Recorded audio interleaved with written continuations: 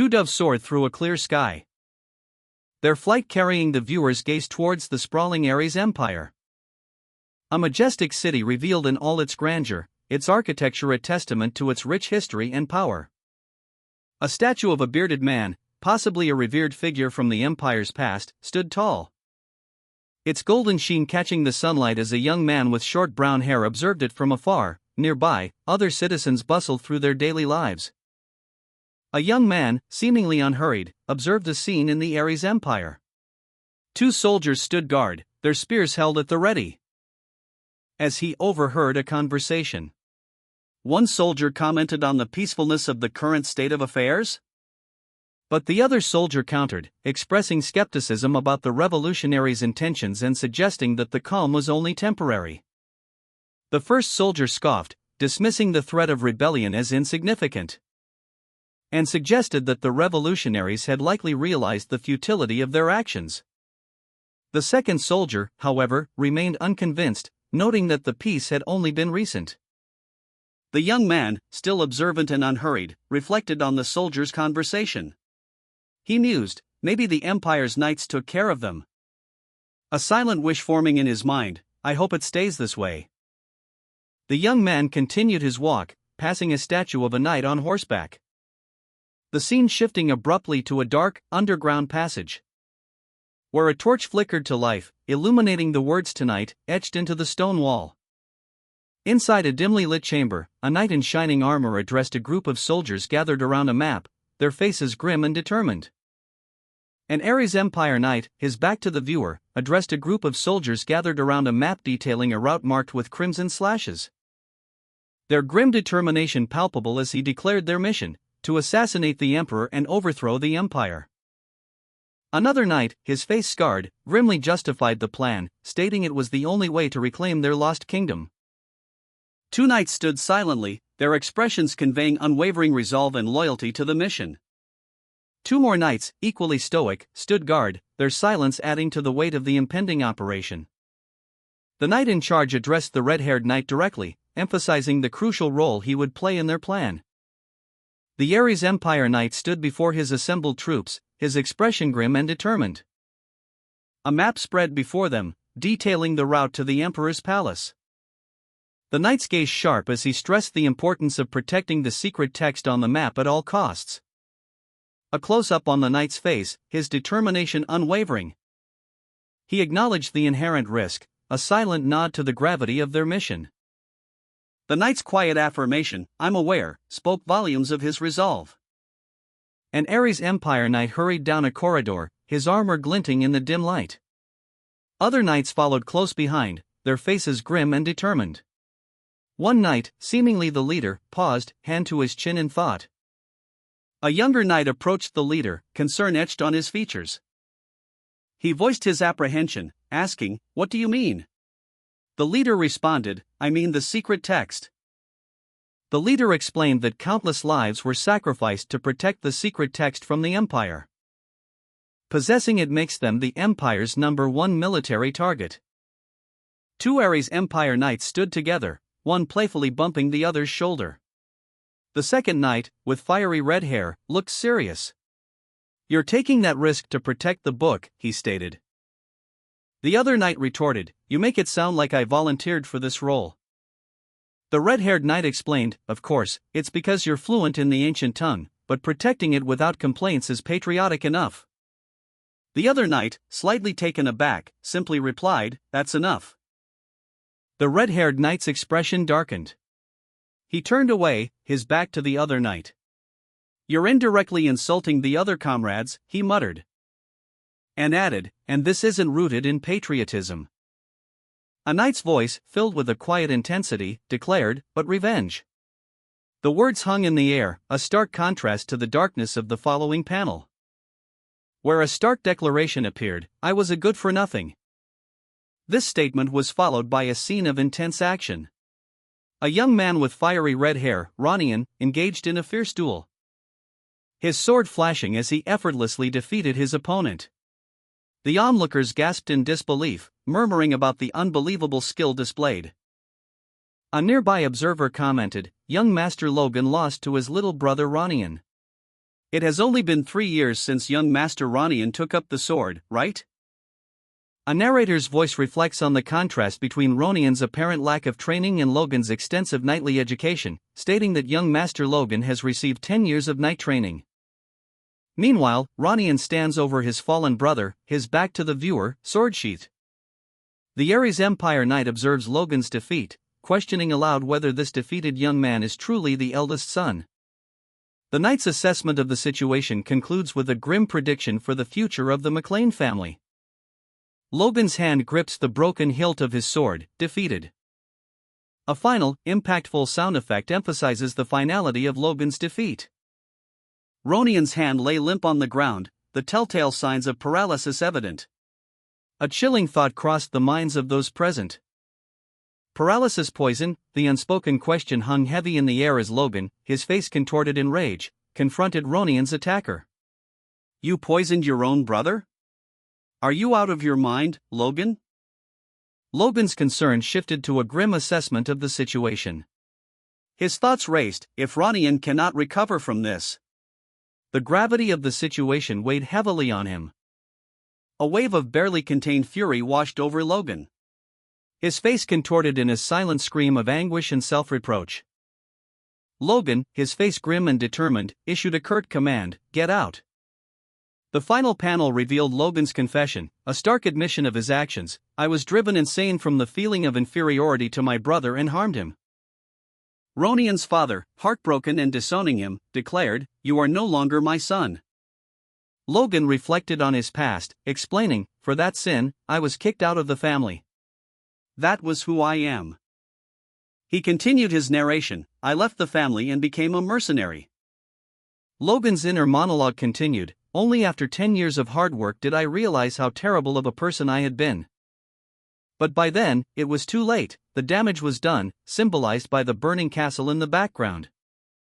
An Ares Empire Knight stood before the burning castle, silhouetted against the flames, his back to the viewer. It was all too late. The poison had done its work. Two women whispered to each other. "Did you hear? There's going to be a public hanging at the square today. The prisoner's name is McLean. Ronian McLean." A rumor spread among the townsfolk. Ronian, a former aura user who fought on the Empire's front lines, was an abandoned member of the royal family. The townspeople discussed his past, their words painting a picture of neglect and abandonment. Meanwhile, a young man, his face etched with worry, desperately sought Ronian, driven by a pressing need to convey crucial information. He ran, his heart pounding, desperately hoping to find Ronian still alive. The scene shifted to a grim discovery, a blood-stained gallows, a stark testament to Ronian's fate. A close-up revealed a single, wide eye, filled with terror and reflecting the crimson horror of the scene. A voice cries out, "Everyone, look!" The voice continues, "This is the end of a fool who dared to stand up against the Empire." Ronian's lifeless body hangs from a makeshift gallows. The crowd below cheers, "Huzzah!" The cheers continue, echoing through the rain-soaked square. The unnamed young man, his face streaked with tears, clenches his fists. He mutters, "I promised that I would get revenge." His voice cracks with emotion as he vows, "Revenge on the Empire for killing my family." Tears streamed down the unnamed young man's face, a mixture of grief and rage contorting his features. His anguished cry echoing the injustice he witnessed, and taking away my chance to beg for forgiveness. The unnamed young man stood before the imposing castle walls, his heart consumed by a burning desire for vengeance. A chilling realization dawning on him. He spotted a figure in the distance, a flash of red hair catching his eye. It was the man who had betrayed Ronian, the one who held the secret book. The young man's eyes narrowed, a grim determination settling upon his face. The redhead, clad in shining armor, moved with a furious intensity, his sword a blur of motion. His face contorted in a grimace of exertion and barely suppressed rage. He was clearly pursuing someone. He approached a large, imposing door, his determination unwavering. A moment of tense anticipation before he burst through the door, shouting, "Over there!" A glimpse of another soldier was visible before the panel changed. He gripped his sword tightly, preparing for whatever lay ahead. A soldier, clad in brown armor, lunged forward, his sword raised high. "Die, rebel," he roared. The redhead met his attack head-on, their blades clashing in a shower of sparks. A blur of motion as the redhead's sword found its mark. The soldier stumbled back, a pained cry escaping his lips, "Cook!" The redhead pressed his advantage, his voice cold as he delivered a final blow. "You bastard dash!" The soldier collapsed, his lifeblood staining the ground. "Ko-hook!" The redhead, enraged, engaged in a fierce sword fight with the soldier. He deflected a blow, countering with a swift strike that sent the soldier reeling. The soldier, gritting his teeth, roared, "A bitch!" But the redhead's attack was relentless. He pressed his advantage, his movements a blur of steel and fury. Landing a final, decisive blow. The soldier cried out, "One more," as he fell, his body collapsing to the ground. The redhead stood over him, his breathing ragged but triumphant. A final, fatal blow delivered with cold precision. The soldier's life ebbed away. The redhead, his face contorted in a grimace of fury, muttered, "More." His eyes blazed with a fierce determination as he moved with lethal speed, a crimson trail of blood marking his relentless advance. He roared, "Kill more Empire bastards!" The soldier's legs, severed at the knees, lay sprawled on the polished floor. The redhead's attack had been swift and brutal. 3 soldiers surrounded him, their swords raised. One shouted, "Over there! Surround him! How dare you steal the Empire's treasure?" The soldiers advanced, their blades glinting menacingly.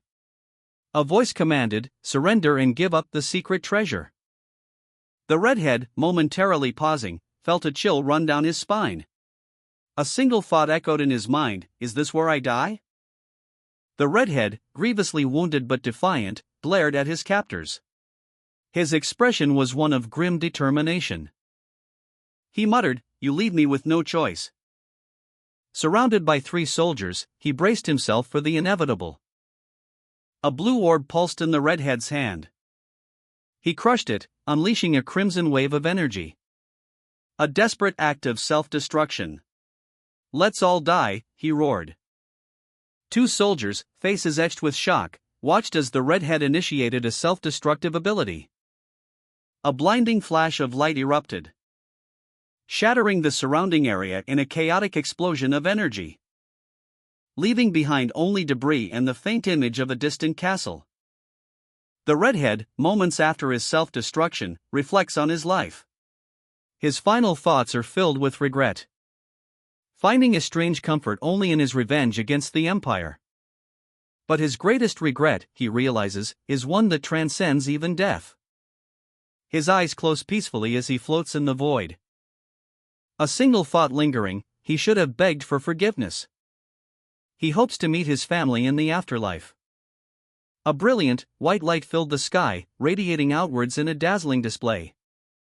As the redhead's consciousness drifted, his final thoughts a whispered prayer, "I will be able to beg them for their forgiveness." His body, now lifeless, began to disintegrate into shimmering particles. The unnamed soldiers watched in stunned silence as the redhead's essence faded, leaving only a faint warmth in the air. A collective gasp escaped the soldiers' lips as they witnessed the ethereal spectacle. The redhead's final moments marked by a sudden, sharp pain, a headache that signaled the end. Redhead, moments after his death, internally questioned how pain could be felt in his current state. His servant, Rick, rushed to his side, concerned for his well-being, asking if he was all right. Redhead, still disoriented, appeared confused and slightly distressed. Rick's worried expression intensified as he continued to assess Redhead's condition. Rick, addressing Redhead by his title, inquired about his feelings. A shocking revelation was made. Rick, in disbelief, stated that he had died 30 years prior, questioning how Redhead could still be alive. Redhead's eyes bulged, his face contorted in a mask of terror and disbelief, as he experienced a sudden, intense headache. A concerned servant rushed to his side, exclaiming that he believed the young master had suffered a severe head injury. Another servant, equally alarmed, shouted for a doctor, emphasizing the urgency of the situation. The scene shifted to Redhead, now bandaged, looking pale and distressed as servants bustled around him, hurrying to attend to his needs. From his vantage point, Redhead gazed out a window, his expression somber as he observed a group of knights training in the courtyard below. The focus narrowed to a single knight, his shield bearing a familiar emblem. The Redhead's eyes scanned his surroundings, noticing the ubiquitous family symbol adorning everything in sight. A disorienting sight that prompted him to question if he was dreaming.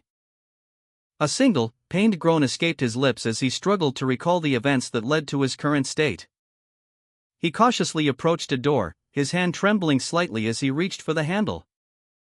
A lingering sense of unease washing over him as he considered what might lie beyond. A familiar voice echoed in his mind, causing him to pause and reflect on its implications. Redhead, disoriented and injured, whispered the name Ronian, a question hanging in the air. His gaze dropped to his own hands, clenched into fists. He began to walk, his steps slow and uncertain. His face, etched with pain and confusion, showed the toll of his ordeal. A wave of memory crashed over him, a visceral recollection of a scene. He gasped, "This scene. I remember it." Redhead, still disoriented from his injuries, experienced a flashback. The memory of his first duel with his brother resurfaced. He recalled losing pathetically. The flashback continued, showing his brother's subsequent visit, and Redhead's furious outburst, "Fuck off." He was violently thrown back, the force of the blow jarring him from the memory. His brother's cruel words echoed in his mind, "You're nothing more than a child of a concubine." The flashback ended, leaving Redhead shaken and vulnerable. Despite the insults he endured, Ronian remained devoted, following Redhead everywhere. But after a specific incident, Ronian ceased his visits, leaving Redhead alone. The memory of that day resurfaced, causing Redhead to cough violently and cry out for Logan. A concerned servant urged Redhead to rest, but he insisted on going back to Ronian. Redhead, still weak, lay in bed as a servant watched over him, concerned about his condition. Redhead, summoning the strength to speak, invited Ronian closer. Redhead, still weak but resolute, looked up with a worried expression. Ronian, seemingly perplexed by the situation, scratched his head, his brow furrowed in confusion. The scene showed Ronian and Redhead in a room, with Redhead lying on a bed. Ronian apologized profusely, stating he should have been more careful. Redhead reassured him, saying it was okay and that he hadn't done anything wrong. Redhead, now smiling warmly, insisted that Ronian should be the one apologizing. The scene ended with Redhead's gentle smile, suggesting a reconciliation between the two. Ronian, his face partially obscured, began to offer an apology. While Redhead, his eyes still covered, weakly asked if he was all right. Redhead's concern was evident as he expressed that Ronian needed to rest. The narration then shifted to reveal a tragic event: someone kind had been killed in battle. The narrative continued, detailing the death of this kind individual. Redhead, visibly distressed, gently supported Ronian's shoulders. Ronian, his face pale and bandaged, looked up with a worried expression. Redhead gently placed a comforting hand on Ronian's shoulder. Ronian, overcome with emotion, wept openly, uttering a heartfelt apology, "I'm so sorry." Redhead embraced Ronian tightly, his own emotions evident in the intensity of the hug. Redhead, concerned, asked, "Logan? Why are you crying?" Ronian, still visibly upset, remains silent, his gaze cast downward. The scene opens in a grand, sunlit hall, the architecture hinting at wealth and nobility. Where Ronian, upset and apologetic, is embraced by Redhead, who offers comfort and support. Redhead holds Ronian close, a gesture of profound empathy. The two remain locked in an embrace for a moment, the weight of unspoken emotions hanging heavy in the air. Then, Redhead gently pulls away. Ronian, still visibly shaken, looks up at Redhead. Redhead smiles reassuringly, saying, "I'll come to visit you again." Redhead's words bring a small smile to Ronian's face. Redhead adds, "Yeah. Go rest." Redhead waves goodbye as Ronian departs, leaving Redhead alone in the grand hall. The scene fades to white. Ronian, his face still bearing the marks of his recent ordeal, offered a small, reassuring smile. He appeared calmer, the weight of his previous anxieties seemingly lessened. His gaze drifting towards a distant point, lost in thought. The scene reflected his inner turmoil, a quiet determination hardened his features. A distant flag with a distinctive emblem fluttered in the breeze, a symbol of a place he was both familiar with and yet newly returned to. His thoughts were clear, and I am really back in the past. A steely resolve settled upon his face as he silently vowed to alter the course of events. He muttered to himself, "Then I need to change everything." A word escaping his lips, a single, sharp syllable, "Master." Ronian awoke to find a maid, Mary, frantically bowing before him. Confused, he questioned what was happening. Then, another servant, Rick, appeared, chuckling at the situation. Rick explained that Mary had mistakenly entered Ronian's room, interrupting his rest. Ronian, reflecting on his past behavior, admitted to mistreating servants. He dismissed Mary's mistake and requested pen and paper from Rick. Ronian, still reflective from his recent ordeal, was questioned about his intentions. "What are you going to do to Mary with a pen and paper?" someone inquired, their voice laced with suspicion. Ronian, impatient, snapped back, "What? Just send her out and bring me the pen and paper." A stack of blank papers and a quill pen sat on a desk, ready for use. Mary, having been dismissed, quietly left the items there. "Then I'll leave them here, young master," she stated before departing. Ronian, receiving the writing materials, curtly dismissed Mary with "All right, thanks.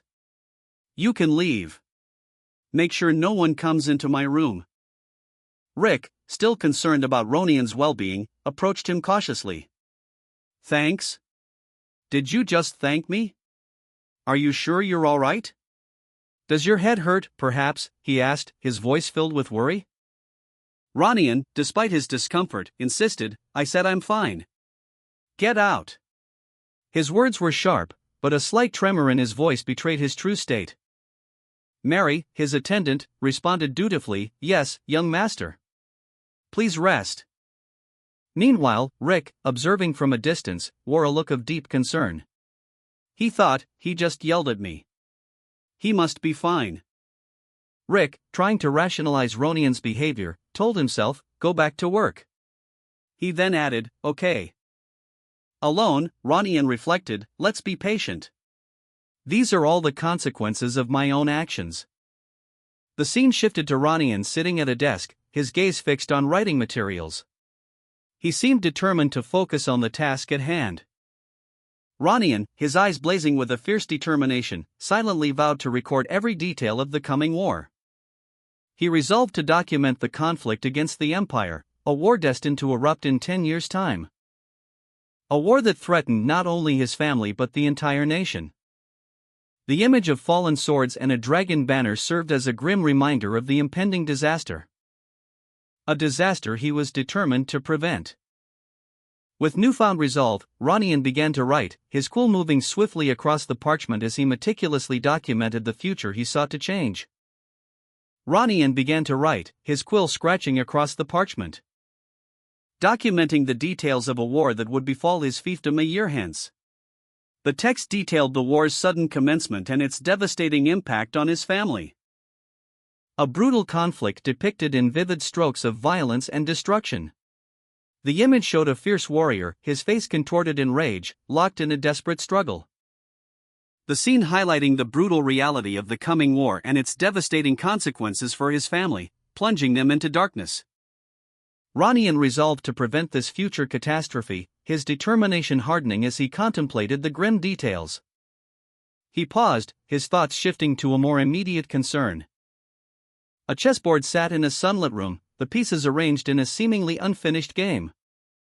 The scene shifting to a grand, imposing door, its heavy wood hinting at the secrets held within. A figure, cloaked and regal, stood before it, their back to the viewer, a sense of anticipation hanging in the air. A voice announced, "The first young master is here to see you." Revealing a man with fiery red hair and beard, his expression stern and unreadable. A question hung in the air, unspoken yet palpable. Logan is? Logan walked purposefully through a grand hallway, his footsteps echoing softly on the polished floor. Two maids, startled by his sudden appearance, let out a surprised exclamation, their eyes wide with alarm. One maid, attempting to regain her composure, was quickly enveloped by a large, white cloth, silencing her startled cry. Logan, the young master, arrived unexpectedly, causing Maid 1 to stumble and fall before him. Maid 1, mortified, internally lamented her clumsiness, exclaiming, "What do I do? Why did I have to fall in front of the young master of all people? I'm dead." Logan, showing a surprising gentleness, offered his hand, asking, "Are you okay?" Maid 1, accepting his help, expressed her gratitude with a relieved, "Ah, thank you."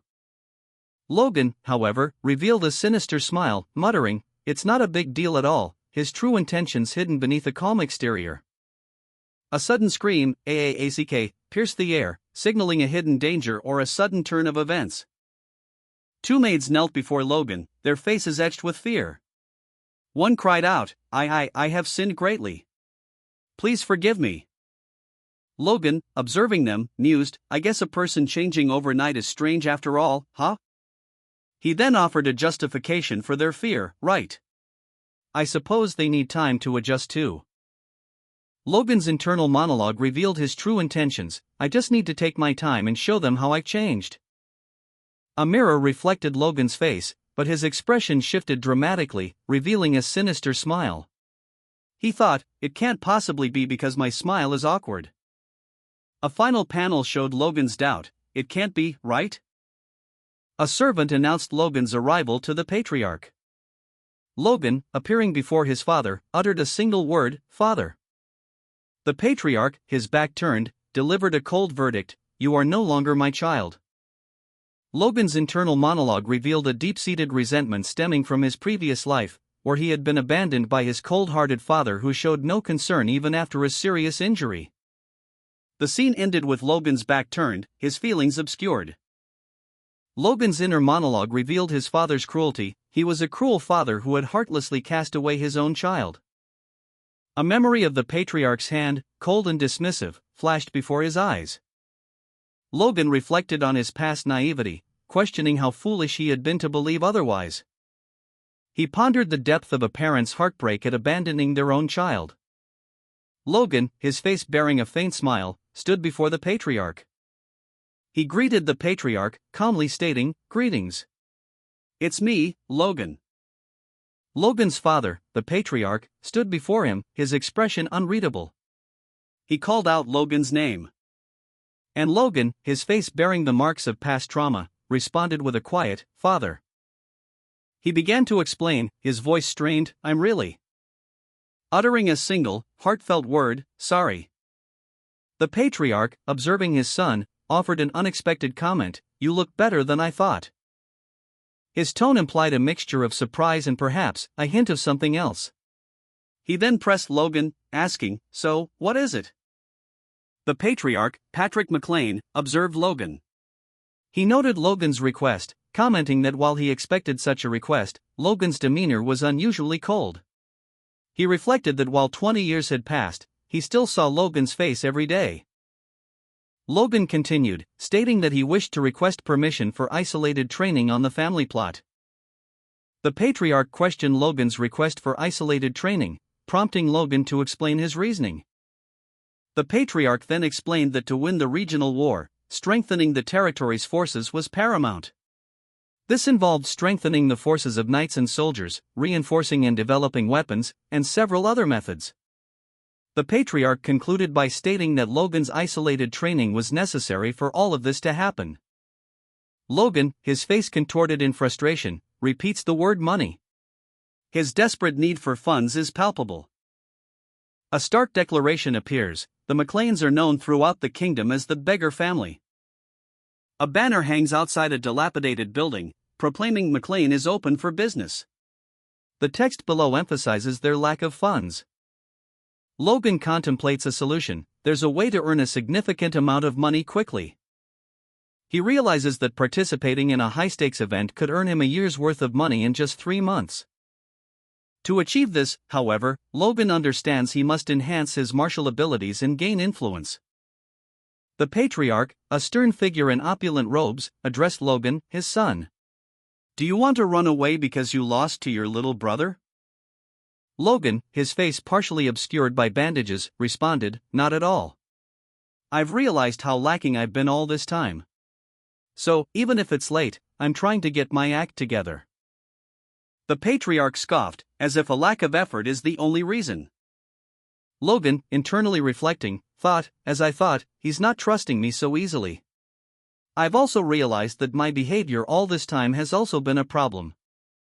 The patriarch, clearly exasperated, stated, "I'm tired. I've heard you say that so many times already." With a final, dismissive gesture, the patriarch commanded, "Leave." Logan, left alone in the opulent chamber, muttered to himself, "All this time." The patriarch's face, etched with lines of disapproval and suspicion, is shown in profile. His expression is one of barely contained anger. Logan's inner monologue reveals his past behavior. Instead of acknowledging his shortcomings, he took his anger out on others. He was foolish and immature.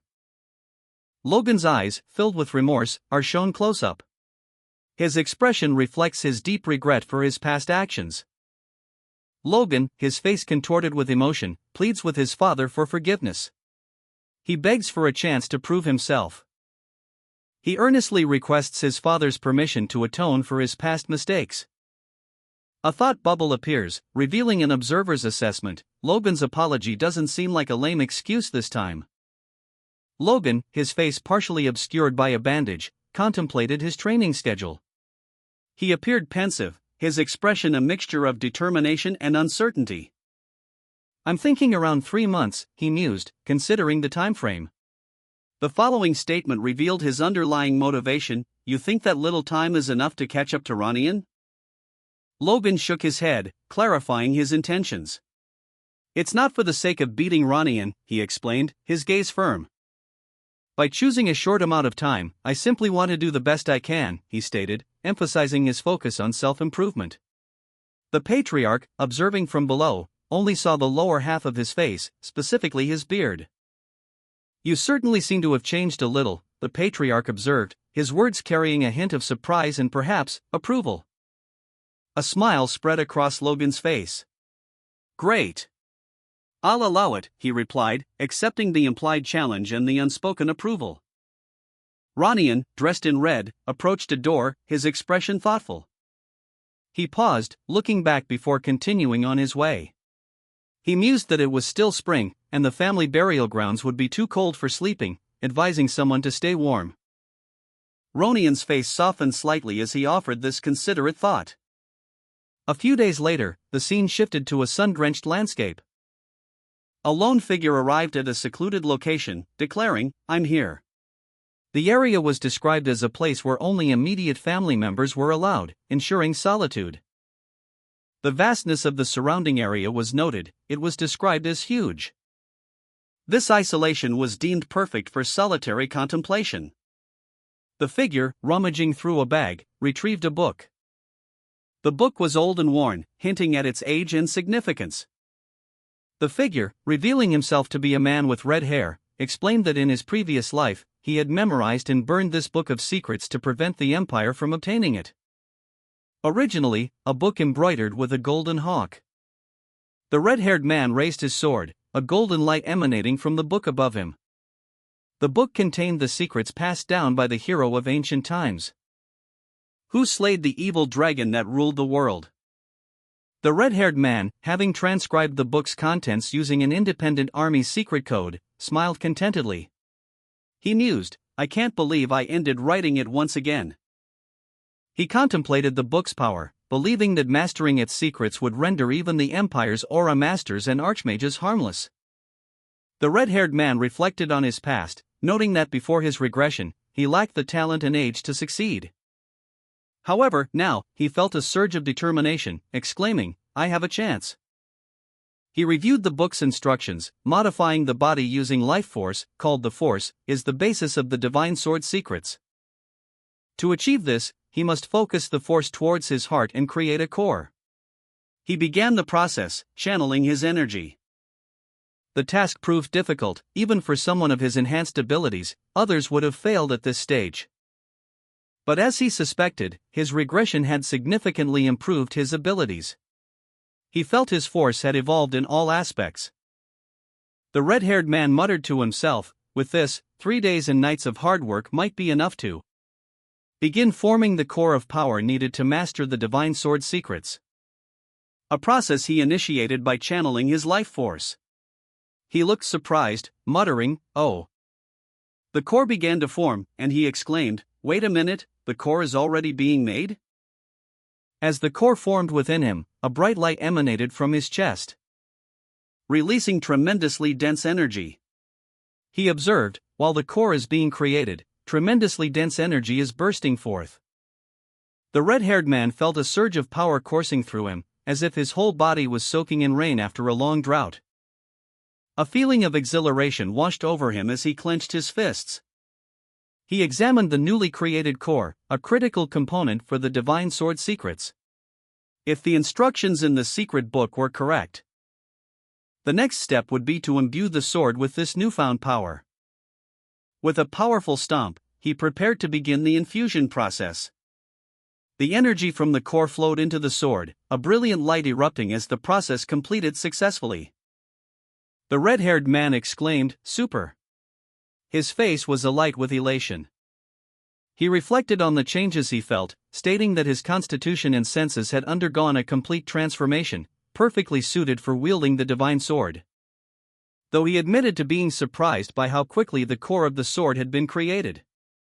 He looked towards the future, confident that within 3 months he could become even stronger. His determination solidified, he declared that he would continue his training. With renewed vigor, he resolved to continue his training. The red-haired man continued his training, his movements punctuated by sharp cries of "Ha" and "Hiya." The sunlight filtering through the dense forest canopy, casting long shadows as he moved with practiced ease. A testament to his dedication and skill. He paused, a thought crossing his mind, today's the last day of training. A sense of accomplishment, tinged with a hint of anticipation, filled him as he looked towards the sky. The red-haired man, confident and ready, stood with his sword, the culmination of his training session complete. Among the 10 sword techniques recorded in the Book of Secrets was the time-space slash. He gripped the hilt of his sword with the single core that he possessed and unleashed the time-space slash, a fiery arc of energy erupting from his blade. The red-haired man gripped his sword, a determined glint in his eyes. He muttered to himself, "Which is a 1-star core, the only sword technique that I can perform, the first technique." His gaze hardened, reflecting the fiery intensity of his resolve. A silent vow forming in his heart, "I'll succeed at it at all costs." He unleashed the technique, a powerful move called Slashing Wave. The red-haired man launched himself forward, his sword a blur of motion as he executed the time-space slash with newfound mastery. The red-haired man channeled his energy, a brilliant golden light erupting from his sword. The slashing wave technique taking shape as a powerful, golden arc of energy, leaving a trail of debris in its wake as it tore through the air. The red-haired man, exhausted but triumphant, breathed heavily, the aftermath of his masterful display of the time-space slash still lingering in the air. The red-haired man, exhausted but exhilarated, knelt on the ground, his sword lying beside him. A triumphant grin spreading across his face as he let out a hearty laugh, "Ha ha ha ha." The aftermath of his time-space slash rippled outwards, a powerful gust of wind bending the trees around him, leaving a trail of displaced earth and broken branches in its wake. He sat up, still grinning, his laughter echoing, "Ha ha ha ha ha ha." His eyes gleamed with wonder as he reflected on his accomplishment, a quiet awe replacing his boisterous laughter. He thought, "This power is beyond my imagination." The red-haired man, exhausted but exhilarated, reflected on his recent feat. This isn't a technique that a newbie force user could pull off, he thought, marveling at his own power. Even in his weakened state, a sense of accomplishment washed over him. Even though I'm worn out after one strike, it'll be a good card to have up my sleeve, he mused. He grinned, already anticipating his father's reaction. I'll be able to proudly report the results to father, then, he thought. A sudden afterthought crossed his mind. Although, I should wash up before I visit him, he added, a slight grimace appearing on his face. The red-haired man wiped sweat from his brow, the exertion of his powerful technique still lingering in his body. He was clearly exhausted but satisfied. Approaching the patriarch's residence, he was met with an unexpected response. What did you say? A voice called out. I'm sorry, but the patriarch cannot see you, the voice continued, cutting off the red-haired man's attempt to report his success. A powerfully built man with vibrant green hair and a cruel smile stood proudly, clad in ornate golden armor. He addressed the red-haired young man, kindly make your leave, young master. The young man, clearly distressed, questioned, why? Is my father unwell? The armored man explained, the family law says even direct blood relatives cannot see the patriarch without prior notice. He added with a smirk, have you forgotten about that, young master? Those are the family rules that are a few hundred years old. The young man retorted, but I met him this way just 3 months ago. The red-haired man, standing outside the mansion, muttered to himself, this is strange. This never happened in my previous life. His thoughts drifted to the night inside, damn, the night is mad for that. He strained his ears, is this noise coming from inside the mansion? I guess the force has amplified my senses. Observing the guards, he thought, even so, it's still the first master. He's a coward who ran away after losing to his little brother. The knight knows he can't let out a squeak. One guard confidently stated, that's right. Even if something goes wrong, Sir will handle it himself. The red-haired man sighed, oh, look at that. I guess my reputation hit rock bottom while I was away for solitary training. So much so that even the family's knights take me for a joke. A guard, clad in shining armor, addressed the red-haired man, his tone formal yet firm, next time, please come after you have given prior notice. The red-haired man sighed inwardly, his expression one of weary resignation. This is way too troublesome, though. He adjusted his collar, a flicker of frustration crossing his features. He had been planning to demonstrate his changed demeanor, to slowly alter his reputation, but this interruption caught the attention of a nearby guard. What is he taking out? The guard whispered, his voice laced with curiosity. The other guard responded, it's Dominan, young master. The red-haired man, Dominan, closed his eyes, a mixture of weariness and resignation evident on his face. Meanwhile, other guards watched from a distance, their expressions a mixture of confusion and concern. The red-haired man, Dominan, seethed, his words laced with resentment as he recounted his humiliation, you also humiliated me with a consistently insolent attitude. He continued, addressing the guard, young master. The green-haired guard, Logan McLean, observed Dominan's outburst with a mixture of surprise and annoyance. What the hell? He's suddenly taking authority. Logan, asserting his authority, declared, I, Logan McLean, in order to pay you back for the unjust humiliation. He challenged Dominan to a duel, his words punctuated by a swift strike that sent the guard reeling. Dominan, accepting the challenge, responded with a curt, okay. Sir Dominan, to a duel. Dominan, clad in shining armor, stood silently, his back to the viewer. A single word escaped his lips, barely audible, what? The red-haired man, a smirk playing on his lips, watched Dominan with undisguised amusement. His thoughts were clear, what did he say? He then addressed Dominan directly, his voice dripping with sarcasm, why aren't you answering, Dominan? Are you scared? Two guards, visibly nervous, stood behind the red-haired man, their faces etched with worry. The red-haired man continued, his laughter echoing, I can't believe you'd have your tail between your legs against a rumored coward. His final words hung in the air, a cruel assessment, I guess you're all past your prime. The green-haired guard, caught completely off guard, found himself suddenly grabbed by the throat. He struggled for breath, his face turning red. The red-haired man continued his taunting of Dominan, his smirk widening as he addressed the green-haired guard. The green-haired guard, visibly strained, accepted the challenge with a grim expression. I accept, he stated. The red-haired man's attack was swift and brutal, leaving the guard struggling for breath. A close-up on the red-haired man's face showed a predatory gleam in his eyes as he anticipated the duel. A collection of spears stood in a weapon rack, bathed in sunlight. The red-haired man, confident and poised, stood opposite a green-haired knight. He held a wooden practice sword. The knight's fist clenched in anticipation of the impending duel. Two knights watched from a distance, whispering amongst themselves about the upcoming duel between the young master and the knight. One expressed concern, stating, "This is going to be bad." The other knight commented on the young master's past encounter with Ronian, recalling that he had gone into hiding for 3 months to avoid him.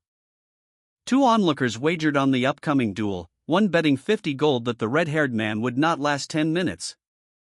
While the other raised the stakes, betting 100 gold that he would not last 5 minutes. The red-haired man, aware of their conversation, smirked, muttering to himself that no one expected him to win. His opponent, the green-haired guard, offered a final, quiet plea for the red-haired man to take care not to hurt himself. But the green-haired guard's expression revealed his inner fury.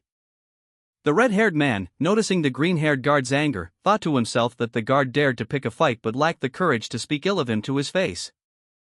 An unseen observer comments, "This dude has no guts at all." The red-haired man, Logan McLean, stands confidently, a large wooden weapon slung across his shoulder, observed by 3 onlookers, 2 male servants and a maid.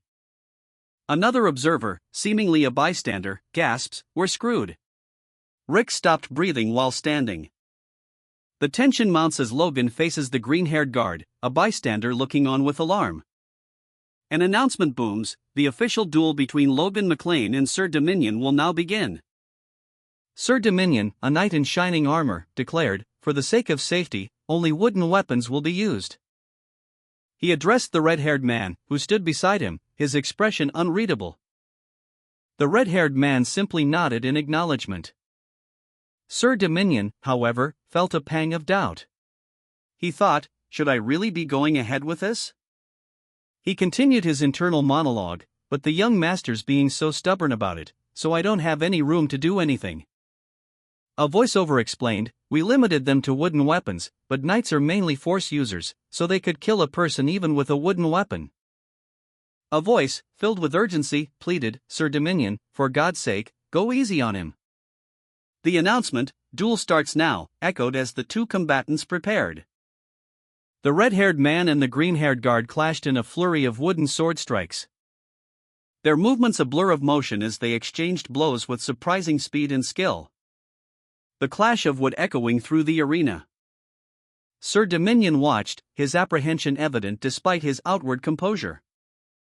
The red-haired man stood poised, his sword held low, ready for action. Meanwhile, 2 guards whispered amongst themselves, expressing concern about Sir Dominion's apparent intention to use excessive force against the red-haired man. "Sir Dominion, don't tell me you're planning on using force against a normal person? That guy's really going all out, huh?" one guard questioned. Another guard, visibly apprehensive, voiced his worry, "Isn't this cheating? If the young master gets hit by that?" A third individual, seemingly a servant, pleaded with Sir Dominion, urging him to show restraint, as "Sir Dominion, please be gentle." The red-haired man, seemingly unfazed by the tension, expressed a bored indifference, "Well, I guess it could be intimidating if you don't know any better." Sir Dominion, however, remained resolute, his expression hardening as he countered, "But that's a sign he's clumsy with force." Sir Dominion, his body radiating an uncontrolled surge of power, stood before the red-haired man. The red-haired man, sword in hand, calmly observed the knight's volatile state. "You seem pretty worked up," the red-haired man commented, "Did something upset you?" Sir Dominion, his face contorted in anger, retorted, "Kid, you said I'm past my prime?" The knight gripped his sword, his frustration palpable. A flashback revealed Sir Dominion's past, reflecting on the years passing and younger knights rising through the ranks. At age 40, being the worst in the Knight's Order, he had decided to retire. Sir Dominion's guards idly pondered their dinner plans.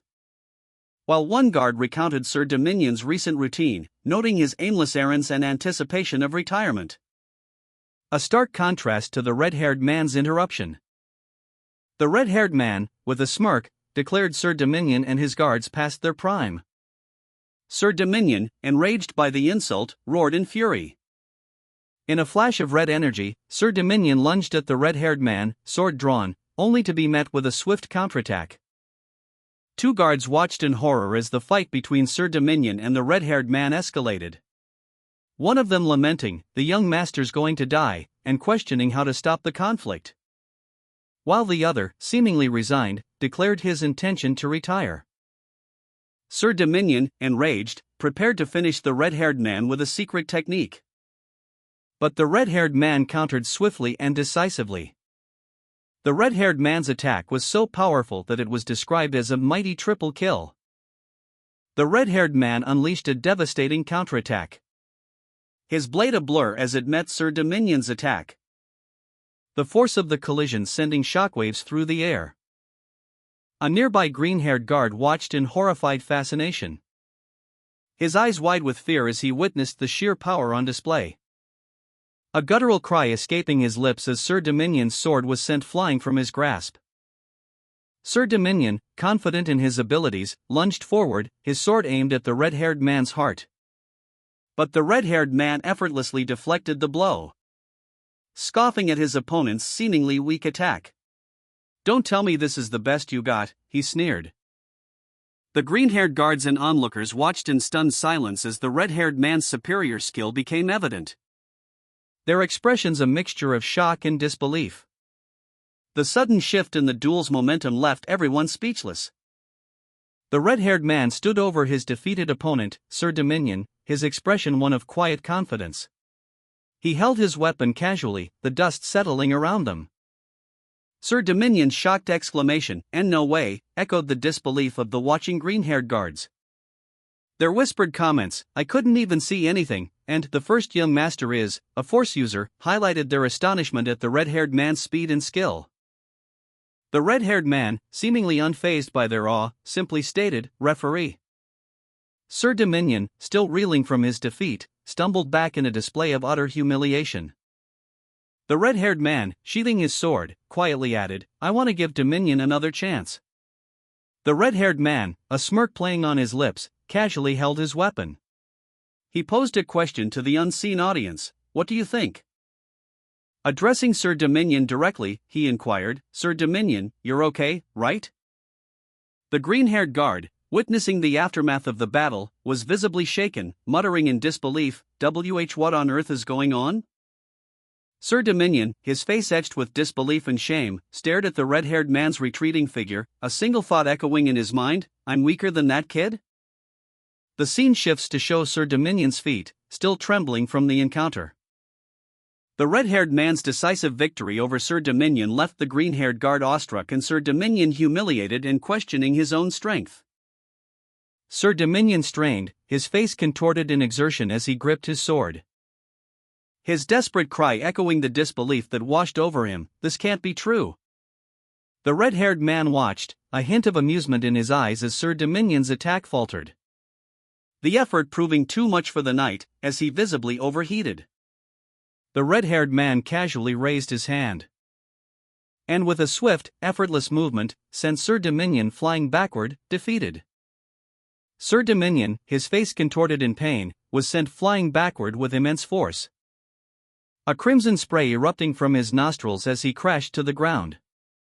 The word "true" echoed in the air, a testament to the red-haired man's overwhelming power. The red-haired man stood over his defeated opponent, a confident smirk playing on his lips, his casual stance belying the effortless might he had just displayed. He had easily dispatched Sir Dominion. The red-haired man mused internally, "I even gave him another chance." But it was clear to him that Sir Dominion's time was up. "But it's about time he tucks his tail," he thought, his expression hardening. Sir Dominion, defeated and bleeding from the nose, clutched at his face, his body racked with pain. The red-haired man stood over him, his expression one of amusement. "Young master," he addressed the fallen knight, his tone devoid of sympathy. Sir Dominion, barely able to speak, weakly began to admit defeat. The red-haired man swiftly and decisively ended the fight, delivering a final blow that sent Sir Dominion sprawling. The red-haired man then delivered a cold assessment of Sir Dominion's actions. "I've shown more than enough mercy to a vassal who tried to rebel against his superior." His thoughts turned inward, considering whether to give Sir Dominion another chance. What's left now is... The red-haired man, confident and amused, stood over his defeated opponent. He raised his weapon, a grim expression on his face, and declared, "Punishment." He brought the weapon down with brutal force. Sir Dominion cried out in pain as the blow connected, the impact sending him sprawling to the ground. Nearby, several maids and guards watched in horror, whispering amongst themselves, "Shouldn't we be stopping him?" 2 guards watched in disbelief as the red-haired man effortlessly defeated Sir Dominion, questioning if this was truly the young master they knew. Remarking on how drastically he had changed in just 3 months, his strength had awakened, and even his swordsmanship had been totally transformed. His skill now resembling that of a swordsman with decades of experience. The red-haired man stood victorious over the fallen Sir Dominion, his sword held aloft. A guard announced the red-haired man as the victor.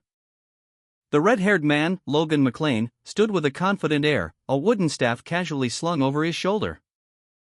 The title card for Chapter 3 of Painkiller appeared, confirming the ongoing narrative. A scene unfolded showing a chessboard, untouched, suggesting a recent pause in a game of strategy. The patriarch observed Logan, commenting on his impressive performance and awakening, questioning what transpired during his training. Logan, reflecting on the patriarch's observation, realized the patriarch had been watching his progress all along. Logan reflected on his journey, stating that he had let go of his greed. And that as he continued training with this mindset, he felt an immense power building within him. A power so overwhelming that it was almost unbelievable. He revealed that this realization was actually from a past life. And that only after relinquishing everything to avenge his family did he become capable of wielding this power. He then noted that he had only recently awakened to this ability after turning 40. A fact that left him with a sense of emptiness.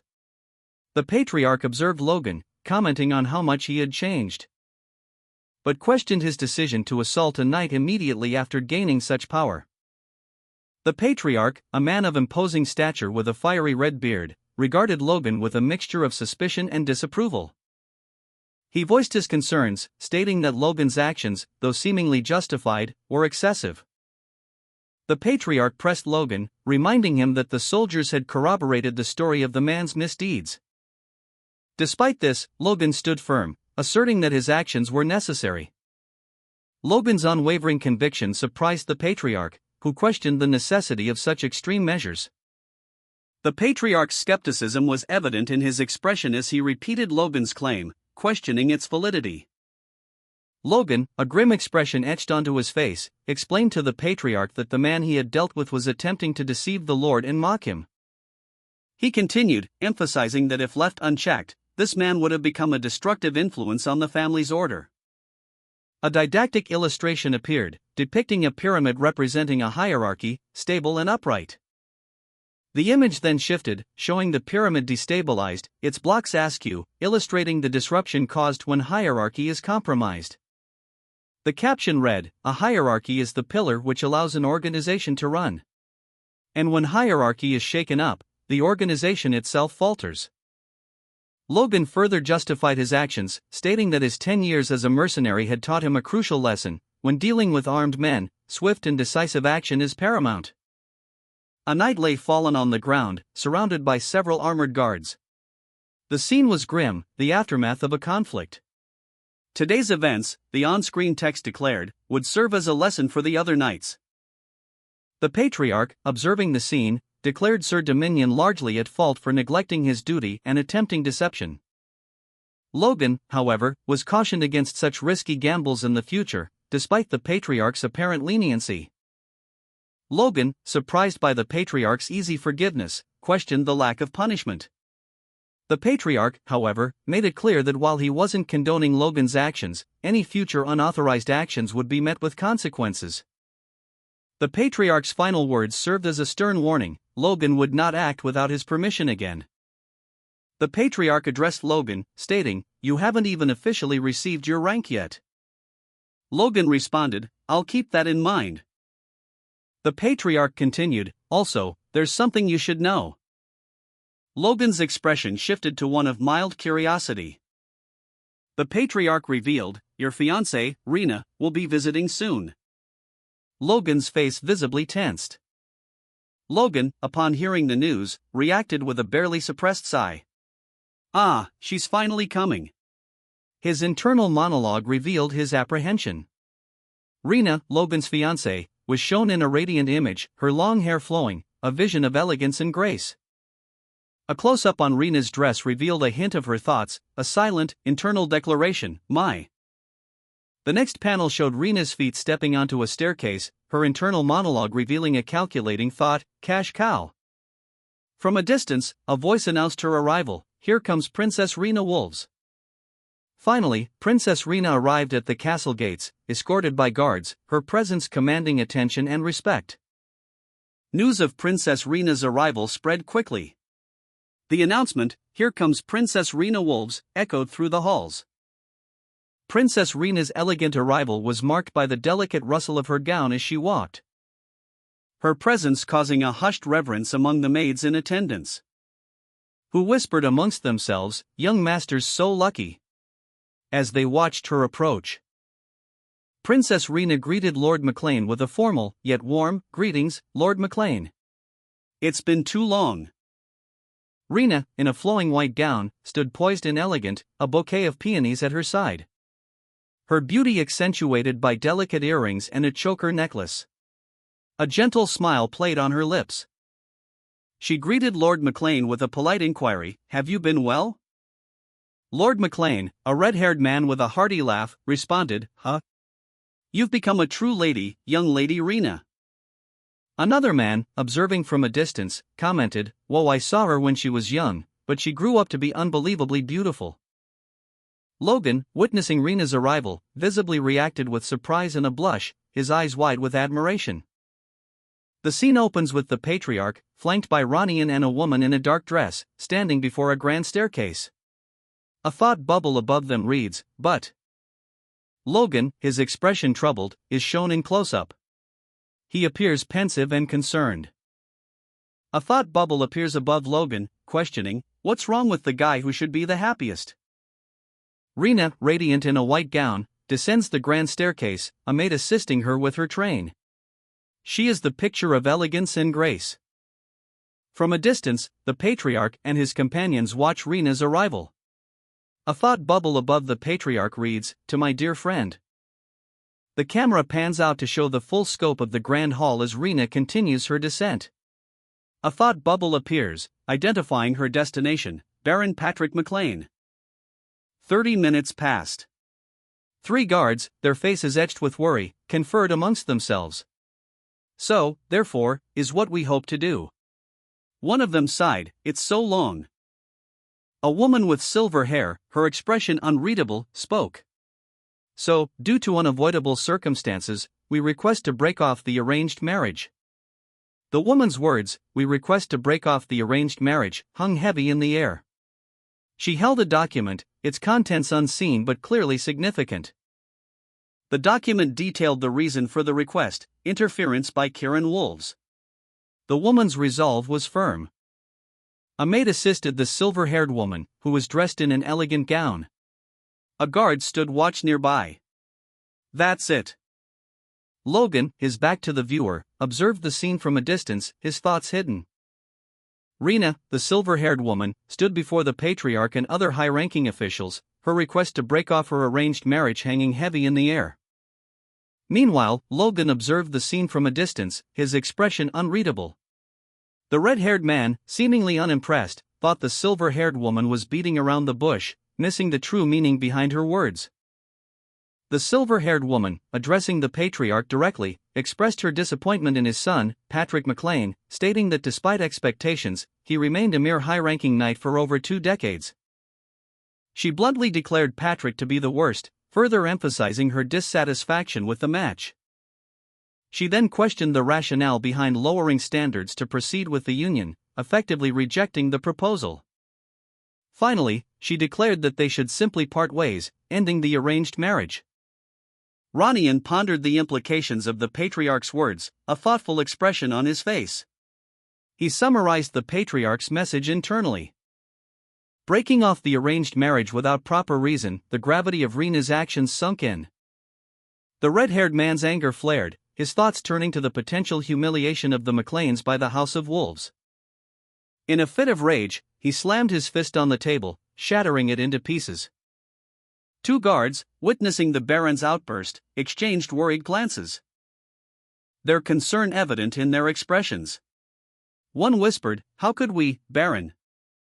The red-haired man, still seething with anger over Rina's actions, explained his visit. He stated that he had even offered to act as an envoy due to his concern, hoping to resolve the misunderstanding personally.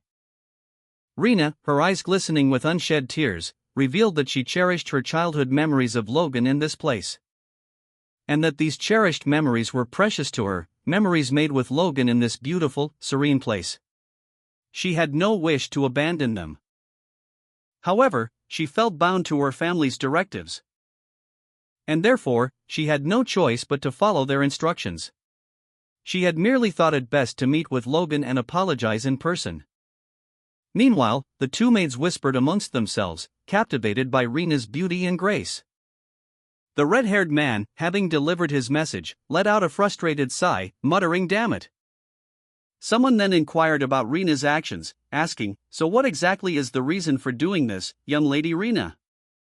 Rina, her expression hinting at a deep sadness, responded that she wished to explain the unavoidable circumstances behind her choices.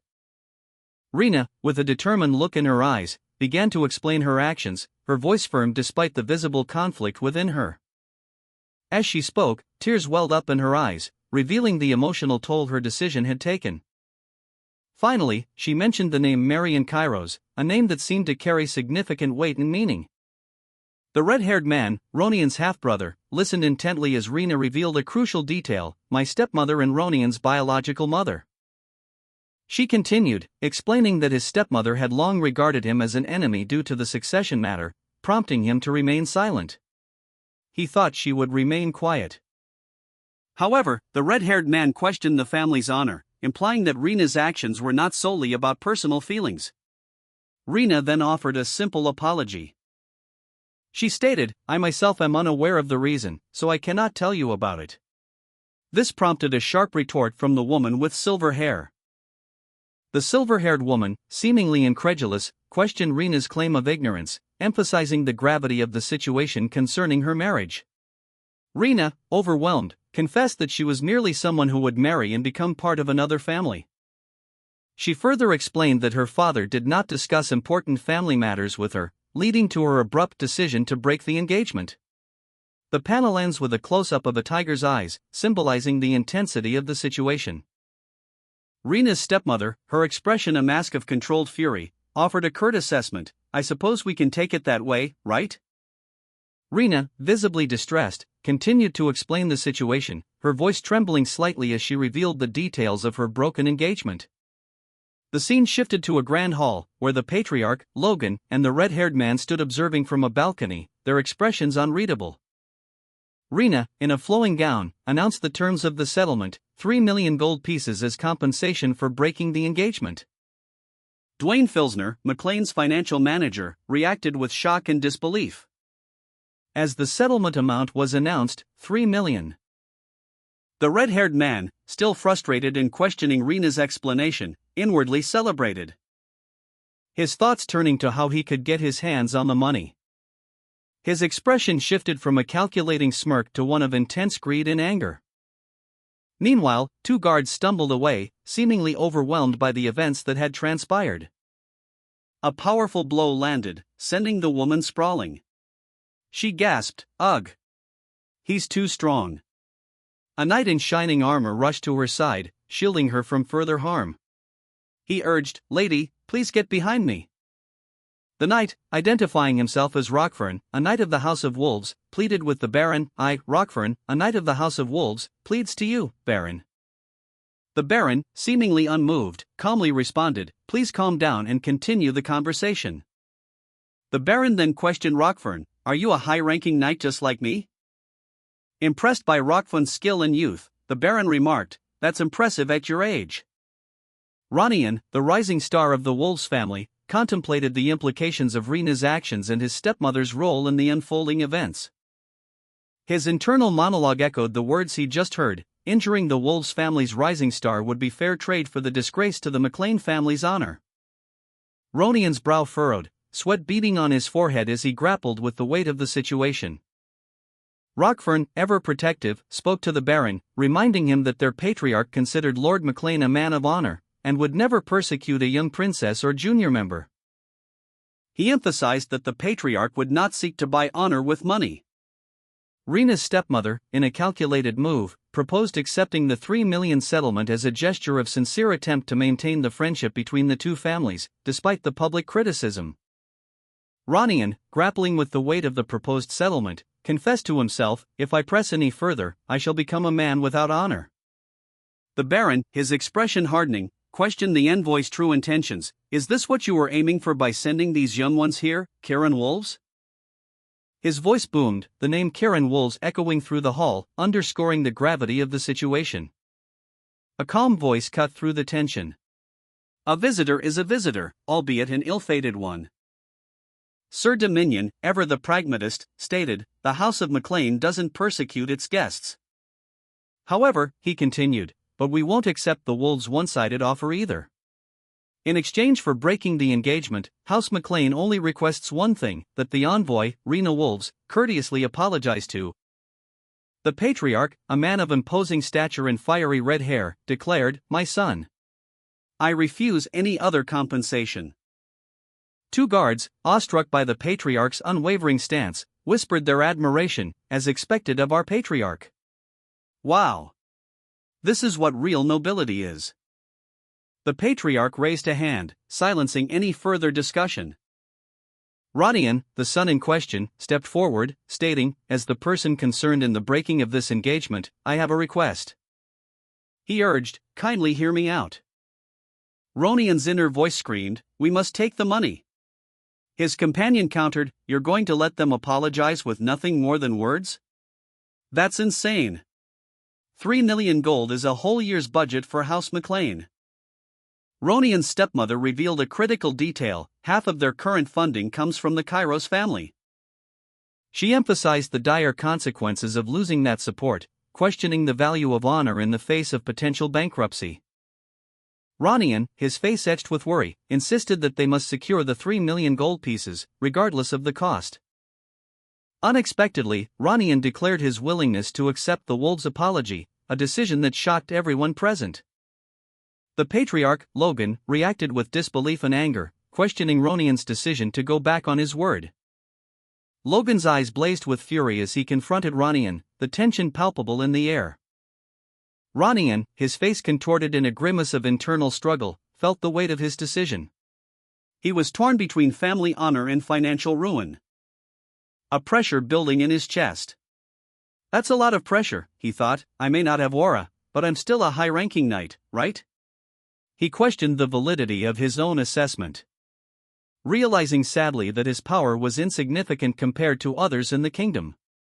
"If I can't handle this, I'll never be forward to either," he despaired. The patriarch's voice boomed, "Logan, House McLean isn't so poor that we need to abandon our honor for the sake of money." His words were a condemnation of Ronian's choice. The patriarch, his face red with anger, confronted Ronian. His disappointment and fury were palpable. Ronian's stepmother gasped, a sharp intake of breath betraying her anxiety. The family's precarious financial situation was laid bare.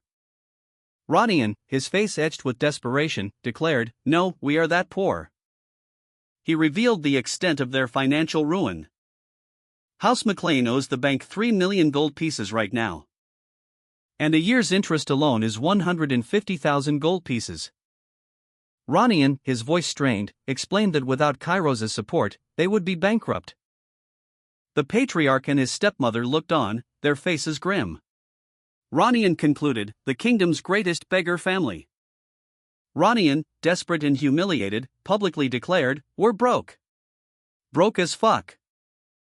The patriarch and Ronian's stepmother reacted with a mixture of shock and disbelief, their faces etched with shame and anxiety. Ranian, attempting to salvage the situation, muttered, "I'd like to say this, but since this is an official meeting, let's keep it to myself for now." The reason for their dire financial straits was revealed. The family was forced to accept 3 million gold to maintain their honor. The patriarch, his expression hardening, considered the implications. "So you'd have me go back on my word for honor?" Ranian, his voice low and strained, explained, "Pardon me, but House Wolves has a higher standing than our family." Ranian continued his explanation, revealing that the Count was also a Margrave of the East. A fact that complicated matters, as House Wolves, while a leading power in the East, were not the family they served as their lord. Ranian feared that a simple apology would only fuel rumors of the family bowing to House Wolves. Ronian's stepmother, however, defended House Wolves, stating that they were not an irrational family, and that they held the utmost respect for the MacLean's honor. A representative of House Wolves, accompanied by a knight, entered the room. The representative of House Wolves confronted Ranian, highlighting the hypocrisy of unilaterally breaking the engagement while simultaneously claiming rationality. Ronian's stepmother, her eyes wide with a mixture of shock and concern, whispered, "Princess?" In a flashback, Ronian's stepmother reflected on her past life, revealing that she had believed Rena's sadness over their unavoidable breakup to be genuine. The scene shifted to a formal room where Rena, elegantly dressed, stood with her back to Logan, who entered the room. Rena's demeanor suggested a composed sadness. Rena thanked Logan for coming, acknowledging that they would be breaking up that day, but expressed a desire to create one last memory with him. Logan, his face etched with sorrow, responded, "Rena, my life as a young master is ruined anyway." Logan weighed his options, a grim determination settling on his face. The decision to risk everything for Rena, the woman he loved, seemed increasingly appealing. He approached Rena, his voice urgent. "Rena, come with me tonight. Let's leave." A look of shock and confusion washed over Logan's face as he saw Rena's reaction. His whispered plea, "Re-na," hung in the air, unanswered. A mysterious, glowing object materialized before Logan, its light intensifying. The sudden appearance of the object startled him, a gasp escaping his lips as he recoiled. Logan, heartbroken after Rena's rejection, felt a surge of anger as he shattered a nearby object. Rena, her face a mask of cold determination, delivered a final, cutting remark to Logan, "Do you really think someone like you belongs with me?" She then forcefully ended their relationship, telling him to learn where you belong and get lost. Logan, stunned and confused, questioned Rena's words, "Rena, what on earth do you mean?" Rena, overcome with emotion, collapsed, crying out in distress. A concerned voice cried out, "Lady!" Rena, tears streaming down her face, stared at Logan. He stood before her, sword drawn, his usually calm demeanor replaced with a volatile aggression. A stark contrast to her own fragile state. She whispered, "Young Master Logan," suddenly became aggressive and. She recounted the events, her voice trembling. Logan, his face contorted in a mixture of shock and pain, muttered, "She got me." Logan's internal monologue revealed a past filled with regret. He confessed to himself, "I was already at fault for so many mistakes. And my family didn't believe me either." And as a result, the MacLeans were forced to apologize to the Wolves and pay a hefty compensation. His bitterness and resentment were palpable as he concluded, "Because of you, I can never trust women, you damn bitch." Ronian's stepmother, her expression a mask of cold calculation, uttered a single, chilling phrase, "Too bad."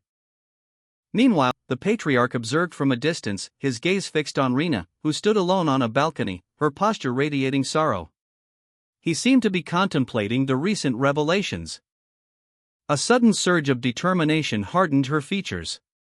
With newfound resolve, she declared, "You're not getting away with it this time." Ranian reflected on his past intentions. He had initially believed that by gradually proving himself, he could change his family's perception of him, hoping that his actions would eventually lead to a transformation within the family itself. This image shows Ronian's father, his stepmother, and a younger family member, all observing him with varying degrees of skepticism. However, a recent conflict with Damanon had forced Ronian to reconsider his approach. he realized that even blatant disrespect towards him was ignored by the family's soldiers. This realization marked a turning point in Ronian's perspective. Ronian, his face grim, stood amidst the shattered remnants of what appeared to be a magical artifact. The text above him read, "And the rumors spread while I was away." He stood tall, his red hair a stark contrast to the dark background, dressed in a fine, dark red coat. Ronian pondered his next move, his internal monologue revealing his plan: "I'm going to transform the family by gaining acknowledgement from people like them." His thoughts shifted to the urgency of the situation. There's only 9 months left before the regional war, my reputation isn't important anymore. His hand rested on a nearby surface, his resolve hardening. He knew what he had to do. A final declaration of purpose: I must save the family. He would accept the compensation from Princess Rina. Ronian stood before Princess Rina and her guard, his gaze unwavering despite the imposing presence of the royal entourage. His internal monologue resolute, regardless of my family's wishes. Princess Rina, however, looked surprised by his defiance. Ronian's father, Logan, burst into the scene, shouting, "Logan!" His anger evident as he roared, "How dare you deny my will?" Logan's fury was palpable. He declared, "I cannot be satisfied with lip service apologies. If our honor can be compensated for with words that'll disappear into thin air." Logan, the Baron Patrick McLean, stood before his son, Ronian, his face a mask of furious disapproval. Ronian, defiant, declared that his actions would have consequences as significant as his words. Princess Rina, witnessing the tense exchange, felt a wave of unease wash over her. She silently questioned the Baron's decision, the weight of the situation pressing down on her. The Baron, unyielding, demanded Ronian's choice, the fate of the McLean house hanging in the balance. Princess Rina, her face etched with worry, observed the aftermath of the confrontation. A silent question hung in the air. She wondered about the Baron's motivations. Logan, his expression a mask of barely controlled rage, voiced his cynical assessment of the situation. He noted that the princess's concern for her father's reputation overshadowed the gravity of the situation, further emphasizing his belief that she was likely terrified by the prospect of paying the 3 million gold pieces demanded as compensation. Logan, as a representative of House McLean, declared his terms. He stated that he would be satisfied with a sincere apology. However, he would leave the final decision to Logan, leaving the fate of House McLean hanging precariously in the balance. The Baron's words hung heavy in the air: "If the apology is sincere." Ronian stood beside his father, Logan, his expression a mixture of defiance and apprehension. The weight of his family's legacy pressed upon him. Logan, his face a mask of barely controlled rage, addressed his son's wife, Princess Rina, calling out, "Honey." Princess Rina, in her elegant gown, stood amidst the opulent hall, her gaze fixed on the unfolding drama. The tension was palpable. A sudden, sharp intake of breath escaped Rina's lips as she witnessed the escalating conflict, her worry deepening. Ronian, observing his father's volatile demeanor, offered a quiet counterpoint: "But think carefully, Logan." Logan, Ronian's father, confronts his son, his words laced with anger. He accuses Ronian of accepting money in exchange for dishonor, warning that this sets a dangerous precedent, opening the door for his honor to be compromised in the future as well. Logan's face is stern, his expression conveying his deep disappointment and fury. He stands tall and imposing, his anger palpable. Ronian, despite his father's harsh words, remains resolute. He quietly states his inability to yield, expressing his sorrow but maintaining his stance. His quiet defiance a stark contrast to his father's explosive anger. Logan, still seething, points out Ronian's role in the broken engagement. He presses his son, the weight of his disappointment heavy in the air. Ronian, his face etched with a mixture of defiance and sorrow, stood alone, the weight of his decision heavy upon him. A balustrade separating him from the opulent hall, a silent barrier mirroring the chasm that had opened between him and his family. A woman's voice, sharp and laced with disdain, cut through the air. "Ho!" Logan's sister, her expression a mask of barely contained fury, glared at him from across the room. Her silent rage a palpable presence. Logan's voice, low and heavy with disappointment, echoed in the hall. He stated, I thought you had changed a little, but you've changed for the worse. Ronian, his face partially obscured by a blindfold, stood defiant yet sorrowful. A heavy cloak concealed much of his attire, but hints of regal finery peeked through. Logan, his expression etched with disappointment, observed Ronian from the side. His gaze was intense, conveying a profound sense of betrayal. Logan's inner turmoil was palpable, the weight of his family's expectations and the shattered engagement pressed heavily upon him. He whispered, Father. Ronian's justification hung heavy in the air, unspoken yet clear, I'm doing it all for the sake of the family. Ronian, his face alight with barely suppressed excitement, gazed upon a mountain of gold coins. Finally, it's in my hands, he thought, his eyes gleaming. The sheer volume of the gold was staggering, a sum that would make even the wealthiest merchants envious. Ronian counted the coins, a wide grin spreading across his face as he confirmed the total, 3 million gold pieces. Despite his elation, a flicker of caution crossed his features. Calm down. I can't get too excited. I need to put this money in the bank first. A small, almost childlike image of Ronian appeared, arms crossed, a question mark floating above his head, suggesting a moment of internal deliberation before his next move. Ronian, seated at his desk, pondered a question that had clearly been on his mind, is it Rick? A knock at the door interrupted his thoughts. He responded curtly, come in. A man entered, clearing his throat and addressing Ronian respectfully as young master. Ronian, slightly surprised, questioned him with a raised eyebrow, HM? Aren't you? The man, Dwayne, revealed himself to be Ronian's father's most trusted financial manager, a large smile spreading across his face. Dwayne confirmed his identity and presented a large chest filled with gold coins, explaining that it represented a significant sum of money. Dwayne Filsner, the financial manager of the McLean estate, reflects on his current predicament. He finds himself facing the greatest challenge of his life. A severe budget deficit that threatens the very stability of the estate. Ronian's absence is weighing heavily on his mind. Dwayne is burdened by the responsibility of maintaining the estate, even resorting to desperate measures to secure funds. He is currently struggling to provide for the estate's basic needs, including winter supplies for the servants and weapons for the soldiers. His desperation leads him to seek help from the patriarch's in-laws, highlighting the dire financial straits of the McLean estate. Dwayne questions his role, wondering if he is truly the financial manager or merely the boss of beggars. Dwayne, burdened by the McLean estate's financial troubles, lamented internally, God. If only this wasn't my hometown, I'd have resigned way earlier. But a glimmer of resolve appeared in his eyes as he thought, but right now. I have the chance to be comfortable for at least a few years. And a smug smile spread across his face as he added, and my opponent is a clueless, foolish kid. Stupid. Suddenly, a stern-faced man appeared, declaring, I'm sorry, but you're going to have to share the 3 million. Later, in a seemingly relaxed setting, a jovial man chuckled, haha, I just came to say hello. He continued, you left a great impression on me yesterday, young master. Dwayne, the newly minted McLean heir, tilted his head, a slight furrow in his brow. He seemed to be pondering something. As a voice boomed, filled with a mixture of admiration and something akin to grudging respect.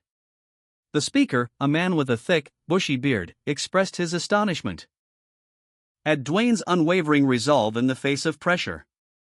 He highlighted Dwayne's ability to stand firm without succumbing to outside influence, pointing out the impressive display of gold coins before him as a testament to Dwayne's newfound wealth. The implication was clear, Dwayne's appearance was fitting for his status as the McLean heir. The bearded man, beaming, gave a thumbs up, his expression one of genuine approval. His praise was effusive. But Dwayne's response was sharp and dismissive. He pointed out that this was the first time he'd received such blatant flattery, implying a certain cynicism towards the sudden praise. The suggestion to open his heart and wallet was met with immediate skepticism by Dwayne. What kind of nonsense is that, he thought. His expression was one of disgust. Gross. He muttered to himself, clearly unimpressed. This was, however, within the expected range of reactions, according to an older man observing him, who then explained that in these hard times, 3 million gold was like rain in a drought, and that Dwayne's inheritance had brought the family a huge sigh of relief. Dwayne, however, remained unconvinced. Why would the family breathe a sigh of relief? "It's my money," he retorted, his cynicism unwavering. Dwayne, the recent inheritor, cackled, a sound devoid of mirth. His internal monologue revealed his cynicism. It could happen, just the slightest chance, but this rascal. A wealthy man, his face contorted in a grimace of desperation, clutched at a handful of coins, his eyes wide with fear, his pleas for help echoing in the silence. He wondered aloud if Dwayne would truly use his inheritance alone. Meanwhile, another man, dressed in a suit, urged patience, reminding Dwayne of his past life as a financial manager at McLean for 20 years. The desperate man continued to plead, begging for just one more chance, his desperation palpable. But Dwayne remained unmoved, his response cold and dismissive. "Groveling is already normal for me, and this is no different." A young man with reddish-brown hair observed a distraught, overweight man weeping, his face covered by his hands. He questioned, "Why is he crying?" The overweight man continued to sob, his distress escalating. The young man added, "Is the family's situation that bad?" The man, overwhelmed with grief, revealed, "I don't know if you know, but we owe Cooper's Bank 3 million gold." He gestured wildly, emphasizing the gravity of their debt. He added, "The annual interest alone is." His face etched with worry, the man seemed to contemplate his dire circumstances. The young man, his expression unchanged, calmly asked, "You knew about it?" A man, his face etched with worry, approached a figure seated behind a large desk, a box of gold coins prominently displayed.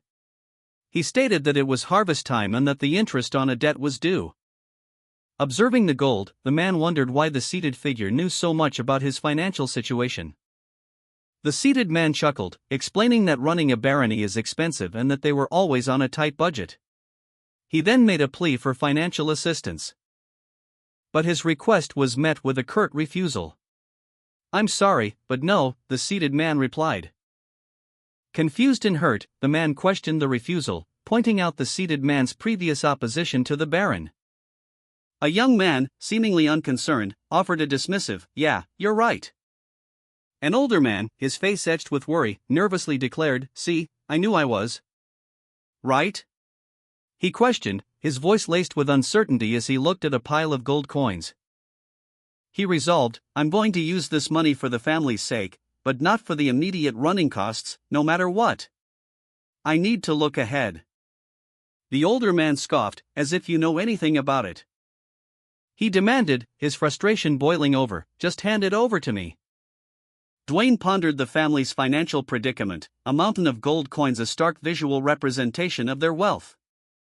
He mused aloud, "Let's say I use the money to pay off the family's debts. How much would that change the family's situation?"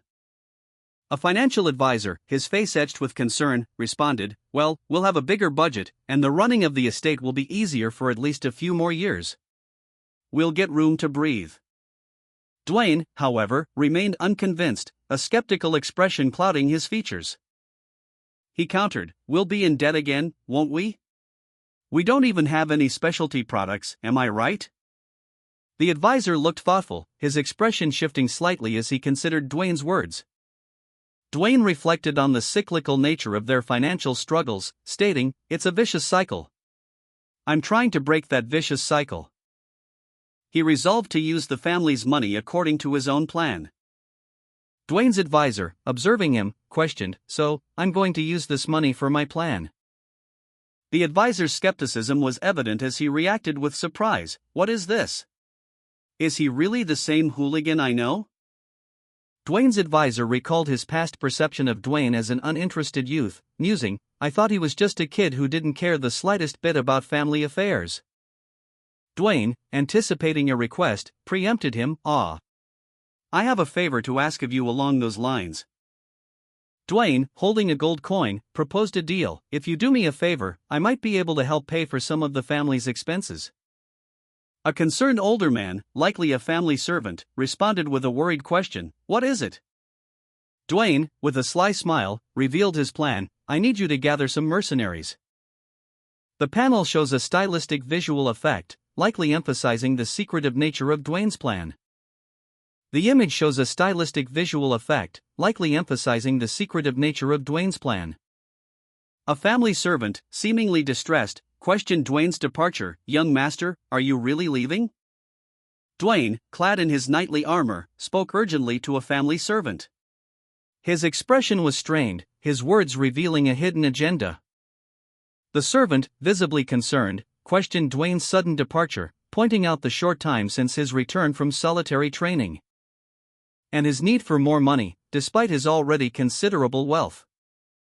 Dwayne, resolute in his purpose, declared that he needed far more funds than he currently possessed.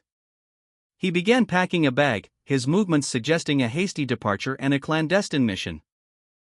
The servant, sensing the gravity of the situation and the tension in the castle, expressed his apprehension about Dwayne's actions, fearing the Lord's disapproval.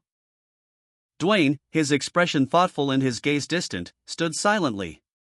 A single word escaped his lips, barely audible, The family servant, startled by Dwayne's sudden announcement, exclaimed, "What?" Dwayne, however, remained resolute, explaining, "Of course. That's why I'm going to sneak out." He silenced the servant with a curt, "Shut up." Dwayne's inner thoughts revealed his desperation. If I can't overturn my reputation right now, it's impossible for me to change anything here. He resolved to take action outside the confines of his current situation, declaring, "I have to create forces on the outside." Dwayne felt a sense of grim determination as he reflected on his plan. "Luckily, I'm familiar with what's happening on the outside during this time." Dwayne, clad in his knightly armor, explained his reasons for leaving, "Because this is when the family kicked me out and I moved around the kingdom." He continued, outlining his immediate plans. "First, I need to scout that man." The family servant, aghast, questioned Dwayne's decision. "What the hell are you thinking? A runaway at this age?" Dwayne's resolve remained unshaken, as he responded to the servant's pleas. "What am I supposed to do if you just run away? If you're going to go, you might as well step on me on your way out." In a swift, decisive move, Dwayne knocked the servant to the ground, leaving him stunned and pleading, For God's sake. Wait. Dwayne, a determined young man in shining armor, smiled confidently. He reassured the family servant, "Don't worry, I'll leave a letter for father. No one will blame you." The servant, still anxious, questioned, "What will you write?" Dwayne's smile widened, a glint in his eyes. The servant's worry deepened, his face etched with concern. As a sudden burst of crimson flames erupted behind Dwayne, signaling his departure. Dwayne stood before his father, a powerful figure seated at a large desk, a document in his hands. The air crackled with unspoken tension, a fiery aura emanating from the elder man. Dwayne's anxiety was palpable. He steeled his resolve, and with a deep breath, addressed his father. "Dear father," he began, his voice firm despite his inner turmoil. "I have decided to get some air and will be back soon." The words hung in the air, a declaration of independence. His father's response was immediate and furious. "Logan." Dwayne, having escaped the castle, looked back at the imposing structure, a mixture of fear and determination etched on his face. His journey had begun. Even just 200 years ago, the McLean family's position was far different than it is now. Their vast and extensive county stretched from the neighboring Tesron Viscounty to the Sylvan and Perina Viscounties, as well as the Beffrose Plains. The McLean family was revered as the ruler and lord of the southwestern area of the Grandette Kingdom. But until the current lord, Patrick McLean, the useless work of the last 3 generations of ancestors caused their title to be demoted. The narration of the McLean family's downfall began with a stark revelation: their vast grain storage, once known as the McLean Plains, was seized, and their territory drastically reduced in size. The remaining land was then divided amongst various vassals. The McLean family, stripped of their former power and influence, were relegated to a harsh, arid region near the southern mountains. A land barren of resources. There were no suitable local products, and the copper mines common in mountainous territories were notably absent. Patrick McLean, contemplating their dire situation, realized that even a regional war victory would leave them perpetually reliant on Kairos for aid. To break this cycle of dependence, he knew they needed a substantial sum of money, far exceeding the $3 million he currently possessed. Patrick McLean, financially strained and politically weakened, affirmed to himself, "And there is someone here who can give me that money."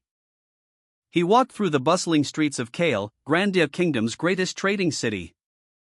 His gaze fixed on a distant point, his mind already strategizing. Observing the vibrant marketplace, where a merchant proudly displayed rings made of imperial gems and a renowned northern shield. A vendor called out, "Fresh southern produce." Patrick, pausing briefly, reflected, "Based on my memory, this person spent their youth in Kale." Patrick McLean, hopeful yet burdened, continued his search for financial aid in Kale. Local residents whispered that a wealthy benefactor, known only as Gold Bug Philip Claude, might be found somewhere nearby. The name, Gold Bug Philip Claude, echoing through the bustling marketplace. A text box explained that even foreigners can enjoy power and riches in this empire, using Philip Claude of Grandia Kingdom as an example. The next panel showed a person's back, wearing fur and glasses, seemingly wealthy. Then a text box revealed that this person is one of the wealthiest merchants in the empire, known as the continent's greatest war merchant and called the Trader of Grandia Kingdom. However, the following text box revealed that despite his reputation, he secretly supports his homeland and uses his own money and power to create the miracle of Grandia's sovereign dominion. Patrick McLean, upon learning this information, contemplated, "Is that person really?" Patrick McLean knelt in the town square, his gaze cast downward, lost in thought. A nearby figure, observing him from a distance, questioned, "That guy over there?" Patrick's inner turmoil manifested as he silently cursed, "Dirty bastards, you'd scam me like this? How can I live from now on, damn it?" He reflected on the information he'd gathered. "I did hear that his business failed because he was scammed, but seeing it myself is more horrible than I imagined." Suddenly, a large, imposing figure in knightly armor appeared, looming over Patrick, who recoiled in fear. The knight's presence intensifying Patrick's distress, he clutched his head in despair. Patrick McLean, still reeling from the exposure of Philip Claude's deception, appeared distressed, dark circles underscored his eyes, and his expression reflected the weight of his recent discovery. A knight, clad in tarnished armor, approached him. The knight's demeanor was surprisingly amicable, a stark contrast to the grim circumstances. Patrick, still shaken, could only watch as the knight extended a hand. Patrick, overwhelmed, sank to his knees. His gaze, however, remained fixed on the knight, noting his striking red hair and intense eyes. The knight's gaze held a strength that seemed to pierce through Patrick's distress. Red hair and eyes. His gaze is strong, Patrick thought. The knight spoke, his voice calm and reassuring. "Ah, so you are. That's a relief. I want to talk for a moment, do you have some time?" The knight's worn boots moved silently across the floor. As Patrick McLean, a businessman, watched with a mixture of apprehension and curiosity. In that moment, Patrick sensed a powerful emotion in the knight's eyes, an emotion he recognized from countless business dealings: greed. The knight's face, though partially obscured, revealed a predatory smile. Patrick, judging by the knight's worn armor and timing, concluded he was likely a mercenary. Patrick felt a surge of unease. Perhaps this encounter was more dangerous than he initially thought. The knight's words confirmed his suspicions. "It's not the repayment date yet, is it?" he exclaimed, revealing his true intentions. A man with glasses, his face contorted in frustration, shouted, "The commercial property sale proceeds arrive in 3 days, so come again then." The knight, however, responded calmly, "I'm not here to receive your debt." Patrick McLean's eyes widened in alarm as the knight continued, I just told you I didn't get my sale proceeds yet." His fear escalating, Patrick yelled, "Go away." The knight stood patiently, seemingly unfazed by Patrick's outburst. Patrick's apprehension intensified, his eyes fixated on the knight. Patrick, increasingly agitated, pleaded with the knight, "Philip, stop. I mean, please calm down. The knight, Philip, smiled serenely, his hand resting on his chest. He was not here for payment, but to seek an investment. Patrick, eyes wide with disbelief, stammered, "Invest?" The knight's words hung in the air. "In me, you mean?" Patrick's confusion deepened as he processed the knight's unexpected proposition. The knight wasn't there for payment, but for investment. Patrick McLean, still reeling from the knight's audacious proposal, deemed Philip a crazy bastard, further solidifying his disbelief. He considered it madness to invest in someone who had utterly failed. However, a seed of doubt began to sprout in Patrick's mind. Could Philip possibly be telling the truth? The knight, Philip, sensing Patrick's wavering resolve, pressed on, inquiring about the extent of his potential investment, offering to provide enough funds for Patrick to repay his debts and stage a comeback. Patrick's eyes widened in disbelief. Overwhelmed by the unexpected offer, Patrick could only stammer, "Oh, really?" Observing the heavily soiled armor of a newcomer, Philip mused, "Now that I look at him, there's a lot of dirt on his armor." He then questioned, "Has he come from far away?" Patrick, overwhelmed by the situation, visibly sweated and appeared distressed. Philip, displaying a confident demeanor, inquired, "Okay, how much do you need? I'll try to match you." Patrick, in disbelief, could only manage a surprised, "Ha, you young bastard, how nasty." Philip responded with a mischievous grin and a playful, "Ha?" Patrick McLean, his eyes blazing with anger, vehemently accused Philip of being a fraud, stating, "You're not an investor. Just like those other bastards that scammed me." Philip, unfazed, pointed out the crest on his armor, stating that it belonged to the Southwest McLean barony, and then condescendingly remarked that Patrick's family was impoverished and heavily indebted, questioning the logic of investing in them. Patrick, enraged by Philip's insults and the implication of his family's financial struggles, threatened Philip with dire consequences if his deception was discovered, shouting, "If you get caught impersonating a noble, you'll be executed, you bastard." Patrick, overwhelmed by the weight of his family's financial problems and Philip's accusations, visibly faltered, his shoulders slumping in defeat. In a moment of desperation and vulnerability, Patrick confessed his dire financial straits, admitting, "I'm really broke." Philip, with a triumphant smirk, declared, "Got it," having successfully exposed Patrick's deception. His expression shifted to one of assessment, a subtle hint of condescension in his eyes as he mused, "Even at the bottom, he makes quite astute judgments, as expected of a future business magnate." Patrick, tears streaming down his face, confessed his dire financial straits to Philip, "I don't even have enough money to eat or die." Philip, momentarily taken aback, reacted with a surprised, almost cute expression. Patrick, desperate, pleaded with Philip, "Sir Philip, look here." "What, brat? Are you still trying to scam?" A small flame flickered in Philip's hand, a subtle display of power. Patrick McLean, desperate and on the verge of financial ruin, questioned the notion of using force, his plea hanging heavy in the air. His face a mask of anxiety and desperation as he grappled with his family's dire circumstances. Meanwhile, Philip, the powerful figure before him, scoffed at the idea of a genius attempting to scam him. Patrick, overwhelmed by his situation, apologized profusely for his emotional outburst, his desperation palpable. Recovering his composure, he cautiously inquired about Philip's business with him, a hint of apprehension in his voice. Philip, his eyes narrowed, let out a short, knowing laugh, the implications of his amusement unclear. Philip, with a smirk, declared his intention to hire Patrick forever, dismissing the repayment of his debt as a mere freebie.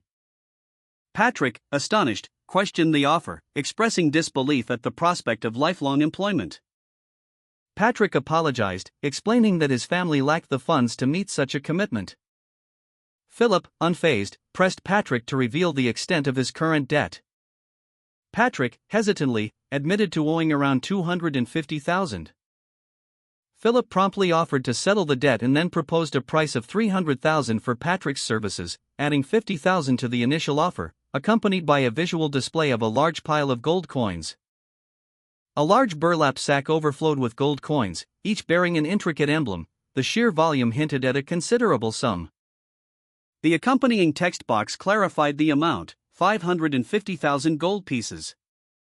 Philip, a knight in shining armor, presented the sack to Patrick, his smile radiating confidence and a hint of amusement. All in cash, the text box emphasized, highlighting the immediate and substantial nature of the offer. Patrick's wide eyes and open mouth betrayed his overwhelming shock and disbelief at the sheer scale of Philip's offer.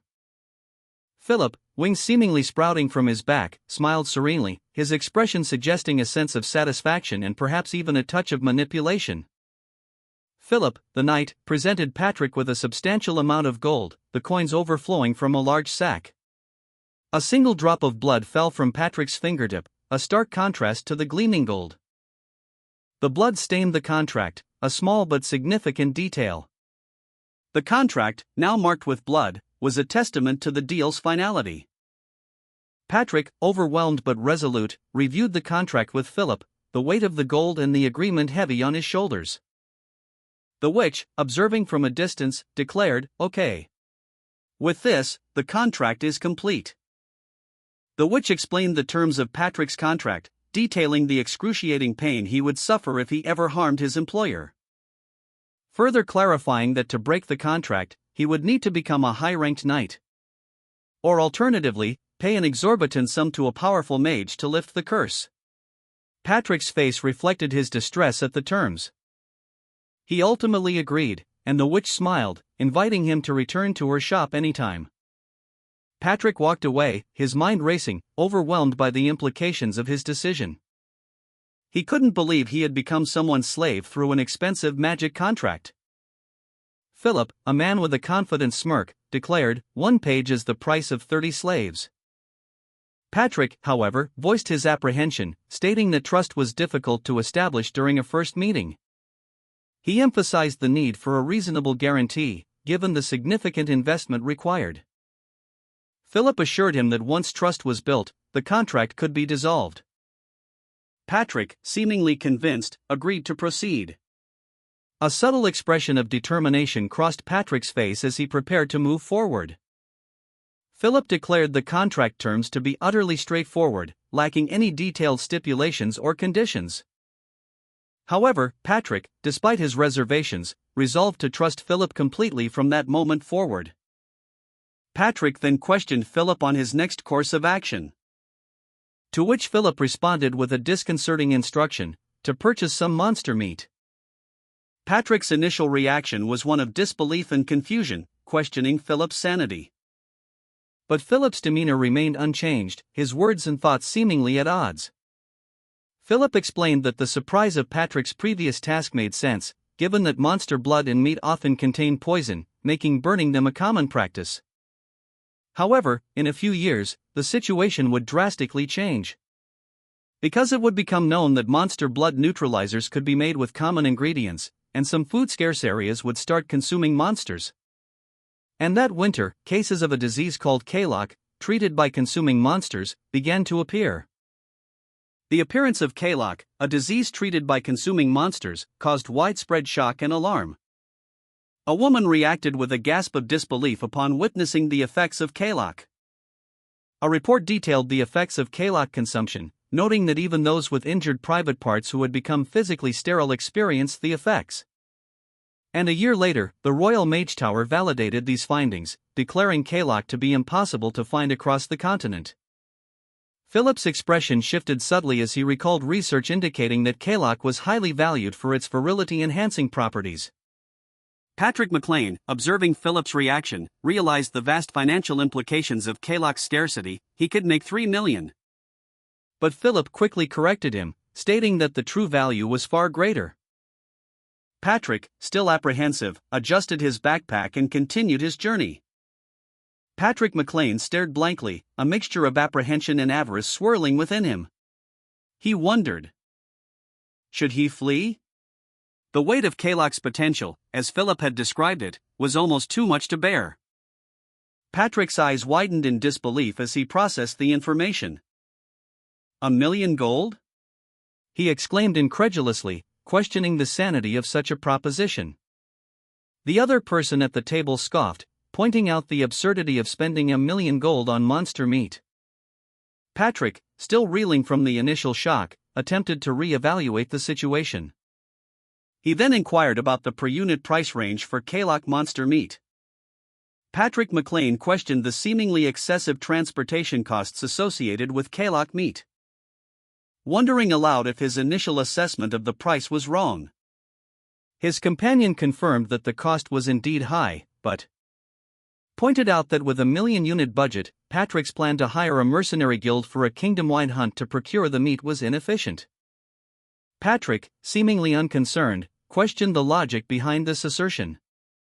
His companion explained that Patrick's approach was fundamentally flawed. Instead of a kingdom-wide hunt, simply hiring a merchant guild would resolve the issue, as the price of Kalak meat was currently being driven up artificially. Philip explained to Patrick that numerous merchants would readily acquire and sell almost anything for profit, even items considered trash. Philip confidently asserted that obtaining a large quantity of Kalak meat would be effortless, even butchered. Patrick, feeling satisfied with his investment, declared he was already seeing a return. Overwhelmed with emotion, Patrick exclaimed, "This adorable punk." Philip advised Patrick to leave further financial concerns to him, emphasizing that Philip's future hinged on Patrick's success, and chuckled. Philip, seemingly deep in thought, cleared his throat, and then turned to Patrick. "Oh yeah, one more thing," he said. Patrick, intrigued, asked, "Is it?" "For now, stay in Kale, and buy it all in bulk," Philip instructed, revealing a new strategy. Patrick, slightly confused, questioned the materials Philip was referring to: cartridges made from the ironwood from the Empire's southern mountains, springs, and blue? "Are you trying to manufacture and sell toys?" Philip smirked, "Something better than that. I can't tell him that these are the raw materials for weapons of war yet." Philip explained that, depending on the battle conditions, even a common soldier could effectively counter a knight using the weapons he planned to produce, and that simply providing these weapons to the mercenaries he'd hired before arriving would give them a significant advantage in the upcoming regional war. However, his plan required first finding a craftsman capable of producing these weapons. Philip also needed to secure an instructor to train his mercenaries. 2 days later, in the city of mercenaries Haroun, a bustling metropolis filled with soldiers of fortune, a proposition was made to Kaisalan, an A-rank mercenary, renowned for his combat prowess. He was asked to serve as an instructor. Kaisalan, however, expressed his reservations. He had never proactively trained anyone before. His potential employer, undeterred, explained that the task involved training only C-rank mercenaries. Kaisalan, despite his initial reluctance, revealed that while he lacked formal teaching experience, he had guided a few younger individuals in the past. He ultimately pleaded for the opportunity to be entrusted to professional educators.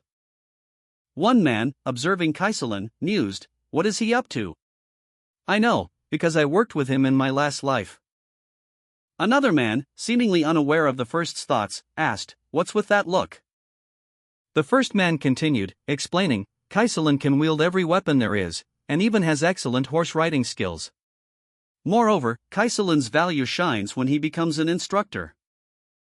A flashback image showed a group of C-rank mercenaries, their faces grim and determined, standing before a powerful figure.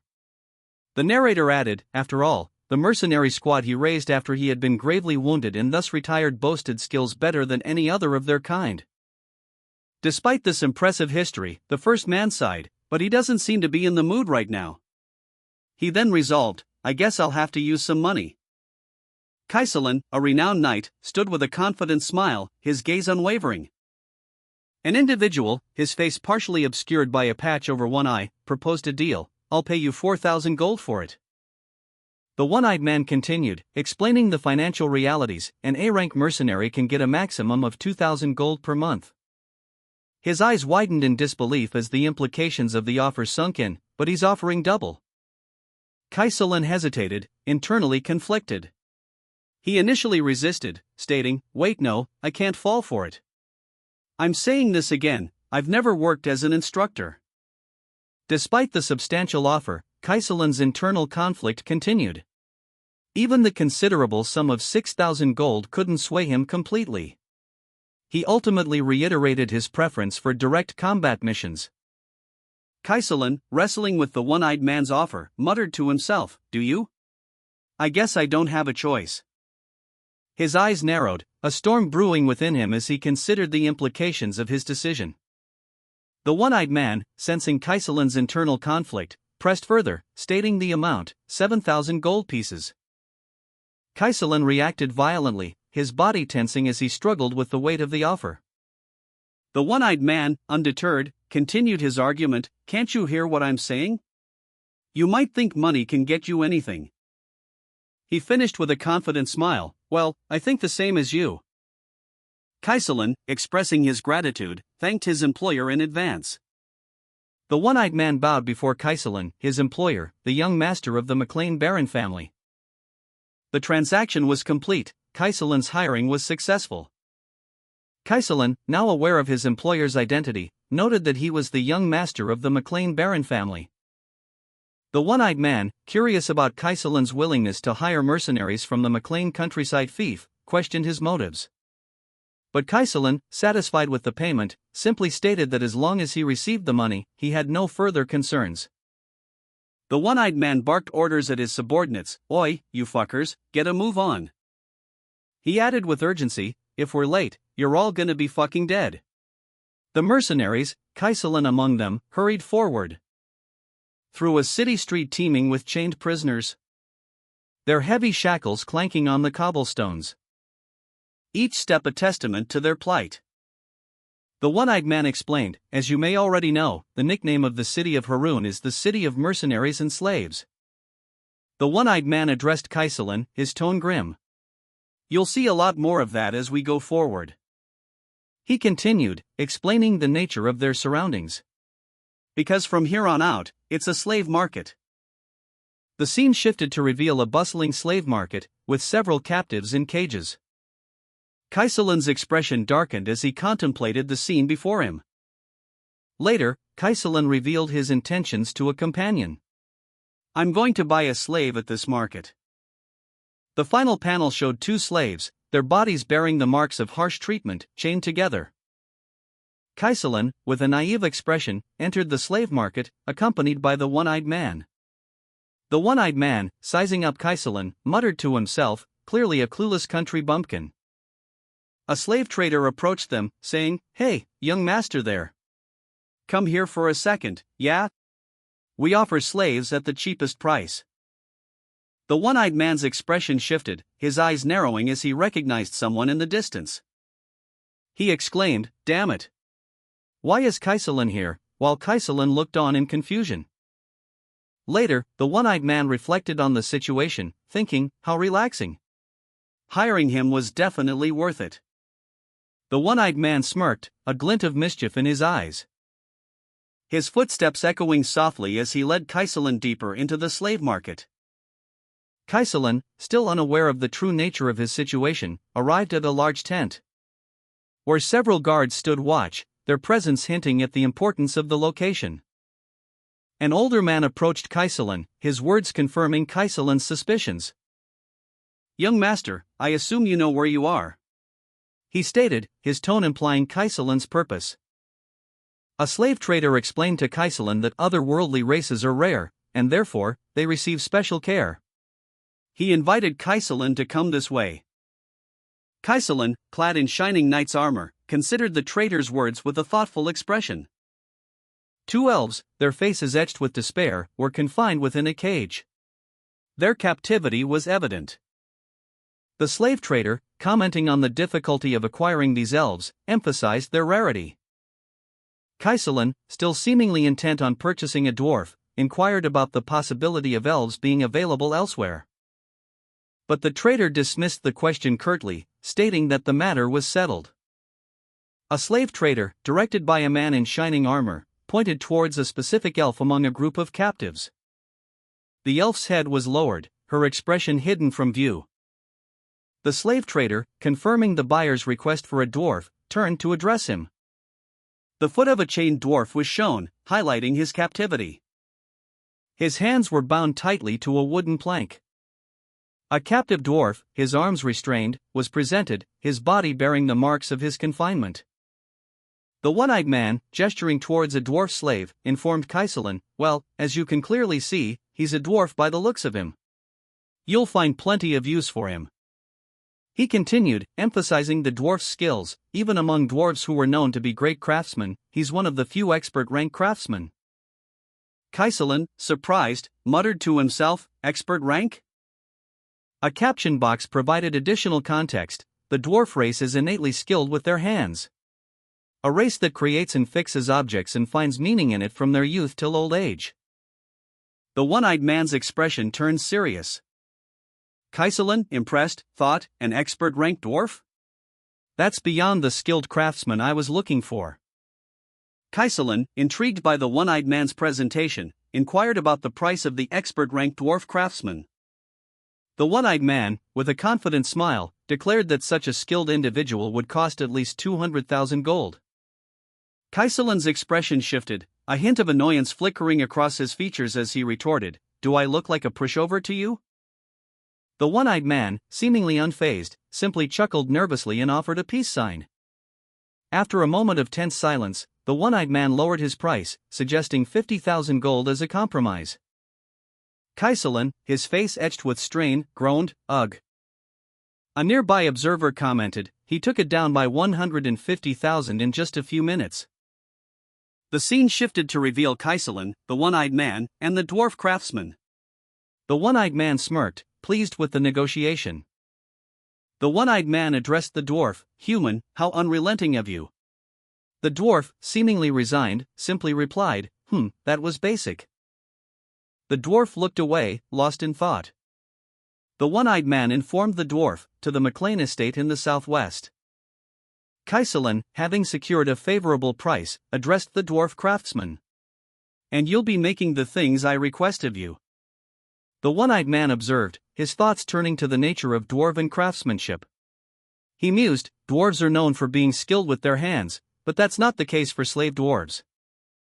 Kaiselin, his expression thoughtful, considered the implications. He realized that's because despite being the race of craftsmen, without passion, they can't create a true work of art. A plan began to form in his mind. He silently resolved, "If I want to instill passion in this dwarf, 20 years would be needed," he concluded. 20 years. Kaiselin then made his proposition to the dwarf. "If you do your best for me for the next 20 years. Kaiselin, ever calculating, offered the dwarf craftsman a seemingly generous proposition, "I am willing to send you back to the mountains." 20 years, he added, is a mere trifle for a dwarf's lifespan. 20 years is nothing to your kind, isn't it? He stated, a sly smile playing on his lips. The dwarf, however, appeared stunned by the proposal, his expression a mixture of shock and uncertainty. His hesitation was short-lived, a shout pierced the air, "Catch him!" The one-eyed man, ever observant, noted the dwarf's escape attempt. The one-eyed man's gaze followed the fleeing dwarf, his thoughts turning to the harsh realities of dwarven servitude. A chase ensued, the fleeing dwarf desperately trying to evade his pursuers. "That slave is running away," someone shouted. The dwarf, fueled by panic, fled at full speed. His desperate escape a blur of motion as he scrambled away from Kaiselin. Kaiselin, a calculating glint in his eyes, watched the dwarf's retreat. A subtle smile playing on his lips as he considered the implications of the situation. The one-eyed man, ever observant, followed the unfolding events with keen interest.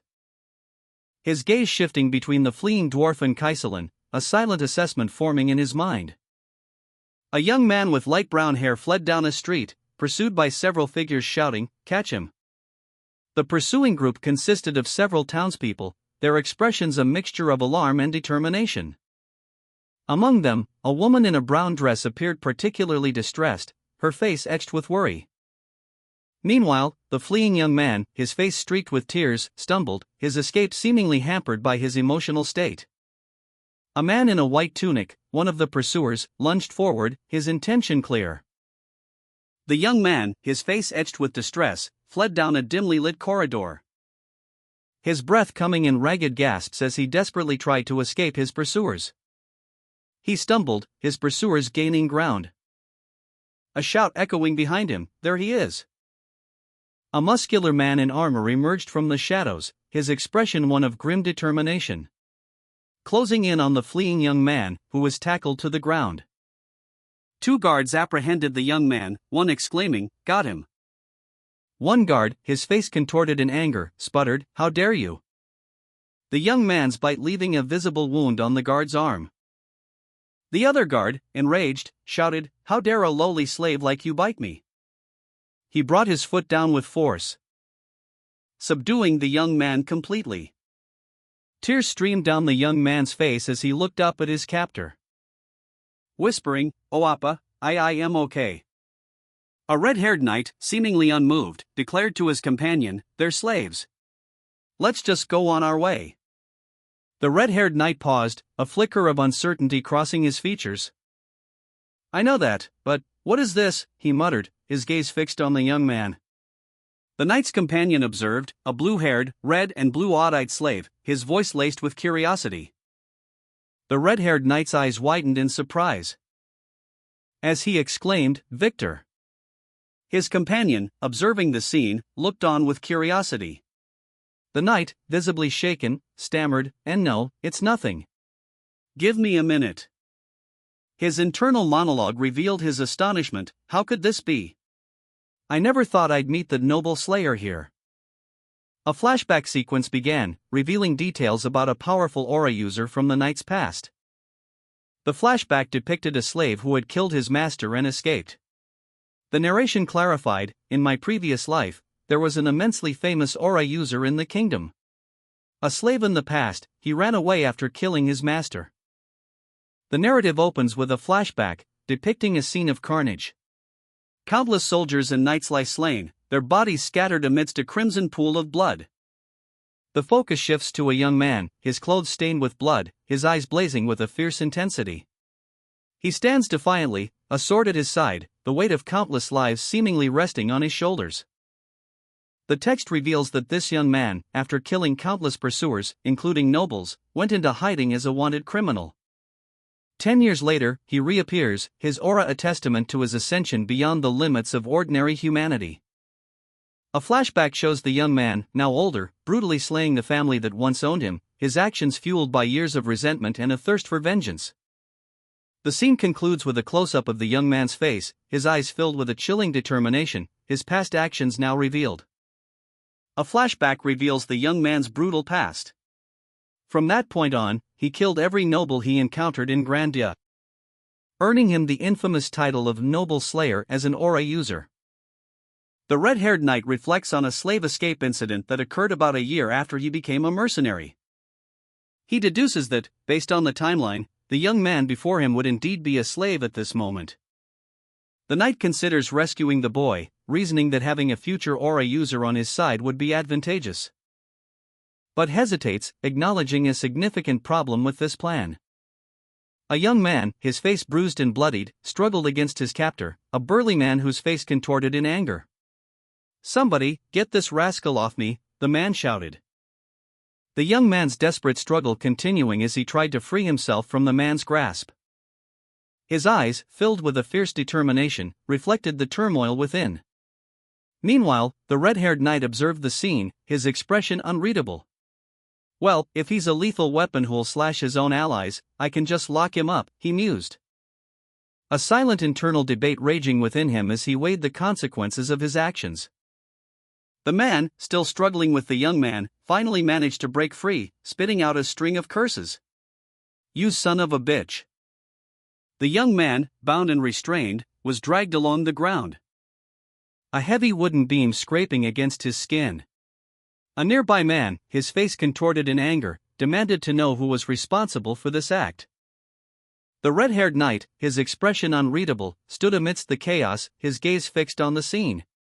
His companion watched, silent and observant. The knight's boots were positioned near the bound young man, suggesting his proximity to the event. The man's question hung heavy in the air. The man's face, etched with worry and confusion, reflected his uncertainty about the young man's sudden appearance. He wondered how the young man had gotten so close. A close-up revealed a portion of the red-haired knight's armor, showcasing a distinctive emblem, 3 stylized flames, arranged in a triangular pattern. A sword lay discarded on the ground, its owner seemingly having departed in a hurry. The red-haired knight chuckled, amused by the scene unfolding before him. His companion watched, silently observing the knight's reaction. The young man, despite his predicament, remained composed, explaining that he was merely training his goods. The red-haired knight, however, revealed his true intentions. He wished to purchase slaves. His words hung heavy in the air. The seller hesitated, pointing out the rarity and high price of the children, specifically mentioning their unique eye colors. Undeterred, the knight simply demanded the price, his resolve unwavering. The slave seller explained the pricing, stating that a sturdy young slave costs around 300 gold. While the red-haired knight, observing the scene, found the price a bit expensive but still cheap considering the worth of a noble slayer. He internally noted the seller's exorbitant markup for children who were on the verge of collapse. Above all, the knight did not want to let this unscrupulous seller make money. The knight's internal monologue questioned the seller's audacity in charging 30 times the price of a sturdy slave for children on the brink of death. He observed one of the children, noting their frail condition. 2 young men, brothers, huddled together, wept openly. The older brother held the younger close, his own tears streaming down his face. The younger brother whimpered, "Ah, Appa." His face a mask of despair, his tears continued to fall. The slave seller, unmoved by their distress, stated to the red-haired knight, "Still, as you can see, they're the only ones on sale here, so..." He announced the price, 500 gold each. A price significantly higher than that of a healthy slave. The slave seller chuckled at the exorbitant price he was able to demand. The red-haired knight's eyes narrowed, a fierce glint reflecting in their depths. His hand instinctively reaching for the hilt of his sword. He scoffed, the sound barely audible but laced with contempt. The slave seller, sensing the knight's displeasure, visibly cowered. His expression shifted from smug profit to anxious apprehension. The slave seller's internal monologue revealed his thoughts: "This Victor kid is always causing trouble. I'm sure he will in the future too." The slave seller's head drooped, his shoulders slumping under the weight of the knight's unspoken threat. He mumbled a hasty farewell, "Thank you for the business, sir." The young man, recently sold into slavery, felt a dull ache in his head. He was still recovering from his injuries. A heavy, throbbing pain that pulsed with each beat of his heart.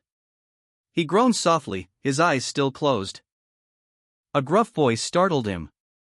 He opened his eyes to see a large, muscular man approaching, his face etched with concern. 2 younger individuals, clearly distressed, stood behind the man. One of them called out, "Appa." The older man responded, "You're up already? But your injury wasn't one that should allow such a quick recovery." The knight's companion gently cradled the young man's foot, their concern evident. As the red-haired knight observed, a thoughtful expression on his face. He murmured, his gaze intense.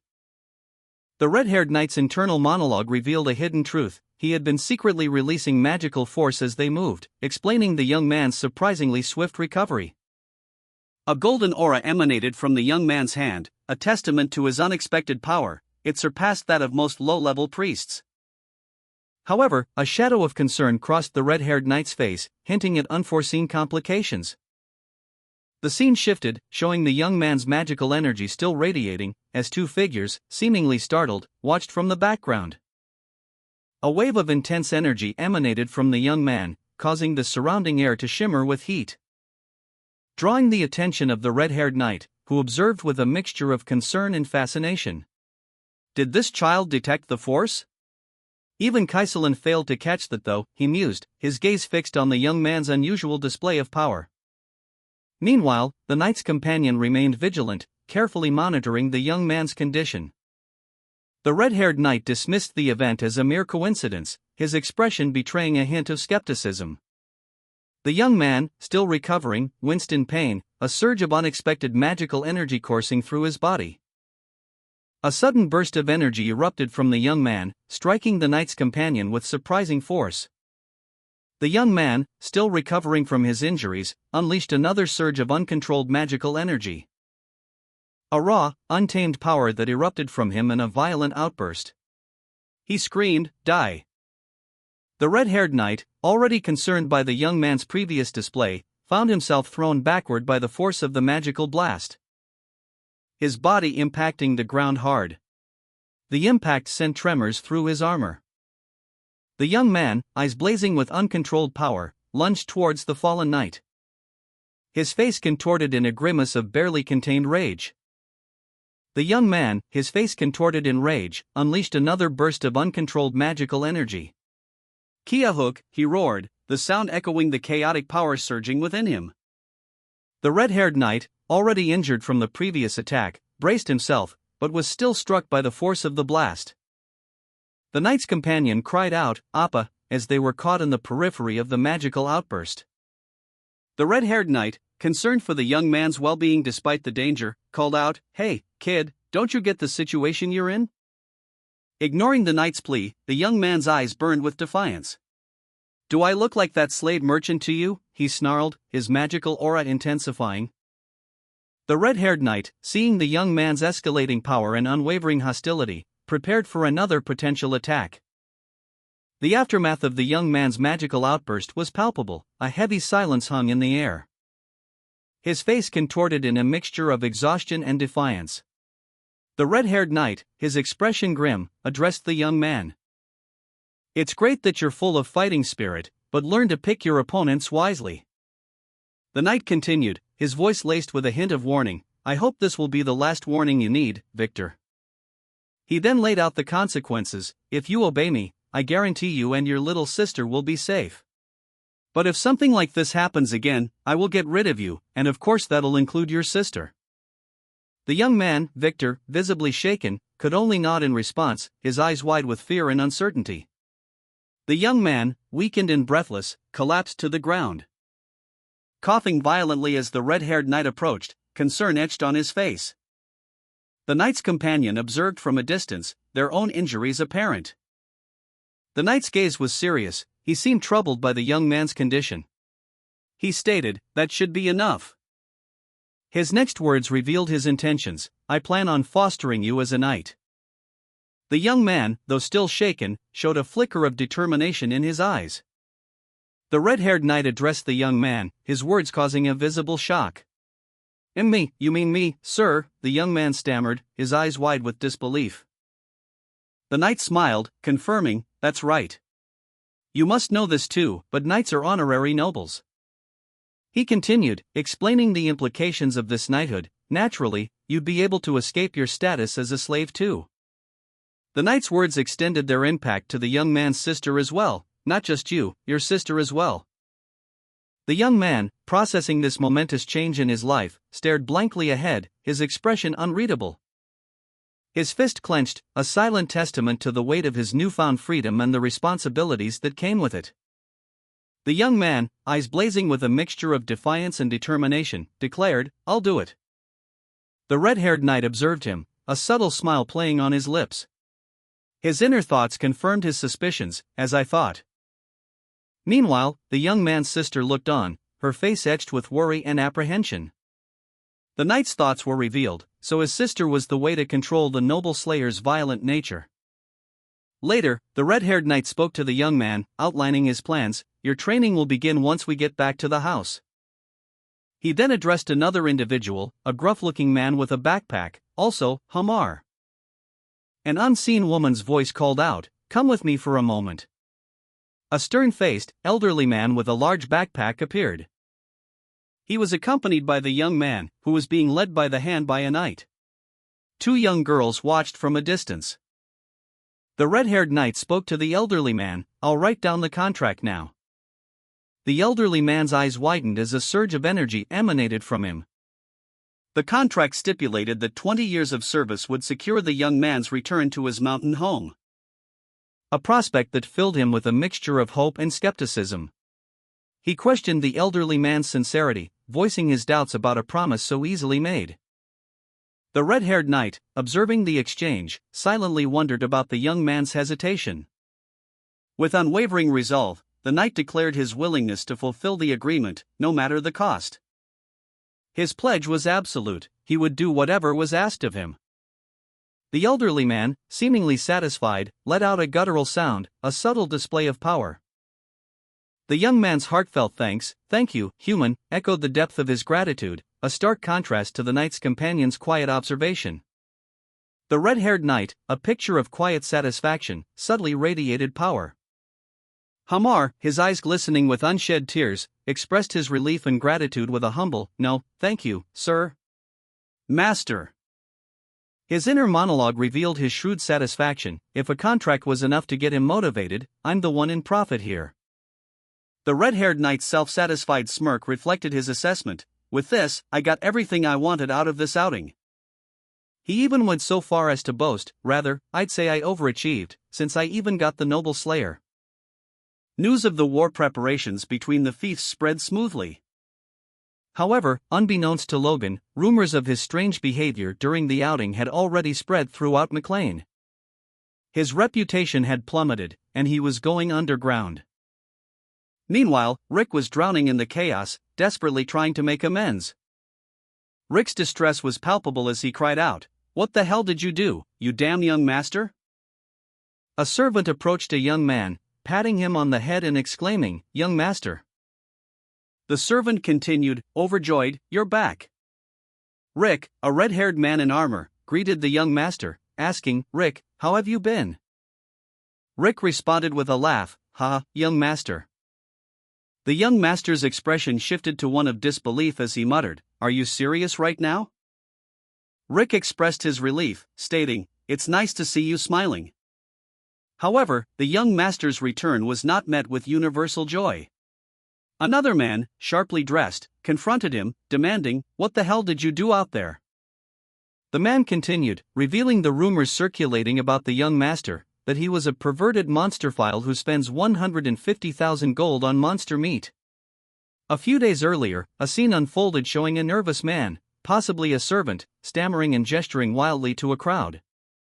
The crowd, seemingly composed of townspeople, listened intently to the servant's frantic pronouncements. The servant's words reached a climax with the incredulous question, "What? By monster meat?" One of the men muttered to himself, "What kind of lunatic?" Another man explained, "Young Master Logan McLean of Baron McLean is buying it." The two men reacted with surprise. One of them said, "Logan McLean? I've heard of him." The other exclaimed, "Ah, that engagement breaker." One of them gasped, "The guy who ripped off his fiancée?" A man reflected, "I thought spreading strange rumors about monster meat would increase the sellers of monster meat, but I didn't know young master had such a past." Broken engagement, huh? Another man concluded, "I thought he was just a crazy guy, but I guess he was a crazy scumbag." But in contrast to that thought, the merchant Philip's instincts screamed. The accusing man, unwavering in his judgment, pressed the young master further, warning him not to miss this opportunity at any cost. The young master's eyes narrowed, a glint of determination in them as he heard the price, 1 gold coin per kilogram. Two men, one burly and one more refined, stood behind the accusing man, their expressions a mixture of anticipation and skepticism. The accusing man continued his tirade, sneering that no merchant would refuse such a deal, given the young master's willingness to pay. The young master, unfazed, declared his desire for money and demanded all the kalak meat they could get, preferably smoked, sealed, and sliced. With a triumphant yell, the young master raised his fist, energized by his plan, as a crowd of men gathered around him, ready to carry out his orders. Rick's aggressive sales tactics resulted in merchants gathering monster meat, and rumors about Logan spread throughout the fiefs near Kale. The accusing man laughed, "Ha ha ha. Philip sure did his job perfectly." The accusing man's jovial expression is shown. Someone questioned him, "How can you laugh right now? Look at the faces of those who came with you." The accusing man's expression shifts as he looks at the worried faces of the people who accompanied him. He contemplates the rumors that spread about them. Rick, attempting to reassure the young master, stated that the current situation would soon be resolved. He added that the young master shouldn't be so calm given the circumstances. Meanwhile, the accusing man, visibly agitated, revealed his concern, noting that even the patriarch was worried. The accusing man's words hung heavy in the air as he questioned Rick about his recent trip away from home. Rick, unfazed, simply responded that his trip had been rewarding. The accusing man's anger flared as he glared at Rick, his expression hardening. The tension escalated, leaving the immediate future uncertain. The accusing man, his face etched with worry, voiced his concerns to Rick. "I heard rumors that you went around doing all sorts of crazy things," he stated, his tone heavy with implication. Rick, however, remained calm and confident. His response was simple and dismissive: "Rumors are just that, rumors." The accusing man's suspicion remained, however. He pressed on, his anger simmering beneath the surface. "I have not an ounce of shame for." A woman, seemingly amused by the exchange, interjected with a smirk. "Ha!" she continued, her words sharp and cutting. "See, honey. The first young master has no awareness about his position." The accusing man, his expression darkening, added, "How his actions can dishonor his family name is." Rick, calm and composed, addressed the accusations leveled against him. He stated simply, "I merely spent the money from my engagement as I pleased." The woman's eyes narrowed, her expression hardening into a mask of barely suppressed fury. Her silent glare spoke volumes of her disapproval. She then turned to another individual, her voice sharp and accusatory as she asked, "You heard that, right? Are you still going to side with him?" The accusing man, his head bowed low, seemed to be wrestling with a difficult decision. His internal conflict was palpable. He finally spoke, his voice strained with emotion, "The first young master's roots itself are at fault." The woman, impatient with the accusing man's hesitation, interrupted sharply, "I said enough." The woman, impatient, demanded a private moment with Logan, requesting that everyone else leave them alone. Her words laced with barely concealed anger as she confronted him. She questioned him, her voice trembling slightly, about his actions, expressing her hurt and disbelief. Meanwhile, the accusing man, his face grim, delivered a final warning to Logan. His expression conveying a mixture of anger and resignation. Logan, in turn, appeared apprehensive, his gaze fixed on the accusing man. The tension between them palpable. The scene then shifted to show Logan alone in a grand room, the silence heavy with unspoken words. The accusing man approached Logan, his expression grim. "What on earth is wrong with you, Logan? Let's have a frank chat about what on earth is going on with you and why you've done these things." He stood before Logan, his imposing figure casting a shadow. The accusing man's words hung heavy in the air. Logan sighed, his shoulders slumping. He knew this confrontation was inevitable. "I guess he won't let it slide this time." Logan looked away, a hint of defiance in his posture. "You wouldn't understand even if I told you." The accusing man's expression hardened. "Are you sure it isn't you who doesn't want to be understood? Do you realize what people around you are saying about you?" The accusing man continued, his voice low and dangerous. "That you're violent, cruel, money-obsessed." The accusing man and the woman angrily confronted the young master, their words sharp and accusatory. The accusing man declared that the young master's behavior had become erratic and unpredictable, even bordering on insane. While the woman demanded to know how long she was expected to continue covering for him. She pleaded with him to give her notice if he planned to stop his erratic behavior in the future. Rick, observing the scene, felt a pang of sympathy for the young master, but also a sense of helplessness. The accusing man's words struck a particularly sensitive chord. He explained that by mentioning the young master's dead mother, he could at least claim to have tried his best to help. The young master, deeply hurt by this callous mention of his deceased mother, felt a fresh wave of betrayal.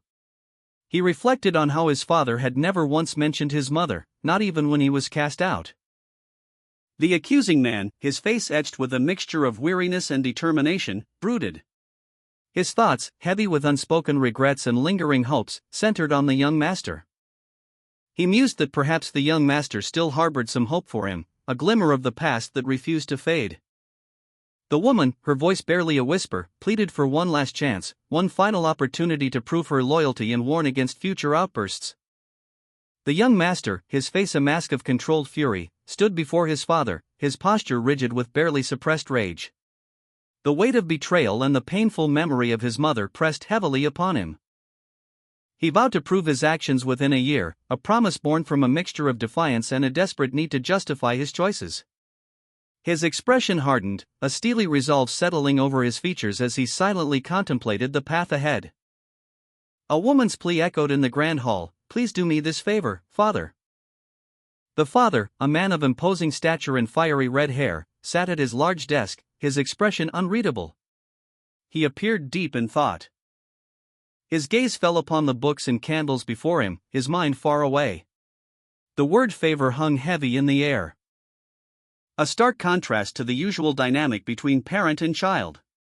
He mused, how strange that word sounds between a parent and child. The father, a man of stern countenance, held a golden locket, his gaze fixed upon it. A silent contemplation etched upon his face. If Logan, his son, did not prove his words within the year, a difficult decision awaited. He weighed the responsibility of his position as patriarch against his paternal love. As I am the patriarch of McLean before I am a father, he mused. His daughter, Raina, appeared in the locket, her image a poignant reminder of his family. Raina. I'm sorry, he whispered, his voice heavy with unspoken regret. The locket showed Raina's gentle smile, a stark contrast to the father's grim expression. I have no idea what our son is thinking, she seemed to say, her words echoing his own uncertainty. The father's face hardened. He had made a solemn promise to protect his son, to raise him well, no matter the cost. The father sat alone, lost in thought. He reflected on his past actions, acknowledging his shortcomings with a quiet admission, but I must have been too neglectful. A young man with reddish-brown hair, his face flushed, exclaimed in surprise. The words "You've already awakened the force" bubbled from his lips.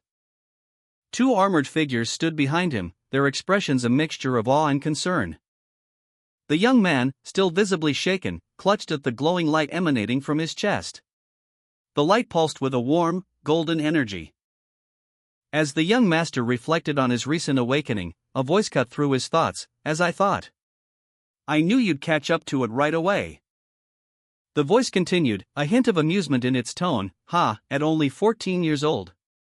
The young master's father, a figure of imposing stature, explained, in my previous life, it didn't awaken until the war between the fiefs, but it awakened so quickly this time. He added, it's all thanks to you. The young master, surprised by this statement, questioned, Thanks to me? His father elaborated, the knights were stopping me from meeting you when you returned and then. Two weary knights stood guard, their faces etched with fatigue. As the father's voice echoed, questioning if his son had been awakened while trying to meet him. The young master's expression shifted, a mixture of surprise and amusement as he recounted how he'd passed 2 nights upon awakening. The father chuckled, praising the young master's actions with a hearty "Good job, Ronnie." The father embraced his son, a plan forming in his mind, to teach the young master the secrets of the divine sword once the magical force stabilized. A wide, joyful smile spread across the young master's face. A voiceover declares, he can become much stronger than he was in his past life. The scene shifts to a quaint cottage in the south of McLean. A peaceful location seemingly far removed from the previous scene's intensity. Inside, a man with a full beard, identified as Dwayne, is shown. The young master returns, and Dwayne greets him, you're back, young master. Dwayne continues, explaining that he has recruited 350 C-rank mercenaries as requested by the young master earlier. One mercenary, his face etched with suspicion, announced to his companions, they're all here. Another mercenary questioned, is that him? He calls us here, and then leaves us in this crumbling cottage for 10 days? They're not scamming us, are they? One mercenary pondered, no way a lowly baron family would dare begrudge a mercenary guild unless they're crazy.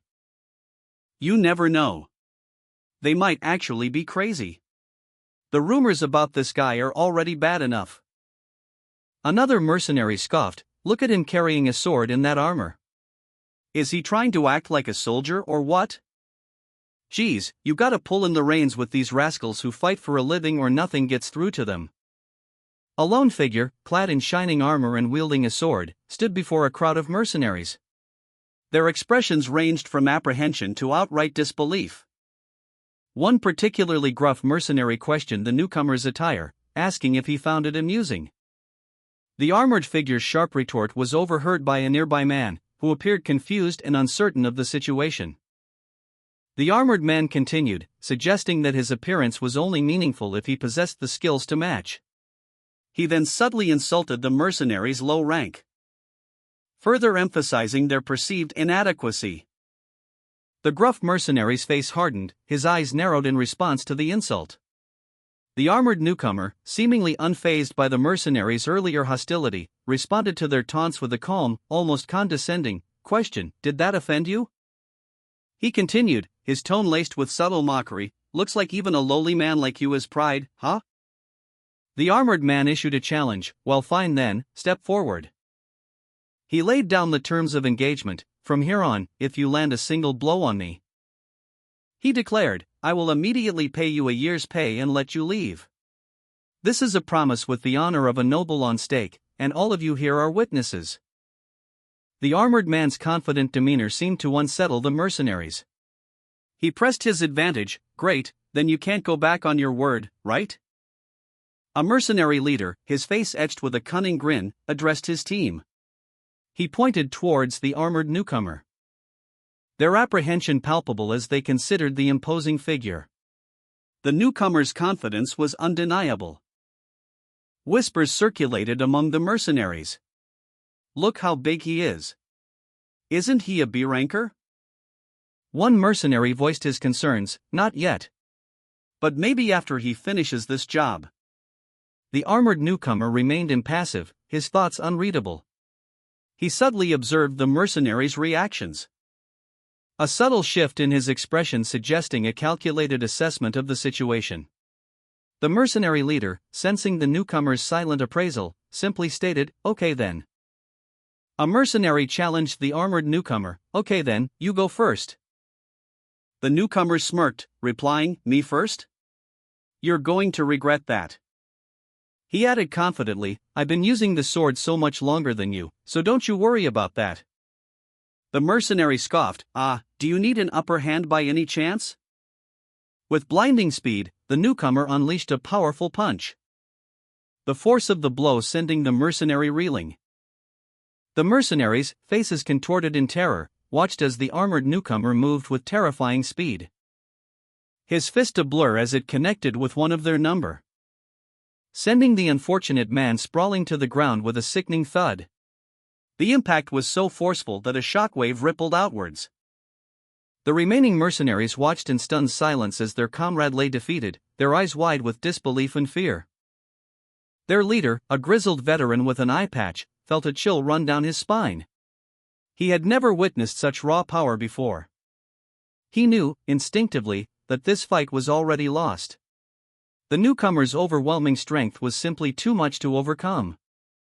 The armored newcomer, his face grim, braced himself against a searing wave of heat, the intense flames licking at his armor as he absorbed the brunt of the attack. A pained grunt escaped his lips as he visibly strained under the pressure. With a triumphant grin, the newcomer stood tall, the flames now extinguished, his armor unscathed. He clenched his fist, a surge of power emanating from him, as he declared, "Anyone else who wants to run his mouth?" Two men, their faces contorted in terror, watched in disbelief as a powerful force erupted nearby. One of the men, his face etched with fear, braced himself, while the other, seemingly paralyzed by shock, could only stare in horror as the ground trembled violently. The force of the impact sent tremors through the earth. A fiery explosion rocked the area, leaving a trail of destruction in its wake. A figure, silhouetted against the bright flash, stood amidst the chaos. The aftermath revealed a scene of devastation. A man lay defeated, his body broken and lifeless. The unnamed man in the ornate armor winced, a searing pain shooting through his shoulder. His face contorted in a grimace as he struggled to maintain his composure. a fiery energy emanating from the wound. He clenched his fist, a surge of power coursing through him. A powerful figure, his eyes blazing with barely contained fury, let out a chilling threat. Anyone else want to run their damn mouth? A bystander, witnessing the display of raw power, whispered in disbelief, a Force user at that age?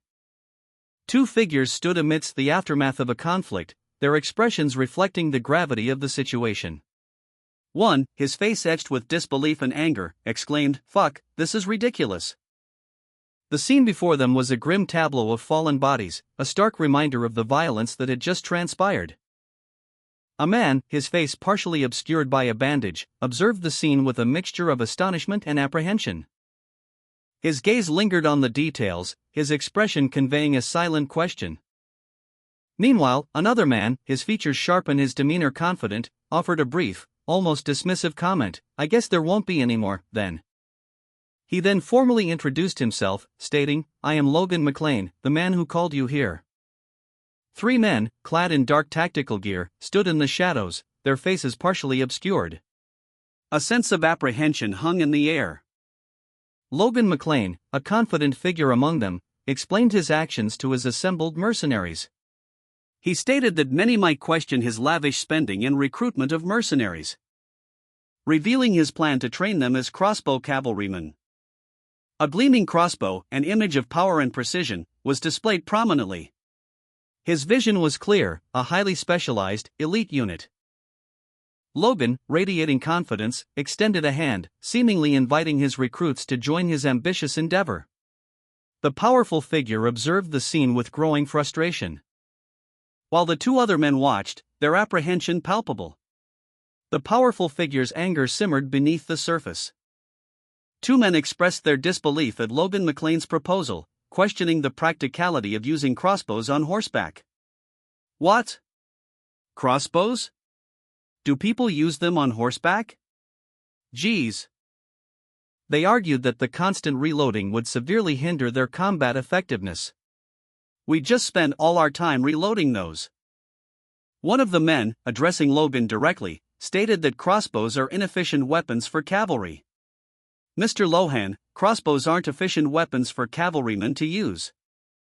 Despite this criticism, Logan remained resolute. He explained that while crossbows are slower to reload than bows, their superior destructive power makes them worthwhile. Why, you know? So then why? Crossbows are far more destructive than bows, but inexperienced shooters take more than a minute just to load. He further elaborated on the limitations of using crossbows on horseback, acknowledging the rapid depletion of firepower.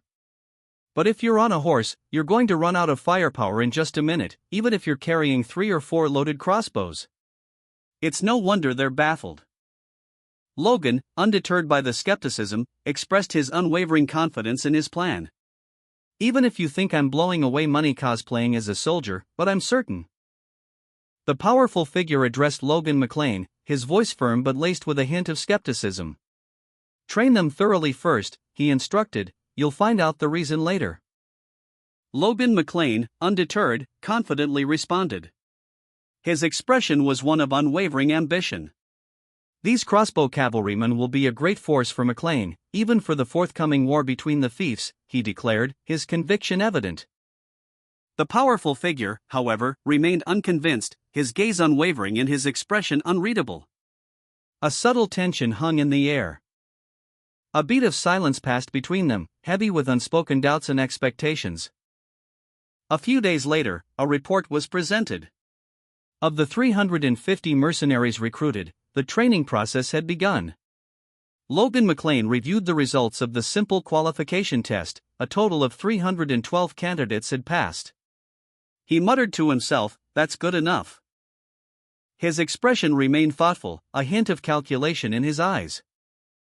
An unnamed, older man, possibly a craftsman, reacted with surprise upon seeing a document, exclaiming, "What is this?" Logan presented the schematic to the craftsman, who questioned, "Finished looking already?" Logan explained, "That's a schematic of the crossbow you're going to make." The craftsman responded, "Well, it's probably crude to the eye of a professional."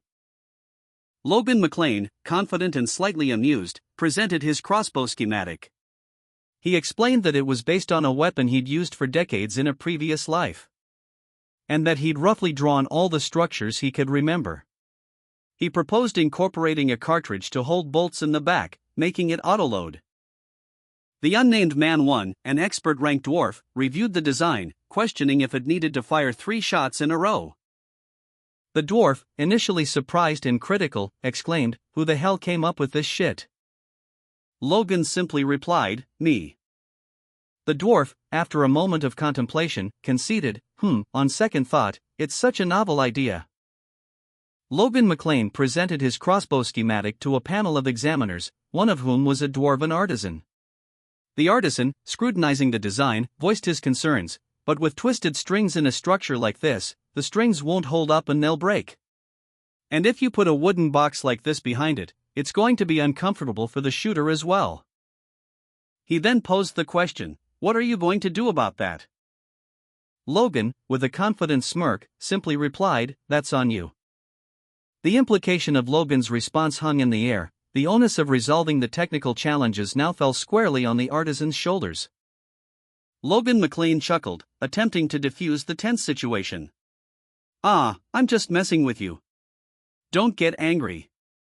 Listen." He continued explaining his design, reduced the size of the bolt to reduce the size of the cartridge itself.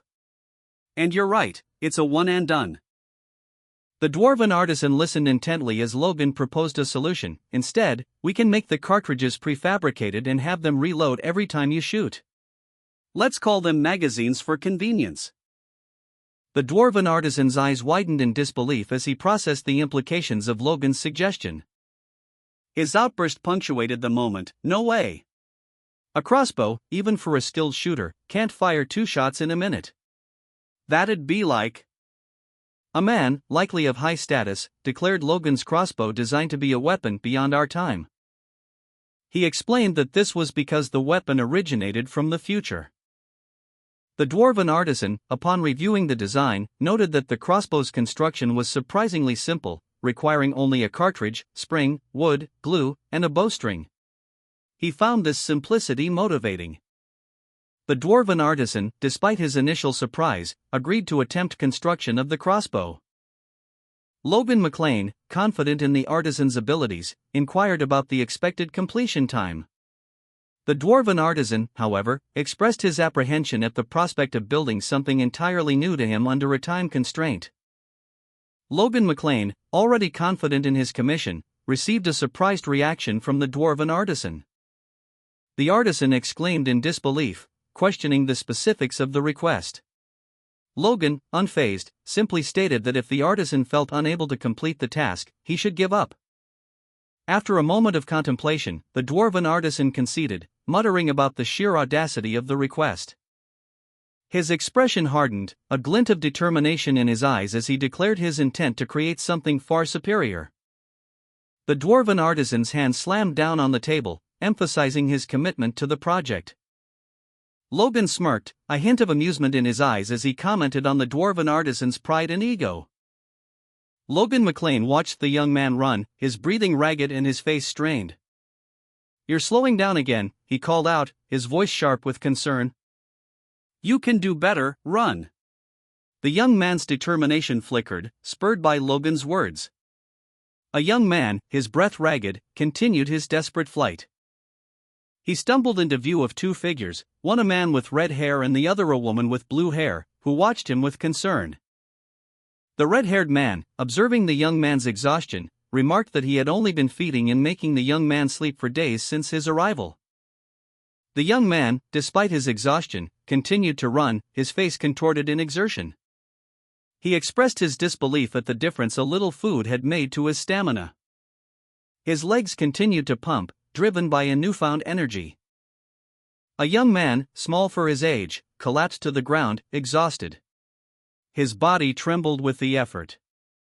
The words rest echoing in his mind as he struggled to catch his breath. He had pushed himself to his limits. A young woman rushed to his side, calling out, "Appa."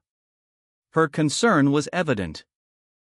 Logan McLean, observing from a distance, reflected on the young man's feat. A 14-year-old, who was much smaller than his peers, ran 20 kilometers without any rest.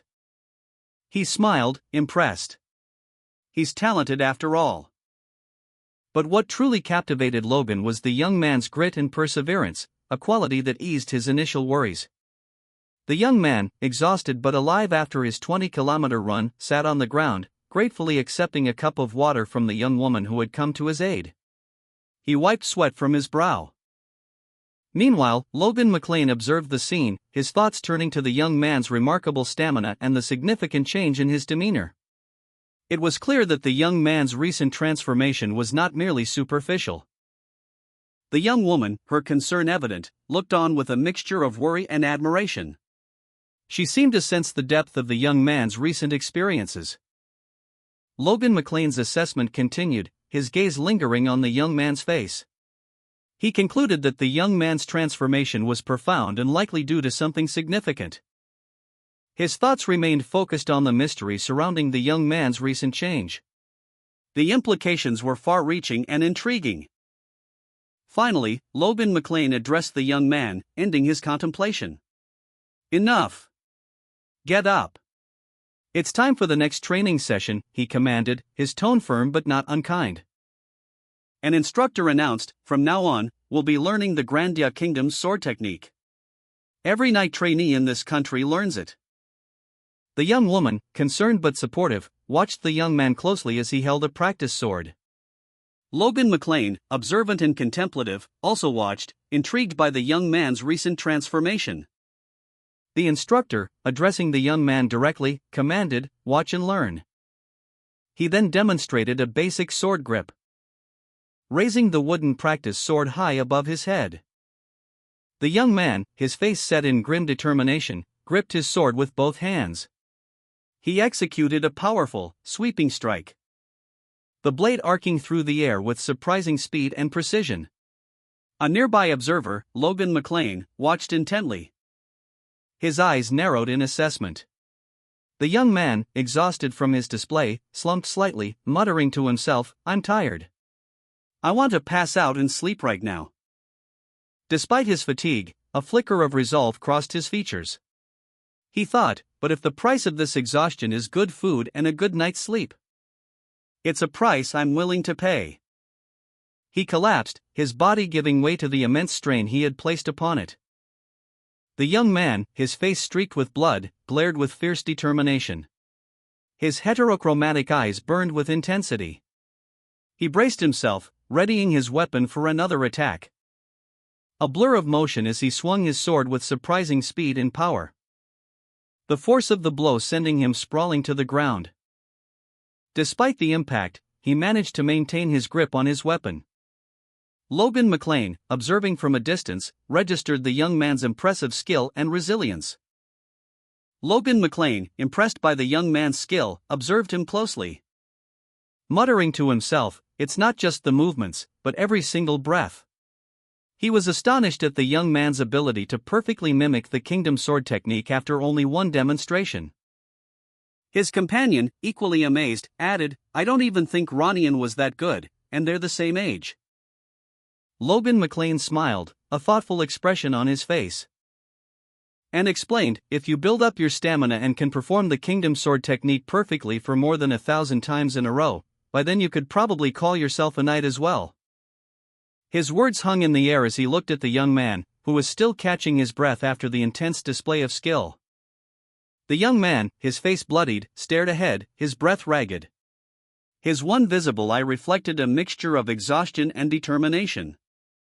Logan McLean, a figure of authority and calm, observed him with a knowing smile. He seemed pleased with the young man's progress. "You can do it, right?" Logan asked, his voice a quiet encouragement. The young man, despite his injuries, responded with a determined, "Yes, sir." Logan offered further guidance. "Good. If there's anything else you want for your training, tell Rick. He can probably take care of most things." The young man, resolute in his resolve, simply replied, "I don't need anything." Logan McLean, his brow furrowed in contemplation, questioned the young man's resolve with a hesitant, "Are you sure?" The young man, his face etched with determination, responded simply, Please just look after my sister as you do now." A young woman stood silently behind him, her expression a mixture of worry and hope. The young man's plea was met with a curt, "That's enough." His gaze hardened, a trace of blood on his lip. The young man's heterochromatic eyes reflected his steely determination. Logan McLean, observing the young man's unwavering resolve, offered a subtle, approving smile and a single word, "Excellent." A narrator's voice provided an update on Victor's status. Victor may not be able to immediately join the war effort, but his assistance to McLean will be invaluable in the future. Meanwhile, Logan McLean stood with the young man and woman, observing them. Both the mercenary corps and the weapon Hamar will craft will be a formidable force. Logan McLean, however, harbored a doubt. He shouldn't be too hopeful. Hamar might not be able to create a good crossbow, and even if he does, the mercenaries may not be able to use it effectively. Logan McLean reflected on his actions, realizing he had essentially entrusted everything to others. He concluded that he needed to formulate a backup plan. The question hung in the air, unspoken yet heavy with implication. "You want to join the Knights' training?" A young man, his face partially obscured, stood before a regal figure, a man with a distinguished beard and bearing. The older man's expression was unreadable, his silence amplifying the weight of the inquiry. The scene was tense, the unspoken words hanging heavy between them. The young man's resolve hardened. His response, sharp and decisive, cut through the silence. "Yes, sir." A tranquil scene unfolded, showcasing a bright, sunny sky above a lush forest canopy. The crowd roared its approval, a wave of sound echoing through the air. "Hear, hear." Captain Hike of the McLean Knights Order addressed the assembled crowd, his voice booming with authority. He announced, "As of today, First Young Master Logan will be joining the training of our Knights Order." A murmur rippled through the assembled knights. What? One whispered, his voice laced with disbelief. Another echoed the sentiment, "Did I hear that right? The first young master's going to train?" Doubt and skepticism were palpable. A knight scoffed, questioning the decision. "Does he take knights for a joke now since he won against Dominion?" His tone was sharp, laced with resentment. Inside a grand hall, a tense conversation unfolded between two figures. One, a knight in shining armor, inquired, "You're going to have the young master train with the knights?" The other, a powerful figure seated at a large desk, responded with a grave expression. "But if you do that, the knights are not going to be happy about it." He continued, his voice firm, "I'm not asking you to give him special treatment, Hike. Grill him through and through like you would a rookie knight." Captain Hike inwardly lamented the situation. Despite the powerful figure's orders, he found himself troubled by the prospect of training Logan, the Lord's son, without any special treatment. He voiced his concerns to Logan, expressing the difficulty of the task ahead. Logan, however, remained unfazed, assuring the captain that he would persevere, even if it meant falling behind the other knights in training. Captain Hike, slightly reassured, nodded in agreement. Captain Hike resolved to simply avoid any further complications, choosing to ignore the situation and focus on the task at hand. He agreed to the plan, and the conversation concluded. Suddenly, a grim announcement was made. For the coming week, the Knights' Order training would be tripled in difficulty. The unnamed powerful figure's face, contorted in a cruel smile, filled the panel. His eyes gleamed with a cold determination. A knight's heavy boot landed on the ground, kicking up dust. This was followed by a scene of several knights struggling to carry an injured comrade, groaning in pain. One of them exclaimed, "Ugh!" The injured knight was clearly exhausted, his face pale and strained as he was carried away. Another knight, watching the scene, muttered, "What the hell kind of training is this?" He then addressed his fellow knights, shouting, "Don't you die on me. You are cavalry knights." Captain Hike, his face contorted in a mixture of frustration and exasperation, addressed his fellow knights. "How can you be oblivious to how it feels to be a horse?" he demanded, his voice echoing with the weight of his words. He continued, emphasizing the physical strain of carrying a fully armored knight across a battlefield. "Feel how it feels to be the horse that carries you through the battlefield while you're fully armored." One of the knights, clearly angered by the captain's words, retorted with a frustrated outburst, "What bullshit is that? Another knight, observing Logan's struggle, voiced his concerns. I was wondering why he asked us to train in full armor. We're going through this hell because of that damn troublemaker. He continued, expressing his doubts about Logan's endurance. But he'll only last so long before he runs away. Maybe he'll last 3 days. A more pessimistic knight countered, he won't last a day. Fellow knights carried Logan McLean, his face strained but determined, through the forest. He was clearly exhausted but pressed onward. Despite the grueling pace, the exertion was evident in his every movement. As he was carried through the dense undergrowth, the other knights looked equally worn out, their expressions reflecting the intensity of the training. Captain Heinck, observing from a distance, muttered in disbelief, "No way. That troublemaker's in the lead?" Logan, however, maintained a confident smile, seemingly unfazed by the arduous challenge. Another knight exclaimed, "On top of that, he's smiling." Captain Heinck watched Logan McLean, exhausted but still leading the pack, his positive attitude surprisingly unwavering. He muttered to himself, "At this rate, it'll be the knights, and not him, who'll fall behind." Heinck's expression shifted to one of annoyance as he grunted, "Ugh," clearly frustrated by Logan's unexpected resilience. He then shouted, "All of you, halt!" His command cut through the air, silencing the exhausted knights. A close-up revealed a detail on the armor of one of the knights supporting Logan, a stylized, three-pronged flame emblem. The knights collapsed, gasping for breath. Heinck announced, "We'll rest for 10 minutes." More knights groaned in exhaustion as they struggled to remain upright. The scene ended with Logan being supported by 2 fellow knights, his face etched with fatigue, while Heinck observed them from a distance. A senior knight approached Logan, inquiring, "Young master, how are you doing?" The knight chuckled, commenting on the grueling nature of the training. "Tiring, right?" Logan, despite his exhaustion, offered a resolute response, "Of course, it's tiring.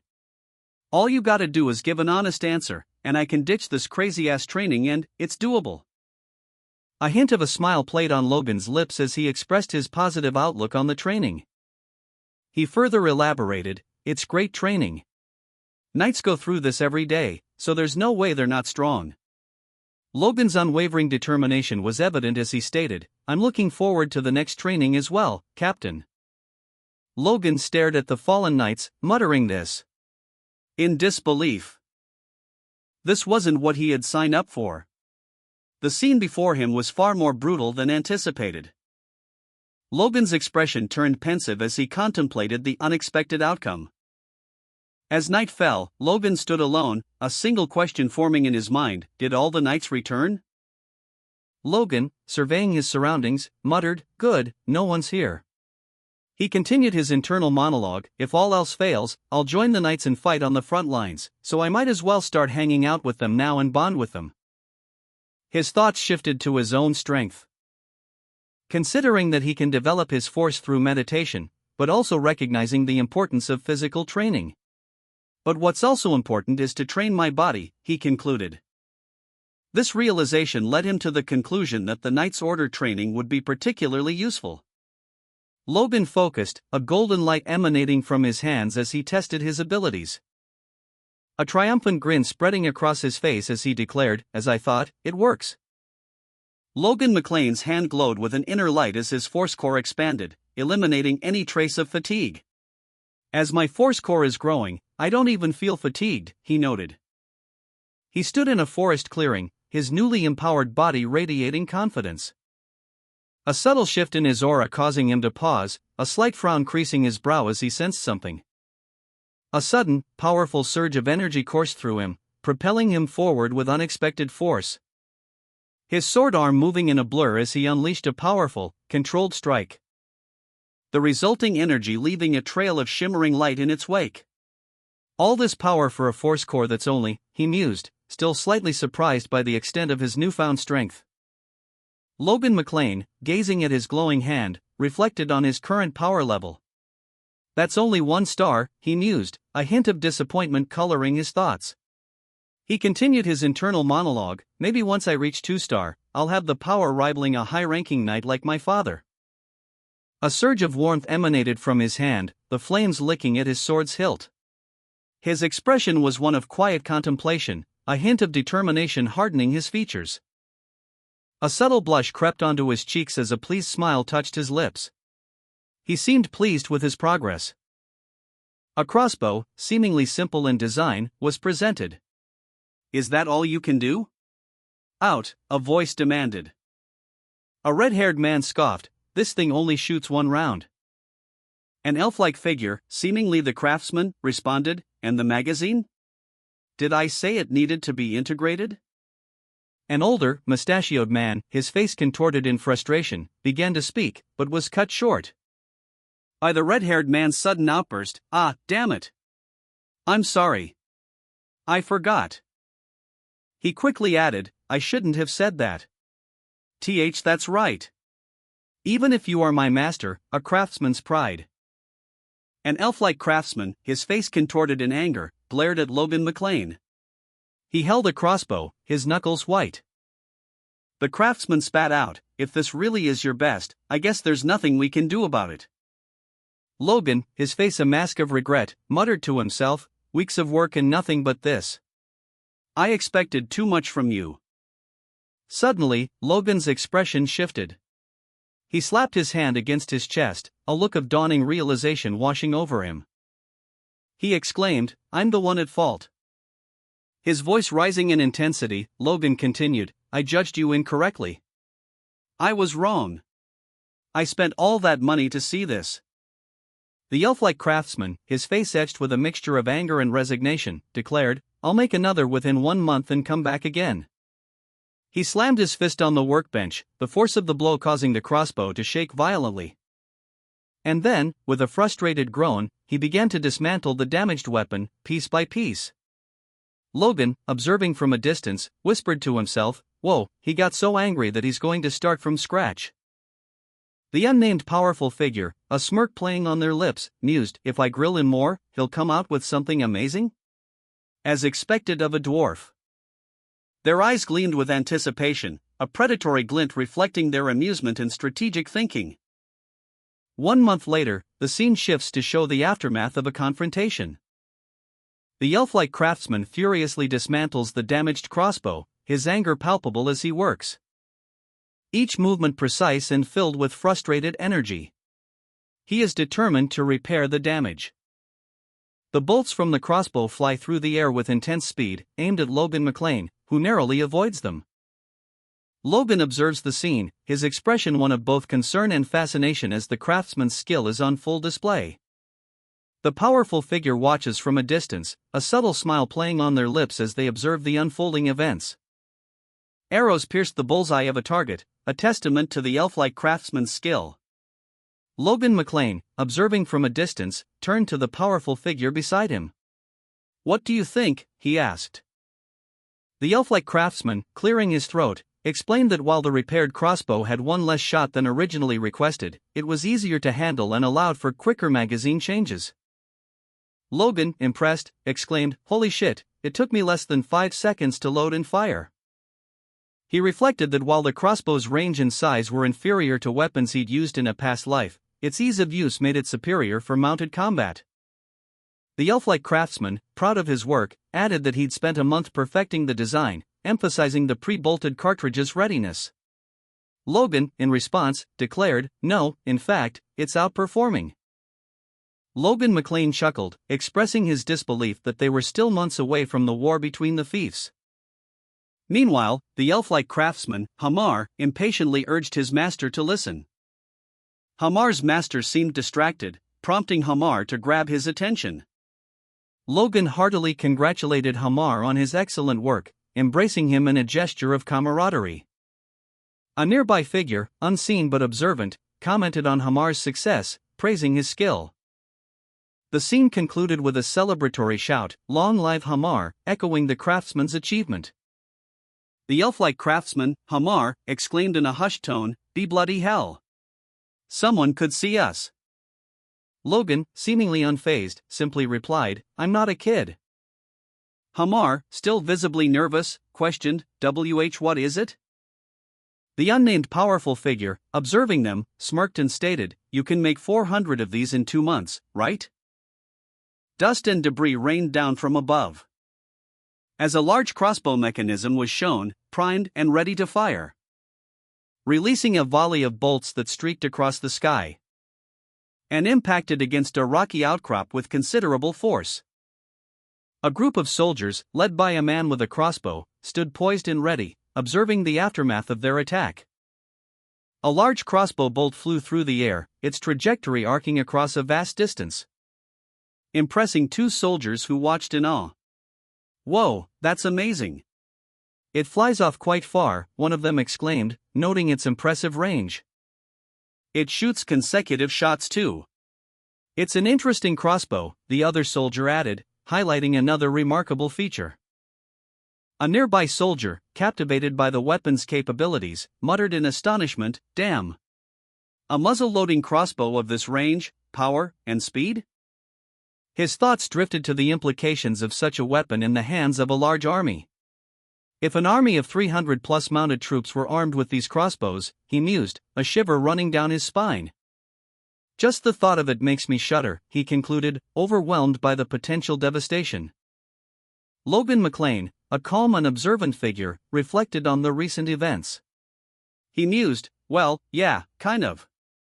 His thoughts turned to Hamar, the dwarf craftsman, and the challenges he faced in creating the new crossbows. Despite the difficulties, Hamar had exceeded expectations. Logan continued his internal monologue, recalling, I had extra craftsmen assist him, but who would have expected he'd complete the order I made 2 weeks before schedule, and even make 100 extra crossbows?" Logan smiled, pleased with the outcome. He saw Hamar, the expert-ranked dwarf, as superior, and looked forward to putting the new weapons to good use. "I'll make good use of them as expected of an expert-ranked dwarf, he's obviously superior." Logan considered sharing the new crossbows with the Knight's Order and the soldiers, but logistical concerns arose. He thought, "I'd like to share this with the Knight's Order and the soldiers too, but there's the issue of funds." He also worried about potential technology leaks, deciding to delay wider distribution for now. His internal dialogue continued, "And possible leak of technology, so I should hold off on that for now." Logan then gave orders to equip the mercenaries with the new crossbows, initiating a plan to clear out monsters from outside the territory. He stated, "Starting today, equip the mercenaries with the crossbows and clear out the monsters from outside the territory." A mercenary, surprised, responded, "What?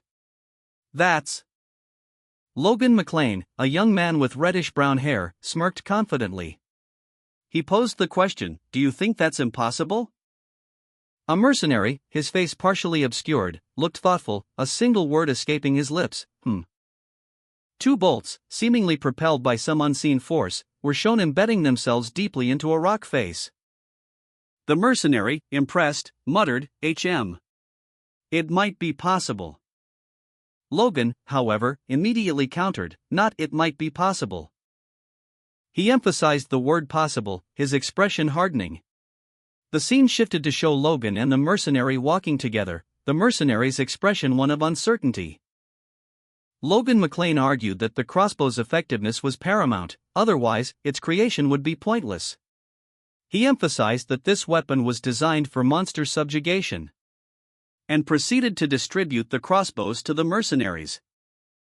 One mercenary, observing the distribution, wondered aloud if Logan was preparing for war. A mercenary, upon receiving and examining his crossbow, was visibly impressed, muttering "Whoa!" in awe. 2 mercenaries carried a third on their shoulders, his face strained with exertion.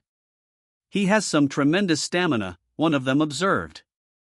As they navigated a cobblestone path, the carried man's powerful physique partially visible beneath his armor. Another mercenary watched them from a distance, pondering aloud, "Is that ridiculous physical ability genetic?" 2 guys at the same time.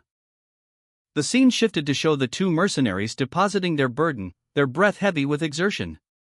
"If he's really like the patriarch, he must be really good with a sword," one of them commented. However, another mercenary scoffed, "How can you compare him to the old man? He even lost to his younger brother before awakening." The first mercenary conceded, "Well, despite that, it's kinda amazing how he has been consistently carrying 2 other men." One night, his face etched with exhaustion, was surrounded by his comrades. He had been consistently enduring grueling training for over a month. A training regime initially designed to drive Logan McLean away, now a symbol of the Knight's Order. 2 knights discussed the training's intensity. One commented that while tiring, it was more rewarding than simple running. The other agreed, stating it was the right level of training for the Knight's Order.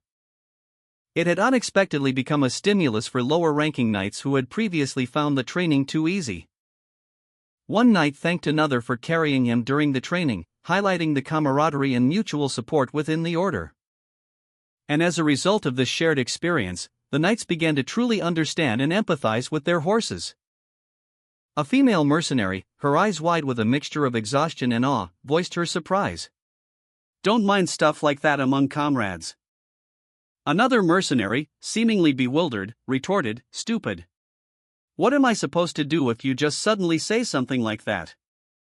The strengthening of bonds among the knights was a plus.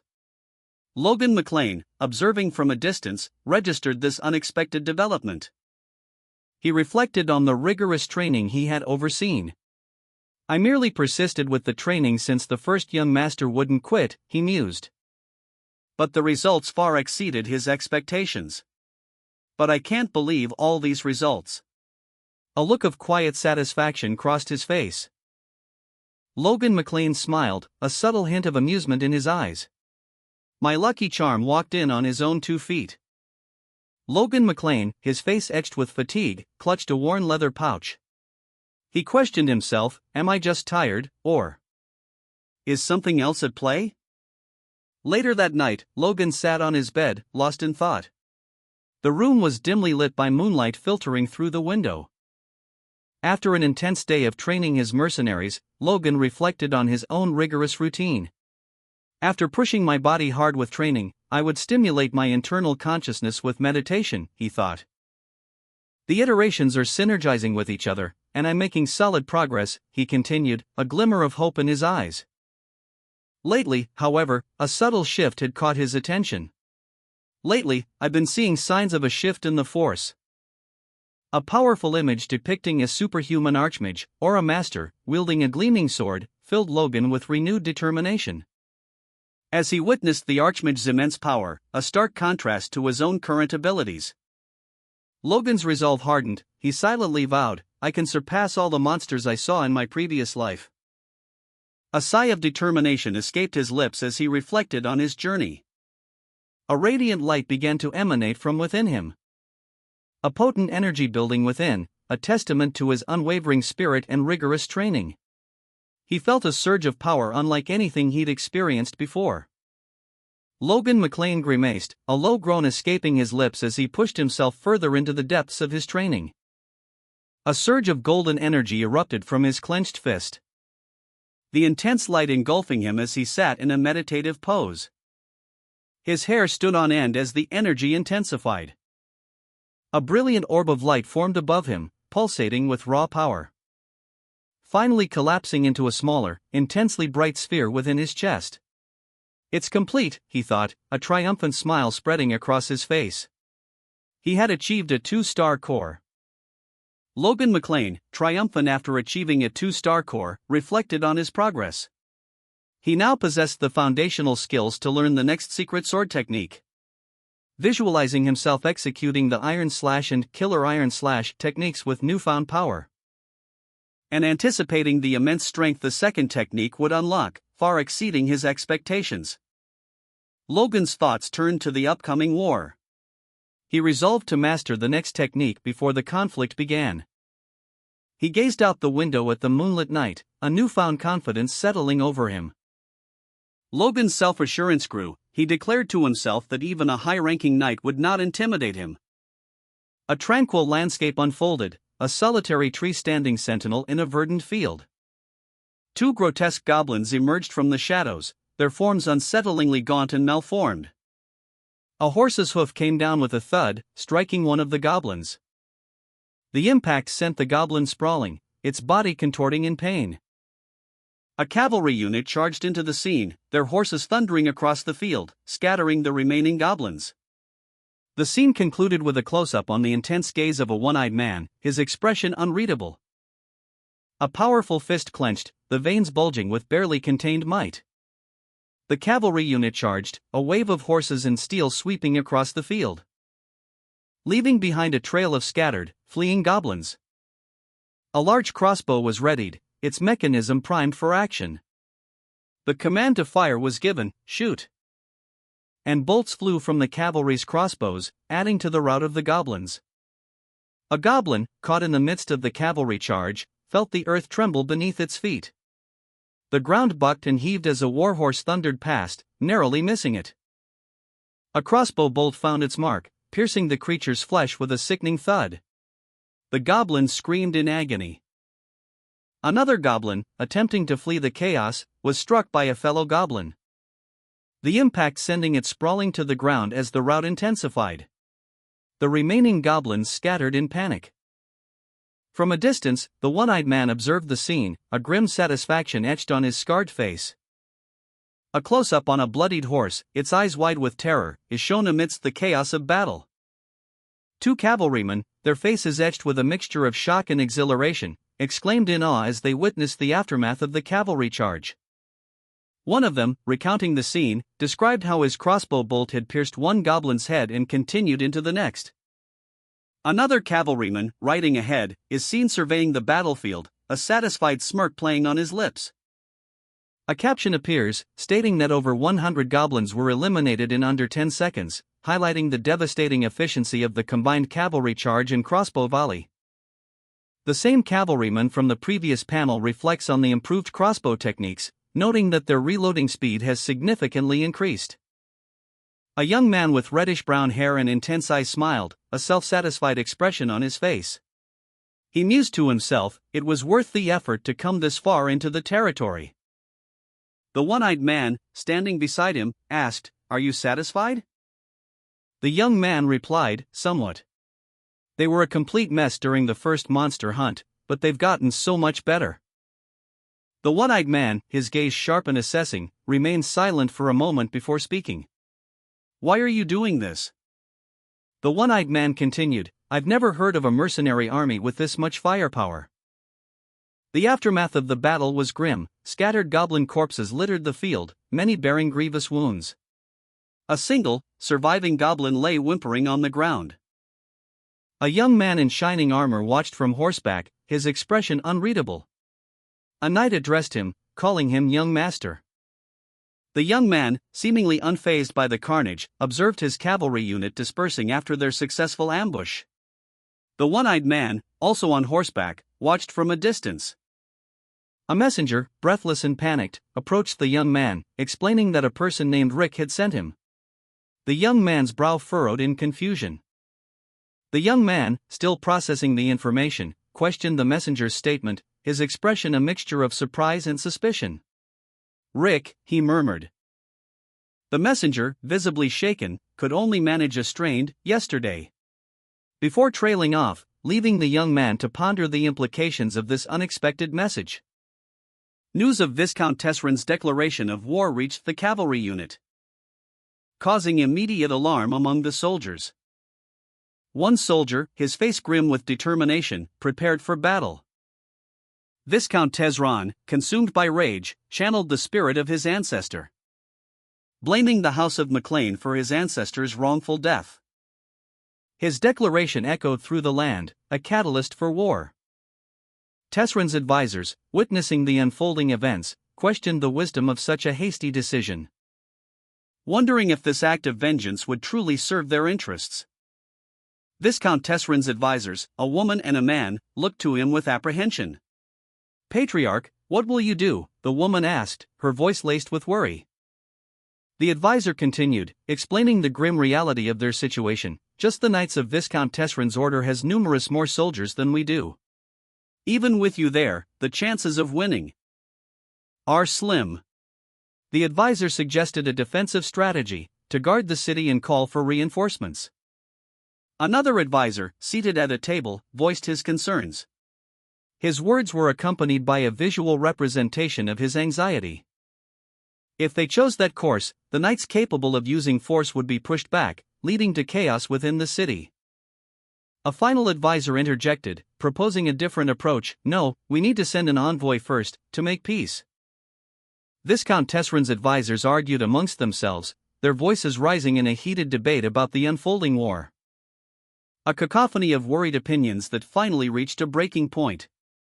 Tesran, his face grim, slammed his fist on the table, silencing them instantly. "Silence, all of you," he roared. Tesran surveyed the crystal orb on the table, a symbol of his authority, his gaze hardening. Even with the weakened power of the royal family, the advisor's suggestion of war without royal permission was unacceptable. It was clear to him that this conflict had been deliberately planned. His eyes blazed with anger, a furious red glow reflecting in his intense gaze. The Viscount's fury was palpable, a storm brewing within him. Tesran addressed his advisors, his voice dangerously low. "Those who speak of peace," he hissed, "did you even think before you spoke?" He then issued his final command, his voice ringing with steely determination. "Prepare for war, all of you. And come up with a plan for victory." Viscount Tesran, his face contorted in a mask of furious determination, glared ahead. His eyes burned with a fierce resolve, fueled by an unyielding desire for victory. He declared, in a voice that brooked no argument, that he would not tolerate any dissent. His advisors, cowed by his anger, remained silent. Tesrin's advisors, two young men in formal attire, exchanged worried glances. The weight of their lord's decision pressed heavily upon them. A female advisor, her expression a mixture of apprehension and concern, voiced a hesitant question: would the young masters also be sent to war? Her question hung in the air, unanswered, as Viscount Tesrin's imposing figure loomed over her, silencing any further objections. The advisor, visibly intimidated, fell silent, her gaze fixed on the Viscount's back as he strode away, leaving her and the other advisors to grapple with the implications of his decision. Viscount Tesran, his face grim, made a resolute decision: "My sons will go to war as well." Ronian's forces had awakened, and the Viscount was prepared. One of Tesrin's advisors spoke, mentioning Logan's age and suggesting his participation in the war effort. "And Logan is of age as well, so he should do his part." He continued, "Speaking of which, I heard the first young master trains with the knights. Since they're both force users, they'll be of great help." Another advisor, however, expressed his concern: "This is bad." He added, urgently, "Young master is away right now." A messenger, his face grim, raced through the palace corridors, determined to reach Viscount Tesran as quickly as possible. He carried urgent news. The messenger relayed the information to one of the Viscount's sons, a young man in shining armor. The young man listened intently. The young man's expression turned serious as he processed the news. Based on his memories of a past life, he knew the war was not supposed to begin for another 2 months. He pondered the implications of this unexpected development. What could have possibly hastened the war of the fiefs? Another advisor informed the young man that the other fiefs had already mobilized their armies and declared war. He urged the young man to depart immediately to join the conflict. Viscount Tesrin's son felt a surge of urgency. There was no time for hesitation, the war had begun.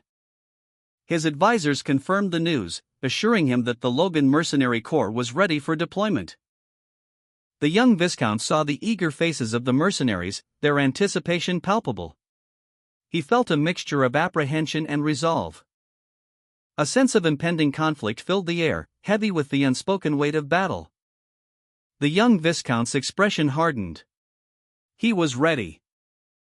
The mercenary captain, addressing the Viscount's son, noted his calm demeanor. "Kai, you don't seem too surprised that war has broken out," he observed. "For us," the captain continued, "if there is no war, we want to start one." One of Tesrin's advisors reacted with a look of disapproval to a statement made, muttering to himself, "What a terrible thing to say." Another advisor, seemingly unfazed, continued, explaining, "We got our hands on a great weapon, so isn't it obvious we'd want to use it?" Observing the mercenary captain and his overly confident troops, the advisor judged, "These guys, they're way too confident." Meanwhile, Viscount Tesrin's son, newly enlisted in the Logan Mercenary Corps, stood silently, his back to the viewer, seemingly contemplating the situation. A subtle smile played on his lips as he thought, but it's valid. The final panel showed a gruesome scene, the aftermath of a massacre, a discarded weapon lying near a victim's hand, with a caption stating, "The monster was larger than normal from last year's winter." Logan, the mercenary captain, expressed his indifference to the timing of the war's outbreak, stating, "Yeah, what does it matter when the war breaks out? All we gotta do is win." One of Tesrin's advisors, displaying confidence, declared that they possessed sufficient combat strength for the impending conflict. "We've got enough combat power right now." Meanwhile, the House of McLean found itself thrown into turmoil by the unexpected commencement of war. Logan's mercenary corps, numbering 314, prepared for their departure. And the 314 mercenaries were certain of their impending victory. The day after Tesron declared war, his troops arrived at the McLean estate, their numbers far exceeding the vassals' expectations. One advisor, aghast, reported that there were over 100 knights alone, over 1,000 regular troops, and nearly 10,000 conscripts. It was an all-out war. Another advisor, shocked, exclaimed that Haman Tesron had gone insane. Viscount Tesrin's son reflected on the sheer scale of the army his father had amassed, a wave of apprehension washing over him. Tesrin's advisors, witnessing the same sight, reacted with starkly different emotions. One was shocked and horrified, while the other was rendered speechless by the sheer magnitude of the force. Meanwhile, a question echoed in the mind of one of Tesrin's advisors, but to use conscripts in a war not even between nations, but a domestic fiefdom war? The image shifted to Tesron himself, his face a mask of grim determination, his red eyes burning with intensity. Another advisor, his voice laced with disbelief, exclaimed, "Why the hell are you going this far, Haman?" A female advisor, her expression strained, delivered grave news. "The House of Kairos has informed us they will not be providing us troops." One of Tesrin's advisors, her face etched with worry, exclaimed, "Way. There must be a mistake." Another advisor, seemingly calmer, interjected, "Mr. Duane said he checked with them several times." The first advisor, however, refuted this, her voice laced with distress, "No. I checked it myself." Tesron, his face grim, clenched his jaw, his eyes narrowed in determination. He then issued a decisive order, "Gather all men who can carry weapons. We will respond with full force."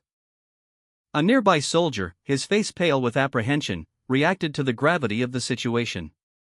News of betrayal reached Viscount Tesrin's forces. Their trusted allies, House Kairos, had abandoned them. Despite this setback, Tesrin's son, Mkane, remained resolute. He began gathering his remaining forces. A desperate attempt to muster enough men to face the impending conflict. And thus, he gathered his troops. 53 knights and 552 regular troops, a force far smaller than anticipated, stood ready. A vast army of soldiers, clad in red and gray armor, stood poised and ready. Their spears and shields formed a formidable wall. A grim determination etched on their faces. The text box revealed the precise count: 577 regular soldiers and 4,418 conscripts, totaling 5,023 men. One soldier, his face etched with worry, looked on with apprehension. As ranks of his fellow soldiers stretching out before him, a seemingly endless line of men marching towards an uncertain future. The camera angle shifted, revealing the full extent of the army, a sea of soldiers stretching to the horizon. The scale of the force was overwhelming. From a high vantage point, the Viscount Tesrin's son and his advisors observed the assembled army. An on-screen caption appeared, stating that the approaching force was less than half the size of Tesrin's army. Meanwhile, a red-haired man, presumably a commander, reacted with a grimace, muttering in frustration. Two soldiers discussed the absence of Viscount Tesrin's son, noting that he had left a while ago and hadn't returned yet. The red-haired commander, upon hearing this, expressed his concern that the young master would likely stay away after hearing the news of the approaching army. Viscount Tesserin's son arrived on horseback, questioning what the commotion was about. The red-haired commander reacted with disbelief, stating that there was no way the young master would act in such a manner. Viscount Tesserin's son, his face etched with worry, spoke urgently. His words, barely a whisper, carried the weight of a desperate plea, Hyungnim. A figure emerged from the shadows, a confident smirk playing on his lips. He revealed a surprising piece of information: he already expected this war would happen. The figure continued, offering a promise of strength and shared purpose, I'll teach you this secret technique soon. Let's save our family together. Meanwhile, another individual reacted with disbelief, their thoughts echoing a firm conviction: there's no way he'd run away. The scene shifted, revealing a new character's shocked reaction. First young master ran away? News of Viscount Tesserin's son's disappearance spread amongst his advisors, prompting his brother, Ronian, to assume his identity. Ronian's brother's urgent plea echoed in his mind, don't you waver at any cost, as he braced himself for the impending battle. Despite the personal stakes, Ronian's focus remained unwavering, as he rallied his troops with a battle cry, we must win this war. Everyone, charge! Ronian, fueled by a fierce determination, rallied his troops, his powerful voice booming across the battlefield, shouting, let's crush those scum, as he raised his fist in defiance. The ground trembled beneath the weight of the approaching army, their heavy boots pounding a rhythm of war. Ronian's soldiers charged forward, a wave of steel and fury crashing against the enemy lines. From atop his horse, a seasoned knight, Patrick McLean, observed the battle, a knowing smile playing on his lips. He declared, finally, Patrick has drawn his sword at last. Ronian, confident and battle-ready, spurred his horse forward, leading the charge into the heart of the enemy lines. The ground trembled beneath the thunder of hooves as his troops followed closely behind. Ronian's lance poised, ready to strike down any who dared to oppose him. Patrick McLean, from a safe distance, observed the unfolding battle, his eyes scanning the battlefield for any sign of weakness or opportunity. He calmly addressed his own troops, ensuring they maintained their formation and prepared for any eventuality. Ronian, leading the charge, declared, first of all, I must break through the vanguard. He spurred his horse forward, driving his lance with fierce determination. The impact of the collision sending a shockwave through the enemy lines. Ronian's attack was met with unexpected resistance. A powerful enemy warrior blocked his blow, the force of the impact causing a visible tremor in the earth, leaving Ronian momentarily stunned as he muttered, he blocked my attack? Ronian, astride his steed, led a fierce charge against the enemy vanguard. His attack was met with unexpected resistance, the enemy's defenses proving stronger than anticipated. Patrick McLean, his face contorted in exertion, gripped his weapon tightly, his breathing ragged. Huffing, he strained against the weight of it, sweat beading on his brow as he struggled to maintain his grip. His eyes darted around, reflecting his growing anxiety. A sudden, sharp pain shot through his arm as a knight's spear struck him. My arm! My arm, he cried out in agony, collapsing to the ground. Despair etched across his features as he watched his weapon fall from his grasp. No, he whispered, his voice barely audible. Panic seized him as he desperately cried for help, his pleas echoing in the desolate landscape. Help, he screamed, his voice filled with terror. No, no, no! Patrick McLean, already injured, braced himself against another blow, his body screaming in pain. The impact sending tremors through his arms and legs as he struggled to maintain his footing. This is bad. We're losing, he thought, his eyes wide with fear as he assessed the dire situation. His thoughts turned inward, we were so disadvantaged in this war that they even had to send out a servant like me. If they enclose us here, we'll lose no matter what. A desperate look crossed his face as he realized the gravity of their predicament. And then, with a final, pained cry of Kiahiak, he collapsed to the ground, defeated. With a ferocious roar, the knight lunged forward, spear poised, shouting, Die!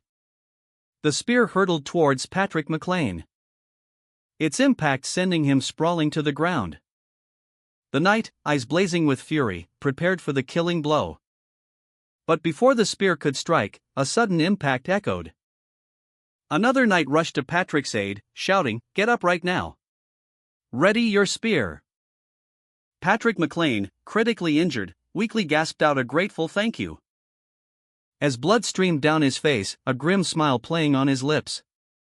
The rescuing knight's intervention had been swift and decisive, but the damage was done.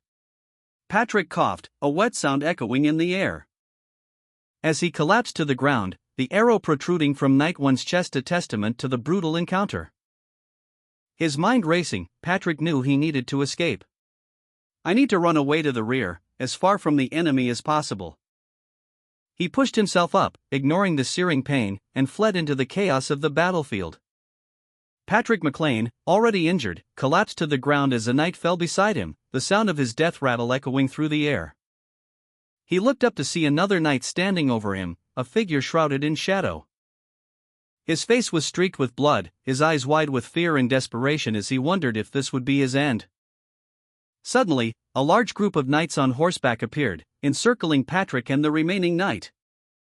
The knight beside Patrick exclaimed in terror, "They've surrounded us from the rear too." Patrick, his body battered and bruised, could only stare in despair, whispering, "Are we all going to die here?" A knight on horseback charged, a fiery aura engulfing him. His lance aimed at Patrick McLean. Knight 2 reacted instantly, intercepting the attack. The impact sending a shockwave through the ground. Patrick coughed, injured but alive.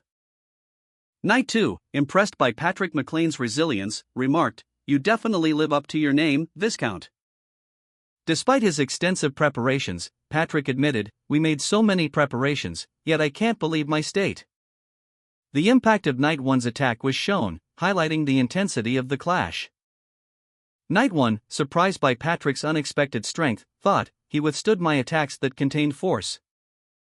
Knight 1 was further shocked, exclaiming, "I didn't expect Tesron would have a high-ranking knight as well." Knight 2 stood victorious, slightly wounded but ultimately triumphant over Knight 1. Two knights stood vigilant, their spears poised. A voiceover stated, "The other four are at least intermediate-rank knights." But a question lingered, "But is that why they're so confident?" A powerful figure, seemingly their target, appeared. He scoffed, "So you're the people prepared to deal with me, huh?" A knight, smirking with a bloody lip, responded, "Well, how do you like the preparations?" The scene shifted, showing the red-haired man on horseback, surrounded by a large number of knights. He thought, "If I get blocked here, so will the knight's order." The man's expression was grim, his gaze fixed on the approaching knights. Knight 2, slightly wounded but resolute, gripped his sword. And if that happens? He would not let Patrick McLean escape. With a powerful swing, he drove his blade towards the ground. A display of force meant to intimidate his opponent. "I won't let that happen," he vowed silently. Knight 2 charged on horseback, his sword raised high. A blur of motion as he aimed a powerful blow at Patrick. The clash of steel echoed as Patrick parried the attack, sparks flying from the impact. Knight 2, mounted on his steed, charged towards Patrick McLean, his sword raised high in a powerful attack. The force of the impending blow evident in his grim expression. Patrick braced himself. The knight's attack was swift and brutal, a blur of steel aimed at ending the fight quickly. But Patrick, with a practiced movement, deflected the blow, the clang of steel echoing through the battlefield. The impact sending tremors through both combatants. The knight, momentarily stunned, found himself off balance, giving Patrick a brief window of opportunity. Seizing the moment, Patrick prepared a counterattack. Knight 2, his face contorted in fury, lunged at Patrick McLean with a powerful blow. Roaring, "Damn bastards! Do you have no pride as knights?" But his attack was met with a swift parry, sending him reeling backward. Observing from a distance, one of Knight 2's fellow knights suggested, "Just let him be. It's his last struggle before dying." Another knight, however, countered, "You whelps, he's still a trained high-ranking knight." As Knight 2 crashed to the ground, his attack having failed. Knight 2, wounded from Patrick McLean's parry, stumbled back, uttering a pained ugh as he collapsed to the ground. Patrick McLean stood over his fallen opponent, his expression grim as he watched Knight 2's pained breaths. Meanwhile, Knight 2's fellow knights observed the scene, their faces a mixture of shock and concern. A single drop of blood trickling from the helmet of one of them, reflecting the tension of the moment. Patrick McLean stood over his fallen opponent, a cruel smile playing on his lips. The final blow having landed with brutal efficiency. Knight 2 lay wounded, his armor marred and his body trembling, a gasp escaping his lips as he struggled to breathe. The pain was evident in his contorted features. Blood seeped from a fresh wound near his ankle, staining the earth crimson. His fellow knights watched from a distance, their expressions unreadable. One of them, a knight with fiery red hair and a beard, gripped his sword, his eyes burning with a mixture of anger and apprehension. Meanwhile, Patrick McLean found himself trapped. Despite his victory, he recognized the precariousness of his situation. The high-ranking knight blocked his attacks while others pressed their assault. Patrick McLean, victorious but surrounded, found himself facing a renewed onslaught. The enemy knights, having witnessed the fall of their comrade, pressed their attack, flanking him from the rear. Knight 2, wounded and defeated, groaned in pain, his body bearing the brunt of Patrick's attack. His labored breaths were a testament to the ferocity of the battle. Blood staining the ground, a grim reminder of the brutal clash of steel. The knight's fall was swift and decisive. Another knight, observing the scene, muttered, "Right, Logan did good running away." His words hinted at a larger context, a strategic retreat by another combatant. Patrick McLean, now surrounded by the remaining knights, braced himself for the inevitable. His back was to the wall, his options dwindling. A distant voice, filled with hope, echoed, "I hope he can at least continue the family's legacy." The words suggested a deep-seated concern for the future and the weight of familial expectations.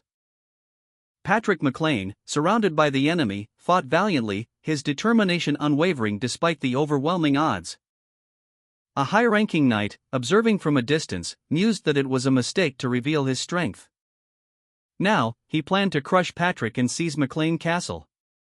His gaze fell upon something, a glint of anticipation in his eyes. A sudden, jarring sound reached Patrick's ears. The unmistakable sound of approaching cavalry troops. A knight on horseback galloped towards a figure on foot, shouting, "Lord!" The knight reported, "We spotted a unit of cavalry troops in the rear." Another knight, observing the approaching cavalry, exclaimed, "There's around 300 of them." A knight questioned, "Cavalrymen?" The high-ranking knight pondered, did McLean have more elite troops? Patrick McLean braced himself, the impact of a crossbow bolt narrowly missing him. As the high-ranking knight observed the incoming projectiles, the word "small crossbows" echoing in his mind. A close-up on the knight's face revealed a grimace of annoyance. He dismissed the threat, instructing his troops to deal with the hunters using crossbows. The knight's condescending laughter filled the air as he observed the ensuing chaos, the rear soldiers and archers easily dispatching the lightly armed hunters. He confidently declared them trash soldiers, underestimating their capabilities. A knight, obeying his superior's command, lunged forward, his sword a blur of motion. The high-ranking knight watched with an air of supreme confidence, his expression one of dismissive superiority. But his smugness quickly turned to shock as he witnessed the devastating impact of the explosion. The force of the blast sent him reeling backward, his mount rearing in fright. From a distance, the cavalry troops continued their advance, seemingly unaware of the chaos unfolding before them. A young man with fiery red hair watched from above, his eyes narrowed in anticipation. Patrick McLean, eyes narrowed in concentration, aimed his heavy crossbow, the golden bolts shimmering menacingly. His expression grim as he prepared to unleash a deadly shot. The scene shifts to show the aftermath of a recent explosion. Several bodies of fallen cavalrymen lay scattered across the battlefield, blood staining the ground. The carnage speaks of a brutal and swift attack. A close-up reveals a wounded soldier, his face contorted in agony, clutching a protruding arrow. His pained cry, "Ach!" echoes the chaos of the battle. The camera focuses on Patrick's intense gaze, his red eyes reflecting the ferocity of the battle. His focus is unwavering. A high-ranking knight lies defeated on the ground, his armor marred, his face etched with despair as he struggles to breathe. His sword lies discarded nearby. The high-ranking knight, his body ravaged by the recent explosion, cried out for help. His face contorted in agony, his eyes wide with fear. As searing pain consumed him, his eyes flashed with a desperate rage. A word, raw with fury, escaped his lips: fire. A desperate plea for retribution, even as his strength ebbed away. Meanwhile, Patrick McLean, observing the scene from a distance, loosed a volley of crossbow bolts towards the approaching enemy cavalry. Patrick McLean loosed a volley of crossbow bolts, a deadly rain of projectiles arcing towards the oncoming cavalry. The bolts found their marks, piercing through armor and flesh alike. A blurry image of crossbow bolts piercing through the air. The bolts found their marks, impacting the advancing cavalry ranks. A wave of projectiles tore through the enemy formation, causing significant casualties. A high-ranking knight, wounded and surrounded by his men, felt a surge of despair. The high-ranking knight, his face etched with terror, stared in disbelief as the enemy cavalry fell before Patrick McLean's volley of crossbow bolts. His voice, filled with shock and disbelief, echoed the thoughts of his men: forces had those kinds of troops? One by one, the cavalrymen crumpled under the relentless assault, their advance shattered by the unexpected ferocity of the McLean's defense. The ground was littered with fallen soldiers, their armor and weapons scattered amidst the chaos. The remaining cavalry, demoralized and disoriented, hesitated, their initial momentum completely broken. A knight, his face contorted in shock and fear, found himself overwhelmed. As crossbow bolts rained down around him, piercing his shield and embedding themselves in the earth. The impact of the volley sent tremors through the ground, leaving a trail of destruction in its wake. The knight's comrades lay scattered, casualties of the devastating attack. The knight's thoughts raced: all those who didn't ready their shields are dead. He realized the sheer power of the volley and the speed with which it had been unleashed. His fear intensified. If I was even the slightest bit later, he thought, his survival feeling like a stroke of pure luck. The surviving cavalrymen, despite their losses, attempted a counterattack, loosing a volley of their own arrows in a desperate attempt to regain the initiative. Patrick McLean, poised and ready, knocked a quarrel into his heavy crossbow, the powerful weapon gleaming ominously in the fading light.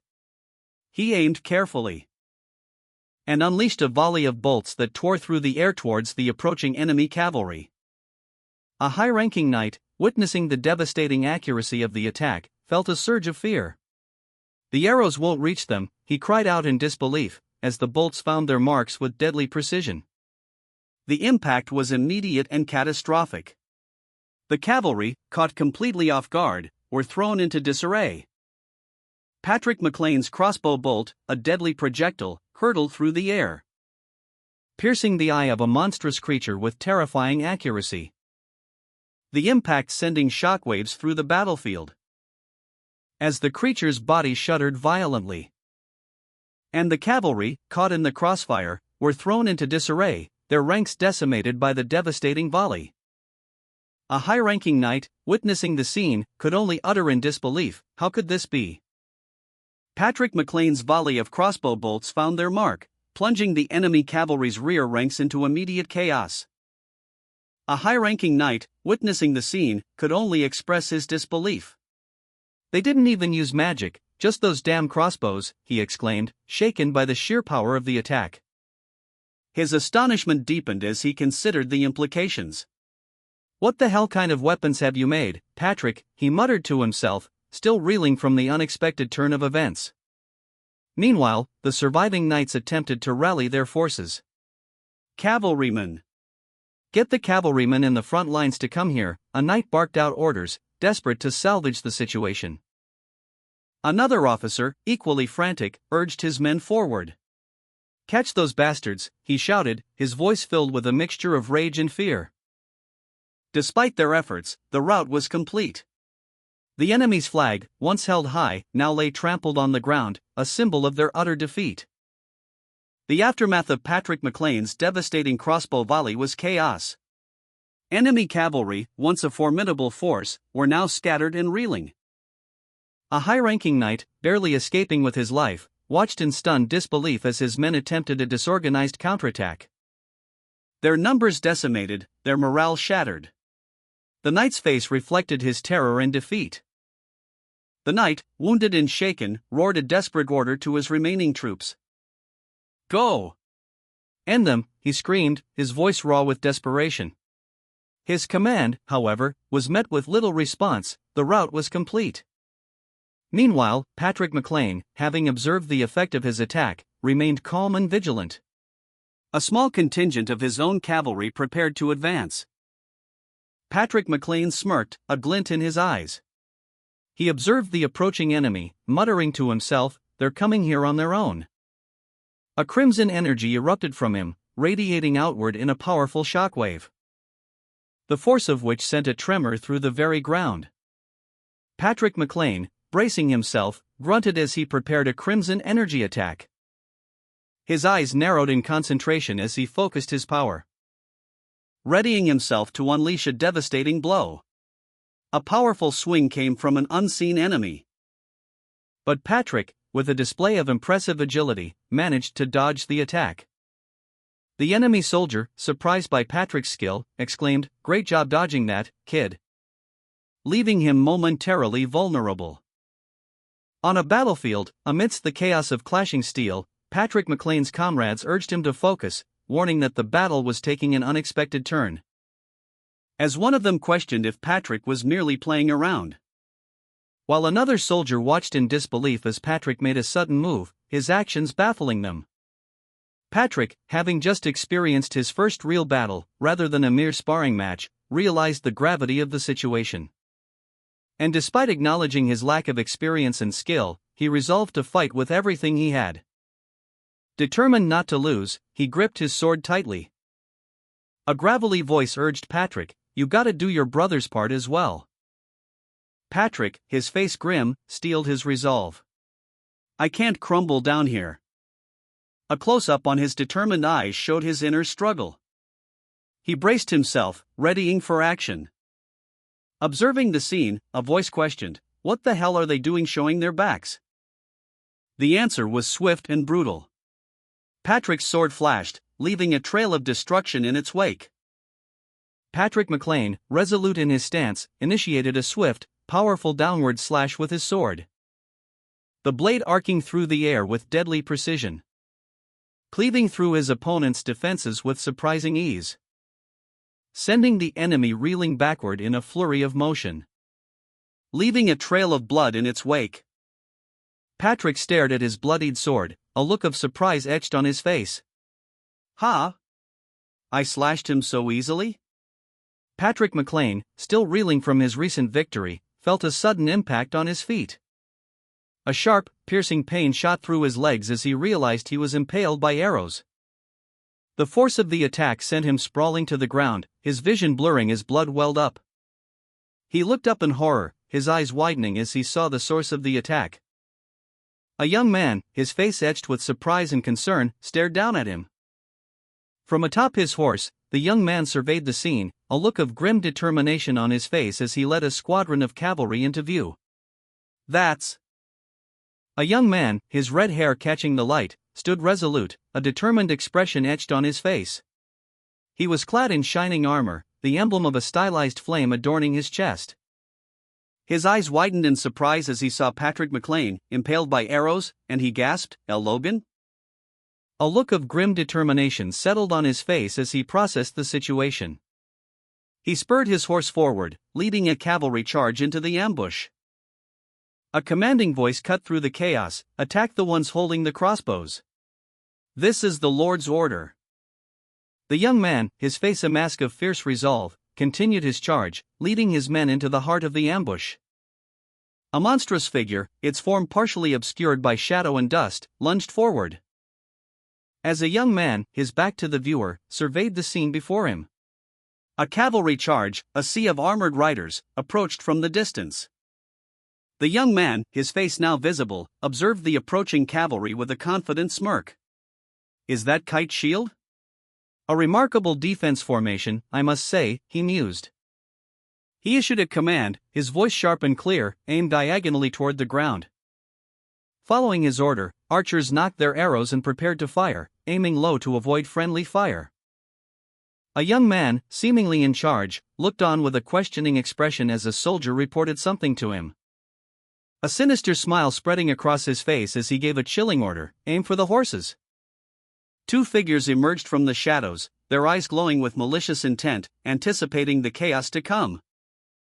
Following the young man's command, a volley of arrows rained down, striking the horses, causing them to rear and throw their riders, sending one soldier tumbling to the ground as he cried out in alarm. A cavalry charge was underway, but it was a trap. Arrows rained down from a hidden ambush, targeting the horses. The ground shook with the impact as horses and riders were thrown violently to the earth. Patrick McLean, already wounded, was thrown from his horse, impaled by arrows. The young man, having orchestrated the ambush, watched with a grim satisfaction. He muttered, "Dumb fucks." Despite the success of his plan, a shadow of concern crossed his face. He thought, fortunately, I was on time to be able to help Ronian. Patrick McLean, his face a mask of grim determination, declared, "There's no point in winning the battle if I lose my family." With a desperate cry, Patrick shouted, "Kai! Take command!" The young man, Kai, watched in disbelief as the battle unfolded differently than planned. But our plan was to attack from outside their shooting distance. Kai's gaze followed Patrick's reckless charge. He muttered to himself, "Victory's right in front of us. Why is he trying to get himself killed?" Kai continued his internal monologue, "I mean, he may be stronger than me, but if he runs into an intermediate rank knight." Mr. Logan, desperately trying to stem the tide of the battle, urged his fellow soldiers, "All of you, cover Mr. Logan." His voice was filled with urgency, reflecting his perilous situation. As a crimson flash erupted from behind him, signaling an imminent attack. A swift, brutal strike aimed at the heart of the retreating soldiers. A red-haired warrior, wielding twin swords, moved with deadly precision, his attack a blur of motion. The warrior's face contorted in rage as he unleashed a furious attack, muttering, "This fucking."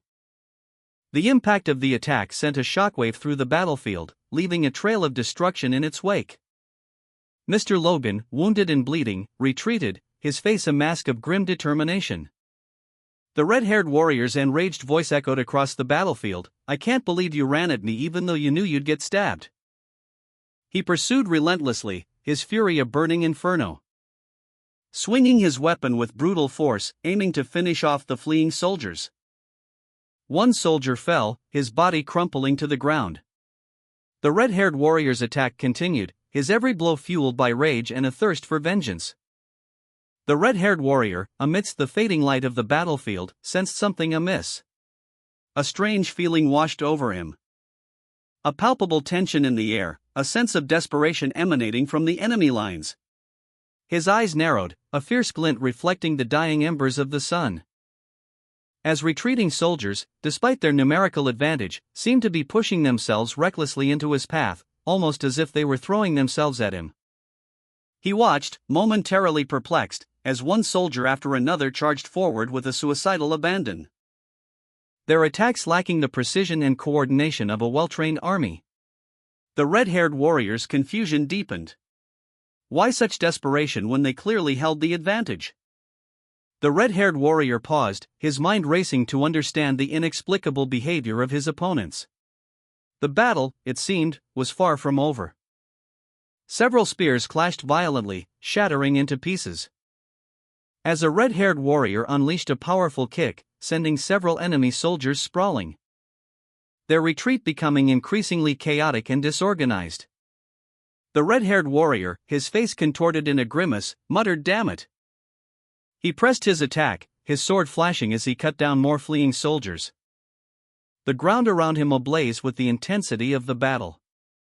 A wounded soldier, his face grim beneath his helmet, stumbled backward, his breath ragged. He was surrounded by the chaos of a retreating army. The red-haired warrior pressed his relentless assault, his eyes burning with a fierce determination. His blade flashed, a blur of motion as he cut down another fleeing soldier. A powerful strike that sent the soldiers sprawling. The air crackled with the energy of the battle. The red-haired warrior continued his pursuit, his movements swift and deadly. He was a whirlwind of destruction amidst the retreating forces, leaving a trail of fallen soldiers in his wake. His anger fueled his every strike, as last vestiges of organized resistance crumbled before his might. The retreat became a rout. The red-haired warrior stood amidst the chaos, smoke and fire swirling around him. He surveyed the battlefield, a look of grim determination etched onto his face. His breath hitched as he muttered, "What on earth happened?" The sheer scale of destruction was overwhelming. A single figure emerged from the smoke, his form barely visible. The warrior's eyes narrowed as he recognized the retreating soldier. The soldier's face was partially obscured, but a smirk played on his lips. He was clearly pleased with the outcome. The soldier spoke, his voice barely a whisper, "I barely made it on time." A retreating soldier, barely escaping the carnage, collapses to the ground, gasping for breath. Uttering a desperate cry, "Logan!" As the red-haired warrior, Logan, stands amidst the fiery aftermath of the battle, his imposing figure silhouetted against the burning landscape. Two figures stood amidst the aftermath of a fierce battle. One, a red-haired warrior, exuded an aura of victory, his posture commanding and imposing. Beside him, another soldier, his armor marred and his face etched with desperation, bore the signs of a narrow escape. The injured soldier, his voice strained, spoke of witnessing Logan's arrival with mercenary forces, appearing unexpectedly from behind enemy lines. He questioned how Logan could have traversed such a heavily defended area. His bewilderment deepened as he considered the sheer number of enemies Logan must have overcome to reach their current position. The red-haired warrior's gaze hardened, his eyes reflecting a mixture of awe and grim determination. The scene shifted to a wide shot, revealing the extent of the battlefield's devastation. Countless fallen soldiers lay scattered across the ground, a testament to the brutal conflict that had just concluded. The red-haired warrior stood amidst the aftermath of a fierce battle, surveying the fallen soldiers.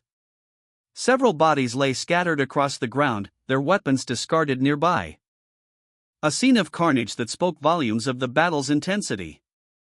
A nearby soldier, barely alive, gasped, "Did he take them all down?" Another soldier, equally shocked, responded, "No, that's not important right now. I don't know what's going on, but..." The arrival of a figure changed everything. The red-haired warrior, observing the newcomer, thought, "The fact that you're here means we have the upper hand now, right?" The newcomer, a confident warrior with a similar red hair, simply replied, "Of course." A hand rested on the newcomer's shoulder, a gesture of silent understanding and shared purpose. The red-haired warrior, his face etched with the aftermath of battle, looked on as the newcomer arrived. He offered a simple, yet heartfelt, "You did great." The newcomer, clad in shining armor, stood tall, his sword still sheathed, a testament to his recent victory. His expression was one of quiet confidence. A retreating soldier, still shaken from the battle, watched in disbelief as the newcomer's prowess was discussed. "Did he just push off two intermediate-rank knights at the same time?" he muttered, his voice barely a whisper. The sheer scale of the newcomer's feat was not lost on him. "A mere 20-year-old young country bumpkin did that," he exclaimed, his shock palpable. A red-haired knight, his face flushed with exertion and a hint of a smile playing on his lips, stood amidst the aftermath of a battle. He seemed pleased, yet unassuming. The panel shifted to show a close-up of a knight's hand gripping a sword. A thought bubble above revealed his inner monologue, "I was toiling to death at that age to become a knight." But another knight's voice cut through the reflection, declaring, "No, none of that matters." The focus turned to a grim-faced knight, his expression hardening as he gripped his sword. His resolve was absolute. He declared his intent with chilling certainty, "Because I will kill him right here, right now." The scene concluded with the red-haired knight observing two fallen intermediate-rank knights, a single word escaping his lips, "Ugh." Two red-haired knights, one older and more battle-worn, the other younger and seemingly more composed, stood amidst the aftermath of a recent battle. The younger knight's gaze was distant, his expression thoughtful. He reflected on the newcomer's recent display of strength. That attack just now was enough to tell me, he mused. Right now, Logan may not be a high-ranking knight, but he's strong enough to handle most intermediate-ranking knights. The older knight listened intently, his expression grim. A plan formed in the younger knight's mind. If he takes the intermediate-rank knights, and I take that high-ranking knight, I'll face him alone. He straightened, a newfound determination hardening his features. The older knight nodded in agreement, his eyes fixed on the retreating figure of the newcomer. A silent understanding passed between them. The red-haired warrior, assessing the situation, declared, "No, he's too much for you." He continued, explaining to the retreating soldier, "You may have progressed greatly, but he's still a high-ranking opponent." The retreating soldier, despite his injuries, glared intensely, his eyes burning with determination. His internal monologue raged, "In my current state, even I could win against you, father." But the red-haired warrior interrupted his thoughts, calmly stating, "Trust me and leave him to me." The red-haired warrior, radiating confidence, stood tall and resolute, his gaze fixed on the retreating newcomer. He had a plan. A close-up on the red-haired warrior's face showed a determined expression. His younger brother, the retreating soldier, was left to contemplate his father's words. The retreating soldier, weary from battle, conceded defeat. "Fine," he mumbled, his voice barely audible above the sounds of conflict. His father, the red-haired warrior, offered a final word of caution, "But be careful, son." The red-haired warrior, his face grim, stood resolute, his sword gleaming in the fading light. He was ready. His son, the retreating soldier, watched him, a mixture of apprehension and respect in his eyes. The newcomer continued his retreat, unaware of the impending confrontation. Dust and debris swirled around his feet as he fled the battlefield. The retreating soldier, his resolve strengthened by his father's words, spoke with newfound determination. "Let's be quick and put an end to this, father." With a fierce grin, the red-haired warrior's son charged into the fray, his sword a blur of motion as he cut down several soldiers with swift, precise strikes. His father watched, a hint of pride in his eyes. The newcomer, caught off guard, was struck from behind, the impact sending him sprawling to the ground. The retreating soldier, his face etched with grim determination, braced himself. He muttered to himself, "He's coming at me, and not the high-ranking knight," a question laced with disbelief and a hint of fear. His jaw clenched, a fierce expression hardening his features as he prepared for the incoming attack. The clash of steel echoed as the two swords met, a brief but intense struggle for dominance. With a roar of fury, the retreating soldier retaliated, his voice ringing out, "How dare you, you damn whelp!" The force of the blow sent the newcomer sprawling to the ground, defeated. From a distance, the red-haired warrior watched, a proud yet concerned expression on his face as he observed his son's victory. The newcomer, defeated, crashed to the ground, a cloud of dust erupting around him. As the retreating soldier stood over him, victorious and seething with barely contained rage. His face contorted in a grimace of fury, he glared down at his fallen opponent. A fiery aura crackled around the retreating soldier's sword, reflecting his burning anger. With a final, contemptuous stomp, he drove his heel into the newcomer's chest. Meanwhile, the red-haired warrior watched from a distance, his expression a mixture of pride and concern for his son. The retreating soldier, still enraged from his previous battle, launched a swift, brutal attack against the newcomer. His blade flashed, sending the newcomer sprawling to the ground, defeated. The impact of the blow sent tremors through the earth. The retreating soldier stood over his fallen opponent, his face contorted in a grimace of barely suppressed fury. He muttered, "Koluk." Meanwhile, the red-haired warrior watched from a distance, his expression a mixture of pride and concern for his son's well-being. He observed the fight's conclusion. The retreating soldier, having secured his victory, turned and began to leave the battlefield. His movements were swift and purposeful. His departure left only the defeated newcomer and the watchful red-haired warrior behind. The retreating soldier, despite his victory, felt a surge of disbelief. How? Even with his wounds, he couldn't sense any remarkable power from the newcomer, nor a high level of skill. Yet, the fact that he was overpowered meant only one thing: the newcomer was pushing himself far beyond his limits. The retreating soldier's face contorted into a sneer. He was enraged by the newcomer's reckless abandon. With a burst of speed, the retreating soldier launched a devastating attack. A fiery blast erupting from the ground as he aimed to finish the newcomer once and for all. The retreating soldier, enraged by the newcomer's unexpected resilience, unleashed a final, desperate attack. "Otherwise, none of this makes any sense," he roared, his voice filled with a mixture of frustration and disbelief. He lunged forward, his sword a blur of motion, aiming a killing blow. The newcomer, despite his grievous injuries, met the attack head-on, his own blade raised in defiance. A clash of steel echoed through the battlefield as the two blades met in a shower of sparks. The force of the impact sent the newcomer flying backward, a crimson trail marking his descent. He crashed into the earth, leaving a crater in the ground as dust and debris erupted around him. With a battle cry, the retreating soldier launched a final, desperate attack, his blade a blur of motion. The force of the blow sending the newcomer reeling.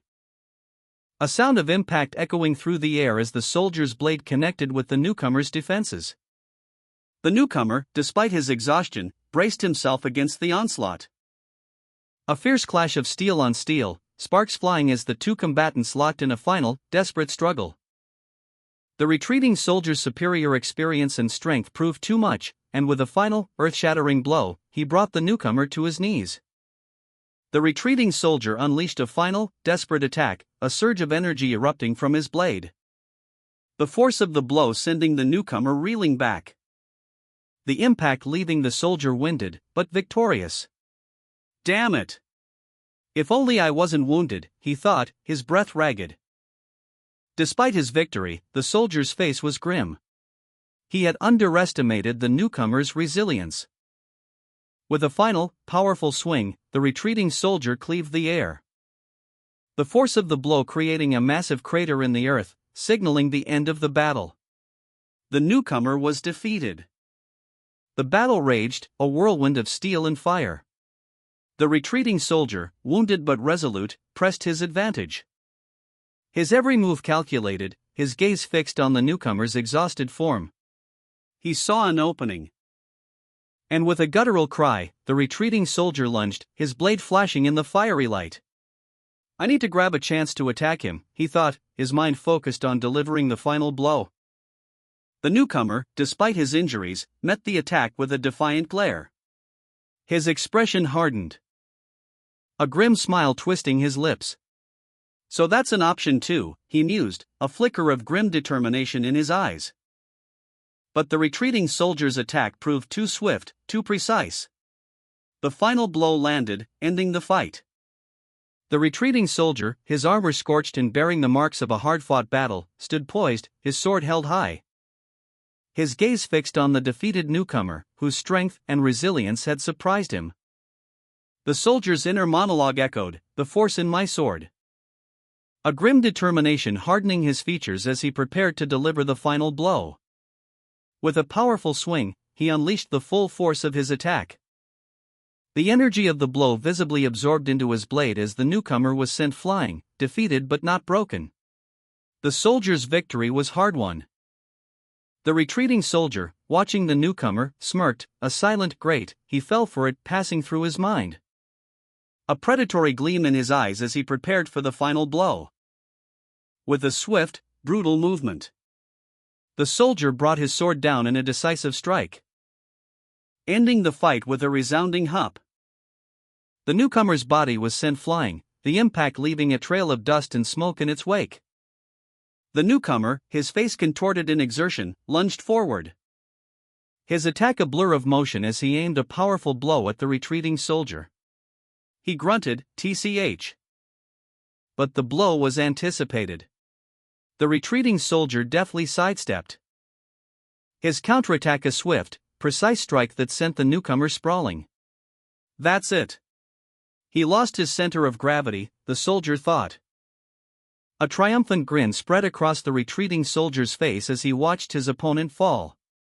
The retreating soldier, his face grim, held his sword aloft, the blade gleaming menacingly. He prepared for his final strike. A surge of fiery energy erupted around him as he declared, "Now's the perfect time." With blinding speed, he lunged forward. His blade flashing, a crimson trail marking its path. The impact sending the newcomer reeling backward, his armor scorched and cracked. The newcomer, surprised, could only stare in disbelief as he registered the damage. The hem of his clothes? The battle concluded with an explosive burst of energy as the retreating soldier unleashed a final, devastating attack, leaving the newcomer stunned by the sheer speed of the soldier's movements. He moved away that fast, the newcomer thought, his eyes wide with disbelief. The flames of the attack subsided, revealing the soldier standing amidst the fiery aftermath, his back to the newcomer. The newcomer, still reeling from the unexpected power, could only watch as the victorious soldier stood silhouetted against the burning landscape. Meanwhile, the newcomer's face was etched with a mixture of shock and self-doubt. "Am I too slow?" he wondered, the question hanging heavy in the air. His defeat was complete, the reality of his shortcomings stark against the backdrop of the soldier's overwhelming victory. The retreating soldier's eyes widened as he recalled a hidden technique, a divine sword secret. He channeled his energy, igniting his sword with a brilliant golden light, readying himself for a final, decisive strike. The newcomer, caught off guard, cried out, "Damn it! I need to get away quickly." The soldier activated the first form of his technique, a powerful move called Slashing Wave. The golden energy surged forth in a devastating wave, overwhelming the newcomer. The retreating soldier, fueled by adrenaline and a hidden technique, unleashed a devastating attack. He channeled the divine sword secret, a torrent of energy erupting from his blade in a slashing wave. The sheer power of the strike leaving the newcomer speechless. "Impossible," he muttered, overwhelmed.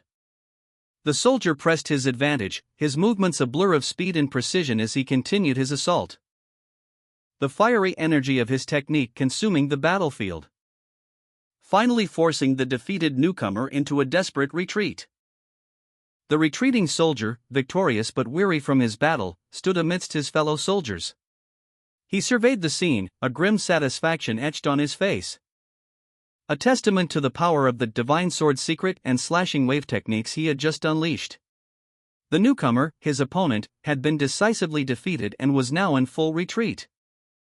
The aftermath of the clash was a spectacle of raw power. A blinding golden light erupted from the point of impact, momentarily obscuring the battlefield, leaving behind only lingering embers and the silence of a hard-won victory. The newcomer, his body battered and his spirit broken, fled the scene, leaving behind a trail of dust and the echo of his defeat. The retreating soldier, victorious but weary from his battle, stood at the edge of a chasm, his sword planted firmly in the ground. Dust and smoke still swirled around him, the remnants of a fierce clash lingering in the air. Below, the earth was scarred and broken, a testament to the power unleashed during the fight. The newcomer, his face etched with disbelief and resentment, was nowhere to be seen. Only the lingering smoke and the chasm hinted at his recent presence. The soldier, Logan McLean, a high-ranking knight, looked down at the devastation he had wrought. He thought, a high-ranking knight using cheap tricks? The newcomer's scornful words echoed in his mind. But Logan remained unmoved. He had used every advantage available to him to secure victory. His grip tightened on his sword, a symbol of his strength and skill. "I, Logan McLean," he silently affirmed, "will not hesitate to use whatever is necessary to protect what is mine." With a triumphant roar, the retreating soldier raised his sword high, declaring, "I have killed the enemy general." Silhouetted against the setting sun, he stood victorious on the battlefield, watched by his weary but relieved comrades. They gasped, "The high-ranking knight is down?" One soldier exclaimed in disbelief, "This can't be." Another soldier, noticing the absence of a flag, questioned, "The Viscount? They got the Viscount too?" A third soldier responded, "I don't know.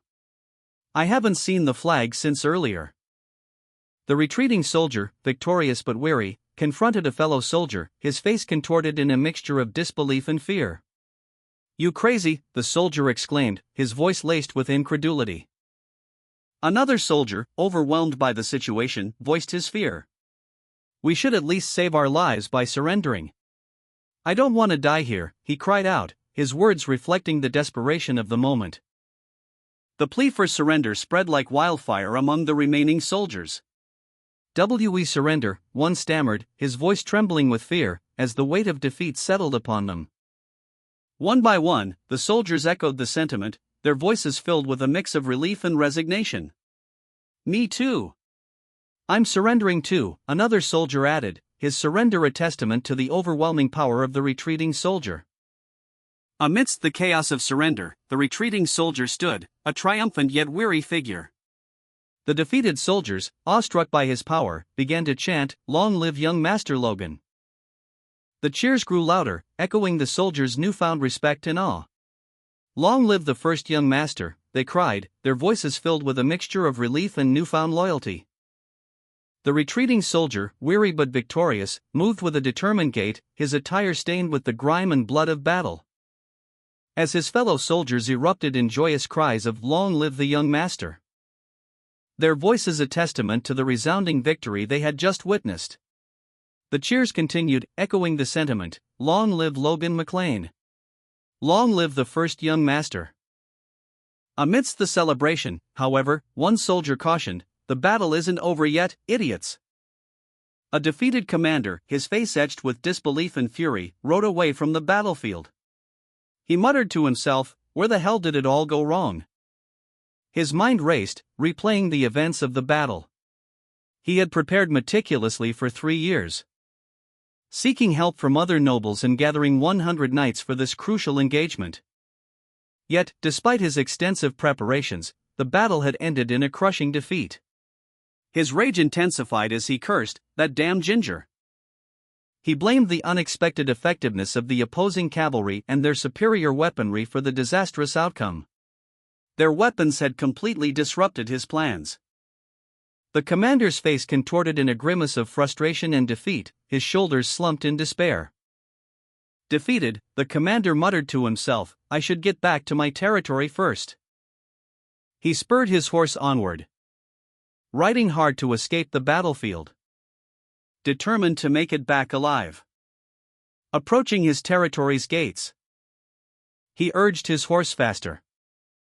The defeated commander, barely clinging to life, collapsed to the ground. A look of terror etched across his face as he witnessed something approaching in the distance. His soldiers, equally terrified, pointed towards the approaching threat. A massive cavalry force emerged from the horizon, led by a figure on horseback. The commander recognized the distinctive red-haired leader as Ginger's cavalry. His face contorted in a mixture of fear and resignation as he braced for the inevitable. Ginger's cavalry arrived on the scene, and a soldier addressed the fleeing Viscount, commenting on his hasty retreat. "Damn Viscount, you were pretty quick to run away." Ginger, at the head of his cavalry, stood proudly before his troops, ready for the next command. The news of Tessrin's defeat spread rapidly, causing a visible shock and disbelief among Ginger's men.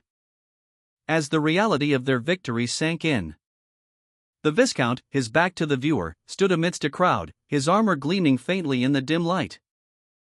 2 of his soldiers, faces etched with worry, exchanged anxious glances. "Is that why the Viscount came back in such a rush?" one whispered. Another soldier, startled, exclaimed, "Oi! Are you cowering after hearing the enemy's words?" The first soldier quickly responded, "No, sir."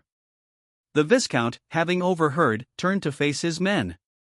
"There's only a little over 300 enemies," he stated, his voice calm and assured. He began to walk towards a gate, 2 soldiers flanking him, their movements suggesting a deliberate, controlled advance. A confident expression crossed his face. "They can't defeat us through a siege," he thought to himself, his resolve unwavering. 2 soldiers watched from the city walls, one of them questioning what was happening in the distance. As a powerful force impacted the ground, shaking the very earth, leaving a deep crater in its wake. Ginger's cavalry charged through the gates, their advance swift and unstoppable, leaving the enemy soldiers stunned and speechless as their commander simply vanished. One soldier, his face etched with disbelief, could only utter, "He just vanished in a second?" The defeated commander, propelled by a surge of unseen energy, was launched into the air. His body a blur against the stormy sky as he arced high above the battlefield. A soldier below shouted, "He's over there." As the commander plummeted towards the ground, a command was given, "Open the gates." Ginger, the victorious cavalry leader, stood silhouetted against the moonlit sky, his expression grim but resolute. A final, lingering wisp of magical energy dissipated as the commander vanished completely. A chilling ultimatum echoed through the air, "Unless you all want to die." The heavy gates of the fortress swung open, revealing a path to freedom. A stark contrast to the shadowy interior where the defeated commander had stood moments before. Now vanished, leaving only lingering traces of magical energy. Ginger, victorious and overseeing the aftermath of the battle, reflected on the events. She thought to herself, "I should at least take some gold coins with me." A defeated commander, his face etched with fear and desperation, clutched a chest overflowing with gold coins and jewels. Suddenly, a voice boomed, "I finally got you." The commander, startled, turned to face his unseen assailant. Ginger, having stealthily infiltrated the commander's hidden treasury, emerged from the shadows. The commander, surprised, exclaimed, "How did you get in here?" Ginger, having already secured a substantial amount of treasure, deftly avoided the commander's clumsy attack, leaving him in a cloud of dust. Ginger's blade remained sheathed as she addressed the defeated commander's servant. "Your servants gave it away before I even had the chance to put my blade to work," she stated, her tone laced with amusement. The servant's words confirmed Ginger's assessment of the situation. Ginger's eyes gleamed with a predatory satisfaction as she contemplated her effortless victory. The defeated commander, his face contorted in a mixture of shock and anger, could only watch as his treasure was plundered.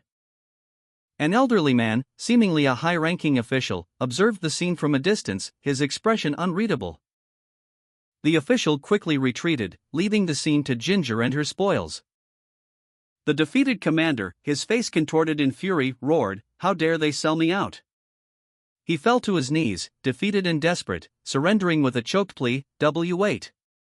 I surrender." He attempted to negotiate, offering reparations and sharing of fiefdom war conventions as compensation.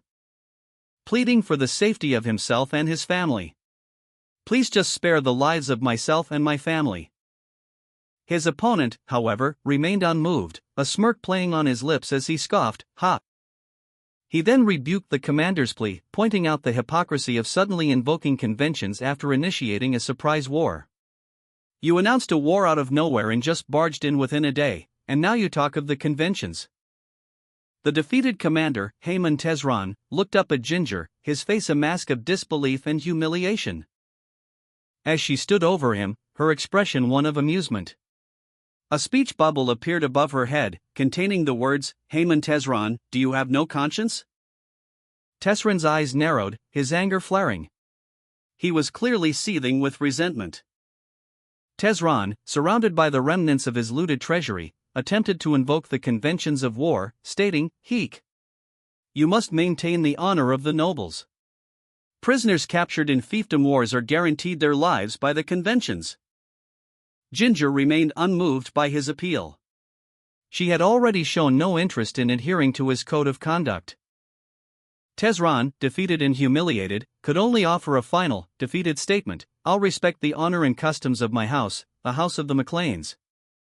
The defeated commander, his armor tarnished and his spirit broken, offered a desperate plea, "So, I'll guarantee your life, and give you time and permission to take a certain amount of wealth and leave." His words were met with a sardonic reply. Ginger scoffed, "If I was my father, I'd say that." Ginger continued, his voice dripping with disdain, "Because he's a man of honor, so much so, that he'd accept a surrender without any conditions whatsoever." The defeated commander looked on, his face a mask of humiliation as Ginger casually sheathed his sword, the unspoken threat hanging heavy in the air. Ginger's gaze hardened, his thoughts turning to the spoils of victory. A treasure chest, overflowing with jewels and a jeweled dagger, lay before him, a testament to his triumph. Ginger surveyed the defeated commander's treasury. A magnificent chest overflowing with jewels and precious artifacts shimmered under the dim light. Her gaze lingering on a particularly ornate dagger, its hilt encrusted with gleaming gemstones. The defeated commander, humbled and defeated, offered the dagger to her, stating that it was crafted by the kingdom's finest artisans. Ginger, however, remained unmoved, curtly rejecting the offering with a simple no thanks. She then proceeded to collect the rest of the treasure, her expression one of cold victory. The defeated commander, his face etched with despair, pleaded with his captor, "You'd better take it with you." A young man with reddish-brown hair observed the scene from a distance, his expression unreadable. The young man approached the defeated commander and the victor, their hands meeting in a brief exchange. A surge of energy passing between them. The commander recoiled, clutching his throat as a pained gasp escaped his lips. "Kovuk." The defeated commander, his face pale and drawn, weakly offered his hand to the victor, Ginger. He coughed, rasping, "Cook, the honor of the nobles." Ginger, however, scoffed, her expression contemptuous. "Ha! Honor of nobles?" The young man, his face obscured by shadow, spoke, his voice cold and devoid of emotion. "Do you know how many people died because of your greed?" He then delivered a final, chilling judgment: "End that filthy life of yours right here." The young man's eyes glowed with an ominous red light, his presence radiating power and finality. The defeated commander, his body ravaged by battle, wept openly, his face a mask of despair, uttering a single, pained groan as he succumbed to his injuries. The young man, his armor stained crimson, stood over the fallen commander, his expression grim. A silent testament to the brutal efficiency of his victory. He muttered, "Thank God you died such a simple death." His gaze lingered on the lifeless body, a hint of weariness in his eyes before he turned away. The young man clenched his blood-stained fist, the weight of his actions settling upon him. A speech bubble appeared, declaring, "Finally, we're past the crisis." The young man, Viscount Hamatezran, stood in a grand hallway, a smirk playing on his lips, his expression one of weary triumph. He stood amidst the lingering effects of a recent battle, the air thick with the remnants of magical energy. The defeated commander's body lay unseen, but the aftermath of the conflict was palpable. Viscount Hamatezran muttered to himself, "I gotta wrap things up." He touched his face, a hint of self-satisfaction in his expression.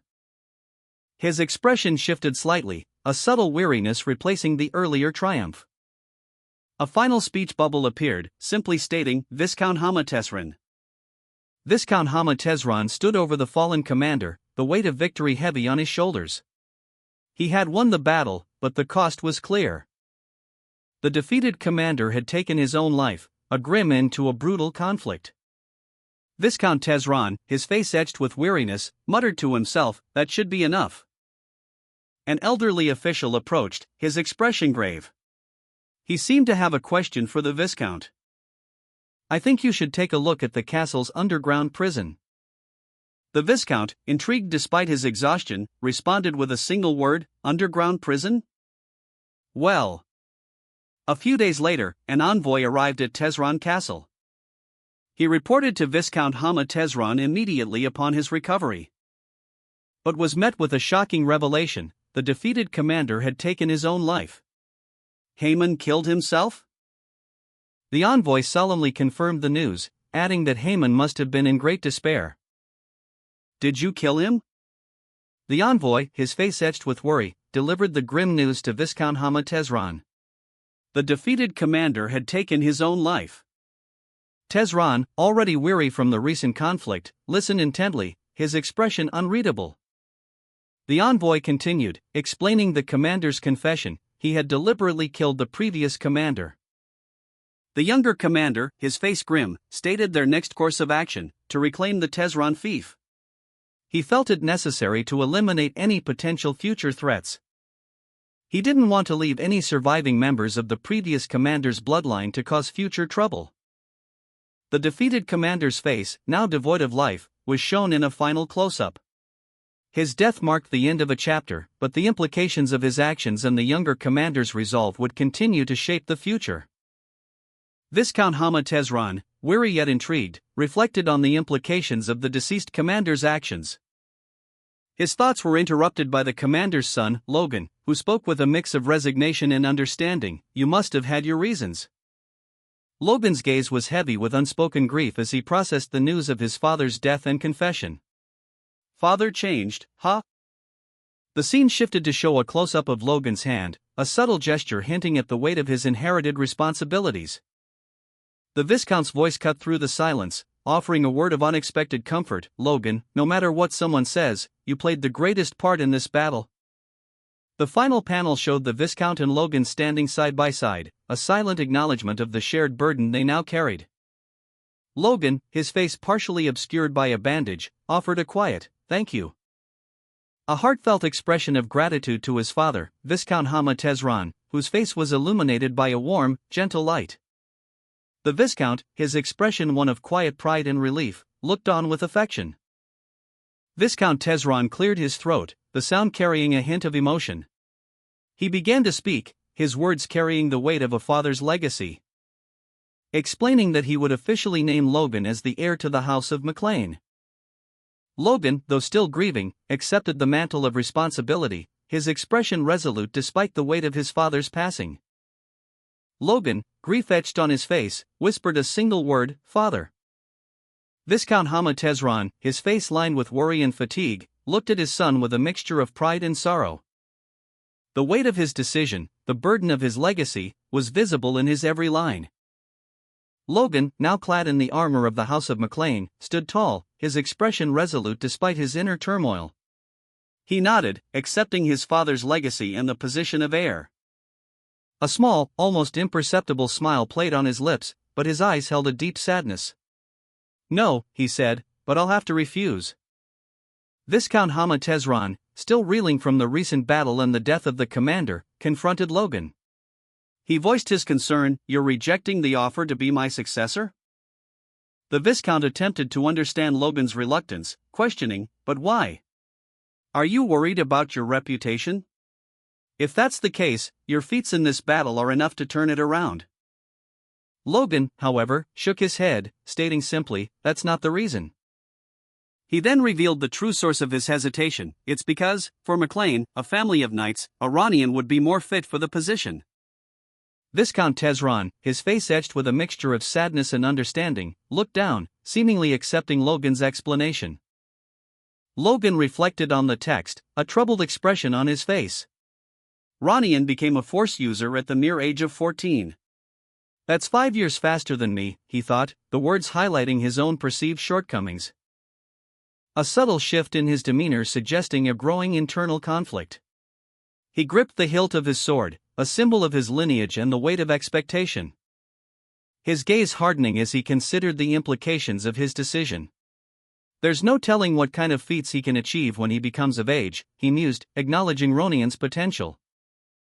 The image of Ronian's family crest, a symbol of power and legacy, flashed before his eyes. The scene shifted to Viscount Hama Tezran, his face etched with concern. A silent contemplation reflecting the gravity of Logan's decision and its potential consequences. The Viscount's expression hinted at a deep understanding of Logan's internal struggle. And he spoke, his voice firm but laced with understanding.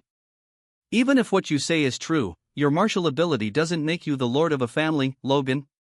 His words served as a gentle but firm reminder of the responsibilities inherent in leadership. Logan's face, partially obscured, revealed a conflicted expression. His eyes, narrowed in thought, hinted at the internal struggle he was enduring. He mused on the implications of Ranian inheriting the title, considering the common knowledge of the present day. But then contrasted that with the potential for Ranian to become the youngest Force user on the continent, a possibility echoing Logan's past life. The image shifted to show a close-up of Logan's determined yet troubled profile, purple energy swirling around him. He declared that there would be no problem whatsoever with Ronian's succession, further emphasizing that he saw no personal benefit in becoming the successor himself.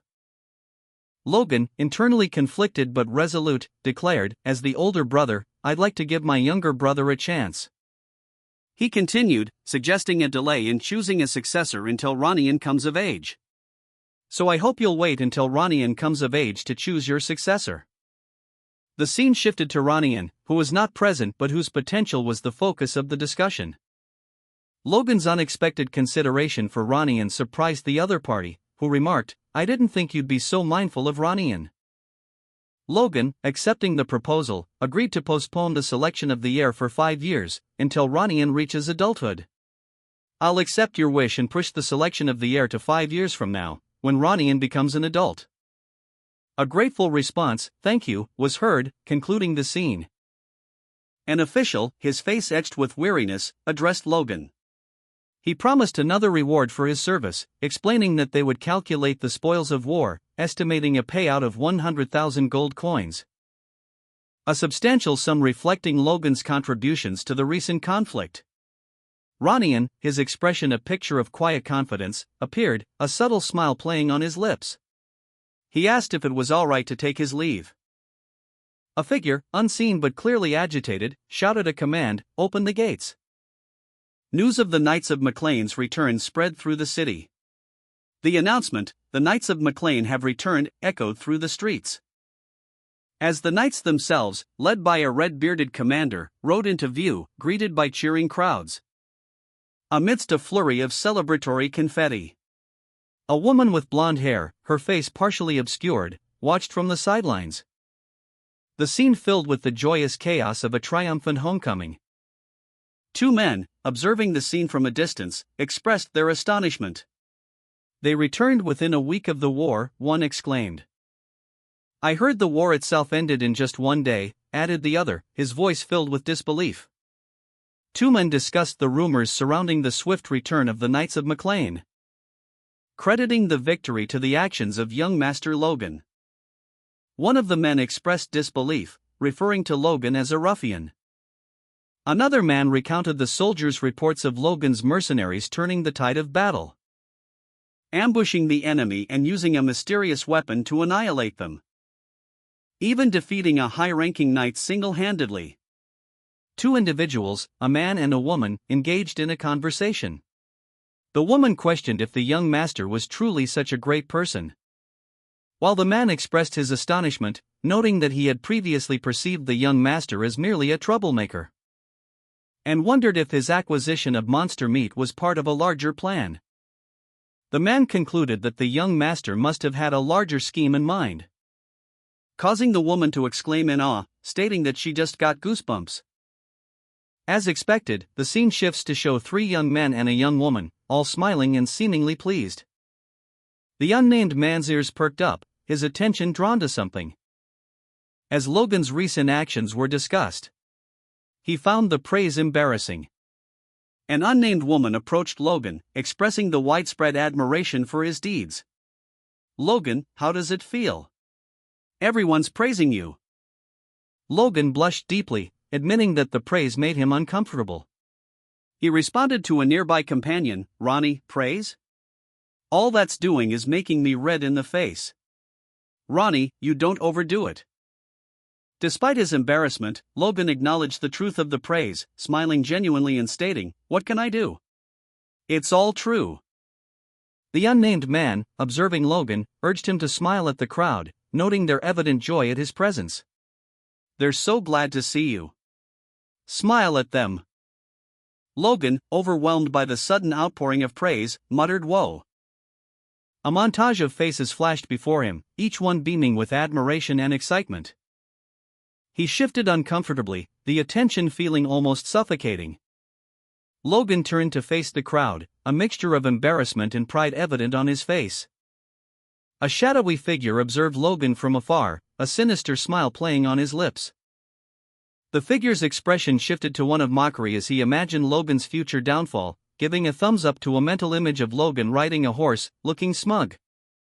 A crowd of onlookers reacted with shock and fear to something unseen, their expressions ranging from wide-eyed terror to open-mouthed horror, their fear palpable as they recoiled in unison.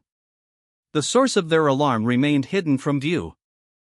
Logan, the subject of their previous awe, now felt a wave of self-doubt. He questioned his recent actions, wondering if he had done something wrong. A nearby man muttered, "Chopping our heads off with that thumb." "Geez, Logan. Logan's uncertainty deepened as he touched his head, his thoughts echoing the man's words, "What did I do wrong?" A scene shift revealed a man with a red beard and a bandage on his forehead, a smirk playing on his lips. This man, radiating confidence, declared, "Now! For the champion of this war, begin!" The crowd roared its approval, chanting "Long live McLean," and "Long live young Master Logan." Their enthusiastic welcome continued, a testament to Logan's perceived success. A majestic castle loomed in the distance, a symbol of power and authority. The imposing castle gates, flanked by winged lion statues, stood as a formidable entrance. An unnamed man, his expression a mixture of observation and subtle mockery, walked through the castle's streets. He observed the scene, his thoughts turning to the welcome ceremony's unusual length. A welcome ceremony lasting till the morning? They've got pretty good stamina for people who just got back from war. Logan's suspicions were piqued, a dark thought crossed his mind. What the hell are you scheming? A young man, presumably Logan's brother, urgently called out to a regal woman in a dark gown, "Mother." The young man's worried expression was evident as he supported his mother. The woman, his mother, glared with suspicion, her gaze sharp and accusatory. "What the hell are you plotting? Others may be fooled, but you think I'll be fooled by you?" The young man pleaded, "Mother! For God's sake!" Another man, seemingly speaking to Logan, offered a somber explanation. "Logan, I'm sorry. The matter with her family really hurt her." Logan, a young man with reddish-brown hair, offered a reassuring smile. He spoke, his tone calm and confident. "Ronnie, it's all good." His words were meant to convey a sense of peace and resolution. The scene shifted to show the back of a woman with brown hair, her posture suggesting apprehension. Logan and another individual stood nearby, their presence adding to the tension. As the woman's thoughts were revealed, despite her long-lasting resentment, right now she's lost all real power because Kairos betrayed her. Her internal monologue revealed a complex mix of lingering anger and a newfound sense of vulnerability. "And she can no longer be a threat to me. So as long as I do it right now." Her plan hinged on exploiting her weakened state. Logan's back was turned, his thoughts focused on the possibility of reconciliation. "She might accept my apology sincerely." He hoped his actions would lead to healing. Logan, having reflected on his past actions, approached his mother and younger brother. He began to speak, his tone sincere, acknowledging that his behavior in recent months had been untrustworthy. Logan's mother, however, remained visibly upset, her expression hardening as she listened to his words. The younger brother, Ronian, interjected, revealing that Logan had admitted his actions stemmed from jealousy and feelings of inferiority. Ronian pleaded with his mother to stop, his concern evident.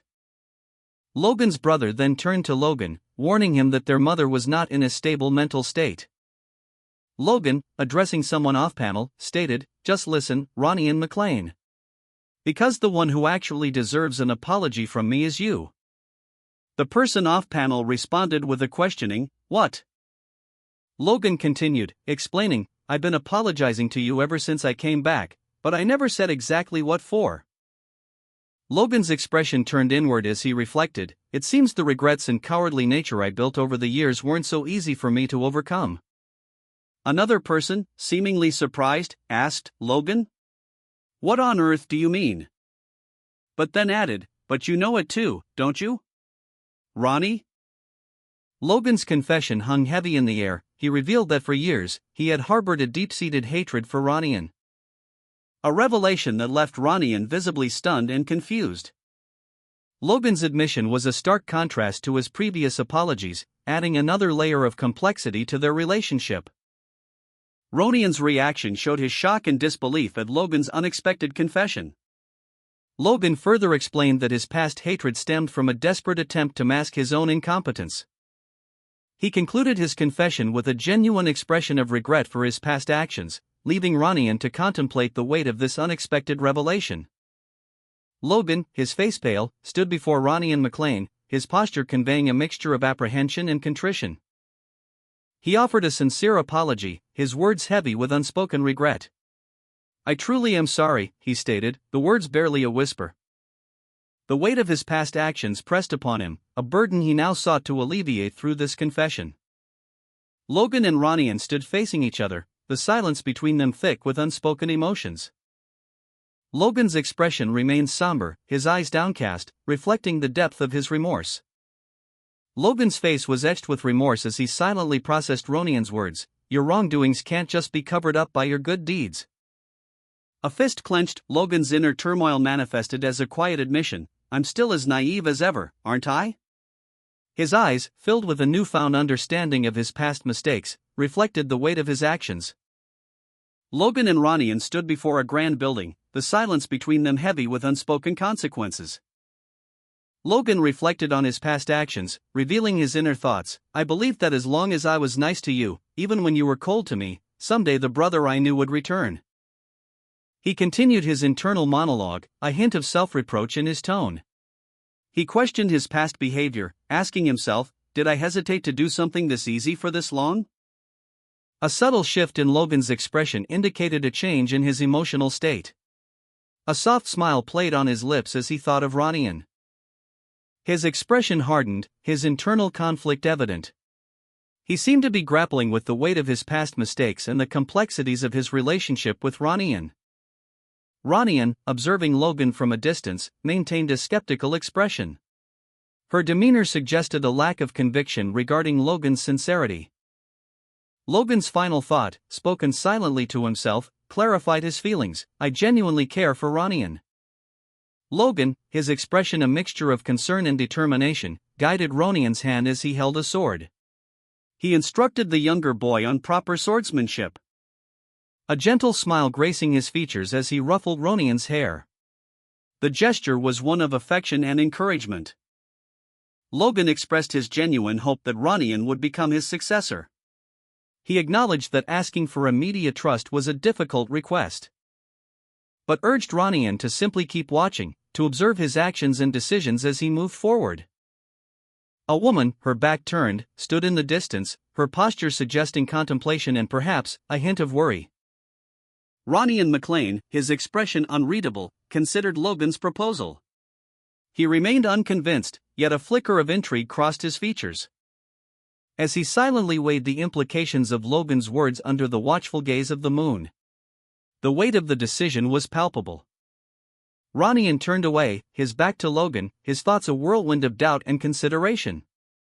Ronian McLean and an elderly man, presumably his master, walked along a forest path, the aftermath of war still heavy in the air. Ronian's gait was purposeful, his steps measured and deliberate. Ronian inquired about their destination, his voice betraying a hint of apprehension. "Master, where on earth are we going right after returning from war?" His master responded curtly, "You've had enough rest.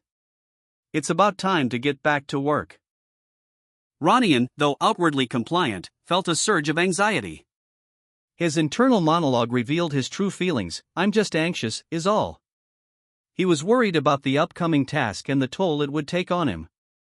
His master's next words confirmed his fears, "About how you're going to squeeze everything I've got in me this time."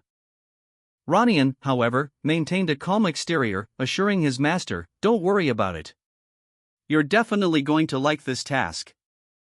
Ronian's master, a stern-faced elf with a neatly tied bun, harumphed, a clear expression of his displeasure. His inner thoughts revealed his skepticism, "As if he knows what I like." Ronian's boots crunched softly on the forest path as he and his master continued their journey. Ronian, ever eager to please, looked up at the sky with a bright smile. The master, however, remained impassive, his gaze fixed on the distant mountains. "As of this moment," he declared, his voice low and serious, "we're going." A man with a beard and red hair offered a proposition. As a reward, the listener could develop a certain hill. The listener clarified, asking if the hill in question was the one near the borders of Nerdison. The bearded man confirmed it was that specific hill, adding that it was essentially a wasteland with nothing of value there. Despite this, the listener questioned why such a place was being offered as a reward. A thought bubble appeared, containing the words, "Who knows? There may be gold buried in that wasteland." The narration then shifted to explain that House of Tezron initiated a fief war. a conflict that concluded a year prior to the current timeline.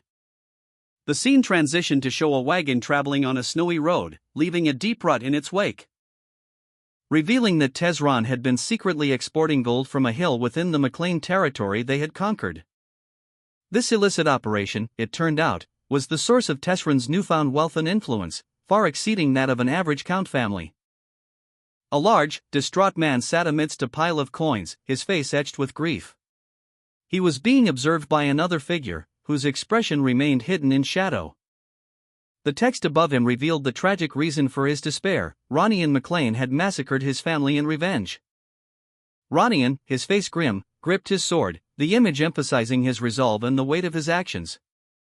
Two figures, their boots echoing on a wet stone floor, walked away from the scene, their destination unknown. A man, his back to the viewer, stood within the confines of Tesran Fortress's underground prison. He observed his surroundings, noting the unusual nature of the prisoners. A man in shining armor was among them, his expression stoic and resolute. An older man, his face etched with worry and distress, cried out from behind bars, protesting his innocence. "We didn't do anything wrong." He explained that they had merely transported gold from the mine, as instructed, only to be unjustly imprisoned by a cruel viscount. The older man's desperation was palpable as he clutched the bars of his cell. Elsewhere, a masked figure muttered a name, a chilling whisper, "Kaha, Haman Tesran."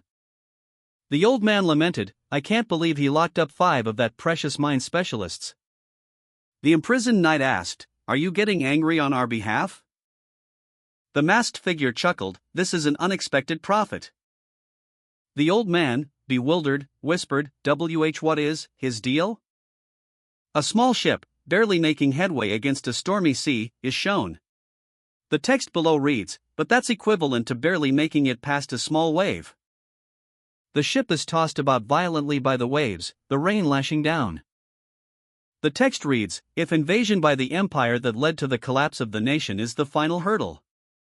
The same small ship is shown, struggling against the waves, now surrounded by large, dark shapes in the water. A monstrous tentacled creature emerges from the depths, attacking the ship. The text below reads, "The event that'll happen after 1 year." The creature's face is shown, its glowing eyes menacing. The text reads, "Will be the start of the downfall of the nation." A king's crown, jeweled and ornate, rests upon the turbulent ocean waves, partially submerged. A monstrous, tentacled creature lurks in the background, partially obscuring a wrecked ship. The profile of an aged, white-haired man is shown, his expression grim and weathered. He appears to be in deep contemplation. A title card announces the death of King Samuel von Grandia, explaining that his sudden death triggered a 3-year civil war among his princes, drastically weakening the kingdom's forces before an imperial invasion. 3 figures, presumably the princes, are shown, their faces etched with determination and grim resolve. The scene suggests a power struggle. Text reveals that the empire's invasion began before the kingdom could recover from the civil war. A speech bubble reveals that the king's death was the first cause of the kingdom's downfall. McLean, observing the kingdom's unrest from a distance, reflected on his neutral stance, considering that remaining impartial might leave him a mere bystander to the unfolding events. However, he saw an opportunity within the chaos, intending to exploit the unrest to reclaim his former territories. He resolved to use this chance to rise again and reclaim his title as Lord of the Southwest. McLean, deep in thought, silently strategizes. His plan, to leverage the kingdom's civil war to his advantage and reclaim his lost territories. He considers the implications of his ambitious goal, weighing the risks and potential rewards. McLean's master interrupts his reverie, questioning his prolonged silence after being summoned. The master, surrounded by his advisors, expresses concern over the ongoing crisis. McLean, realizing the gravity of the situation, acknowledges the recent crisis and vows to regain his composure and focus on the task at hand. McLean reflected on the urgency of the situation. He needed to amass forces rapidly, but such a plan would seem reckless to others. Therefore, he resolved to fund his endeavors independently, using a specific resource as his financial foundation. A mountain containing a substantial gold deposit, which he intends to mine. To develop and expand his operations. McLean smiled, confident in his plan's potential. McLean presented his plan to a group of dwarven miners, seeking funding for his military expansion. He requested a significant sum. The dwarven leader, visibly strained, expressed his reservations about the sheer cost of the project. Ugh! He muttered, clearly overwhelmed by the scale of the request. One of the miners spoke up, expressing surprise at McLean's agreement with Tesran, noting the substantial payment offered, but questioning the use of a gold mine as collateral. A gold mine? He questioned. Another miner voiced his concern, directly questioning McLean's certainty about the gold's existence within the mine. Are you sure the gold's there? He asked. McLean confidently assured them of the gold's presence. I'm sure, he stated, prompting a further inquiry about the source of his confidence. McLean, with a determined expression, declared, I saw it. An elderly man, his face etched with surprise and a hint of fear, exclaimed, Saw it? How? A red-haired man addressed a group of dwarves, explaining, Just so you know, this is a secret operation, so only the 6 of you will do the drilling. One of the dwarves, looking apprehensive, whispered to another, Is he trying to kill us? The elderly man, his voice rising in protest, declared, How can just the 6 of us do the drilling? You're being excessive. He continued, muttering to himself as he walked away, Even with a dwarf, this is just. His frustration boiling over, he finally shouted, For God's sake, say it's too much. The elderly dwarf, his face etched with worry, stared intensely at the viewer. His eyes, filled with a deep, burning anxiety, reflected the weight of his concerns. He muttered to himself, his voice barely a whisper, Well, or you could just be prepared to die. The words hung heavy in the air, a stark contrast to the dwarf's previous quiet contemplation. The elderly dwarf's anxiety escalated. He thought, sleep a little less, and give up on living like a normal human. His internal monologue continued, I am screwed. Observing the dwarf's distress, the red-haired man reflected, as expected of Hamar. He's got the mindset of a slave. No, that's the mindset of a worker. The red-haired man, seemingly unconcerned, pressed the elderly man for an estimate of the gold mine's development costs. The elderly man, increasingly anxious, explained that drilling to assess the gold deposits would require a significant initial investment of 5 million gold. And that the safe development of the mine would be a lengthy process. He detailed that preparations alone would take 6 months, with another 6 months needed for full-scale mining. The red-haired man listened impassively. The red-haired man, however, remained focused on the mine's potential, recognizing its value in making Viscount Tesran wealthier than other count families. He resolved to develop the mine regardless of the cost. His thoughts drifted to the potential profits from selling monster meat, a venture he knew would become lucrative in about 6 months. The red-haired man pondered aloud, I could invest money in the mine if I could just sell that monster meat. His eyes widened in realization, a thought struck him, Wait. Do I need to wait? If I address its toxic nature, I can use it as medicine right away. He continued his internal monologue, recalling past experiences. I used neutralizing agents countless times when I was a mercenary, so I can make it too. A determined glint appeared in his eyes as he formulated a plan, if I make it myself, and sell it. A confident fist clenched, signaling his resolve to overcome this obstacle and secure funding for the mine. A week later, at McLean's southern villa, a picturesque estate is shown, bathed in sunlight. Inside, a man receives a delivery of medicine. The accompanying note specifies the ingredients: nightgrass, plot herbs, and leaky grass. The man, seemingly satisfied, surveys the barrels of ingredients stored in the warehouse. He is then approached by the red-haired man, who corrects his terminology, stating that it is a neutralizing agent, not a shady medicine.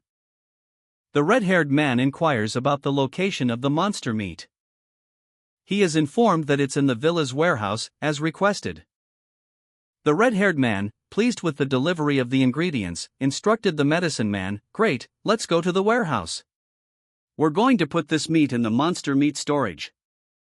The medicine man, however, reacted with clear distress, his face contorting in a grimace as he exclaimed, "What? Do I have to come?" He continued to protest, "I can't hear you. I can't hear you." Finally, he blurted out, "No, I don't want to go." The red-haired man sighed, his patience wearing thin. He muttered to himself, "This brat, why is he fussing so much all of a sudden? I can't even hit him." His expression hardened as he retorted, "You've never been there, so you don't know." A wave of nausea washed over the medicine man as he recoiled from a powerful stench. Weck! What is this smell? He stumbled through a dark warehouse, the putrid odor intensifying with each step. His stomach churning at the overwhelming stench. "I knew it smelled, but this is making me want to throw up. Rick is already at it." The red-haired man, seemingly unaffected, stood amidst the foul air, a faint magical aura swirling around him. A brief moment of exertion visible before he composed himself. "Phew!" He addressed the still retching medicine man with a curt, dismissive tone. "Great, now let's get started." The red-haired man, overseeing the process, paused, a question forming on his lips. "Wait. Why are you so affected by the smell?" "I paralyzed my sense of smell using my force," he exclaimed, his tone sharp. The medicine man, clearly irritated, retorted, "You're so selfish. If it bothers you so much, awaken your force." The red-haired man offered a solution, his expression unchanged. He then produced a small amount of white powder. "Here, sprinkle this neutralizer enough to make the outer layer look white. The black part is the poison that's left, so be careful," he instructed, emphasizing the need for caution. The medicine man, despite his earlier complaints, winced at the lingering stench as he began to work. "Ugh, the smell. Then mince it finely." The red-haired man continued to direct the process, his focus unwavering as the medicine man carefully followed his instructions. The red-haired man carefully instructed the medicine man, and make it into a small ball. The medicine man, still somewhat nauseous, hesitantly presented the resulting small, dark ball to the red-haired man. "What do you think? Looks like medicine, right?" he asked, seeking confirmation. The red-haired man nodded curtly. "Good, we're going to sell this as medicine. You're going to be doing this, so remember it." The medicine man recoiled in horror at the implication, his face contorting in protest. "What? No! I won't do this at any cost." His internal conflict was evident, as he weighed the consequences of his actions. A moment of silence passed before the medicine man cleared his throat, defeated. "Well, in that case," the red-haired man grumbled, "I thought I could get it done for free." He continued, addressing the medicine man, "For now, I gotta test out how effective it is." The medicine man, looking apprehensive, watched as the red-haired man examined the prepared poison. He then cautiously asked, "What's that's good for men?" The red-haired man, his face partially obscured by a mask, responded curtly, "What do you mean by that?" Frustrated, the red-haired man warned, "You're so frustrating. I'll explain this only once, so listen carefully." A small, white rabbit presented a dark pellet, it seemed to be offering it. And then, with a slight hesitation, the rabbit consumed the pellet. The rabbit's body began to change, its fur darkening and its muscles visibly growing, transforming into a large, muscular, gray rabbit wielding a large wooden club. The transformation was complete. A pained cry escaped the creature's lips as the transformation took its toll. A man, his face partially obscured, asked, "You got it now, right?" Another man, this one with reddish-brown hair, responded with a slight cough and a chuckle, "Ah, right, ho-ho. I see." The reddish-brown-haired man pondered, "There's a perfect person for that. Who is it?" The first man, still partially hidden, pointed a finger upwards, indicating someone else, revealing a large, imposing figure holding papers, his expression serious and thoughtful. A man with reddish-brown hair, Dwayne, stood in a grand hallway, announcing, "First young master, this is Dwayne." Another man with reddish-brown hair, appearing slightly older, approached, saying, "Excuse me. I heard you called for someone. The older man looked around, questioning, first young master? Where did he go? The camera focuses on a pair of feet walking away, suggesting the departure of the first young master. The reddish-brown-haired man, his expression a mixture of surprise and suspicion, found himself face to face with Dwayne.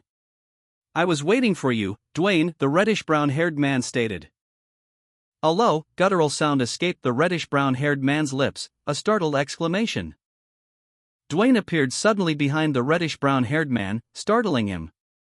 Why you can't just pop up behind me out of nowhere, the reddish-brown-haired man exclaimed.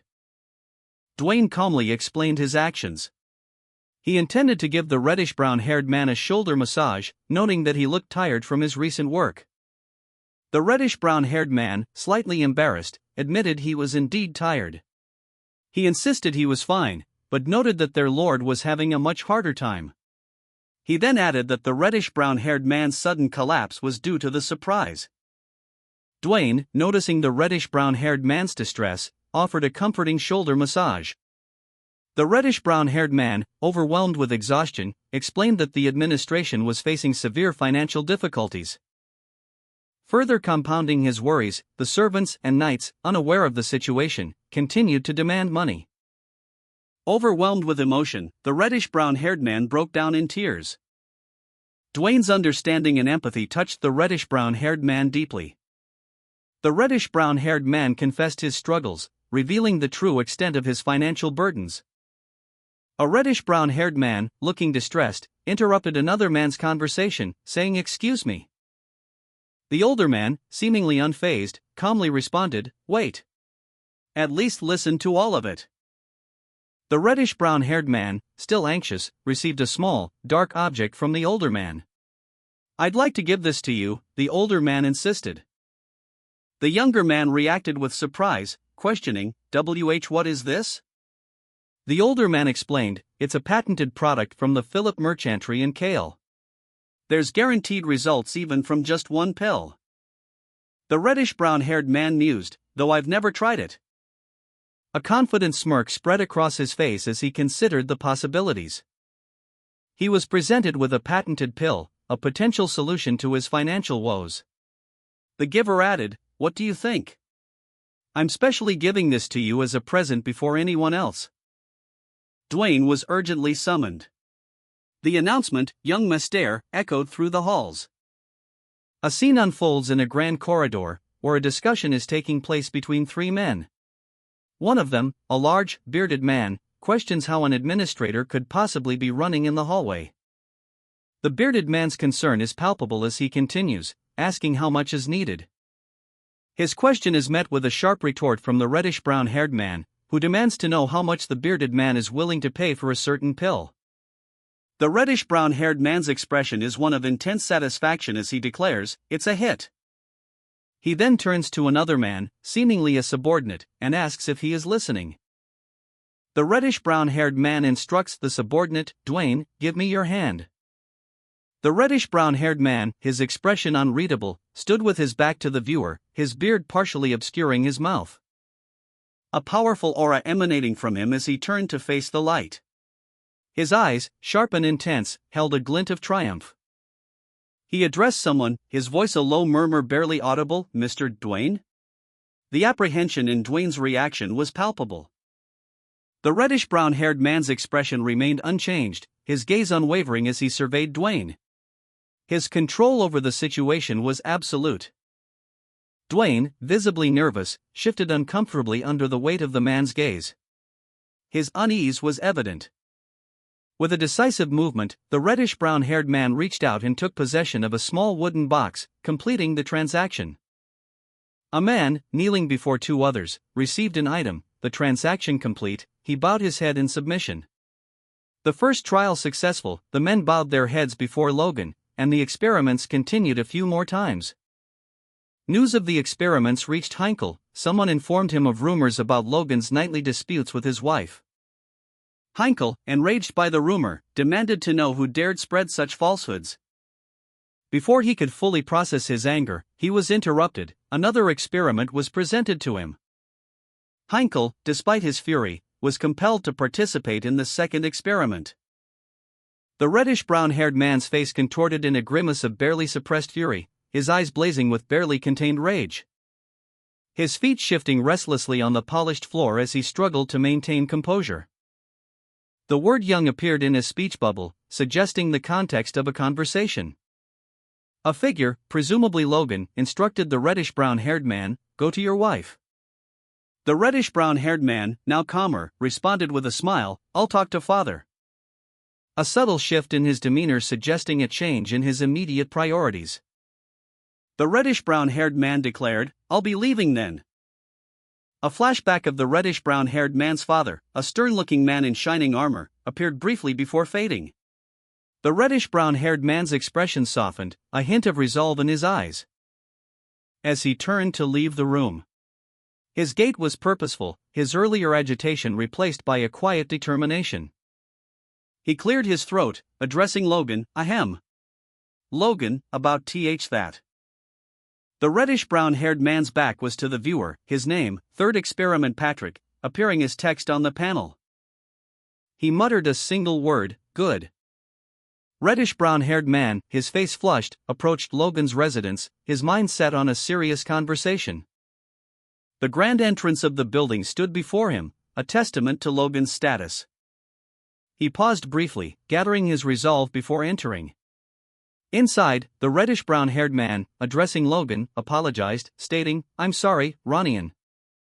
But then added, with a hint of a smile, "But we might be getting another little brother." Logan, surprised by the news, reacted with a startled, "Wait." The reddish-brown-haired man, agitated, exclaimed, "Why haven't you asked me to try it? I went through the most hard work." Logan, his expression unreadable, listened to his brother's frustrated outburst, remaining silent as the older brother continued to vent his feelings. The reddish-brown-haired man, seemingly finished, paused, expecting a response, only to be met with Logan's questioning gaze. What is that gaze supposed to mean? Logan, seemingly displeased with his brother's explanation, turned and walked away. The reddish-brown-haired man continued, "It's not like you have anywhere to use it." Logan, clearly irritated, interrupted him with a sharp, "Are you done talking?" Meanwhile, unseen servants frantically called out, "Young master! Young master! Oh!" Logan, still agitated, turned and issued a curt command, "Don't follow me. You smell." The reddish-brown-haired man, leaning casually against a table, explained the pricing of his pills, 100 gold for a single pill, or 1,000 gold for a set of 10. Logan, his expression one of concern, questioned the strategy, warning that targeting the nobles in the capital was risky. The reddish-brown-haired man confidently asserted that he was certain of his product's value. He justified his pricing by explaining that even in his past life, the pills had been incredibly expensive due to high demand. He further elaborated that limiting production would drive the price even higher. In a separate scene, two individuals, one of whom was wearing a large hat, exchanged a coin and waited for a communication channel to open. One of them, seemingly satisfied, commented that the plan made sense, provided the seller was certain of its success. The reddish-brown-haired man confidently stated that if a famous person tried his medicine and gave testimony, it would lead to great results. He mused, however, about which noble would advertise that their impotence improved after taking it. He then concluded that they wouldn't need to advertise it. The reddish-brown-haired man smiled, explaining that even if a secret rumor spread, nobles would still flock to his medicine like bees to honey. Considering this, Logan pondered. And the reddish-brown-haired man suggested they attend the party in the capital. The reddish-brown-haired man stared at a crystal ball, a look of disbelief washing over his face. "Ugh, party? Are you seriously telling me to go to a party?" He scoffed, recalling his past. "The only party I've been to is the mercenaries' party when we won. The family didn't even have any money to hold a party." His expression shifted as he considered the strategic value of such an event. Parties are best for making connections, though for it to be of help in business, that'd take some time. He mused further, "I would have gone myself if I wasn't a commoner." The crystal ball glowed, prompting a new thought. It's not like you can sell it at the party yourself. Sell it myself? The man's eyes widened in alarm as he processed the implications. Don't tell me you're actually thinking of selling it there. A warning echoed in his mind. Your family will be ostracized by the high society if you do that. The reddish-brown-haired man informed Philip about an informant in the capital city, Grand, instructing him to seek out the informant and learn everything he was about to reveal. Philip, upon hearing about the informant, questioned what he was expected to do. The reddish-brown-haired man reassured Philip, stating he would arrive in Grand soon and provide further details then. Philip, however, expressed his apprehension about the situation. A week later, Philip arrived in Grandia Kingdom's capital city, Grand. The reddish-brown-haired man, confident and self-assured, stood in a sun-drenched European-style town square, his gaze sweeping across the scene. Beside him, Philip, looking slightly apprehensive, stood quietly. Philip, nervously fidgeting, questioned his superior's decision to send him to the capital alone. You really came? How'd you manage to get permission from your family? He asked, his voice laced with concern. Philip explained his predicament. I mean, the son of a noble going to the capital to sell aphrodisiacs. The reddish-brown-haired man simply replied, of course, I told them something different.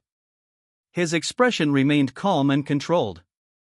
A horse-drawn cart, laden with numerous wooden crates, rumbled through the town streets. This was the means by which Philip was transporting his goods, a detail that went unmentioned in his earlier conversation. Philip concluded his explanation, noting that his father had facilitated his journey more easily than expected, likely due to his military achievements. Father also sent me way easier than expected. I guess it's because of my feats during the war, he mused. The reddish-brown-haired man, a confident smirk playing on his lips, let out a low hum of satisfaction. A concerned man approached him, questioning, Are you sure it's okay for a noble's son to go around like this? The reddish-brown-haired man responded, Well, having a servant with you actually makes it hard to go anywhere. He continued, Not to mention, that guy's got his own work to do. The reddish-brown-haired man revealed, That's right. His own work to do. I've given Rick quite a huge task to take care of. A young man with light brown hair and a cheerful expression appeared, exclaiming, Young master. Rick approached his master, the reddish-brown-haired man, and politely inquired, Young master, can I go off duty now? The young master, seemingly pleased, responded with a smile, What? You want me to come on my day off too? A flashback sequence showed the young master reflecting on Rick's unwavering loyalty, thinking, He has done everything for me. The flashback continued, with Rick expressing his concerns about his master's health, saying, Young master, the maids say I smell these days. The young master, lost in thought, wondered, They don't even come close to me. I will be able to marry, right? The flashback concluded with the young master expressing his gratitude, I'm really thankful to you. The reddish-brown-haired man, still amused, stated that he had just seen something. Rick, his master, immediately questioned if it was a flashback. To celebrate all the work Rick put into the medicine, the reddish-brown-haired man declared that they would name the medicine Rick. The reddish-brown-haired man raised his fist triumphantly. While Rick, looking increasingly concerned, thought to himself that there was no doubt about it, his master was a lunatic. The reddish-brown-haired man, still triumphant from his earlier success, greeted Rick. He expressed concern for Rick's well-being after his long journey, suggesting a relaxing drink at a bar. But then reconsidered, noting the presence of many ears in the room and the inappropriateness of discussing certain topics openly. Rick, however, countered that the room was a much better place for a private conversation than a public bar.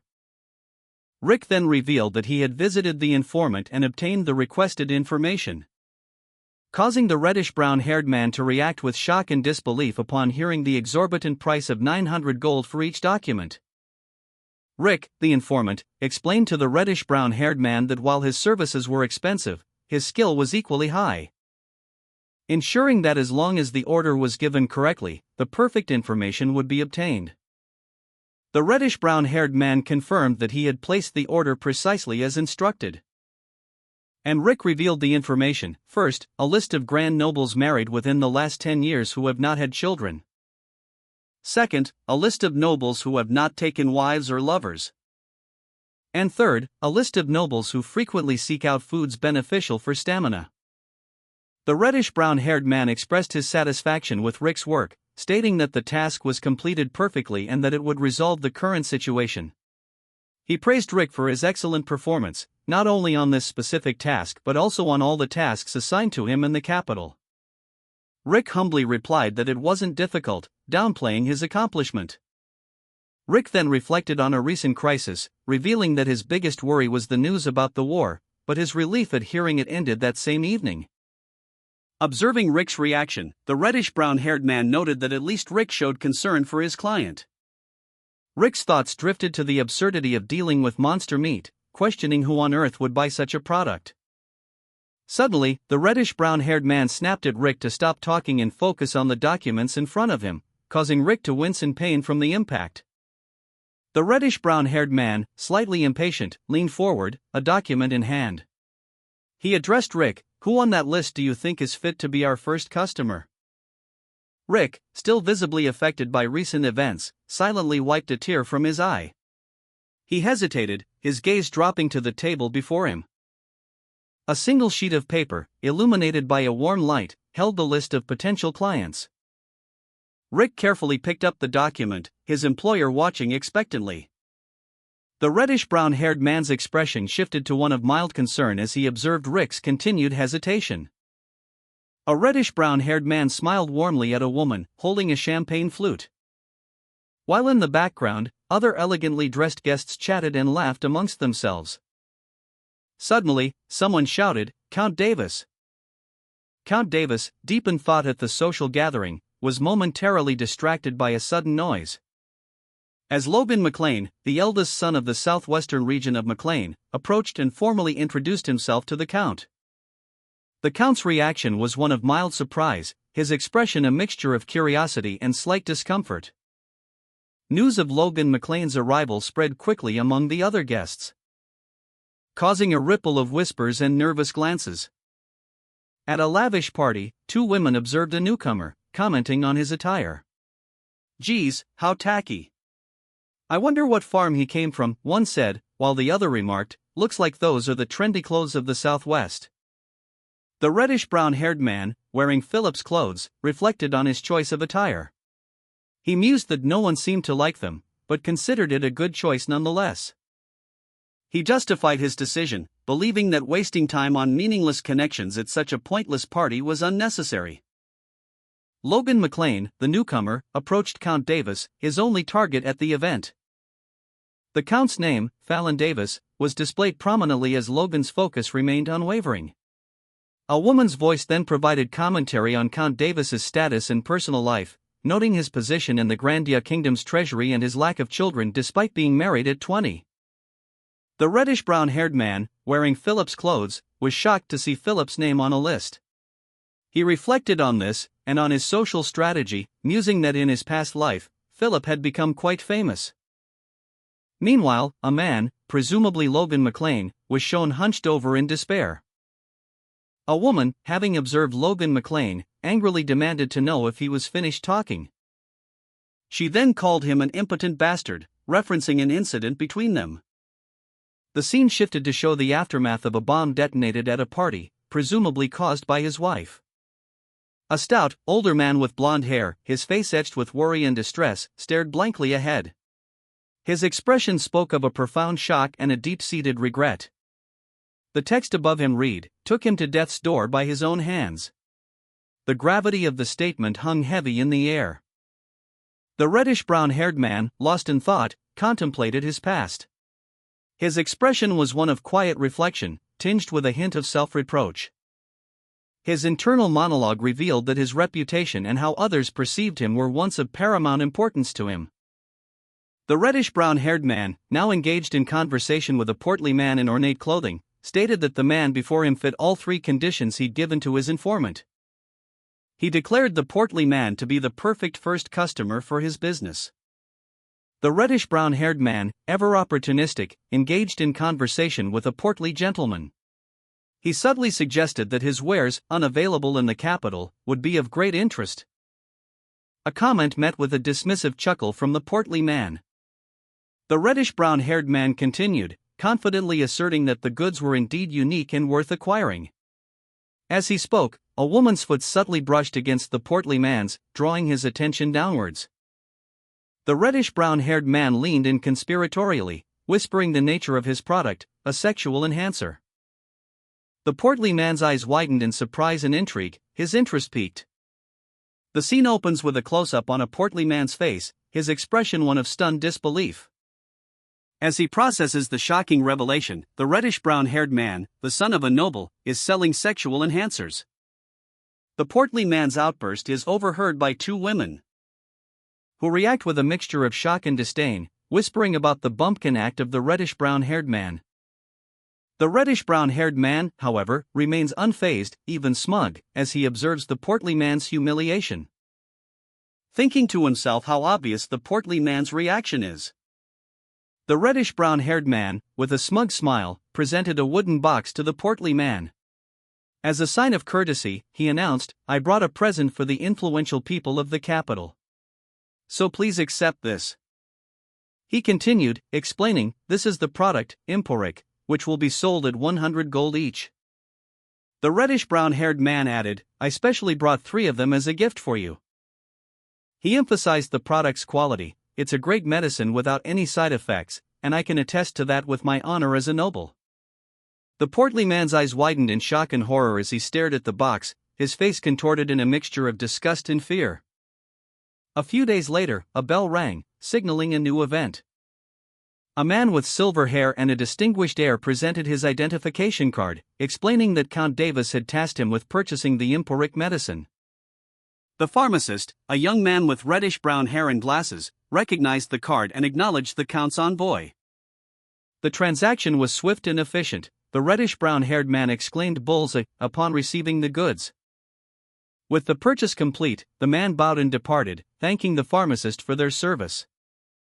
The reddish-brown-haired man walked away, seemingly pleased with the transaction. Later, reviewing his earnings, the reddish-brown-haired man calculated a profit of 10,000 gold from 10 boxes, a sum he deemed insufficient, noting that the shop's rent alone cost 10,000 gold.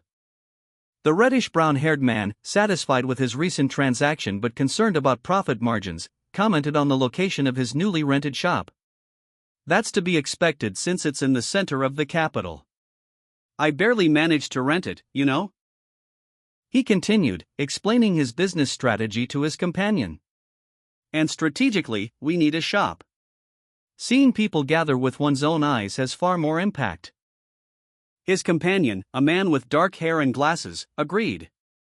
"You're right about that." The reddish-brown-haired man announced his next move. "Well, then, I'll be going to a party now." His companion responded, highlighting the man's social activity. "You sometimes even go to 2 parties a day." The reddish-brown-haired man, undeterred, emphasized the importance of networking.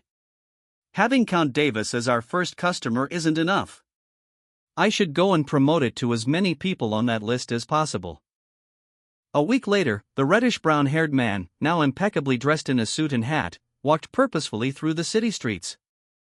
His mind preoccupied with a recent request from a count.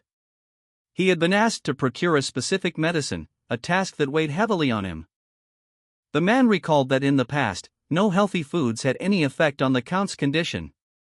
He continued his journey, noticing an unusually long queue forming in front of a building. He wondered about the cause of the delay. A reddish-brown-haired man, initially intrigued by a long queue, experienced a sudden shift in focus. He murmured to himself, "Wait a minute, I recognize them. That man's Talon's Chamberlain, and that's Count Hamel's butler. This is going to create useless rumors, I should quickly buy the medicine and leave." The man's plan was interrupted. A shop assistant approached him, apologetically explaining, "We're truly sorry. Unfortunately, we're all out of stock prepared for today." The reddish-brown-haired man's face registered shock as he saw 3 men in identical attire, their expressions mirroring his own surprise. A reddish-brown-haired man, his face etched with shock and disbelief, exclaimed, "What do you mean, all out? There was no mention of this before." The shopkeeper, apologetic, explained, "I'm truly sorry. Imporik is highly popular, but the supply isn't enough, so the sale is restricted to 50 boxes a day." Desperate, the man pleaded, "Please sell some to use." His anxiety escalating, the man's voice rose in panic, "If I go back empty-handed, my lord will kill me." Another man, seemingly a superior, instructed, "Go check it out."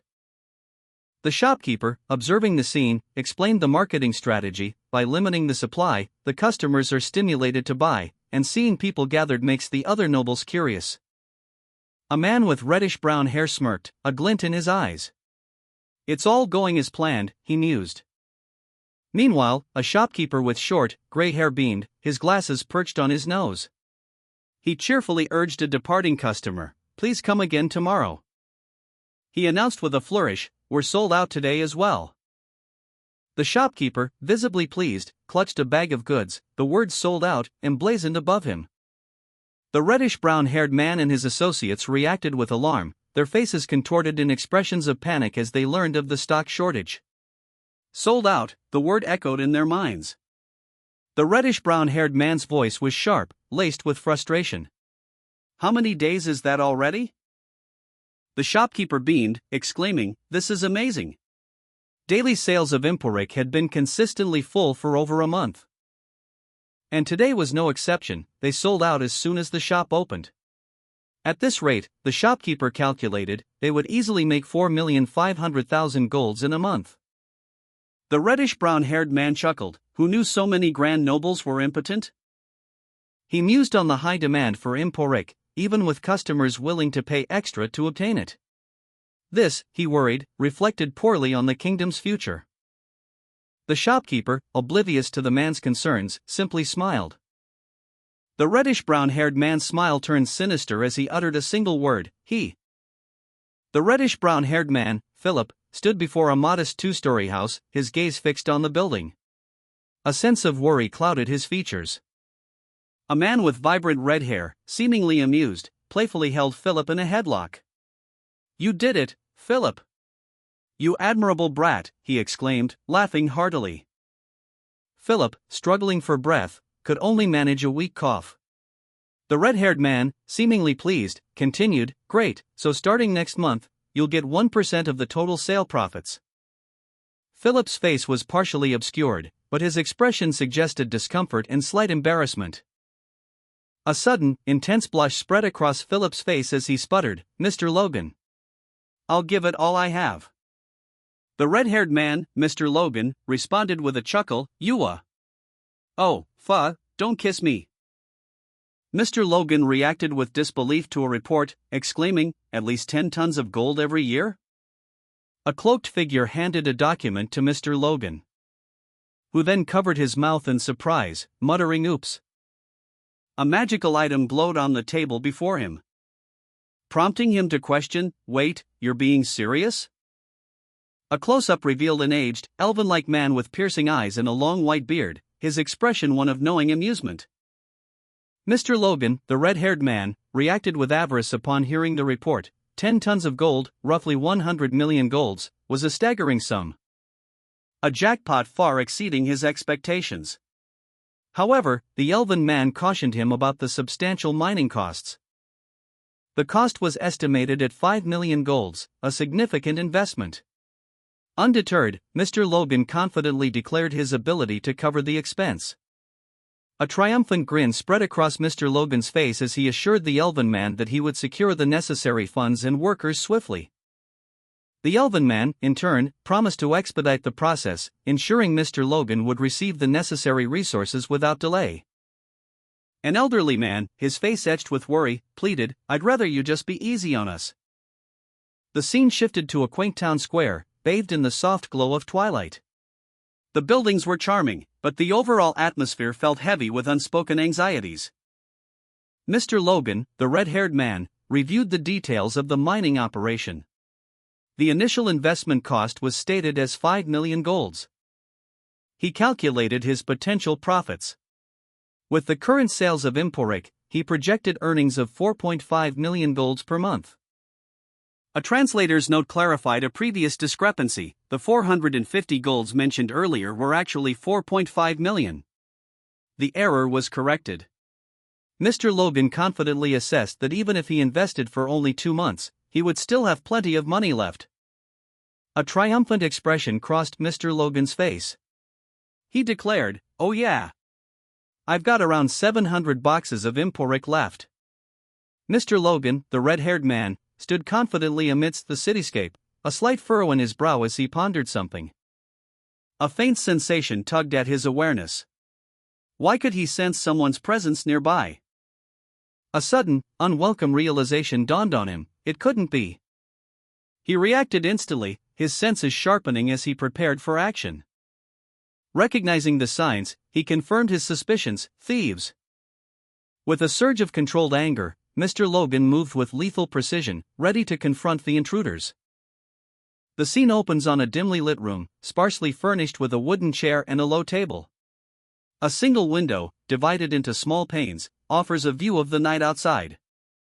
Mr. Logan, the red-haired man, enters the room cautiously, his back to the viewer. He seems to be searching for something or someone. He turns, his expression serious. He mutters to himself, "Did they disappear?" He shakes his head, a hint of determination in his eyes. "No, there's only one door. He's still inside." The camera angle shifts, showing a glimpse of something hidden beneath the table, obscured by shadow. Mr. Logan's eyes widen, his face contorted in a grimace of surprise and alarm. A series of exclamation points emphasizes his sudden realization. Mr. Logan, sensing a threat, reacted instantly, drawing his sword in a swift, decisive movement. A powerful gust of wind swept through the area, leaving Mr. Logan standing alone, his sword raised, scanning his surroundings. He confirmed to himself, "No one? But I definitely sense someone here." A surge of intense unease washed over Mr. Logan as he felt a palpable sense of being watched. His eyes narrowed, his expression hardening into one of grim determination as he braced himself for whatever might come next. Mr. Logan, his senses heightened, saw a cloaked figure perched atop a nearby building. A question formed in his mind. Is he the source of the unsettling presence he felt? He reacted instantly, drawing his sword and charging towards the building, leaping forward with incredible speed. His attack was swift and precise. But the cloaked figure anticipated his move, effortlessly deflecting the blow, sending Mr. Logan sprawling across the ground. The cloaked figure remained on the rooftop, their identity and intentions still shrouded in mystery. The cloaked figure made a sudden movement, seemingly preparing for another attack. The cloaked figure, having deflected Mr. Logan's attack, stood silently, their face obscured by shadows. As the red-haired man, Mr. Logan, stood defiantly on a rooftop, his sword at his side, under a pale moon. His anger evident as he demanded, "Who are you?" Mr. Logan's face was a mask of fury, his eyes narrowed in suspicion. While the cloaked figure remained impassive, their expression hidden beneath the shadows of their hood. Only a slight movement of their hand betrayed any emotion. Mr. Logan, his red hair windblown, stood on a rooftop, his sword at his side. He surveyed the scene, his gaze sweeping across the cityscape. A look of frustrated determination etched on his face. His anger was palpable, the recent encounter with the cloaked figure still burned within him. He found nothing. "There's no sign of any presence at all," he muttered to himself, his voice laced with disbelief. But the memory of the figure's sudden appearance, so close, remained vivid in his mind. "But he was right in front of me just now," he thought, a shiver running down his spine. His eyes narrowed, suspicion and confusion warring within him. He was certain he had seen the cloaked figure. And now, with a sudden, almost imperceptible movement, he drew a small, sharp knife from his sleeve. Mr. Logan, the red-haired man, stared into the distance, his expression a mixture of confusion and suspicion. A lingering unease settling over him as he muttered to himself, "What the hell was that?" The elderly man, his eyes wide with alarm, exclaimed, "An aura user thief snuck in here?" Mr. Logan, still grappling with the inexplicable event, listened intently as the elderly man continued. Mr. Logan, the red-haired man, listened intently as the elderly man spoke. It wasn't simply a feeling that the cloaked figure was of high rank, he was on a completely different level. The elderly man continued, expressing his bewilderment that someone with such potent aura would stoop to petty theft. He questioned the logic, pointing out that such power could elevate even a slave to nobility, prompting Mr. Logan to inquire about the nature of the stolen item. The elderly man hesitated, reluctant to reveal the details, before finally revealing, with a grimace, that the stolen item was exactly what the other man suspected: 2 pills of Imperic. A close-up shot revealed the small, crimson package containing the pills.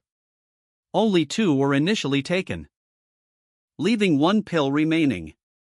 The elderly man deduced that the thief had taken only what he needed for personal use, suggesting a level of self-preservation and planning beyond simple thievery. Mr. Logan, the red-haired man, pondered a troubling question: are there impotent individuals among aura users?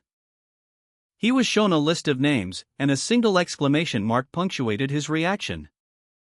The elderly man confirmed that the list was indeed from before, prompting Mr. Logan to inquire about the presence of an aura user on that list. The elderly man responded that he had been asked for extra charges to disclose the top-secret information, so he refused.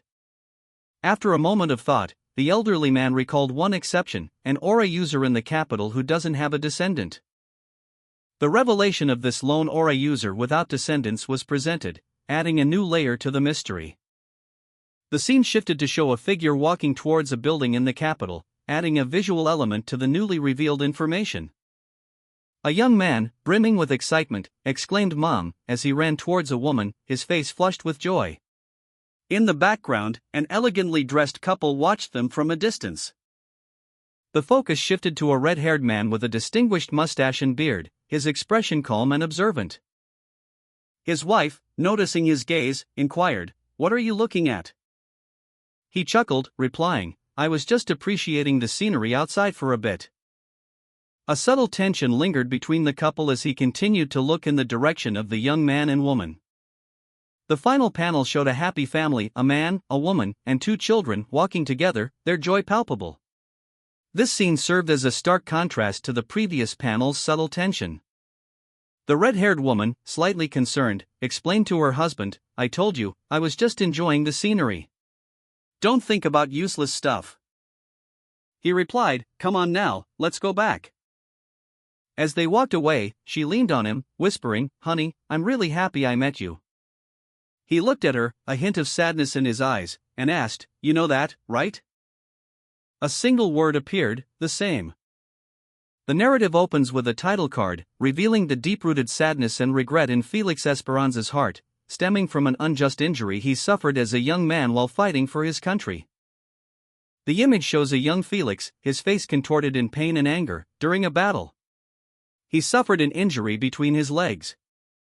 Initially, he considered it an honorable wound for a knight wounded in the line of duty. However, as the narrative continues, the implications of this injury become clearer. A later panel shows Felix, now older, reflecting on his life. He questions the point of his achievements as a duke and the strongest in the nation, given his inability to have a child to inherit his title. His words, "What's the point of having the title of a duke and being known as the strongest in the whole nation? Without a child to take over after me, it's all in vain," reveal his deep-seated despair. Felix and a young woman sat together on a chaise lounge in a grand library, bathed in the warm glow of sunlight streaming through a large window. He appeared despondent, his gaze cast downward. Their hands clasped together, a silent testament to their shared sorrow. The woman's hand rested gently atop his. Felix's face, etched with lines of worry and pain, was partially visible. The woman spoke, expressing her empathy, "You must have been in such agony." Felix looked at the woman, his expression a mixture of gratitude and profound sadness. The library's shelves, filled with countless books, formed a silent backdrop to their intimate moment. The woman continued, offering her unwavering support, "If it's okay with you, please let me serve you by your side." Overwhelmed by her kindness, tears streamed down the woman's face as she confessed, there's no way for me to repay for such overwhelming love I've received. A close-up of a man with a long blonde ponytail, a neatly trimmed mustache and beard, and kind eyes. He appears to be of noble birth. Two men walk side by side. One is dressed in a dark coat, the other in a blue coat with gold accents. The man in the dark coat speaks, expressing concern about the upcoming family meeting. The man in the blue coat responds, stating that arriving early will only increase the pressure to produce an heir. A close-up on the man in the blue coat's face, showing a look of worry and stress. The two men continue walking.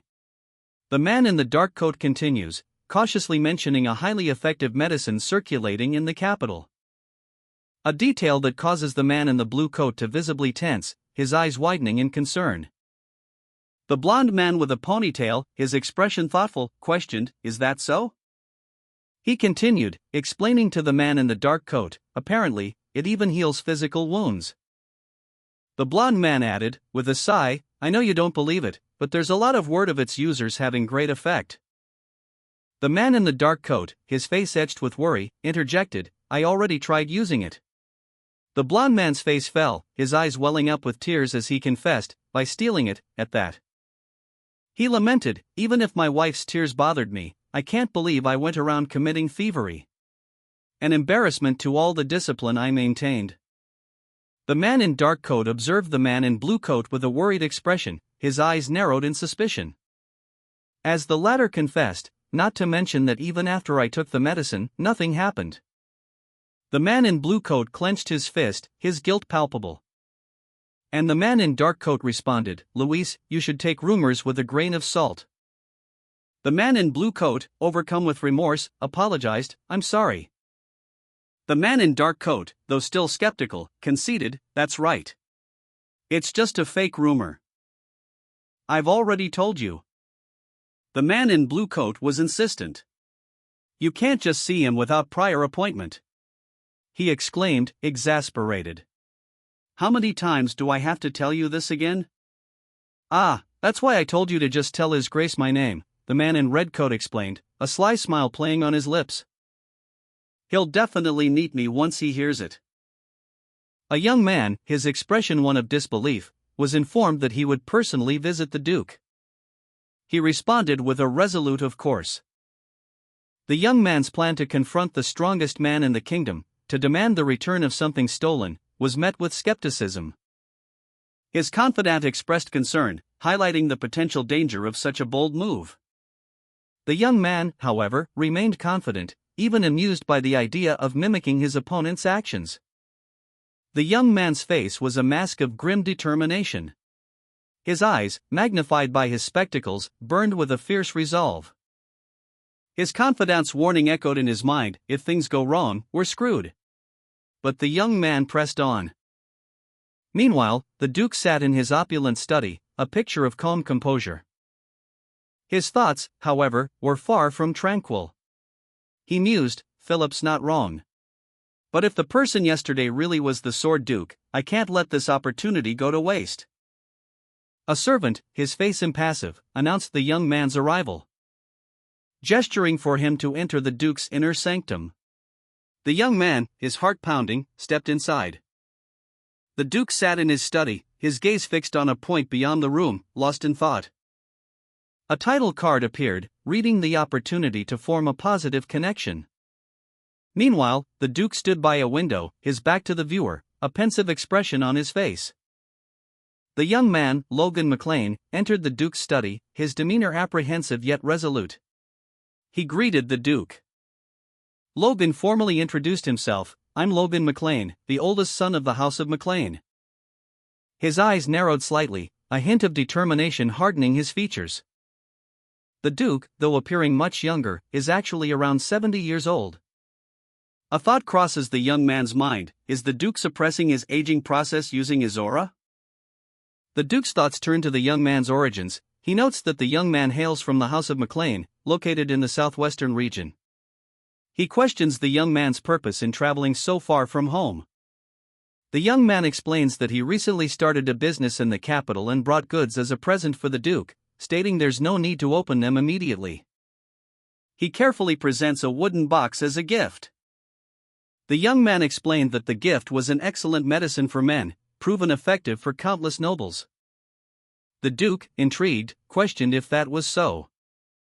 The young man, observing the Duke's lack of reaction, internally noted the confusion, wondering if the Duke was actually the thief from yesterday.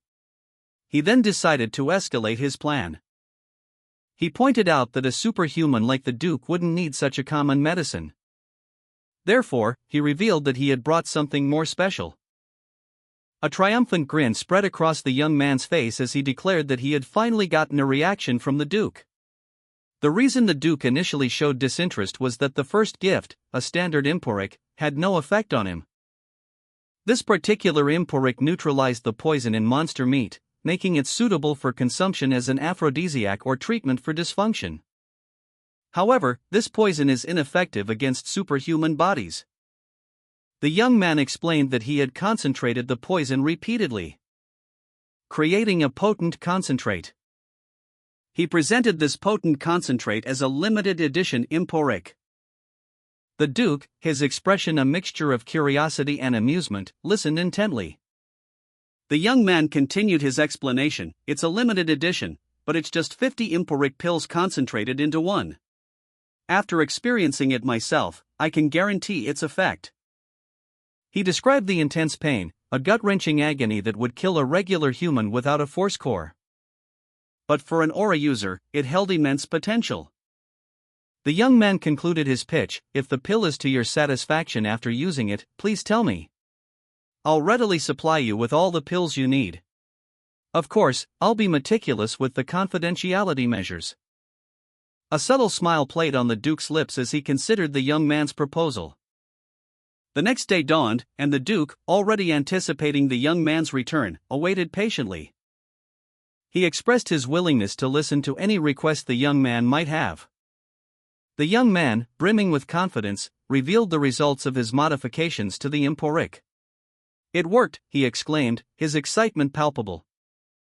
A definition of an aura user appeared on the page. An aura user is the master of martial arts that moves the body, and the master of force, the life energy. Felix's face was shown, and a thought bubble above him read, so Felix could know it with certainty. Felix exclaimed, "It worked!" More text appeared, and it's not a one-time thing. After 30 uses, the medicine's effect will accumulate and I can completely recover. A close-up of Felix's hand showed him clenching his fist, and a thought bubble appeared, "My longest yearning, and the pain in my chest may now be eased." The Duke and the young man stood facing each other. The Duke looked intently at the young man. Duke mused internally, "I can't believe he was so considerate that he brought me a gift and didn't even mention my mistake." He continued his internal monologue, adding, "Also, his sword skills that day were unbelievable for someone of his age." Duke's thoughts concluded with the observation, "He's definitely someone you'd expect to be the owner of this miracle drug." The young man chuckled, It seems I was in a rush." The young man and Duke stood facing each other, the young man's back to the viewer. Duke expressed his gratitude, stating, "I see the possibility of being cured of a chronic illness thanks to your gift. So I'd like to repay you for that." A regal figure, cloaked in shadow, addressed the young man before him. "Tell me what you wish for." The young man, after a moment of contemplation, responded, "In that case, could I get a useless book on swordsmanship?" The young man and the regal figure entered a grand library, the sunlight illuminating the towering bookshelves. The young man, seemingly searching for something specific, began to scan the shelves. The young man, his expression a mixture of curiosity and determination, received a book on swordsmanship from the regal figure. The regal figure, observing the young man's eagerness, explained that while the training methods within would be physically demanding, the book contained unique and valuable techniques. The young man, grateful for the book, accepted it with a word of thanks. He then made an unexpected request, a letter of proof confirming the transaction. The regal figure readily agreed, stating that it would not be a problem. With the book and the letter secured, a satisfied glint appeared in the young man's eyes. He had obtained what he needed. The young man, though outwardly accepting a swordsmanship book from the Duke, inwardly felt a sense of unease. His true objective was something else entirely. The Duke, a regal figure with a thoughtful expression, observed the young man. He decided to personally intervene, his expression hardening as he considered the young man's request. The young man's surprise was evident as the Duke revealed that the greatest swordsman in the kingdom would personally teach him. The Duke explained that while he understood the young man's humble desires, simply giving him a low-grade book wouldn't suffice. The young man, internally questioning the concept of humility in light of his past and present lives, remained silent. Even with his knowledge of divine sword secrets, the young man felt no need to refuse the Duke's offer of training from the kingdom's strongest swordsman. A prospect he greeted with enthusiastic gratitude, considering it a stroke of incredible luck. The Duke, observing the young man, mused that judging the talent of promising youngsters was one of the greatest pleasures of old age. He warned the young man, however, that his training would not be easy. The young man, now serious, gripped his sword hilt, ready for the challenge ahead. The Duke, a regal figure with piercing blue eyes, commanded the young man, "Now, draw your sword." The young man, however, found himself unable to comply. A wave of immense pressure bore down on him, a crushing force that prevented him from even grasping his weapon. He strained, his face contorted in exertion, realizing with dawning horror that he was facing an aura user. "I can't even grab my sword," he groaned. The realization was punctuated by the young man's inner thoughts, "So this is an aura user." The Duke's imposing figure filled the frame, his eyes glowing with an intense, almost frightening light. The Duke, a regal figure radiating power, stood before the young man, his aura a palpable force that prevented the young man from drawing his sword. The young man, overwhelmed by the Duke's presence, struggled to comprehend the sheer might before him. The Duke's aura wasn't merely intimidation, it was a tangible pressure, a test of resolve. He internally questioned the nature of the Duke's power, wondering if it was a simple display of strength or something more profound. The Duke's aura, he realized, was not just brute force but a specialized skill, a unique ability to control and manipulate his aura with precision. Finally, with a surge of determination, the young man overcame the oppressive aura, drawing his sword with a burst of light and energy. The Duke, observing the young man's resolve, showed a hint of approval in his expression. The young man strained, his face contorted in effort as he battled the Duke's overwhelming aura. A blinding golden light emanating from the Duke's power. The Duke's instructions echoed in his mind: use the force to boost the senses and not the body. He focused, channeling the energy, analyzing the force that restrained his body. He discovered that every movement triggered the Duke's power. With a surge of determination, he pushed past the limitations, his body moving despite the pressure. The young man struggled against the Duke's overwhelming aura, his muscles straining as the Duke's power threatened to scatter his focus. He gritted his teeth, his internal monologue a desperate plea: "He's scattering the strength I put in to move." The Duke, however, remained impassive, a slight smile playing on his lips. His thoughts were calm and analytical. "I don't know how it's possible, but I know how to deal with it." The young man, anticipating the Duke's next move, focused intently. His mind raced, formulating a counter-strategy: when he's about to scatter my strength, he would need to react instantly. With a surge of adrenaline, he braced himself, his hand tightening around his staff. His internal voice urged him on: "I have to move half a beat faster." He launched himself forward, his movements a blur of controlled power. The Duke watched, a hint of approval in his eyes. The young man's determination and adaptability were exceeding his expectations. The Duke, a regal figure with a shrewd smile, observed the young man. "As I thought, you have talent," he mused, his words echoing the assessment of the young man's abilities. The young man, his red hair ablaze with determination, stood poised, sword in hand, ready for the next challenge. His eyes narrowed in concentration as he braced himself, a grimace of exertion twisting his features as he strained against an unseen force. The Duke's voice cut through the air: "Good, now look carefully." As the young man's sword, imbued with power, sliced through the air, leaving a trail of crimson energy in its wake. The young man, his face set in concentration, channeled his power, the crimson energy swirling around his blade. He focused the force that had been binding him to the sword's tip. The Duke, observing intently, questioned if this was an aura blade. But the young man corrected him, indicating it was something different.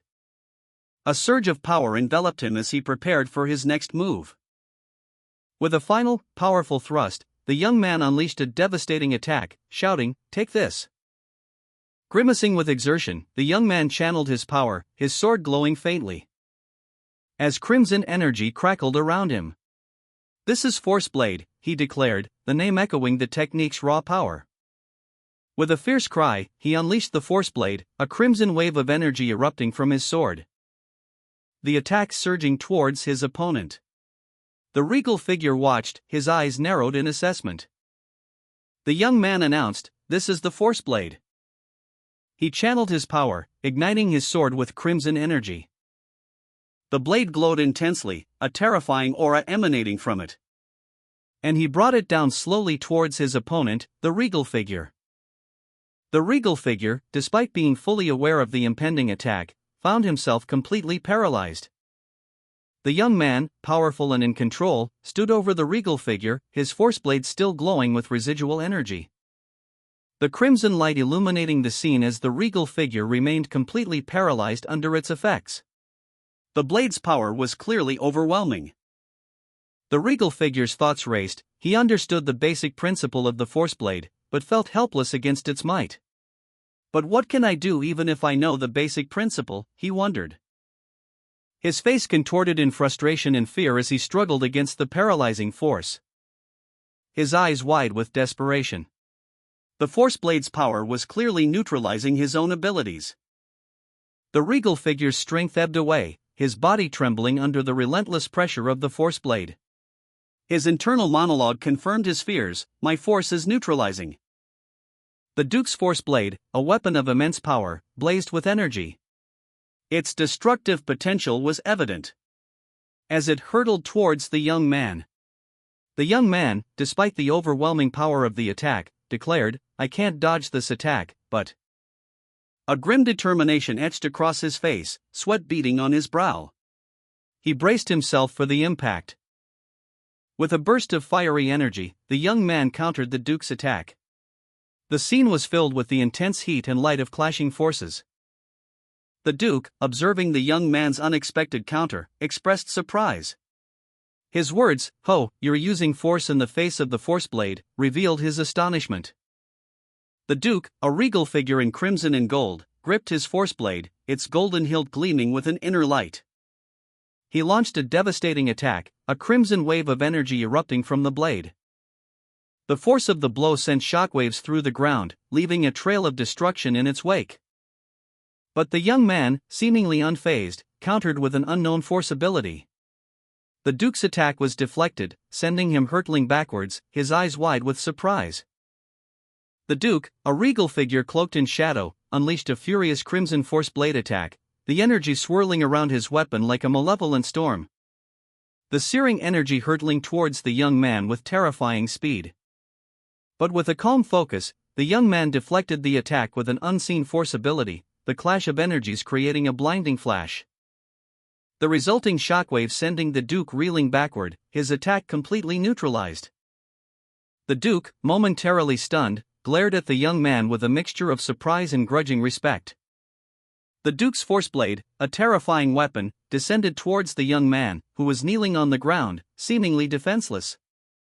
But with a sudden burst of energy, the young man deflected the attack, leaving the Duke surprised and momentarily stunned by the unexpected counter. The Duke, his expression a mixture of disbelief and anger, questioned the young man's ability, stating, "Did you think I'd teach you something you can't do?" The young man, a smirk playing on his lips, confidently replied, "You saw the full deal." The scene shifts to show the aftermath of the confrontation. The young man lies on the ground, slightly injured, while the Duke stands above him, seemingly amused by the turn of events. The Duke comments, "I unknowingly got a bit serious at the end." The Duke, observing the young man's actions from a distance, expressed his disbelief that the young man would confront him directly. And then added, with a hint of amusement, that some individuals are simply destined for greatness. He mused further that watching the young man's progress would be entertaining. An older gentleman, seemingly a butler or attendant, inquired about the young man's sudden departure. The Duke, extending an invitation, suggested the young man rest until fully recovered, allowing him to stay a bit longer. The young man, however, politely declined, stating that thanks to the potion provided by the Duke, he was completely fine. The butler offered to escort the young man to the gate. The young man departed through the grand gates of the Duke's estate, the setting sun casting a warm glow on the scene. The butler wished him a safe journey, as the young man expressed his gratitude for being shown out. The young man, having recovered somewhat from his injuries, departed the Duke's estate, escorted by the butler. 2 guards stood watch at the gates. As the Duke watched from a distance, a thoughtful expression on his face. The Duke's gaze followed the departing young man, a question mark forming above his head. The young man stumbled, clutching his side in pain. "Ugh, this is killing me," he groaned. His body racked with pain as he struggled to maintain his composure. The butler, observing the young man's continued distress, reflected on the situation. "I can't believe he would hand over a superior grade potion that is basically unfindable, as expected of the Duke." The young man reflected on his ordeal, his inner monologue revealing that while his strength had grown, the Duke's actions had left lasting wounds. Wounds that would be difficult to overcome. Despite this, he recognized that he had ultimately gained more than he had lost. He held a small, ornate bottle, a hint of a self-satisfied smirk playing on his lips. As he examined a piece of paper containing the coordinates to the Duke's communication channel. The note indicated that if he encountered difficulties while training with the Forceblade, he could contact the Duke for assistance. The young man's expression shifted to one of thoughtful consideration. As he mused on the Duke's surprisingly positive view of him, recognizing that this mentorship could prove highly advantageous in the future. Philip, his face pale and strained, burst into view, startling Mr. Logan, who exclaimed, "Mr. Logan." Mr. Logan, surprised by Philip's sudden appearance, questioned him, "Philip? Why are you here? You scared me." Philip explained that he had been waiting at a distance for Mr. Logan to emerge, but noted Mr. Logan's pale complexion, asking, "But why do you look so pale?" Philip, visibly agitated, revealed that he had recently learned swordsmanship from the Duke, causing Mr. Logan to react with disbelief and exclaim, "Rude?" A sudden, violent coughing fit racked Philip's body, blood spurting from his mouth as he doubled over in pain. Mr. Logan, witnessing Philip's distress, immediately began making plans to escape, stating, "I'll make preparations for us to run away. I'll get the fastest horse and—" Philip, coughing violently and spitting blood, interrupted himself, stating that Mr. Logan had misunderstood him. The following week, a sign outside a shop announced that the Imporic was temporarily out of stock. Mr. Logan, reviewing the sales figures, was pleased to see that the total profits from the Imporic sales reached 41 million golds. And projected that, if sales continued at this rate, they would easily surpass 4.5 million golds per month. Mr. Logan, a man with vibrant red hair, and Philip, his associate with neatly combed dark hair and spectacles, stood side by side, both wearing vests over their shirts. A look of smug satisfaction played on Mr. Logan's face. A sudden whooshing sound filled the air as they were propelled forward at great speed. The perspective shifted to a high-angle view, showing them rapidly approaching a quaint, 2-story building in a European-style town. Back inside, Mr. Logan addressed Philip, asking if he was so happy about the recent sales that he didn't mind foregoing his bonus this month. Philip, kneeling before Mr. Logan, clasped his hands together and pleaded with him not to ruin his joyful fantasy. Mr. Logan, a hint of amusement in his eyes, explained that he had ensured the monster meat purchase in Kale would proceed without any problems.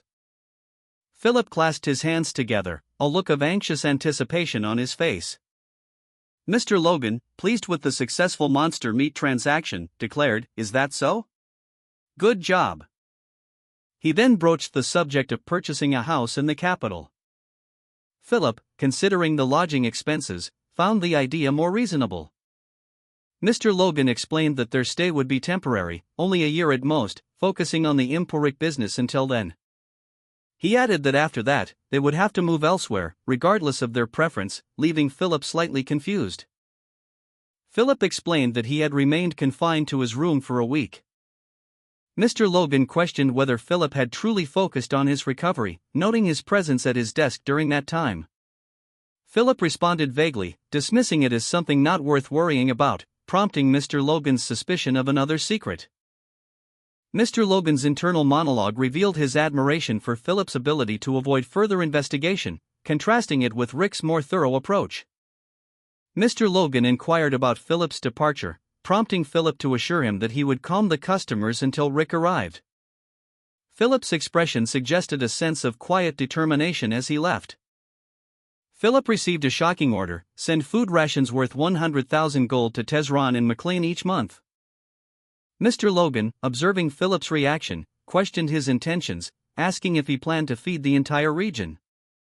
Philip, taken aback, stammered in response.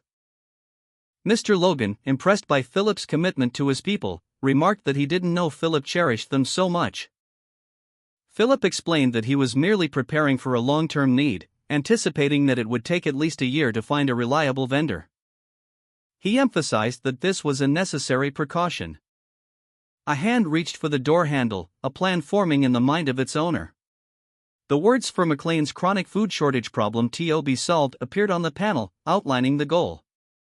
Even with the Tehran plains in our hands, with McLean's infertile land, it's going to be a minus as always. The speaker, a man with vibrant red hair, contemplated the challenges ahead. People's labor is a huge part of my plan, so I can't have them starving. He resolved to address the food shortage, recognizing the vital role of the populace in his overall strategy.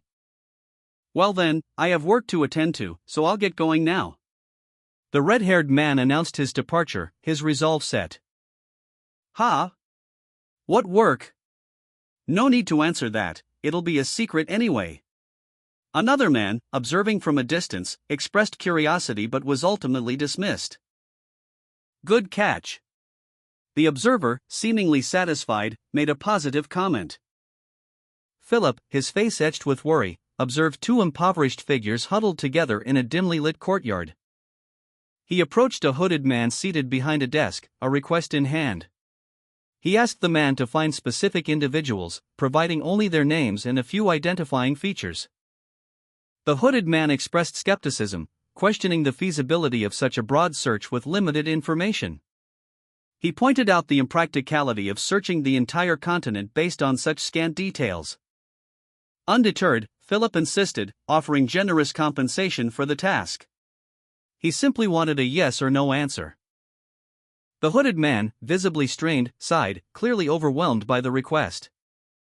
Philip examined a document, its contents obscured, suggesting a challenging search ahead. His descent down a set of wooden steps emphasized the gravity of his mission. Philip, a man of determination, voiced his concerns about the difficulty of finding specific individuals, acknowledging the possibility of false names. Despite the challenges, his resolve remained firm. He was determined to locate all independent superhuman individuals at all costs. His focus sharpened on those who had achieved superhuman status in a past life but remained unaffiliated with any organization. A powerful, imposing figure, possibly one of the individuals Philip sought, was shown, hinting at the scale of the task ahead. A female archer, her face partially obscured by a hood, knocked an arrow, her expression grim. Every single one of them, she thought, will be a huge support in the war against the Empire.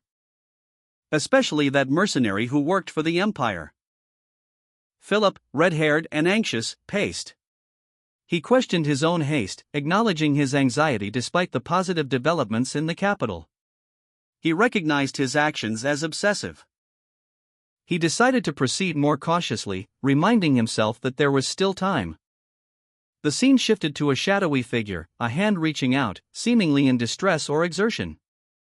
The hand grasped something, the image ending on a close-up of the hand.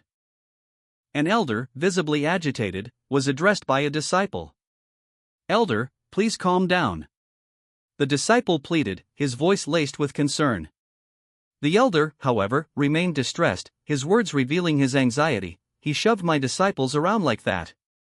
Does he have any other workers?" The elder's gaze hardened as he muttered, "That tower master." Another disciple attempted to soothe the elder. See, calm down. I'm only here to tell you. The elder, still agitated, demanded an explanation. So tell me, why did he call my disciple this time? The disciple, seemingly relieved by the elder's question, responded with a nervous smile and a pointed finger, revealing the reason for the summons, the McLean region. The disciple's words seemed to further agitate the elder, as he reacted with a visible start. The disciple, his face etched with worry, explained that he had been summoned for a 6-month-long business trip. A revelation that sent a jolt of agitation through the elder. He muttered darkly about the Magic Tower Master, concluding that this matter demanded immediate and decisive action. The elder, his anger simmering, prepared to depart, his disciple at his side. His expression hardened into a grim resolve. This time, he would not let this situation go unresolved. The camera focuses on the top of a tall, gray tower against a pale blue sky. The tower's imposing structure is fully revealed, a blend of medieval and modern architecture. A wide shot shows the tower standing in a large, open space. Inside, a figure walks towards a counter, his footsteps echoing in the quiet room. He approaches a counter where a man slumbers, his head resting on his arms. Someone called out to the disciple, who was startled and looked around, confused. The disciple, still somewhat bewildered, entered a grand building. He was greeted enthusiastically and learned that he was in the Earth Magic Tower of the Grandia Kingdom. Observing the disciple, a man in a fine suit noted his simple attire and wondered about his purpose. He suspected the disciple wasn't there to see the high-ranking mage. The nobleman, observing the disciple from a distance, silently judged him.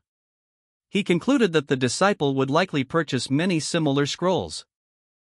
A large quantity of destructive magic scrolls, as evidenced by his expression.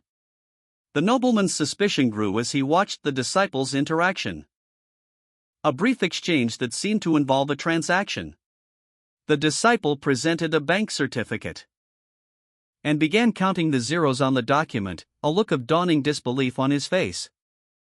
The amount was staggering, 4 million golds. The disciple's shock was palpable. The nobleman's face contorted in a silent scream of disbelief. As he stared at the disciple, his suspicion deepening with each passing moment. The nobleman's gaze lingered on the disciple's face, his expression unreadable. The disciple's earth magic spell, a 4th circle ranged attack, unleashed a devastating barrage.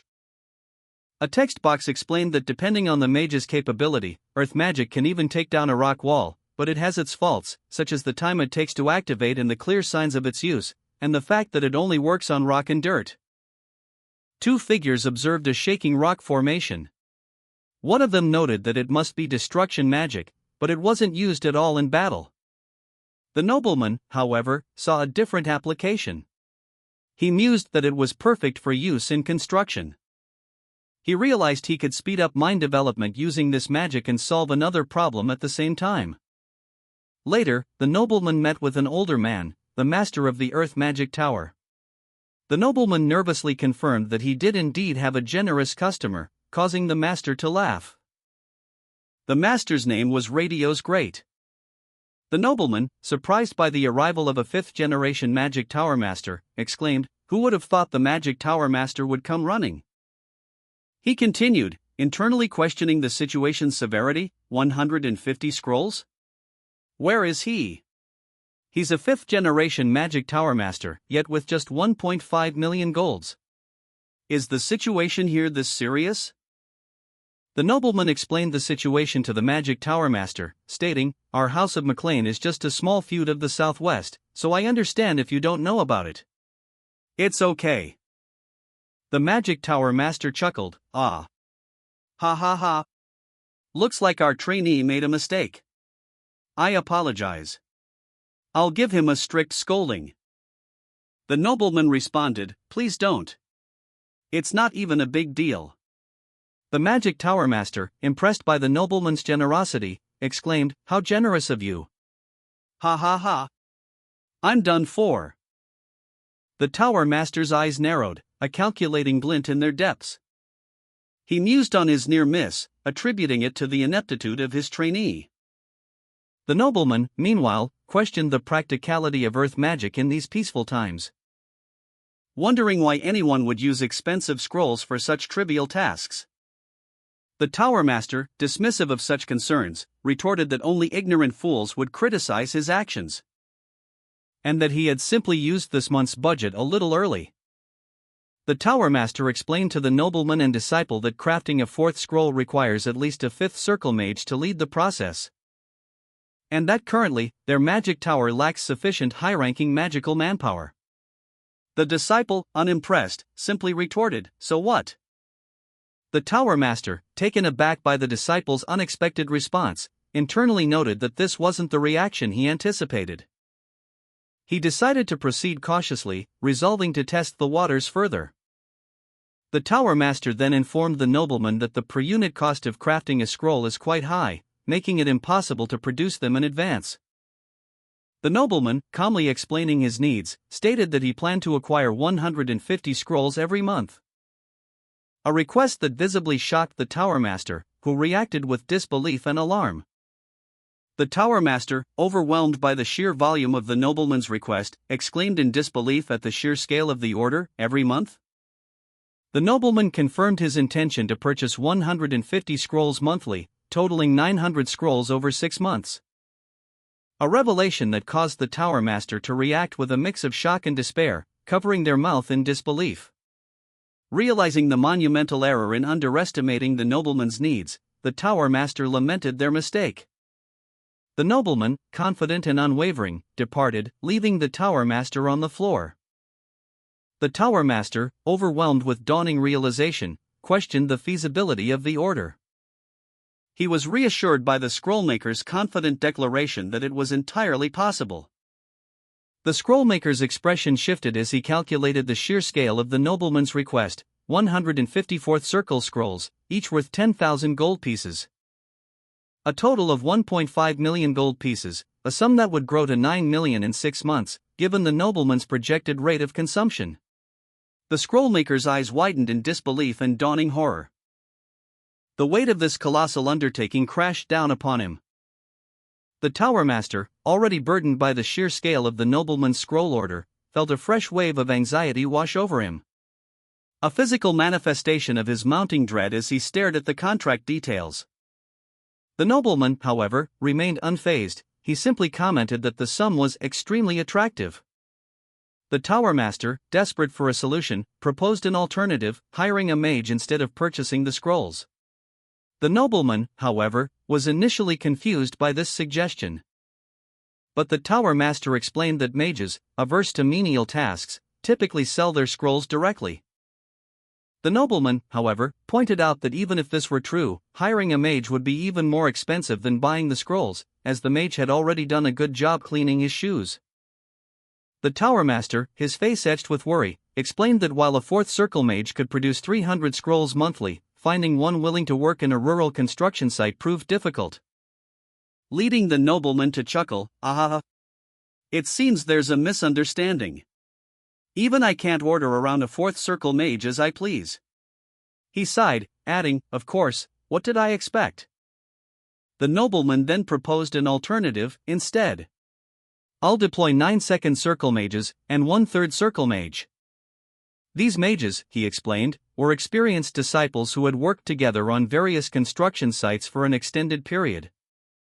And in return, the number of scrolls required could be reduced. The nobleman mused, that might be good." The nobleman considered the long-term nature of the construction project, concluding that this approach might be more efficient than hiring a single, high-level mage. However, a final thought crossed his mind: but mages who specialize in construction? Those self-conceited people? The nobleman, still somewhat skeptical, voiced his desire to see the mages for himself, stating, "I want to see what kind of people they are." A third circle mage, Grick, introduced himself, stating, "I'm Grick, a third circle mage." A group of mages, appearing apprehensive, stood before the nobleman. They were clearly under the nobleman's scrutiny. Logan McLean, the leader of the group, identified himself to the nobleman. The nobleman, satisfied with the introductions, dismissed the mages curtly, saying, "Right then, now that you're done with the greetings, you may leave." The mages, relieved, quickly departed. Observing the mages, a nobleman noted their pale complexions, commenting that they looked on the verge of collapse.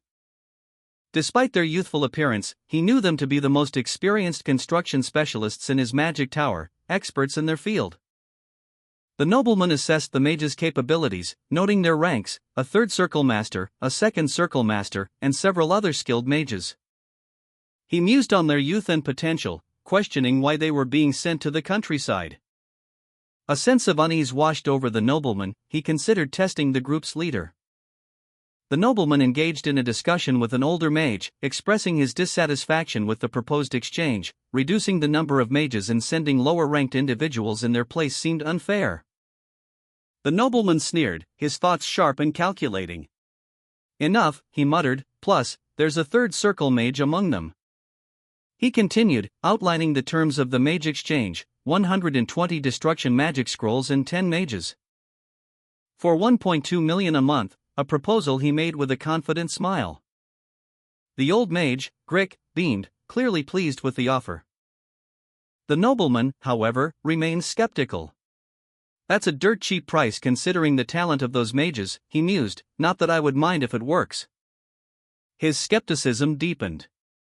He knew that Logan McLean, the leader of the mage group, wouldn't send any normal mages at that price.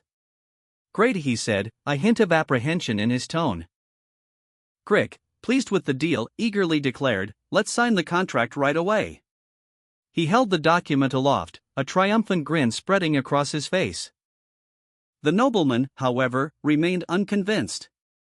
His eyes narrowed as he scrutinized the contract, noticing the hastily written script and the ink bleeding down the page. His suspicion deepened.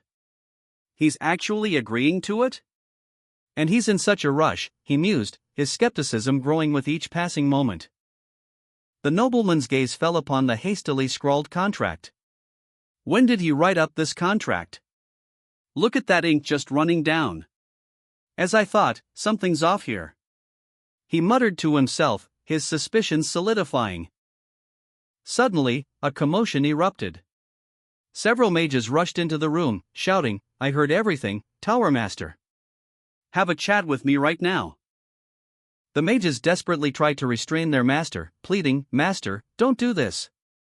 Someone stop him." Their frantic efforts highlighted the gravity of the situation. Grick, eyes wide with a mix of fear and desperation, stared at the contract, his face pale. He felt a growing unease. A cold dread creeping into his heart as he realized the gravity of his situation. The nobleman's earlier warnings echoed in his mind. A sudden, sharp intake of breath escaping his lips as the full weight of his reckless actions crashed down upon him. The fifth circle mage, a figure of immense power, stood before him, his presence radiating authority. The mage, his voice laced with barely controlled fury, questioned Grick about sending his disciples on dangerous missions again. Grick, attempting to justify his actions, explained that it was all for the benefit of the magic tower, pointing out that his disciples were the most talented. However, the mage countered, questioning why only his disciples were burdened with the most difficult tasks. The mage's frustration boiled over as he emphasized that it wasn't just anyone, but his disciples who were constantly overworked. A young disciple, visibly distressed, whispered, "Master," in a plea for understanding. Grick, the red-haired mage, questioned the fifth circle mage about the ongoing harassment of his disciples, implying that this had been happening ever since he became an elder last year.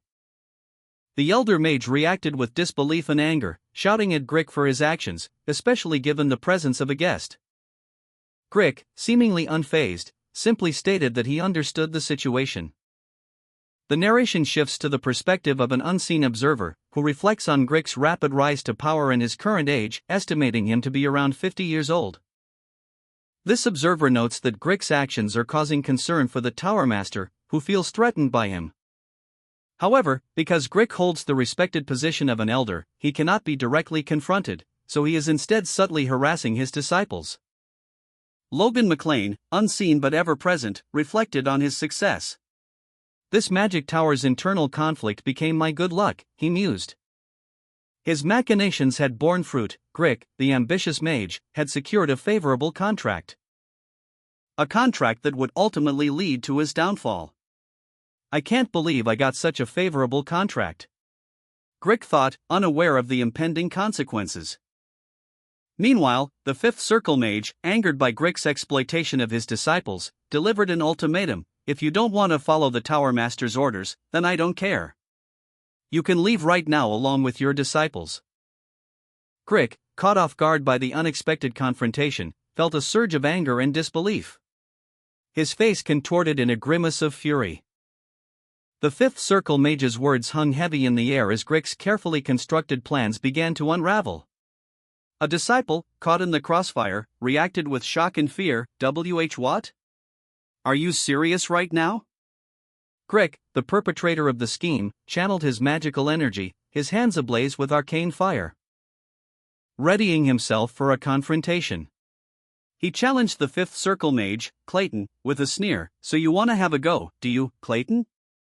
The aftermath of their magical clash was evident in the scattered debris and the scorched earth.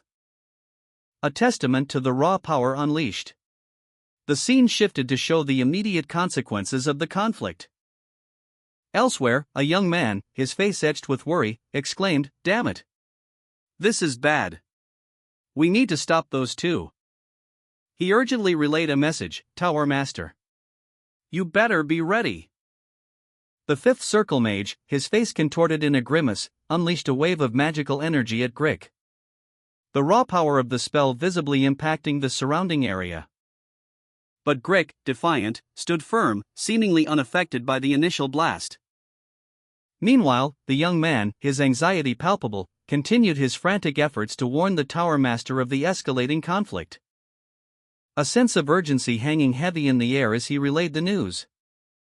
Elsewhere, unseen but influential, Logan McLean subtly manipulated events from the shadows, his actions the unseen catalyst for the current confrontation. He watched as two figures, likely alerted by the nobleman's earlier actions, hurried towards the scene. A young man, eyes wide with terror, whispered urgently to a companion, "With this." A nobleman, his red hair a fiery crown, smirked, revealing a contract finalized. The document bore arcane symbols and seals. The contract's completion signaled the culmination of a clandestine agreement, a dark pact sealed. The nobleman declared, "With this, the contract is finalized." The nobleman, pleased with the outcome, stood before several cloaked figures. He held a document aloft, a symbol of his success. Then addressed two individuals among them: "The 10 people standing there, please follow me." The nobleman dismissed the remaining figures with a dismissive wave. "Well, sort it out yourselves." One of the two remaining figures, an older man, voiced a final concern: "The contract is valid even if the magic Tower Master changes, right?" The Tower Master, seemingly irritated by the display of weakness from his colleagues, declared, "We've shown a pathetic side of ourselves in front of our guest." He then added, "All right then, I'll send you the scrolls as soon as they're done." Another individual, interrupting the Tower Master, questioned, "What? Are you saying you'll force the official contract of the Earth Magic Tower right now?" The Tower Master, angered by the interruption, retorted, "Know your place." A brief struggle ensued, resulting in the individual being subdued. The Tower Master, sighing, conceded, "Fine, if you're going to act this way." He then issued a final command: "Follow my disciples as well." A young man, witnessing the events unfold, expressed his disbelief, asking, "Are you saying you, an elder, are going to follow them to a construction site?" The nobleman, his face etched with distress, protested, "Think of the magic tower's reputation. I never hired a Fifth Circle Mage." The Tower Master, unmoved, calmly countered, "I won't ask you to pay me separately. I only plan to cooperate with you to help my disciples and get the work done sooner." The nobleman, desperate, tried to continue arguing, shouting, "Wait! You're not done talking with me yet." However, the Tower Master, showing no sign of relenting, insisted, "Please just postpone their dispatch by a day, young master. My disciples need to recover before they leave." "Of course, then let's meet tomorrow at noon at the West Gate." Frustrated, the tower master exclaimed, "Can't you hear what I'm saying?" The next day dawned, and the nobleman, subdued but compliant, was escorted from the tower master's domain in a simple carriage. His thoughts were preoccupied with the unexpected financial boon of yesterday's contract. Securing a fifth circle mage through normal channels would have cost 1,000,000 gold pieces. The young man, Logan, reflected on the ease with which he had acquired such a valuable asset, already planning his next move. He intended to send Emporik to the store as soon as possible, and then... A sudden recognition flickered across his face as he was greeted by an unexpected acquaintance. Rena? The young man's mind echoed the name, a question hanging in the air. A woman with silver hair, partially obscured by a red hand fan, was reflected in a mirror. Her expression was guarded. The young man, his red hair visible, spoke to her, "It's been a while." His tone was measured, almost casual. He continued, his thoughts turning inward, "But were we close enough to call each other by names? How embarrassing." The young man reflected on their past relationship. His words shifted, a sharper edge entering his voice. "It's been too long, Princess Wolves." He addressed her with a hint of mockery. She responded, her voice laced with sarcasm, rude as always. The conversation continued, revealing a complex history between them. Rena, her face partially obscured by a red hand fan, was confronted by the young man. He sneered, his words dripping with disdain. "Did your family finally go under? Aren't you embarrassed walking around like that?" The young man continued, revealing his motivations. "As you know, I'm quite ambitious when it comes to money." "It's nothing for you to worry about, princess." Rena, unimpressed, retorted sharply, "None of your business. Stop thinking about my business, and just go on your way." He pressed further, reminding her of a past transaction. "I'm pretty sure the amount I gave you wasn't small. I guess nothing can be done if you live in a barren fief like yours." The scene shifted to Rena's perspective, showing her distress as she clutched a small, ornate object. The young man's words clearly stung. Finally, the young man concluded, his tone dismissive, "That's right. I'll get going then." He added a final thought to himself, revealing his low opinion of Rena. "Geez, she's so filthy I'd rather avoid her." A wealthy woman, seated in a luxurious carriage, addressed a young man, inquiring, "I heard you made a great feat in the feudal war by using a special weapon. How about selling it to me?" The young man, however, politely but firmly declined her offer, stating, "It's not that great a weapon, you see. I'm embarrassed to refuse, but I'll have to." He turned and walked away, leaving the woman with a look of annoyance on her face. The woman, clearly irritated by his refusal, muttered "tch" under her breath.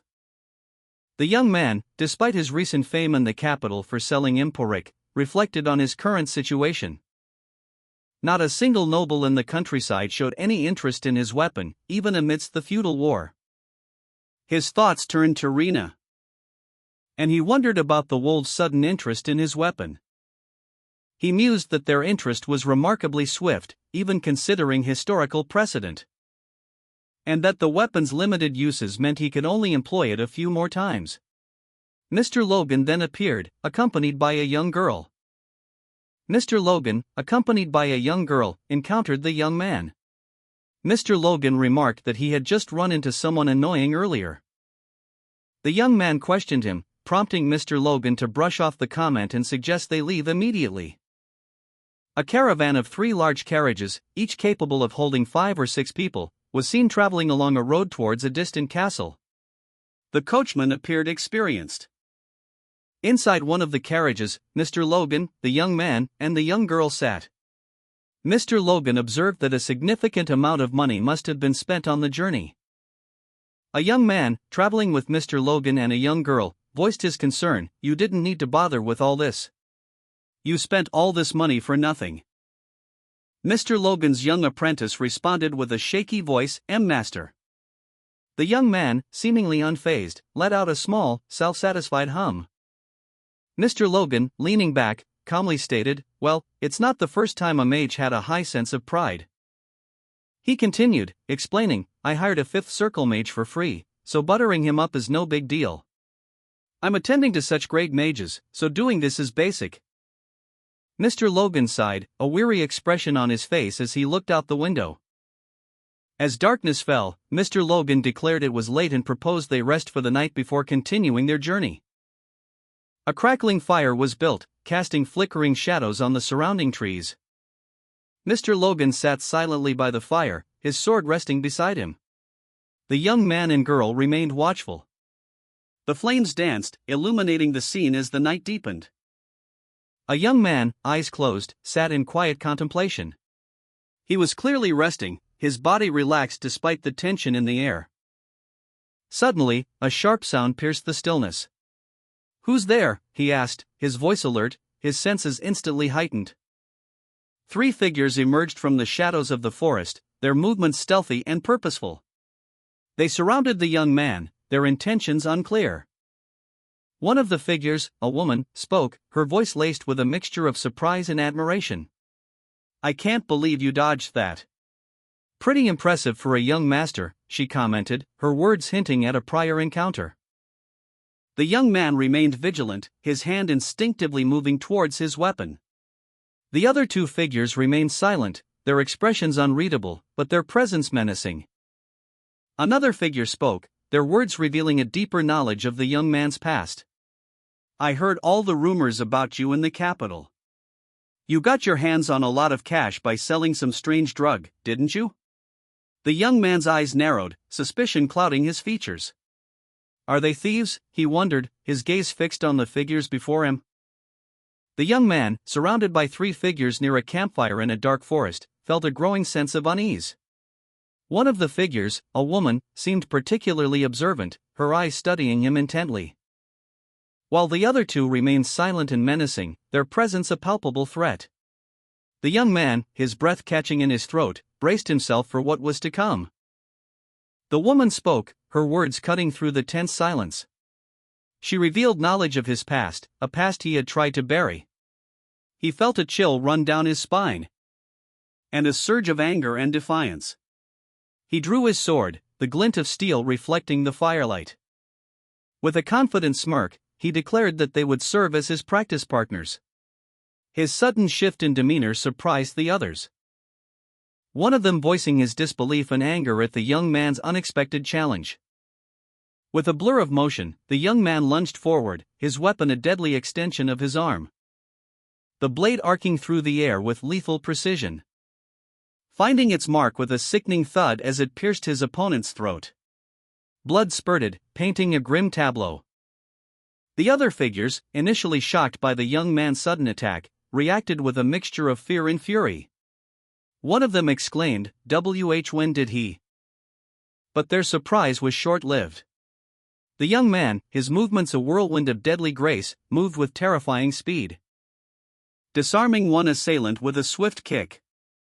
The young man moved with lethal precision, his blade a blur as he met the first attacker head-on, sending the man sprawling with a swift, decisive strike. The force of the blow sent the attacker flying backwards, a white streak of energy trailing behind him as he launched himself into the air. 3 figures emerged from the shadows, their faces partially obscured by masks, clearly surprised by the young man's sudden appearance. But before they could react, the young man's attack continued, his movements too fast to follow. Leaving 2 of them incapacitated and one fatally wounded, his body collapsing to the ground. One figure lay dead on the ground, a dagger embedded nearby. 2 others, their bodies tense, crouched defensively, facing a young man. The young man, his face partially obscured by a mask, shouted, "Fuck. Everyone get out of here right now." His command was met with immediate, incapacitating results. One of the crouching figures cried out, "My legs." He was unable to move, his body paralyzed by an unseen force. Another figure echoed his plight, "I can't move my body." The young man retrieved his sword, its blade gleaming ominously. A spectral image of a powerful, older man with blonde hair appeared behind the young man, his expression grim. The young man, empowered by an unseen force, moved with impossible speed. His blade, wreathed in flames, sliced through the air, leaving one opponent felled by a single, precise strike. while a powerful kick sent another sprawling. The searing heat of his blade incapacitating the last opponent with a swift, fiery blow. The woman watched, a hint of amusement in her eyes, as the young man's unseen power effortlessly dispatched his foes. The battle concluded swiftly, leaving the young man victorious and the other two figures incapacitated. The young man, victorious but slightly breathless, tilted his head, a questioning escaping his lips. As one of his defeated opponents groaned, "Damn it.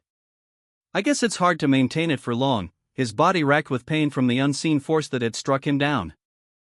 A self-satisfied smirk played on the young man's lips as he realized the extent of his victory. Another defeated opponent cried out, "I did it," his voice filled with a mix of pain and disbelief. A caption box appeared, explaining, "Focusing and compressing the force through the new authority gives birth to aura." The young man's hand, now glowing faintly, gripped his sword, the newly acquired aura subtly enhancing his weapon.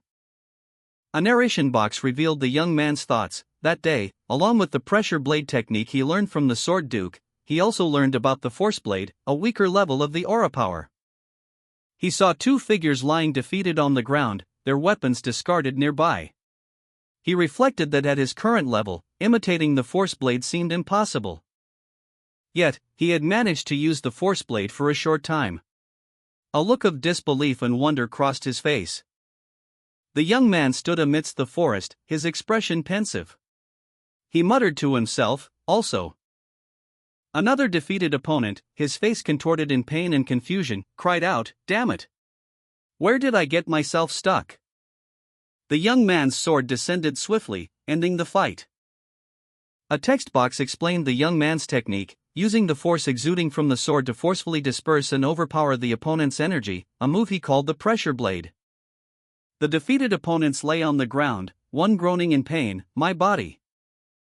The young man examined his sword, a satisfied smirk playing on his lips as he mused, "This should be good enough to use in a real fight." A close-up on a smirking man with red hair. He seemed pleased with the young man's progress. Another opponent, his face contorted in agony, screamed in pain. The scene ended with a dramatic visual effect, emphasizing the power of the pressure blade. The young man's sword, sheathed, lay on the ground, its polished surface reflecting the dim light. A single question echoed in his mind, "Did I go overboard?" He stood amidst his fallen opponents, the weight of his victory settling upon him. The scene stark against the darkening forest. His pressure blade technique had proven devastatingly effective. A silent testament to his newfound power. From the shadows, the red-haired man emerged, his voice a low murmur, "I saw everything, young master." The red-haired man's presence filled the clearing, his imposing figure casting a long shadow. A silent observer, his gaze intense and unwavering. The young man turned, his expression unreadable. Mr. Clayton's face, etched with fury, filled the panel. A silent storm brewing behind his intense gaze. A tremor of fear ran through the onlookers as they whispered his name, "Mr. Clayton?" Mr. Clayton, a figure of considerable power and menace, appeared, his presence causing a ripple of fear among the onlookers. The red-haired man, observing the scene, internally questioned whether his actions had gone too far, even if the defeated were thieves. He worried that if Mr. Clayton severed ties with him, he would face serious repercussions.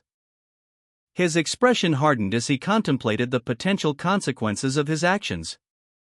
Meanwhile, the red-haired man approached the young man, who had just demonstrated exceptional skill with his pressure blade technique, and offered a compliment, "You have amazing skills, young master." The red-haired man, seemingly pensive, uttered a single word, He continued, "I don't know much about force users. But after witnessing the young man's talent," he added, "I know enough to realize that's not standard for someone your age."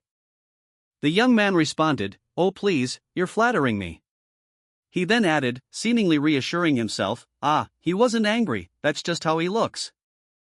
The sound of approaching footsteps echoed through the forest. Mr. Clayton, his presence imposing, approached, accompanied by another figure, casting a shadow over the red-haired man and the young man. The young man, having deliberately distanced himself from the campsite to avoid unwanted attention, reflected on his actions. wondering why the red-haired man would seek him out in such a remote location. The red-haired man, meanwhile, explained that his disciples were struggling due to his absence as their teacher, and expressed his intention to provide them with additional guidance while he still could. He noted the young man's progress, questioning the need for his own intervention. Despite the red-haired man's praise, the young man remained uncertain about the reasons behind the visit. The red-haired man voiced his desire for his disciples to work in shifts, taking breaks to train.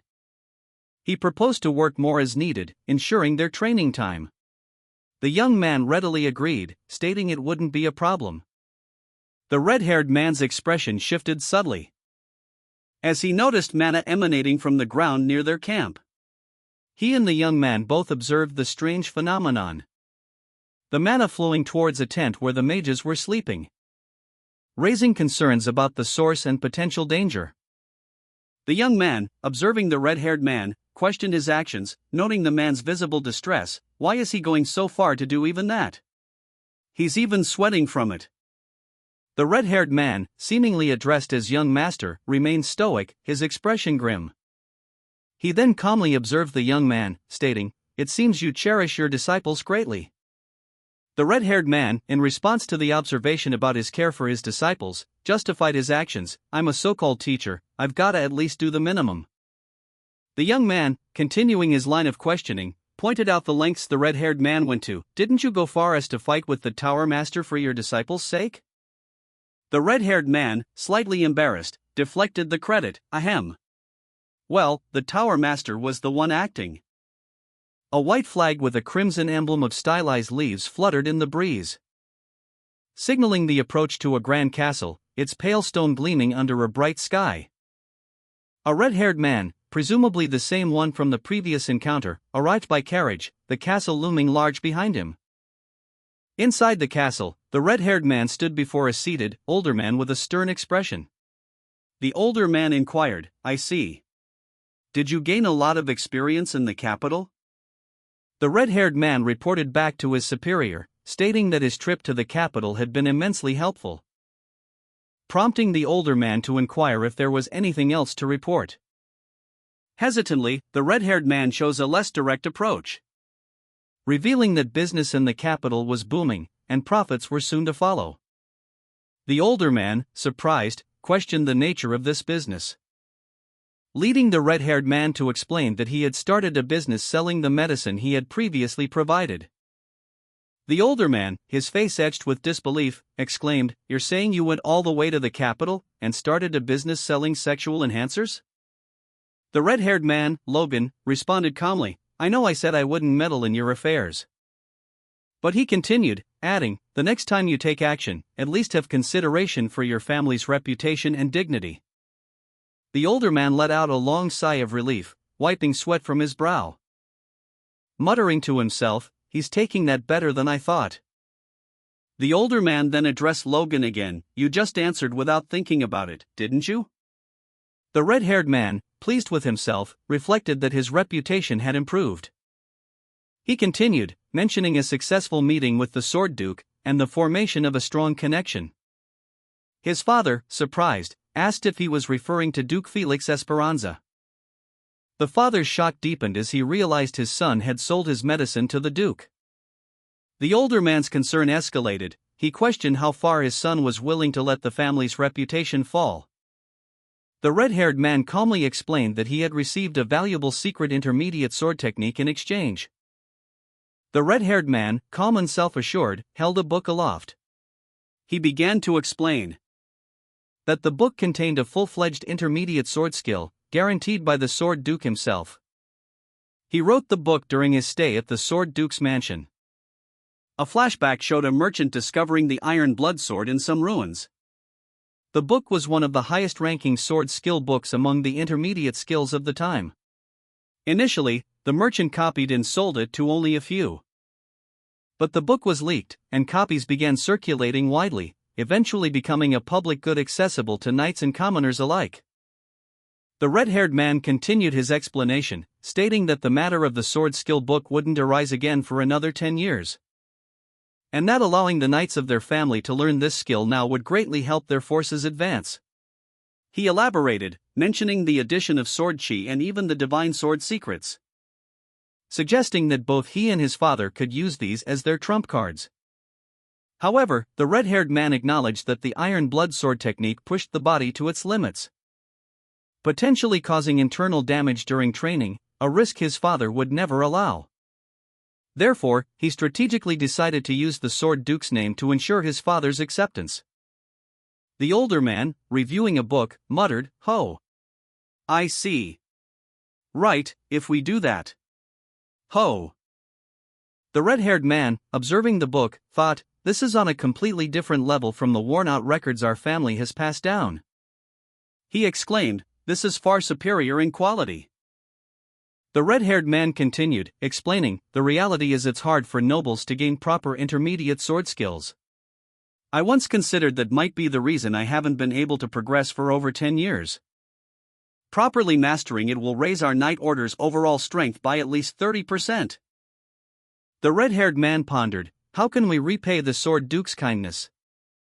The red-haired man, a confident smile playing on his lips, declared, "That's great. Also, I have a proposal." He continued, his expression turning serious, "I should properly master it at least to repay him." His gaze sharpened, a determined glint in his eyes. The older man, intrigued, responded with a single, questioning word, "Hmm?" The red-haired man, undeterred, explained further, "What?" "No, I'll," he asserted, his voice firm, "mastering this takes priority for me. So I'm leaving things to you for a while." The older man, seemingly confused, questioned the red-haired man's earlier statement. As the red-haired man's expression shifted dramatically, his eyes widening in realization as he recognized the object in his hand as the family seal. The red-haired man, now energized, declared his intention to leave temporarily to master a new skill, asking the older man to handle family matters in his absence. He rushed off, leaving the older man slightly bewildered but ultimately accepting of the situation. Alone, the red-haired man pondered the implications of possessing the family seal, concluding that it grants him autonomy, freeing him from needing his father's permission. The older man, seemingly the red-haired man's father, spoke confidently, "Perfect, I'll get it all done before he's finished training." A servant rushed in, announcing, "Young master, I heard of your feats in the capital." The servant continued, pleading, "Please help out the family with some money." The older man's face contorted in distress as he exclaimed, "It's urgent." The red-haired man, however, remained calm, stating, "But didn't we receive funds from the battle? Also, do you think this is your bedroom?" The older man explained, "That money's not enough to maintain the 2 fortresses." Desperate, the older man pleaded with his son, "So please, give us some money. I heard you made a fortune." The son responded with a nonchalant smile, "Sorry, I spent it all." The older man's disbelief was palpable as he exclaimed, "You gotta be kidding me." His son, the red-haired man, calmly inquired, "I heard you earned a couple of million. Where would you spend all of that in so little time?" The red-haired man's expression shifted to a more serious one, his eyes narrowed in assessment. He addressed his father again, his tone firm, "Come on. I told you that's not funny." The red-haired man's gaze remained intense, his expression unwavering. The older man's face was etched with a mixture of desperation and nervous excitement, beads of sweat clinging to his brow. His wide, almost manic grin betrayed his inner turmoil. Meanwhile, the red-haired man stood firm, his expression a mask of controlled disapproval as his father knelt before him. The older man's pleas for financial assistance hung heavy in the air, unspoken but palpable. The red-haired man's question, "Where on earth did you spend it all?" cut through the tense silence, a sharp blade of inquiry piercing the older man's desperate facade. The older man, his shoulders slumped in defeat, confessed to spending 1.2 million on magic scrolls and mages, a revelation that only deepened his son's frown. He further explained that he'd also purchased construction materials and food to support the people of their region, leaving him with nothing. The red-haired man's skepticism was evident. The older man's final, almost whispered admission, on top of that, food, only served to highlight the extent of his financial mismanagement and the growing chasm between father and son. The red-haired man, his expression a mixture of disbelief and concern, voiced his skepticism. Buying a little food and giving it to the people, it won't do anything. He then stated the shocking sum involved, 1 million gold. His father, kneeling before him, looked up in response to his son's incredulous question, "What?" The older man explained his plan: "I'll distribute food worth 1 million every month for a year among the people." The red-haired man's reaction was one of utter bewilderment. His internal monologue revealed his thoughts: "Young master, did you eat something weird?" His father, however, anticipated this response, thinking, "I expected this reaction. Like his view of me would change after becoming a bit of a war hero." The red-haired man, still unconvinced, pressed on, "I'm in my right mind. Anyhow, that's enough to feed the people, right?" His father conceded, "Well, it is indeed. Then what about the construction materials and magic scrolls?" The red-haired man, observing some activity in the distance, casually inquired, "Are you starting some construction?" The older man responded, "We're constructing a dam." 2 weeks later, a public notice was posted: "We call upon everyone eligible for statutory labor. For those in the McLean Fortress, the West Gate in Outer City. For those in Tehran Fortress, the East Gate in the Outer City."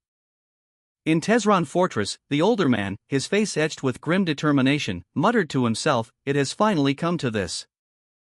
He observed the situation with a heavy heart, recognizing the extent of the nobles' exploitation. The nobles are exploiting us in full force. Meanwhile, in McLean Fortress, a distraught man voiced his concerns: "Statutory labor in the middle of farmers' busy season? If I go, my children will starve to death." An older man, cradling a baby, recounted their harrowing escape from a recent battle, stating, "We barely made it out alive, only to face a new threat." He continued, "And now the feudal lord is trying to kill us." His face contorted in grim determination, the older man voiced his bleak assessment of their situation: either die while running away, or working, or if not that, then to starve to death. Another man, his features hardened by despair, responded with grim resignation: "Either we die this way or that way, it's all the same in the end." He then turned to a distraught farmer, asking, "What do you think?" The farmer, clutching a pitchfork, declared, "Right now that it's come to this." A group of farmers, their faces grim, stood before a large gate. The older man among them asked, "Everyone here?" One farmer, his expression filled with doubt, questioned, "Are we really doing this?" The older man, his voice firm despite his age, explained, "They work us like dogs. We eat grass to survive so they can live well off." He continued, looking at the assembled farmers, "And with all these people, it's worth picking a fight this time, isn't it?" The older man, his face etched with grim determination, made a silent vow. He would use this chance to settle the score with the nobles. He gripped his weapon, his resolve hardening. The castle gate swung open, revealing a path to confrontation. The older man, along with the previously hesitant farmer, now stood at the forefront of a group of angry farmers. The farmers' earlier doubts were gone, replaced by a fierce determination. "The castle doors are opening," someone shouted. They marched towards the castle, a tide of righteous anger, ready to confront the nobles within. A knight, his face contorted in a shout, bellowed, "Knights!" From within the castle walls, a command rang out, "Prepare to distribute." Knights on horseback, carrying crates, prepared to leave the castle. The knights swiftly exited the castle, their horses thundering. A farmer, witnessing the scene from afar, muttered in confusion, "What was that?" The older man, observing the knight's departure with the other farmers, grimly stated, "Did they just say?" His voice rising in anger, he exclaimed, "Nonsense! Don't you know what kind of people those damn nobles are?" The older man, his face etched with suspicion, watched as a knight's gloved hand roughly shoved a sack of grain into his grasp. A knight announced young Master Logan's decree: those participating in compulsory labor would receive a month's worth of grain for their families. The announcement of this substantial aid was met with stunned silence. The older man, still skeptical, muttered his disbelief, while others began to form an orderly line. As the knights began distributing the grain, a wave of relief washed over the starving populace.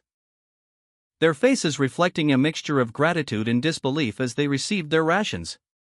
The distraught farmer, among them, offered a silent prayer of thanks. The older man, his face etched with worry, clutched the sack of grain close to his chest. A silent prayer escaping his lips as he looked towards the heavens? Tears welled in his eyes as the weight of his relief washed over him. "All hail Logan McLean," he cried out, his voice filled with emotion. News of Logan McLean's arrival spread like wildfire. Two men, witnessing the scene from afar, exchanged awestruck glances. Their faces a mixture of disbelief and dawning hope.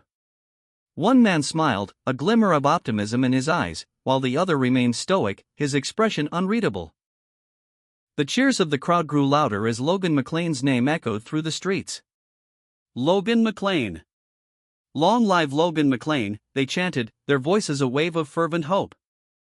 An older man questioned Logan McLean's methods, stating, "Did you really need to force a compulsory order to have them gather here?" Logan McLean responded, "You could have just asked them to gather and told them to gather here." He continued, explaining that had he done that, not even 1/4 of them would have come. Logan McLean further elaborated, stating, "After all, they don't trust the nobles." He explained that nobles consider their people as their property, while nobles with sense consider it their duty to protect their people. Logan McLean reflected on his past life as a mercenary and an ordinary person, concluding that for commoners, the difference between good and bad nobles is significant. A hand, calloused and worn, is shown clutching a small, dark object. The only difference is who takes away more from them. Logan McLean continued his explanation to the older man. Even his father prioritized knights over the common people, believing the knights to be the true strength of the nation. This is why, despite budgetary constraints, he maintained a knight order of 50 people. Logan McLean paused, considering the potential backlash from the public. He wondered how the people must view them, leading him to justify his actions. He forced the people to gather so they could witness the truth and believe in the knight's strength. The scene concludes with a visual flourish, emphasizing the weight of Logan McLean's decision. Logan McLean questioned the older man, "Why are you staring at me like that?" The older man replied, "I was just surprised. You surprise me all the time these days." The older man chuckled, "I really need to stop getting surprised now." Logan smirked, "You're just being silly now. Even so, since you trust and listen to me like this, I can go ahead with that damn." The older man's expression shifted to one of disbelief and outrage. "Why on earth would you spend $2 million for that construction? Please think it over." Logan McLean listened to the older man's doubts about the feasibility of his dam project. A skeptical expression crossing his face as the man questioned the sheer scale of the undertaking. The older man's incredulity growing as he imagined the immense task of drilling a hole into the mountain to divert river water. Logan remained unfazed, calmly explaining his plan to construct a floodgate as well. His confidence unwavering as he detailed the ambitious project. Logan firmly stated that the construction of such a dam was entirely possible, and he intended to see it through. The narrator describes the geographical features of the region, explaining that the mountainous terrain surrounding the territory is preventing the Luther River from flowing south. This geographical limitation is a significant obstacle to development, as the land is otherwise barren and unproductive. Logan McLean, during a meal with an older man, proposes a solution: to create a large hole in the mountains to redirect the river's flow. The older man, visibly surprised by Logan's audacious plan, listens intently as Logan explains his vision. Logan elaborates on his plan, emphasizing the feasibility of diverting the river's course by creating an artificial channel through the mountains. The older man, however, remains unconvinced, suggesting that pushing down the mountain itself might be a more practical approach. Logan McLean, brimming with confidence, outlined his ambitious plan: "Will create a tunnel connecting directly to the Luther River, with a diameter of 30 meters at ground level, which will serve as a floodgate." He continued, explaining that this was a construction method used in the West, known as a dam. Logan added, with a knowing smile, that it was a flood control method that would become very popular in the Empire 20 years from now. He admitted, however, that he didn't understand the principles of construction. Despite this, he pointed out that they had a master-level dwarf and a fifth circle wizard to oversee the project. If these experts successfully completed the construction, Logan concluded, the wastelands of western McLean could be transformed into arable plains. The older man, still skeptical of Logan's ambitious plan to create a massive hole in the mountains, voiced his concerns.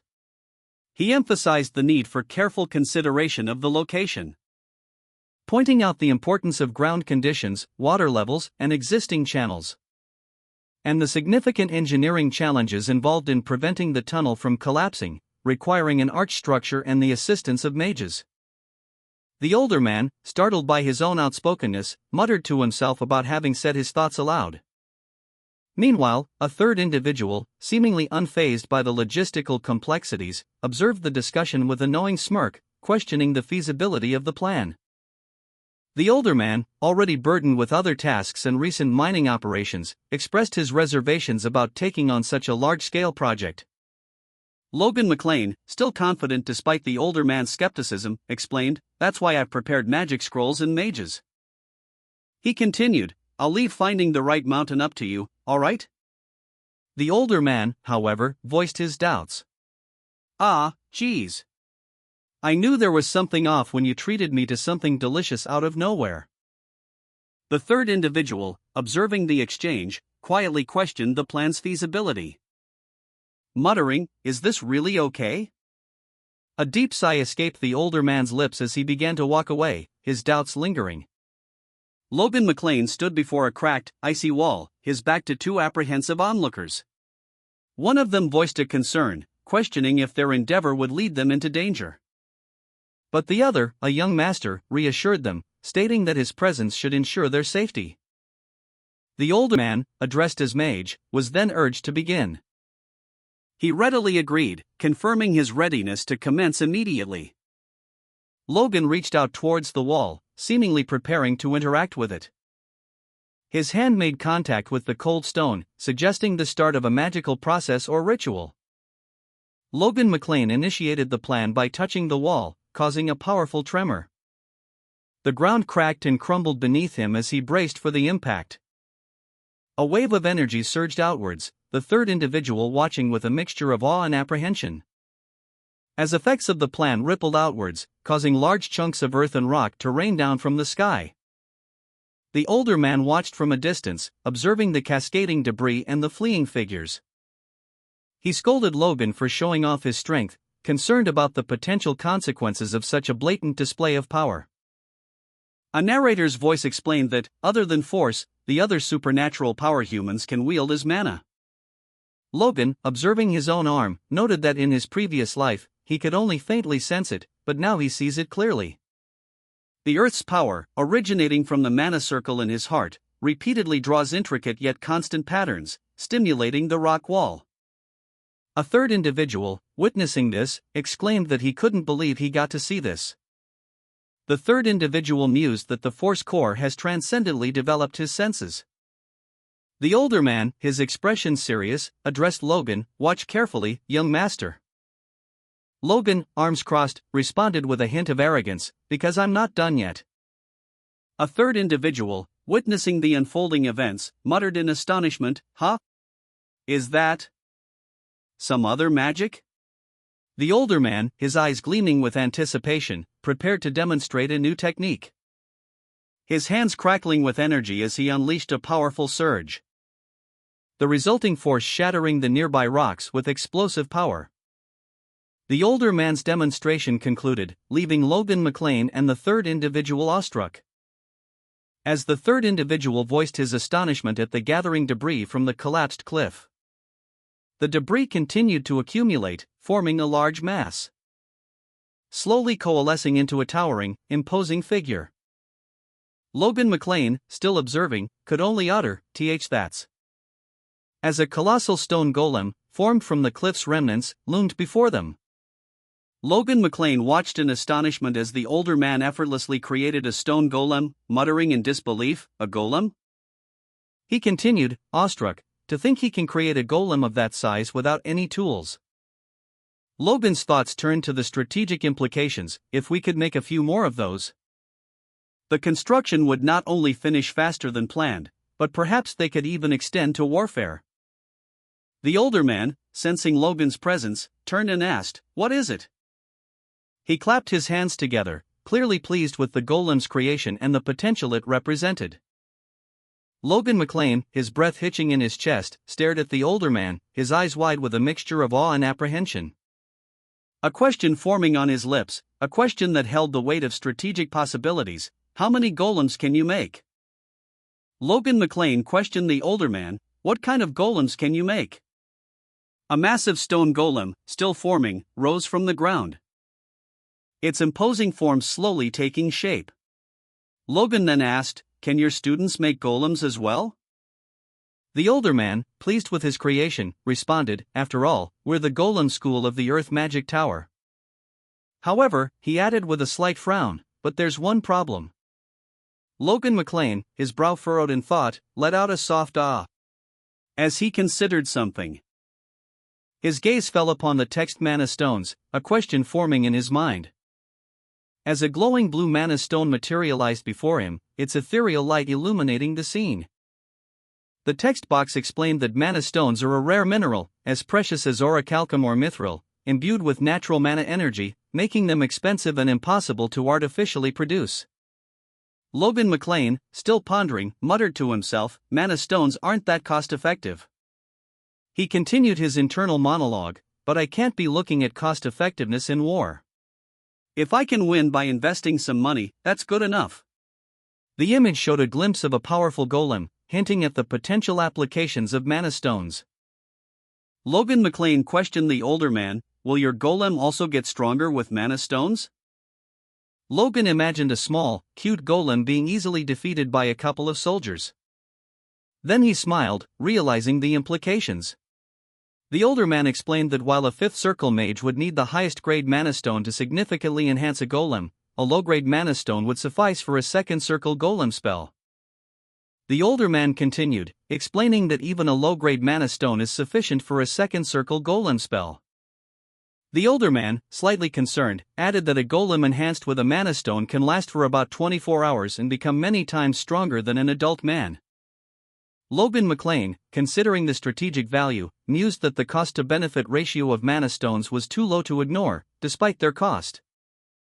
The older man continued his explanation, emphasizing that while mana stones might seem insignificant for small-scale conflicts, their impact on larger wars would be considerably greater. Their potential to amplify the power of golems and other constructs, making them a decisive factor in large-scale battles. Logan McLean, deeply engrossed in the conversation, listened intently as the older man spoke.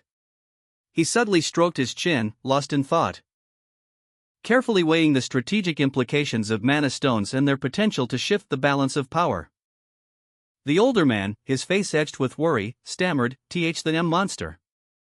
A monstrous creature of immense size and power was shown to be tearing through the landscape, its destructive force leaving a trail of devastation in its wake. The older man stood amidst the chaos, his back to the viewer, seemingly overwhelmed by the scale of the destruction. One of the men exclaimed, "The monster is destroying our territory."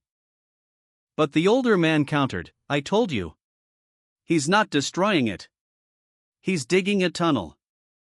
Logan McLean, observing the scene, urged, "Run." The patriarch, a man with reddish-brown hair, dressed in dark attire, let out a breath, a slight smile playing on his lips. He then issued orders to Hamar, instructing him to gather all the workers from the water channel. The monster's tunnel construction was deemed sufficient, requiring no additional labor. Meanwhile, another man, seemingly concerned, addressed the workers, urging them to calm their fears, collect their tools, and assemble. An older man, pointing, informed the others that 3 construction projects were underway. The first, he explained, was the tunnel and dam, a significant undertaking. A project that would bring water to the wastelands. The older man continued his explanation of the ongoing construction projects, stating that the 3rd project was the mine. He explained that he had already received the drilling results from Grand and deployed workers there before starting work on any other projects. He added that after returning from the capital, he had been occupied with the dam construction, preventing him from overseeing the mine. Considering this, he decided he should check on the mine the following day. The next day arrived. A group of miners, led by a man carrying pickaxes, approached the mine entrance, where two other men stood guard. The older man, his expression grim, appeared before them. A red-haired man, Hamar, encountered an older man, questioning if they had met before. The older man confirmed they had met about 6 cuts ago, and then complained about the burden of his work, constantly running between the mine and the water channel. Overwhelmed, the older man cried out in anguish, desperately exclaiming that he couldn't continue and wished for death instead. He lamented his lack of breaks and questioned the fairness of his solitary workload. The older man collapsed, leaving the red-haired man looking on in concern. News of Hamar's actions spread rapidly. A panicked voice shouted, Hamar has exploded. Everyone, stop him. The older man, overwhelmed by the situation, was visibly distressed. As Hamar approached, calmly stating, I know, I get it. I get everything you're saying. You've done a great job. Hamar continued, that's why, from on, you'll take care and manage everything yourself.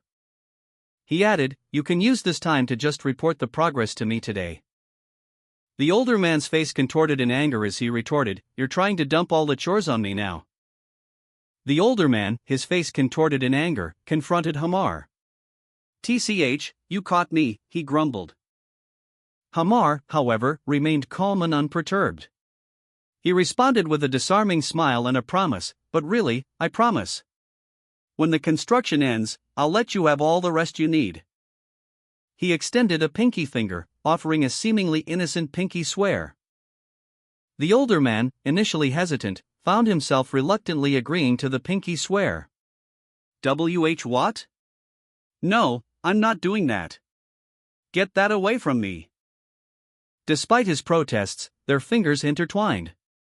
The force of Hamar's grip caused the older man to cry out in pain, Ack! You're gonna break my finger. Hamar, basking in the success of his manipulation, reflected on his actions. A playful smirk touched his lips as he imagined the older man's frustration. He mused that the mine's development would now proceed at an accelerated pace, surpassing even his expectations from his previous life. Hamar stood before a large, imposing structure, his gaze fixed on a heavy, dark door. Two figures stood guard nearby, their presence adding to the air of mystery and potential danger. He expressed some uncertainty regarding the dam's construction, but his inner voice quickly reassured him that everything would work out as planned. Hamar's confidence was unwavering. He firmly believed that his plan would succeed. It had to. Seated comfortably, Hamar gazed at a crystal orb, a symbol of his power and control. He confidently declared that the construction materials would arrive without any complications. Hamar revealed that a lumber trading agreement had been reached, securing 100,000 gold per month, and expressed confidence that the mine and land clearing efforts would transform the territory. A younger man, brimming with excitement, stated his intention to visit the transformed territory sometime in the future, prompting Hamar to suggest he come back next year. The younger man, intrigued by Hamar's cryptic suggestion, questioned the reason behind it, suspecting he wouldn't receive a straightforward answer. Hamar's expression turned serious, his eyes narrowed in thought. Hamar, seemingly unconcerned, revealed a rumor of a problem within the royal family, prompting the younger man to inquire about the nature of this problem. Hamar, though vague, confirmed he'd heard of it during a visit to the Sword Duke's house, describing it as a significant issue. He advised the younger man to investigate the rumors during his business dealings. The younger man, lost in thought, recalled memories from his past life, the king's sudden death and the subsequent civil war. He acknowledged the uncertainty of his information, obtained as a low-rank mercenary, and the possibility that the timing of the king's death might differ from his past life's experience. However, he stressed the inability to alter the timing of the civil war due to an unknown factor, emphasizing the need to prepare accordingly. Hamar, his expression grim, clenched his fist, a golden light swirling around him. A warning flashed across the screen, in the war that'll turn the kingdom's order upside down. He continued, instructing, set aside the remaining budget as an emergency fund, and buy as many weapons and armor as you can. Enough to arm 1,500 men. The younger man, his eyes wide with concern, muttered to himself, "This is no small matter." He questioned Hamar, "But 1,500 men? I thought McLean had less than 100 knights." Hamar responded, "It's not for the knights." Hamar, his expression grim, declared, "It's for the soldiers." The younger man, aghast, exclaimed, "Have you lost your mind?" He continued, incredulous, "No one fully arms the ordinary soldiers in war."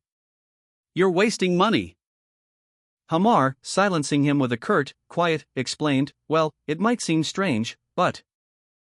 He revealed, "Too many of our territory's people died in the last war. Because of that, the expected output of our territory drastically decreased. And to maximize the strength of our knights and regular soldiers..." Hamar explained that arming the most vulnerable regular soldiers was a key part of his overall plan. The younger man, however, remained unconvinced, expressing his skepticism with a hesitant no. Despite the younger man's reservations, Hamar pressed on, confidently asserting that they should proceed with the plan. The younger man, still uneasy, agreed to discreetly investigate the rumors circulating about Hamar's actions.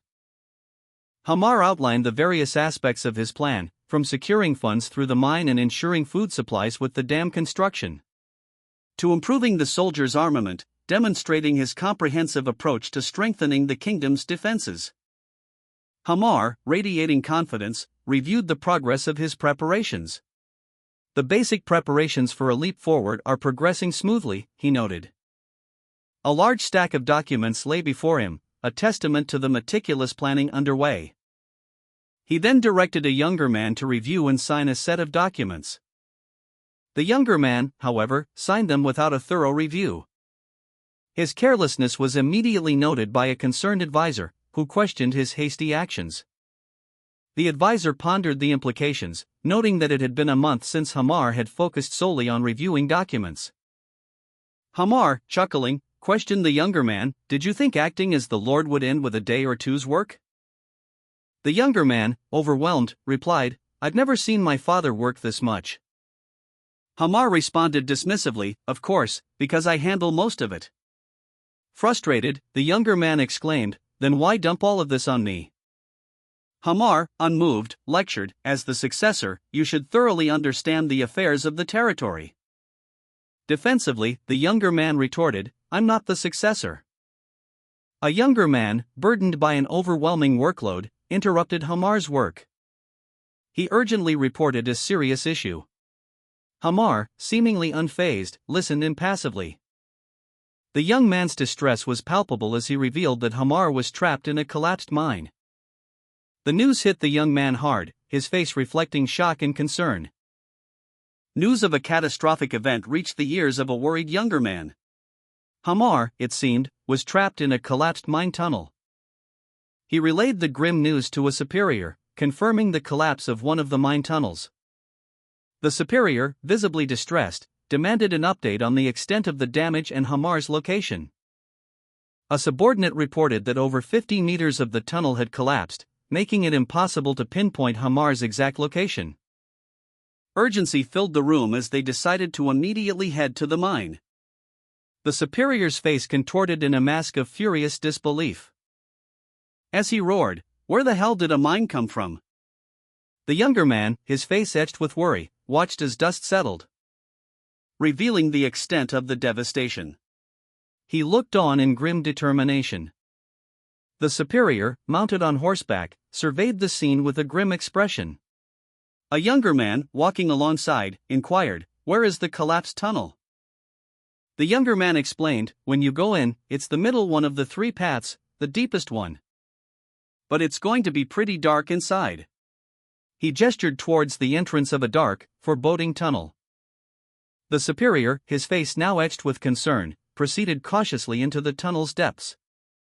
His eyes narrowed, a flicker of apprehension crossing his features. A large pile of rocks blocked a cavern, surrounded by several figures holding torches. The superior stood before it, apprehensive, while the younger man, concerned, guided him towards a partially collapsed tunnel nearby.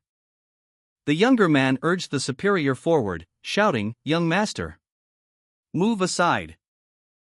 The superior, his expression grim, approached the rock face, his hand reaching out to touch the cold stone. Examining the structure of the blockage carefully before proceeding further into the tunnel. The superior's cautious movements suggested a deep understanding of the potential dangers within.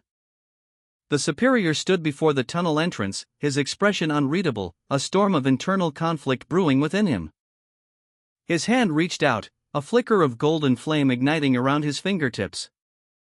A searing heat emanating from the very rock face. The image of a catastrophic collapse flashed before his eyes, showing the trapped workers. The superior confirmed his grim assessment, hammer and about 10 workers. They avoided the worst of it, but there are many casualties. The younger man, his face etched with worry, questioned him, "How do you know that?" The superior, his focus unwavering, responded, "That's not important. How long will it take to rescue them?" An older man, his face etched with worry, informed them that clearing the collapsed rocks would take at least 3 days, assuming things went well. The younger man, his brow furrowed in concern, added that even the strongest dwarves couldn't survive long under rocks with injuries. He emphasized that the longer the rescue took, the lower the chances of survival.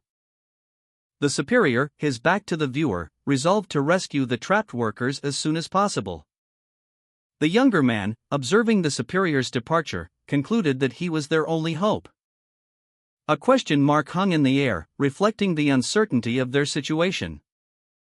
The younger man, anxious, questioned the superior, "Why did you call for us?" The superior, a powerful figure surrounded by his followers, stood before them. He stated, "I'll get straight to the point." His urgent request was clear: please rescue Hamar and the workers trapped in the mine. The superior's hand extended towards the younger man, a silent promise of action. The superior, a man of imposing stature and a thick, dark beard, pondered the information he'd just received. A mine, and miners trapped within.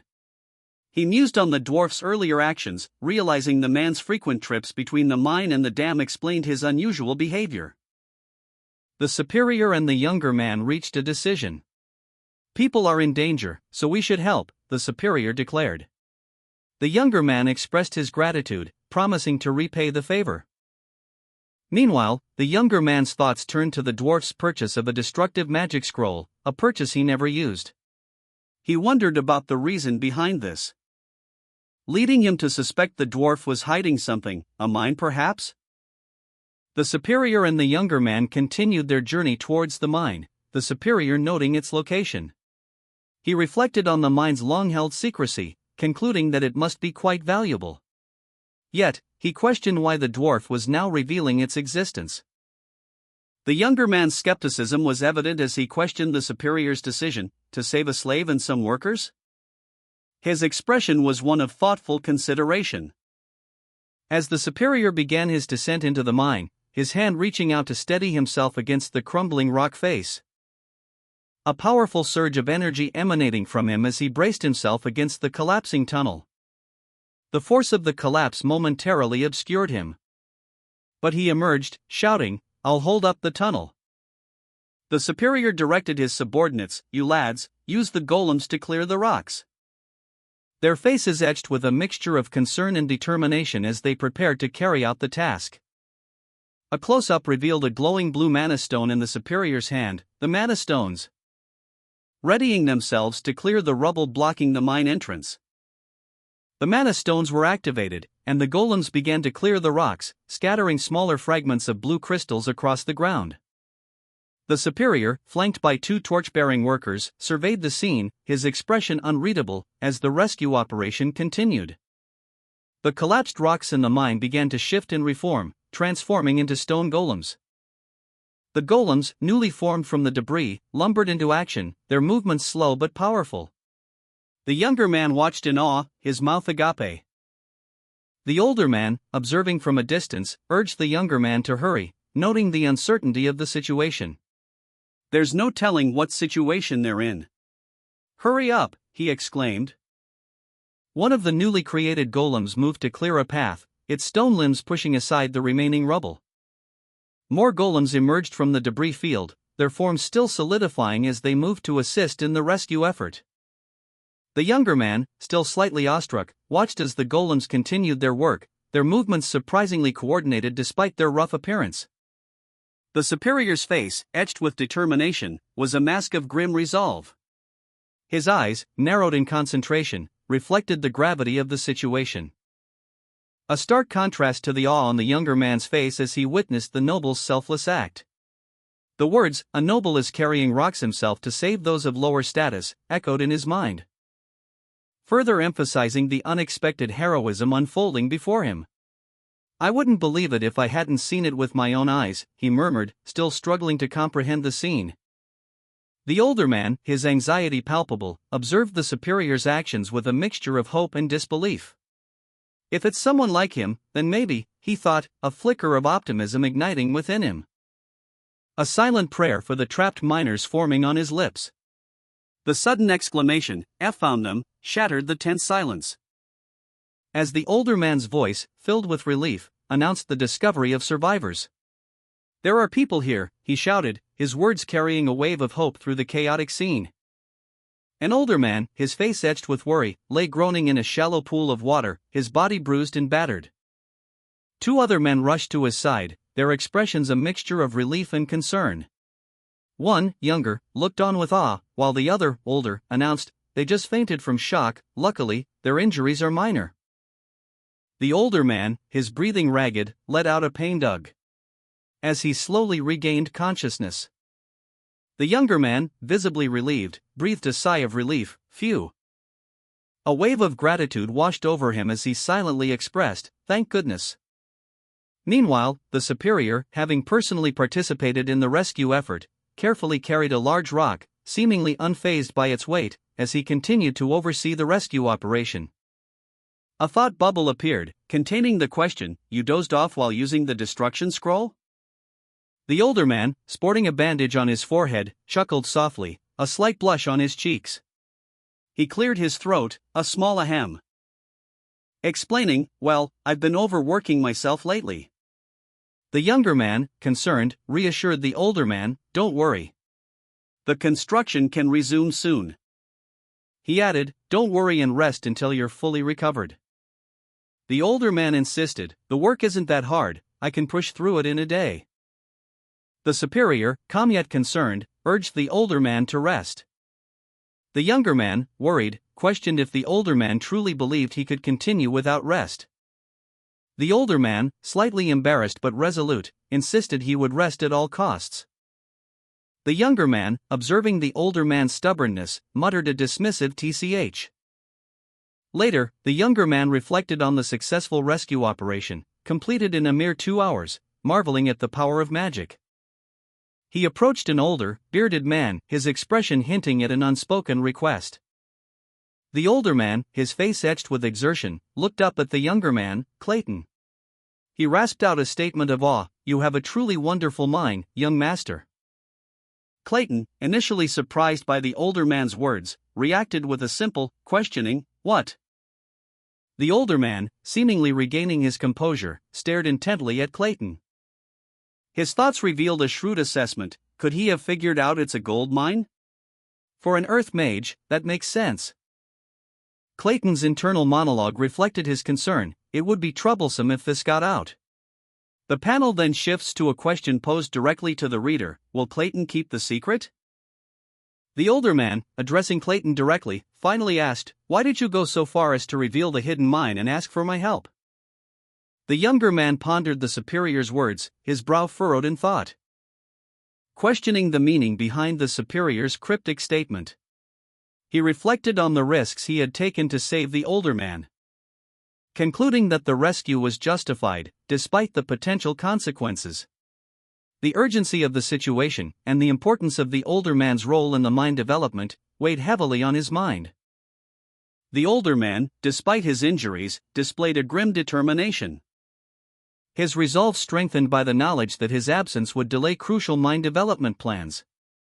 His expression was one of fierce resolve.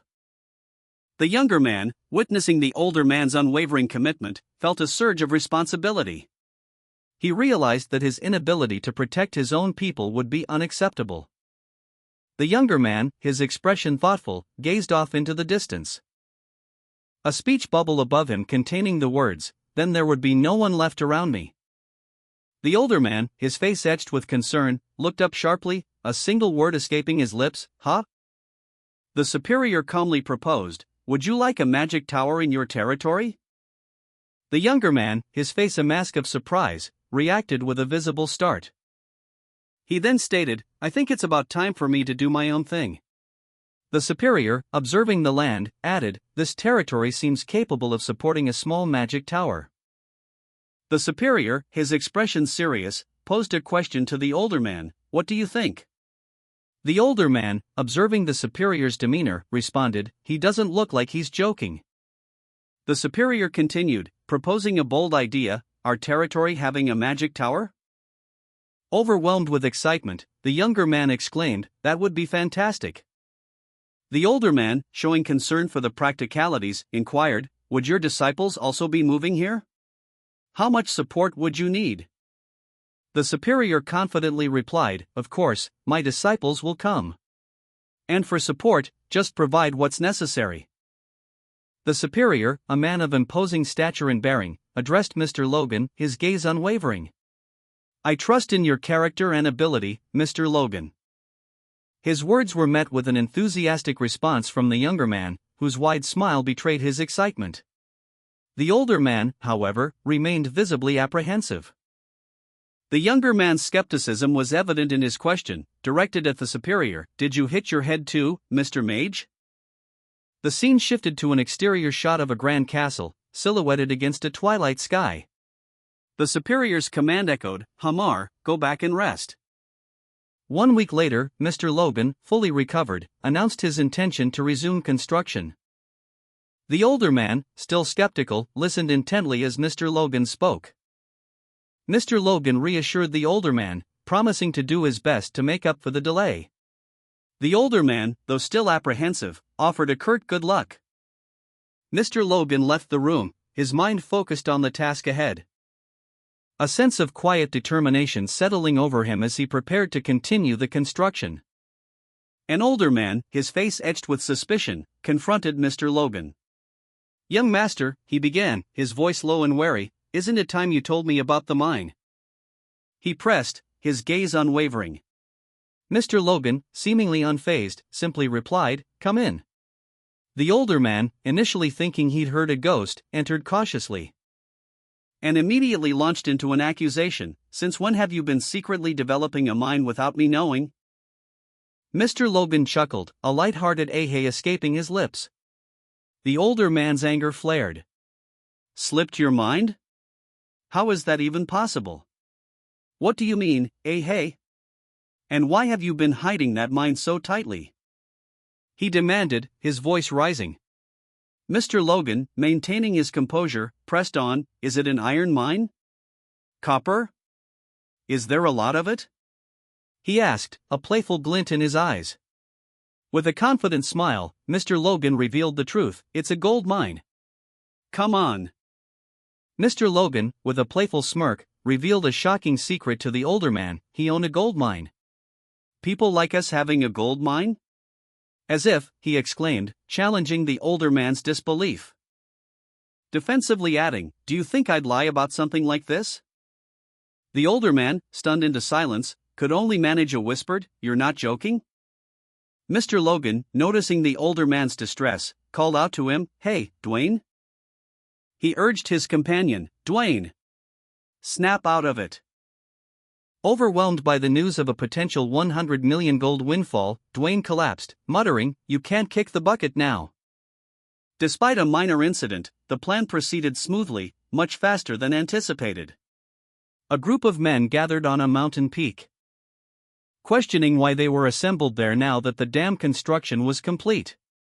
One man noted that the construction, originally slated to take 6 months, finished in just 3. Another man confirmed that the dam was indeed finished, prompting a third to remark that he heard this meeting was for a final check. An attendant informed the young master that all the administrators had arrived, who, upon seeing them assembled, simply remarked that they were all present. One administrator, visibly exhausted, grumbled about the seemingly pointless scale of the dam project. questioning the wisdom of diverting resources from more pressing matters, such as repairing the southern wall.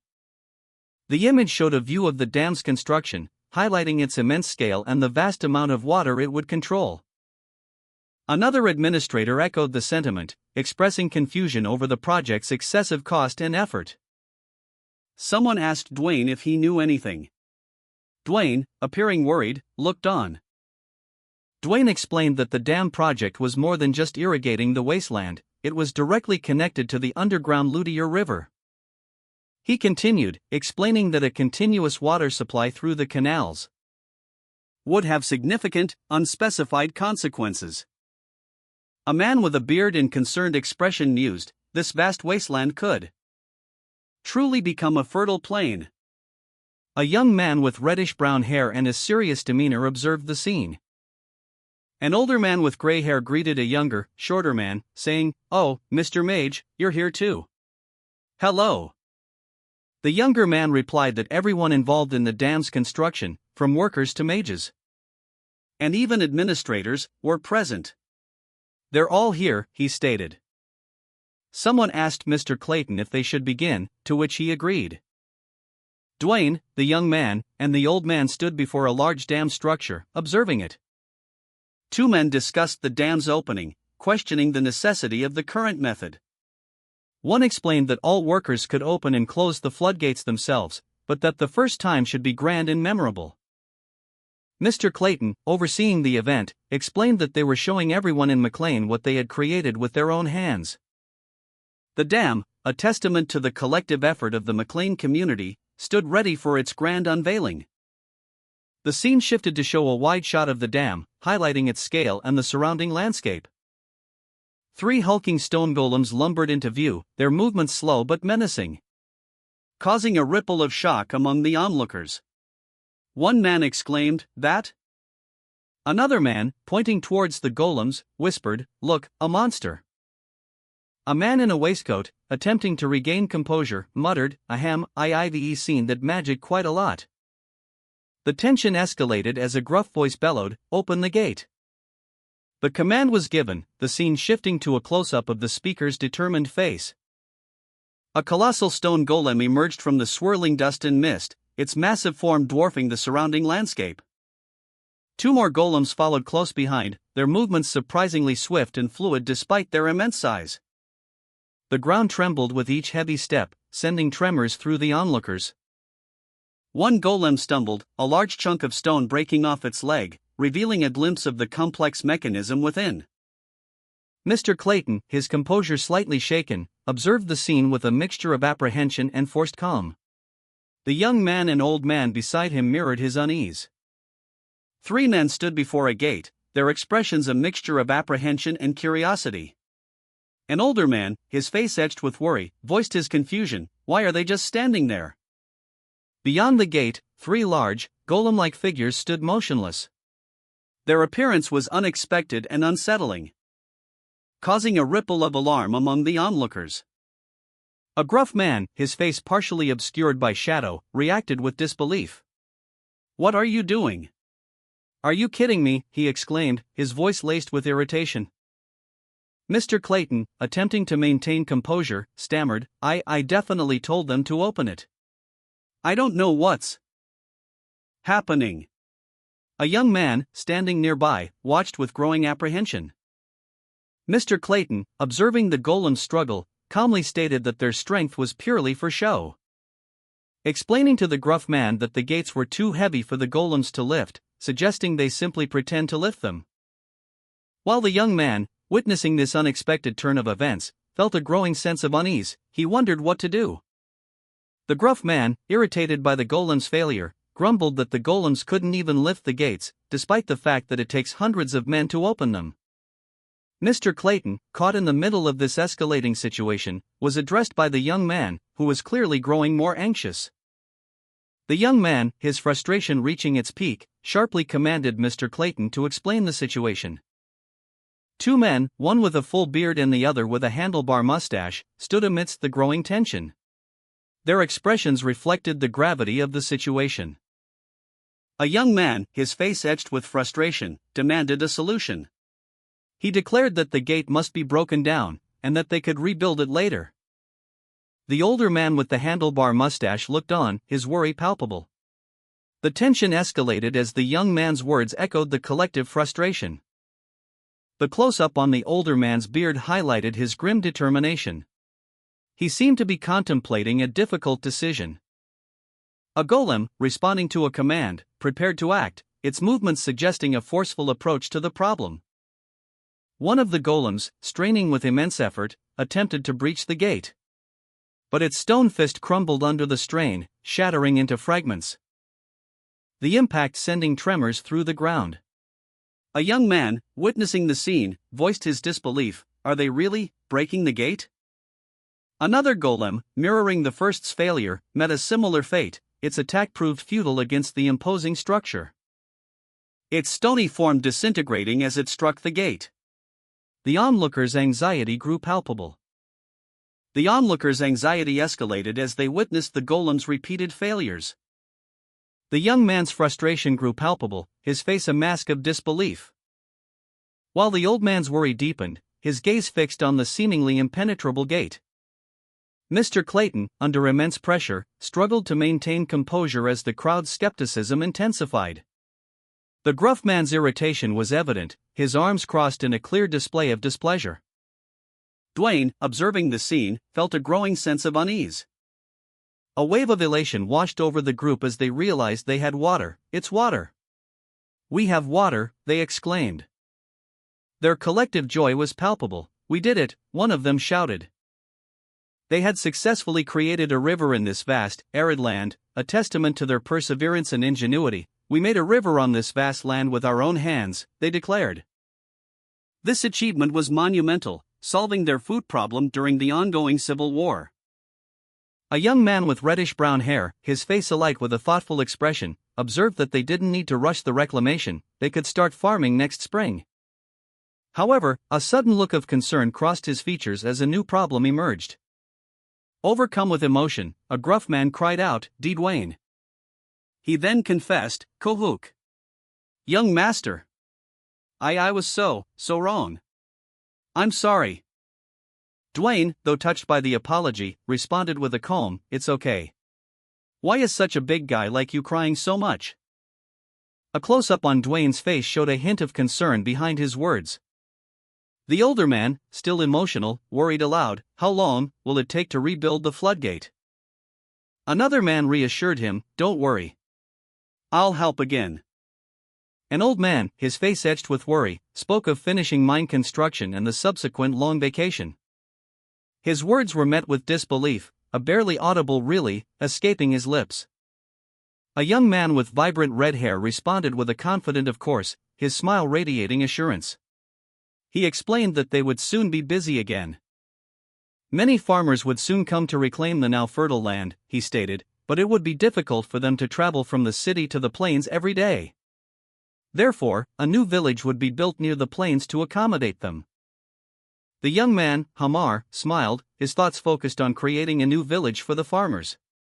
He mused, for them to live in. He turned to address the old man, Hamar, you're great at construction. The old man, however, hesitated, his internal monologue revealing his doubts. No, wait. That isn't how I should ask Hamar. The old man's question interrupted Hamar's confident demeanor. What is it? Hamar, seemingly unfazed, responded with a smirk, I guess construction is difficult even for you, huh? Makes sense. I've never heard of dwarves being good at construction, after all. The old man, his face contorted in a grimace, let out a triumphant, gotcha. Hamar, seemingly unimpressed, responded with a smirk, really? Impressive. That's a dwarf for you. The old man, still slightly agitated, retorted, humph. Even if you praise me, you're not getting anything from me. But why are you asking about construction all of a sudden? Curious. The young man, seemingly unbothered by the old man's grumbling, chuckled and muttered to himself, don't mind me. Don't mind me. The young man, addressing Hamar directly, stated with a dismissive wave, laugh all you want now, Hamar. Hamar, a smug look on his face, seemed to relish the moment, while the old man looked on with a mixture of annoyance and bewilderment. The word vacation appeared repeatedly in the panel, suggesting a change in plans. A young man with reddish-brown hair addressed a crowd, his voice ringing out, "Everyone, listen up." He continued, explaining, "When we gathered to open the floodgates, I made two promises to the workers. First, anyone can cultivate the new McLean Plains. Second, they will receive tenant rights equivalent to their labor, and taxes will only be 30%. The workers, a mix of ages and appearances, listened intently, their expressions ranging from hopeful to skeptical. The unnamed young man, a shrewd and ambitious figure, contemplated his next move with a self-satisfied smirk. A group of men discussed the implications of the young man's upcoming announcement, particularly its impact on their territory. 4 weeks passed. News of the young man's accomplishments spread quickly, his efficiency was praised. His superior expressed his satisfaction with the progress made on the village layout and model house, further solidifying the young man's reputation for competence. Two dwarves discussed the unnamed young man's recent employment. One expressed surprise that he had taken the job, recalling that he only started a few weeks ago. The other countered that while the young man hesitated initially, he proved to be quite efficient once he began working. The young man's plan for the village layout was shown: roads in a cross pattern, houses of the same size at regular intervals, communal wells and toilets in each section, and sewers to dispose of waste outside the village. He also incorporated elements from a city he remembered from his previous life. The young man, satisfied with his work, reflected that with this plan, they could successfully establish a large settlement. The narration confirmed the successful establishment of the large settlement, McLean Town. The young man's plan was praised for its efficiency. The young man contemplated the next goal: to have half of the territory's population in the new town. A young man, irritated by a foul odor, demanded of a shadowy figure, "Why do you smell so bad?" The shadowy figure, clearly distressed, responded, "Go away, will you? It's all because of you." He lamented, "If it weren't for that, I wouldn't be suffering like this." The young man fled the room, pursued by a voice calling, "Young master." Later, an older man confronted the young man, questioning, "You don't even knock anymore, huh?" The young man, seemingly unconcerned, retorted, "You think this is your room?" A rare gold nugget, freshly extracted from the mine, is shown.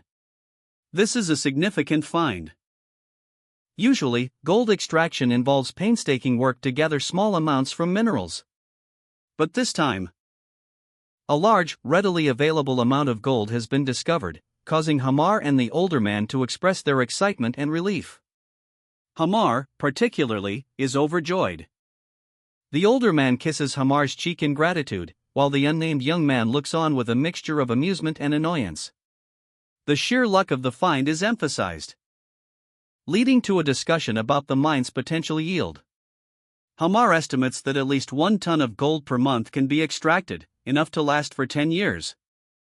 However, the older man points out that the newly established town requires significant resources for construction and weaponry, leaving the long-term implications of this discovery uncertain. The young man smirked, a glint of amusement in his eyes as he observed the scene unfolding before him. The older man, Hamar, reacted with a mix of shock and disbelief, his hand flying to his head as he processed the magnitude of the gold discovery. The young man, witnessing Hamar's reaction, muttered to himself, "Oh my! The treasure of our territory." The young man, despite his initial amusement, began to consider the logistical challenges ahead. He mused, "There's still a lot of work left to do. Hamar really needs a break. Maybe I should recruit another dwarf later." He addressed Hamar, stating, "As promised, I'll give you a break, but a month seems a bit." Hamar, overcome with exhaustion and relief, interrupted, shouting, "Master! Don't come looking for me. I'm going to sleep for a month." He then promptly collapsed, disappearing from view. A question arose regarding the unnamed young man's sudden change in demeanor. Did he awaken some new ability? The older man, witnessing the young man's speed, expressed his astonishment at his unexpected agility. The discovery of a gold mine yielding 100 million gold pieces was announced, causing a wave of elation. This discovery was met with overwhelming relief. Their territory was saved, and future worries were alleviated. The older man's emotional response was even more pronounced than when the dam was completed. He openly wept with joy, declaring that Kairos could be disregarded. The unnamed young man, however, subtly reminded everyone that the gold mine belonged to him. The older man, his face etched with worry, declared, "Of course, I'll give 30% as tax to the family." He continued, his voice laced with relief, "After all, the dam project went well too, and you haven't made any bad decisions so far." The older man's words were followed by a close-up of the younger man's face, his expression unreadable as he thought, "I'll trust you." A bead of sweat trickled down his temple as a question formed in his mind, he's just accepting this so readily? The young man's internal contemplation was interrupted by a scene depicting the newly discovered gold mine, guarded by two figures. He voiced his concerns, "But of course, we have to be careful about keeping the workers quiet." The younger man, pragmatic and slightly apprehensive, agreed to the older man's proposal, though he voiced concerns about maintaining secrecy. The older man, relieved and trusting, reassured him, "I'll take care of that." The younger man, however, remained pensive. His thoughts turned to his father, a looming problem in his life. "Anyway, father is a problem," he mused. He reflected on his own accomplishments during his father's absence. "I've done a lot my way while he's been away training." A week passed. The younger man and the older man journeyed together, their destination unclear, but their steps purposeful. Their journey led them to a remote, mountainous region. The younger man's apprehension grew as he sought his father in the distance. "Father!" The older man, Logan's father, stood silhouetted against a radiant, ethereal light, his expression unreadable. A thought bubble revealed his internal monologue, "So you've become an advanced knight." Another thought bubble continued his internal reflection, "I expected it when I handed him the iron bloodsword technique. But to think his skill would progress in 3 months after being stagnant for over a decade." Logan's father addressed him, "Logan, you've done a lot while I was away." Logan, kneeling before his father, responded, "Well, if you hear my plans," his voice trailing off. The young man, Logan, observed the water flowing through the wasteland, a thoughtful expression on his face. He murmured to himself, "To think water flows through this wasteland." His father, his face etched with a mixture of surprise and pride, looked on with a slight smile. The reunion was clearly emotional for both of them. Logan's hands, still wet from the water, reflected the light, showcasing the subtle power he now wielded. He explained, "With me reaching a higher level, and even the transformation of this wasteland. It's all thanks to you, Logan," his father stated, his voice filled with admiration. "You are far better than I am." The older man, bursting with pride, declared, "No, what you've accomplished in 3 months is better than what I've done in 30 years. His eyes softened, and he added, "I'm blessed to have such a son." The young man, beaming, replied, "Father." The older man, his expression resolute, stated, "I suppose I can now entrust all the Lord's duties to you. I will focus on training the Knight Order now." The young man, taken aback, responded with a surprised, What?" The older man smiled knowingly, saying, "Do you know what I realized during my training?" The older man reflected on his age, acknowledging that he had grown old. His son, the younger man, confessed that while he had grasped the basics of the iron bloodsword technique, he couldn't master the secret techniques. He mused that if he had learned the secret technique when younger, it might have been possible. But with his current force, which had already formed its own flow after all these years, it was impossible to even create a core. The older man, his face etched with a mix of understanding and acceptance, nodded slowly. He understood the limitations of his son's current state. Ronian reflected on his recent breakthrough in mastering the iron bloodsword technique. His father, standing beside him, declared that it was now time for younger generations to take the lead. Ronian explained that thanks to his breakthrough, he had finally overcome a long-standing barrier in his training. He expressed his desire to step back and guide the next generation. His father, pleased with his son's progress and maturity, agreed to support him in this new role. Ronian, accepting his father's offer, smiled, ready to embark on this new chapter. Ronian's father stated that if Ronian decided to mentor others, he had no choice but to accept his son's decision. And that he should also know this. Ronian's father explained that he would help Logan fulfill his role properly. A woman, presumably Logan's superior, nodded in agreement. Ronian's father gave his son a gentle nudge, urging him to continue. Ronian, now alone, walked towards Logan's superior, his sword at his side. Ronian's father addressed him, stating that his achievements proved his capability to be the successor, the first young master, and expressed his sole wish for Ronian's success, revealing that their previous clashes stemmed from this very concern.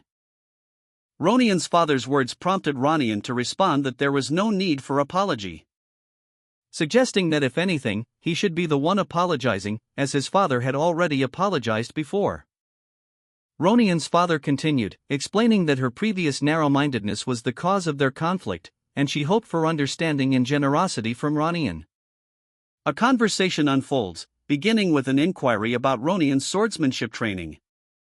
Ronian's father proudly confirms his son's rapid progress, highlighting his natural talent and exceptional speed in mastering sword forms. A woman, observing the scene, remarks on Ronian's happiness, a sight she hasn't witnessed in years. She expresses her gratitude and requests continued care for Ronian. Ronian's father, acknowledging her words, departs, wishing Ronian well in his future endeavors. Ronian's father, beaming with pride, watched his son's impressive swordsmanship demonstration. The unnamed woman, standing nearby, expressed her gratitude for the father's unwavering support. Ronian's father then instructed him to speak more casually, as he did when he was younger. Ronian smiled, pleased with his progress and the relaxed atmosphere. The unnamed woman, overcome with emotion, called out to her son, "Mother." A single tear rolled down her cheek, a testament to her overwhelming feelings. Ronian's father and the unnamed woman watched Ronian walk away, a sense of pride and overwhelming joy filling the air.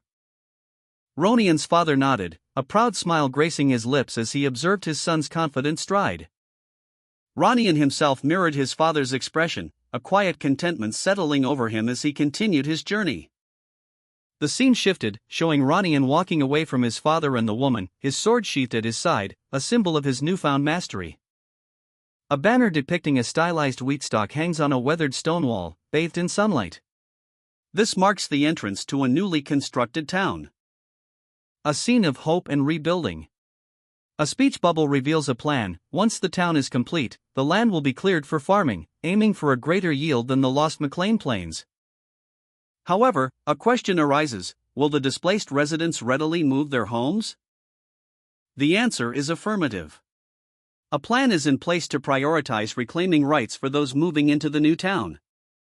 Unnamed Man 1 detailed plans for the new town, emphasizing that the new houses would be superior to the current thatched dwellings of most residents. He also mentioned that he had posted a recruitment notice for soldiers. Unnamed Man 2, upon hearing about the soldier recruitment, offered to take charge of their training, should they become regular soldiers later, stating that they are potential knight candidates.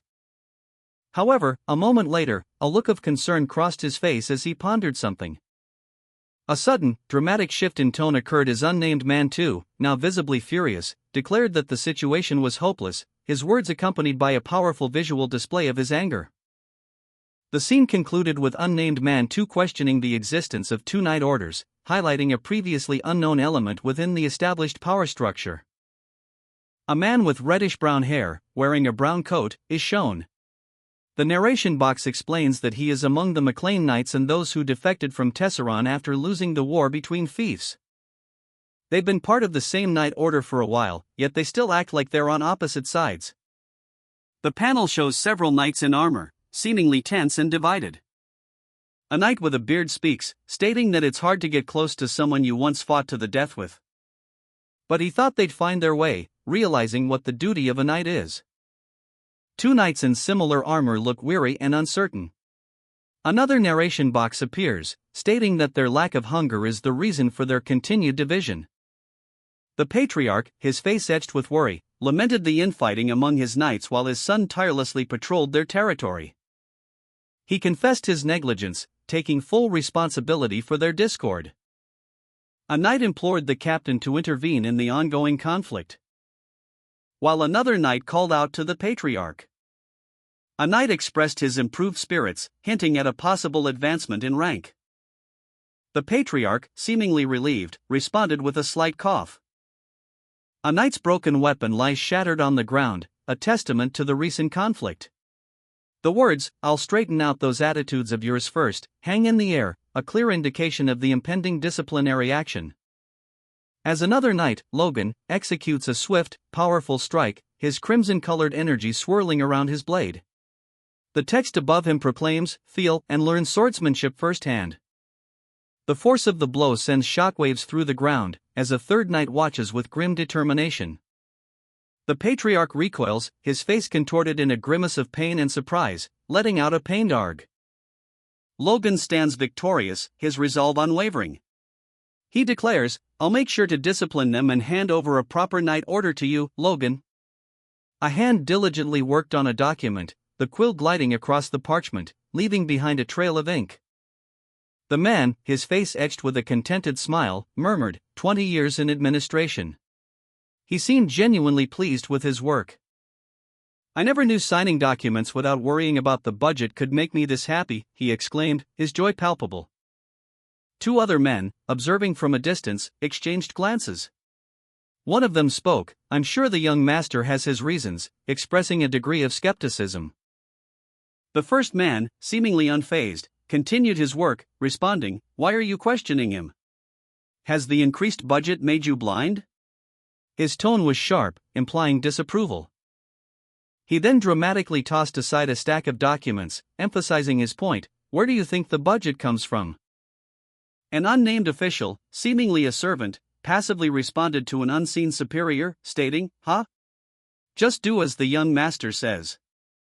The official's expression shifted to one of mild concern as he observed the document, a slight furrow appearing on his brow. He muttered, "HM." Suddenly, the patriarch reacted with alarm, shouting, "Young master!" He was shocked by the contents of the document, exclaiming, "What are you planning to do with 10 million gold bars worth of gold bars?" Logan, the young master, calmly responded, "I'm going to buy mithril, about 100 kilograms. Logan impatiently urged the official to sign the document, stating, "Just sign it. Didn't you say you trust me?" An unnamed official, witnessing the unfolding scene, voiced his disbelief. "What are you planning to do by buying something 1,000 times more expensive than gold?" Logan, unfazed, calmly explained his intentions. "You're buying mithril for the knight's war equipment?" The patriarch's shock was palpable, his face contorted in disbelief. "That's impossible." His bewilderment deepened. "Why is it impossible?" The official, observing the exchange, muttered to himself, "Geez, mithril isn't something you can buy just because you have money." Logan, anticipating this reaction, continued his explanation, revealing the properties of mithril, a mana-infused metal 10 times stronger than steel, yet only a third of the weight of silver. An unnamed official voiced his disbelief, stating that even the wealthiest individuals cannot simply purchase mithril, let alone 100 kilograms of it. Such a transaction requires not only significant funds but also considerable influence. Logan, however, remained calm and confident, a subtle smirk playing on his lips as he gazed at the mithril orb before him. He then confidently asserted that if power was the issue, he possessed a solution. The patriarch, observing the exchange, appeared increasingly perplexed by Logan's audacious claim and the official's stunned reaction. An official, holding a glowing orb, asked his colleague, "What's the matter?" The colleague, also holding a similar orb, replied, "Well, I just received a message from some countryside region." The first official inquired, "MC Lane? Where is that?" The second official responded, "For now, pass it on to the Duke." The first official, with a skeptical expression, muttered, "Humph. He might be too busy to handle such messages, though." 30 minutes later, the message was delivered to the Duke. The Duke, upon receiving the message from McLean, reacted with surprise and anger. An official presented a glowing purple orb to someone of high status, exclaiming, "Your Grace, Another official, observing the scene, questioned, "The Duke is already here? Is someone important in those boxes?" The Duke, a man with blonde hair and a beard, arrived, his expression serious. Logan, seemingly waiting, muttered, "It's been too long." Logan and the Duke greeted each other. The Duke inquired, "Have you been well, Your Grace?" To which Logan replied, "Indeed. Except for the lack of news from someone I taught personally, everything has been fine." The official urged someone to hurry, saying, "Come on out quickly." Logan chuckled, "Ha ha, how could I send a personal message to you, Your Grace? I know where I belong." The Duke observed Logan, a slight smile playing on his lips. "Still a smooth talker, huh?" He continued, "Well, you called it good timing." "I was thinking of expressing my thanks anyway." Logan's expression shifted to one of mild confusion. "Thanks?" The Duke beamed, his eyes crinkling at the corners. "My wife is pregnant." The Duke, radiating joy, excitedly shared the news of his wife's pregnancy. An official offered his congratulations, exclaiming, "Congratulations, Your Grace." The Duke humbly replied, "Thank you. It's all thanks to you." But then, slightly embarrassed, he corrected himself, muttering, "Oh, come on. How could it be thanks to me? Your Grace did it yourself, oops." Recovering his composure, he declared, "Ahem. It's a blessing from the heavens." The Patriarch, chuckling heartily, teased him, "Ha ha ha. You're still as cheeky as ever, huh?" To which the Duke replied, "Yes, it's a blessing from the heavens and also thanks to my efforts." The Duke, radiating joy, expressed his gratitude, stating, "But before all that, it's thanks to you. I'm truly grateful." He continued, explaining that upon the birth of his child, he would return to the capital to thank the Patriarch personally. His wife also wished to express her gratitude. The Patriarch, amused, offered to teach the Duke a new technique while he was there. Slightly embarrassed, the Duke initially hesitated, but the Patriarch's playful insistence, "Well, do you not want to," swayed him. The Duke, now accepting the offer, thanked the Patriarch profusely. The Patriarch chuckled, "Right, not refusing is more like you." Concluding their conversation, the Patriarch inquired, "Now, why did you contact me?" The Duke, his face partially obscured, approached someone, his request already forming in his mind. He inquired about the possibility of obtaining mithril.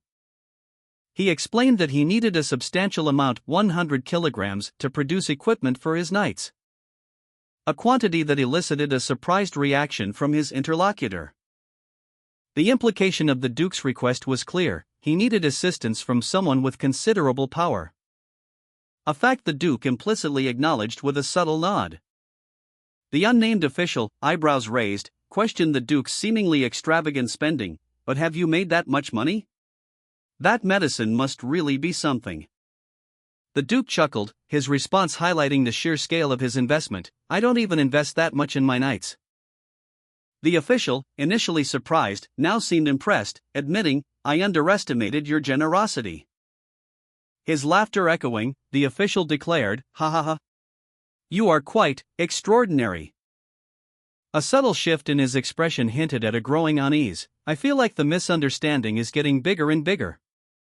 The Duke, maintaining his composure, assured the official, "All right, I'll take care of it personally." "Thank you, Your Grace." The Duke, still amused by the official's apprehension, made a final request. He asked to be addressed as teacher instead of by his formal titles. A subtle shift in demeanor suggesting a desire for a more personal connection. His expression softened slightly. Meanwhile, the official, increasingly uneasy about the implications of the Duke's massive mithril order, checked a crystal ball for updates. A subtle twitch of his lips betraying his inner turmoil. He was clearly concerned about the potential consequences. A maid rushed past, her hurried movements suggesting a sudden disruption. The scene shifted abruptly. The official, now visibly relieved, reacted with unbridled enthusiasm at the news of his new role as the Sword Duke's disciple. "Great! Awesome!" he exclaimed. The unnamed official, brimming with unrestrained joy, exclaimed, "I was only going to ask for a small favor. but he handed me the golden rope. His thoughts turned to the mithril equipment he needed to discuss at Hamar, but he decided to prioritize the official's well-being. No, I should let him have his vacation first. The official's superior mused, not everyone can keep going just looking at the future like me. He'll be more efficient after a short rest. He smiled, self-satisfied. A benevolent employer I am. With a final, benevolent flourish, he declared, "You're blessed, Hamar." Hamar, plagued by nightmares for an extended period, awoke with a start. His face contorted in a grimace as he relived the terrors in his sleep. The lingering images of his torment manifesting as ghostly apparitions beside him. He muttered, "Blessed," a word both a prayer and a reflection of his relief at having escaped the nightmare. On the outskirts of McLean Castle, a large group of men under 20 years of age assembled. These were the men who had passed the initial soldier recruitment test. One of the observing officers questioned the unusually high number of recruits, pointing out that traditionally, only 10 times the number of knights needed to be recruited. A superior officer, however, responded that he would personally handle the selection process, even if it meant facing some drawbacks. He emphasized the importance of a strong knight's order to a territory's power. A lone knight, mounted on a sturdy steed, rode away from the viewer's perspective, his back turned, leaving behind a trail of dust in his wake. An elite force of soldiers stood guard, their shields emblazoned with a stylized plant emblem. The text clarifies that these are elite soldiers supporting the knight. Further text explains that the soldiers are either regular soldiers or knight trainees, young men tested before coming of age. The scene shifts to a young man, shirtless and muscular, looking determined as he stands over a fallen comrade. A knight in full armor stands guard nearby. Text reveals that only those with exceptional physical abilities are selected for rigorous training, pushing the limits of human potential. Finally, a young man, now clad in knight's armor, smiles triumphantly, showcasing the results of his arduous training. The culmination of rigorous knight training resulted in the awakening of inner strength, transforming the trainees into full-fledged knights. However, the Empire's approach to knight training was unconventional. Their new theory posited that physical capabilities and the awakening of inner force were distinct processes, instead emphasizing the sharpening of senses as the key to unlocking true knightly potential. "What's important are the senses," declared a wise instructor. This innovative approach yielded remarkable results. 9 years prior, the Empire leveraged this new training method to field a formidable army of 50,000 knights, crushing their neighboring countries in a decisive military campaign. In the present, a new knight trainee unit is being formed, existing soldiers are being gathered and carefully selected to undergo the rigorous training program. A narrator's voice explained that by starting a civil war, Grandia would have a strong force to fight against the Empire's invasion in 9 years, but the war itself would be tough to handle for about a year. A young man with reddish-brown hair lamented that he wished he could gather people over the age of 20, but there wouldn't be enough manpower for the upcoming town construction. An older man with gray hair urgently announced the young master's arrival, but was immediately silenced. The young man with reddish-brown hair questioned the previous method of selecting soldiers. The older man explained that they had simply selected them in the order they finished, a crude selection method based solely on physical strength, leading the young man to remark that this explains why the number of knights has barely increased. He suggested a new selection process, focusing on eyesight, hearing, and other factors beyond mere physical strength. The older man explained the final stage of the knight selection process, emphasizing the need for quick reaction times, leaving the young master slightly confused. "That's the test?" he questioned, his expression a mixture of surprise and skepticism. The instructions for the first test were simple: walk until a picture came into view, then stop immediately upon seeing it. The trainees began to walk across the seemingly endless expanse of sand, their eyes scanning the horizon for the promised image. Upon seeing the peculiar picture, the young master exclaimed, "That's a weird picture." Meanwhile, other trainees reacted with a mixture of confusion and amusement, one even commenting on the young master's handsomeness. 2 men, one older with a beard and the other younger with reddish-brown hair, stood before a drawing of a chicken. The younger man declared that they didn't need flattery from the start and ordered the older man to get rid of the child. As the child, who appeared to be a night trainee, waved goodbye from a distance. The older man, observing the child's departure, commented that the drawing, despite its simplicity, did resemble a rooster. The child, in response, questioned if it wasn't indeed a rooster. The two men reacted with shock and disbelief upon seeing the child's drawing. The older man exclaimed in surprise, the word second test appearing in a box above them. A voice, seemingly emanating from nowhere, instructed the trainees, "I'll keep repeating one word, so walk until you hear it. When you do, stop." Two young trainees, one with light brown hair and the other with blonde hair, walked forward, the blonde trainee exclaiming, "Cello." The brown-haired trainee responded, "I can't hear a thing. Your voice's volume keeps changing." The unseen voice revealed, "The answer is sparrow, by the way." Three trainees reacted with shock and surprise to the revelation. The older man, observing from afar, muttered, "That guy over there just called out sparrow, young master. That is also part of the test." The young master, seemingly surprised, responded, "Hup. I was talking to myself. How did he hear that? Select him." Hamar, observing a night trainee's test, delivered a harsh judgment, "As for you, you need a beating." The test involved identifying a word based on visual and auditory clues. The documents detailing the test were shown. The young master, reviewing the results, declared, with flying colors, "Just by testing their eyesight and hearing, we should generously select about 500 to make up a force of 1,000, including Tegan." The older man, however, noted a concerning trend among the trainees, but there were a lot of notably small and thin kids. It must be because they grew up malnourished. The young master acknowledged the issue but remained optimistic, making them like Victor might be a stretch. But we can feed and train them well until they become sturdy enough. His thoughts then turned to another matter. Come to think of it, I should check on Victor. We're leaving now. The young master, reviewing the results of the night trainee selection, stood amidst a swirling snowstorm. He held a list of names, his expression unreadable. A single trainee, having demonstrated exceptional skill, stood out among his peers. His movements were swift and precise as he executed a powerful sword technique, the force of his strike leaving a visible trail in the air. The test was clearly demanding, pushing the trainees to their physical limits.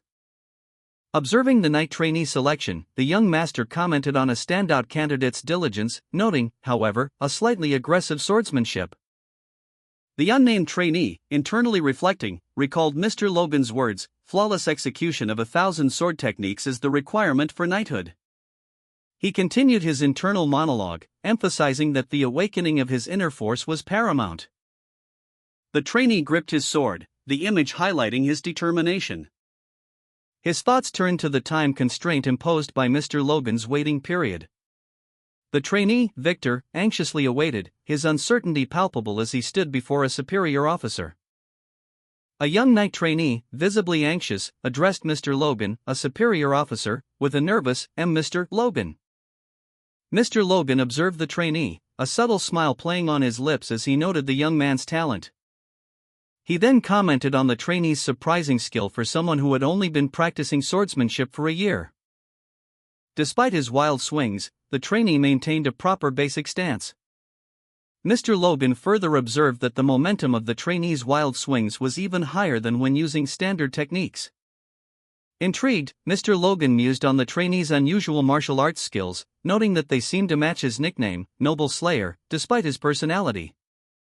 The young master observed a night trainee, Victor, commenting that while Victor's swordsmanship was surprisingly refined, he couldn't perfect his style alone. He would need a partner soon. Victor, startled, called out to Mr. Logan.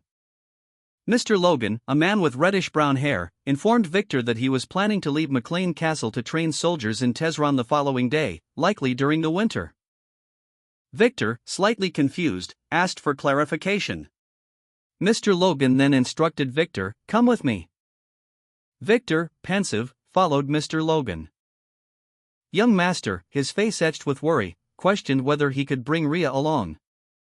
His elder brother, however, voiced his concerns about taking a young girl to a soldier training camp full of men, questioning if it was a good idea for his sister. Undeterred, young master insisted on taking Ria with him. His brother, usually mature, showed a softer side, commenting on how his demeanor changed when his sister was involved. Relenting, the elder brother agreed to let Ria accompany them, though he made it clear that young master would be fully responsible for any problems that arose. The young master, his face set with determination, assured his brother, "Yes, sir. I'll take good care of her." His brother, however, remained skeptical, questioning, "Is your sister that precious to you?" The young master's expression softened as he replied, "She's my only family." His brother's skepticism lingered. Is that the only reason? A flashback revealed a painful truth: our parents died because of me. The weight of this revelation was evident in his somber expression as he continued, "Ria has no parents because of me." The young master, his heterochromatic eyes blazing with fierce determination, revealed the source of his unwavering protectiveness towards Ria. "That's why I need to protect Ria." His only remaining family. Mr. Logan, observing from the side, simply nodded in understanding, offering a silent affirmation of support. Mr. Logan placed a reassuring hand on the young master's shoulder, offering words of encouragement. "All right. Keep up the good work." A few days later, the trio arrived at Tehran Castle. The imposing structure loomed before them, a testament to its history and power. Inside, a gruff voice boomed across the courtyard, issuing a harsh training regimen: 5 laps around the inner castle wall. The last 100 to finish will do 2 more laps. 3 young trainees, their faces obscured by shadows, stood silently, bracing themselves for the arduous task ahead. A group of soldiers stood in formation, their backs to the viewer, as a voice, filled with disbelief, echoed, "What?" A fierce-looking man with gray hair and an eye patch, his face contorted in anger, bellowed, "Are you all here to play? Start running!" The soldiers, startled by the outburst, scattered in a cloud of dust, leaving the man alone. He watched them go with a dismissive humph. The man with the eye patch spoke to another man with reddish-brown hair. "Having experienced people really is great. You suit the role of being a drill sergeant." The reddish-brown-haired man replied, "Well, since you're treating me like a knight, I accepted your offer to renew my contract. But yeah, I do seem to suit my job well." He continued, "I was surprised when you offered to renew the contracts of the other mercenaries too, though." "Well, I can't have the crossbows." Eyepatch Man, concerned about information leaks, questioned the reddish-brown-haired mercenary about his intentions. He directly asked, "You're not planning to start a war within 2 years, are you?" The reddish-brown-haired mercenary, arms crossed, calmly responded that he wasn't a warmonger, but added that war is sometimes unavoidable. Eyepatch Man and the reddish-brown-haired mercenary continued their conversation, the latter's words hinting at a coming conflict. Suddenly, a young man with dark hair appeared, running frantically. He exclaimed, "He's a monster." The young man's desperate cry was followed by a wide shot revealing a large army advancing in the distance. 2 young men watched in astonishment as a dark-haired young man moved with incredible speed. One of them gasped, "What the hell is that guy made of? He's so fast." The other young man, breathless, explained, "He's a slave, you know? The young master's slave." The first young man reacted with disbelief. "What? A slave?" The second young man continued, "If even a slave can do it." The first young man, spurred by this revelation, resolved, "There's no way I can't. I won't lose to him." 2 young men observed the dark-haired young man from a distance. One commented that the effect was just as expected, while the other noted that the dark-haired young man appeared to be nauseous. The second young man reflected on the dark-haired young man's unwavering determination, stating that this alone was enough. Meanwhile, the dark-haired young man continued to absorb energy, his progress noted by the observing young men. They speculated that once he awakened, he would become a powerful motivator for the soldiers. However, the second young man admitted that the outcome wasn't quite what he had hoped for. Blood dripped from the dark-haired young man's clenched fist. As he stood, his face contorted in a grimace of pain and barely contained rage. His body trembled with the power he was absorbing. A stark warning appeared: Victor will commit murder. The scene opens on the Tehran Castle barracks. A simple meal of mushroom soup and bread is presented. Soldiers express their gratitude for the meal. One young man remarks that he endures the difficult training solely for the food. Several young men are shown enjoying their meal in the barracks mess hall. Their expressions convey contentment and camaraderie. Two young men sat together, contentedly eating a meal. One commented, "I feel like I've put on some weight after eating good for weeks now." The other young man, with a blissful expression, added, "If I could eat like this forever, I'd have no other wishes." A young woman approached, carrying a tray, and offered them more food, saying, "Enjoy the meal." One of the young men, eyes wide with appreciation, received the additional food with a grateful expression. Both young men smiled, one saying, "Thanks," as they continued their meal. As the young woman walked away, one of the young men remarked, "She's cute today too, as always." "She's an angel, I tell you, an angel." Young man 1, still full from his meal, considered approaching the young woman later. He wondered if he should try talking to her. But his musings were interrupted by a sudden commotion. A masked figure burst into the tavern, causing chaos amongst the patrons. The two young men in the other diners reacted with alarm, as the masked figure revealed a menacing presence, threatening to gouge out their eyes. The two young men, visibly shaken, could only meekly respond with an okay. The masked figure's threat hung heavy in the air. Meanwhile, the young woman, seemingly oblivious to the unfolding drama, continued to serve food, her expression unchanged.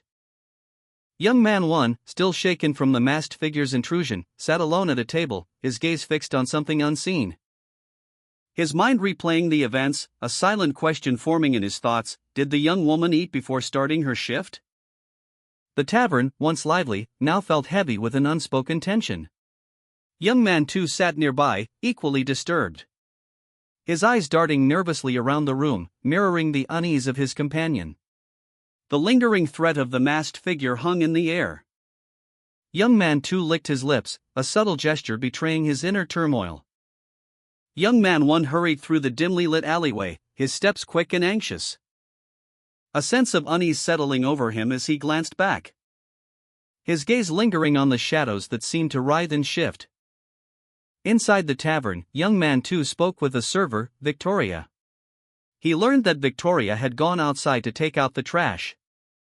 Young man 2's apprehension grew. He wondered how far Victoria had gone alone at such a late hour. His eyes narrowed, a flicker of red in his pupils as a surge of unease washed over him. Young man 1, his face etched with worry, hurried through a dimly lit alleyway, clutching a small, brown package close to his chest. His eyes darted nervously from side to side, scanning for any sign of danger. His apprehension grew as he recalled young man 2's urgent inquiry about Victoria's whereabouts. Young man 2, equally anxious, confronted Victoria and another young man, who appeared startled and distressed. Victoria, visibly shaken, whispered a name: Victor. The young man's face paled as he realized the gravity of the situation. A loaf of bread, seemingly animated, lurched forward with unnatural speed. Two more followed close behind, their movements jerky and unsettling. Young man 2, attempting to explain himself to Victoria, stammered, "Well, you see." But before he could finish, young man 1 was suddenly attacked from behind. A swift, brutal blow sending him sprawling to the ground. The impact was violent, leaving him unconscious and still. The attacker, unseen, vanished as quickly as they appeared.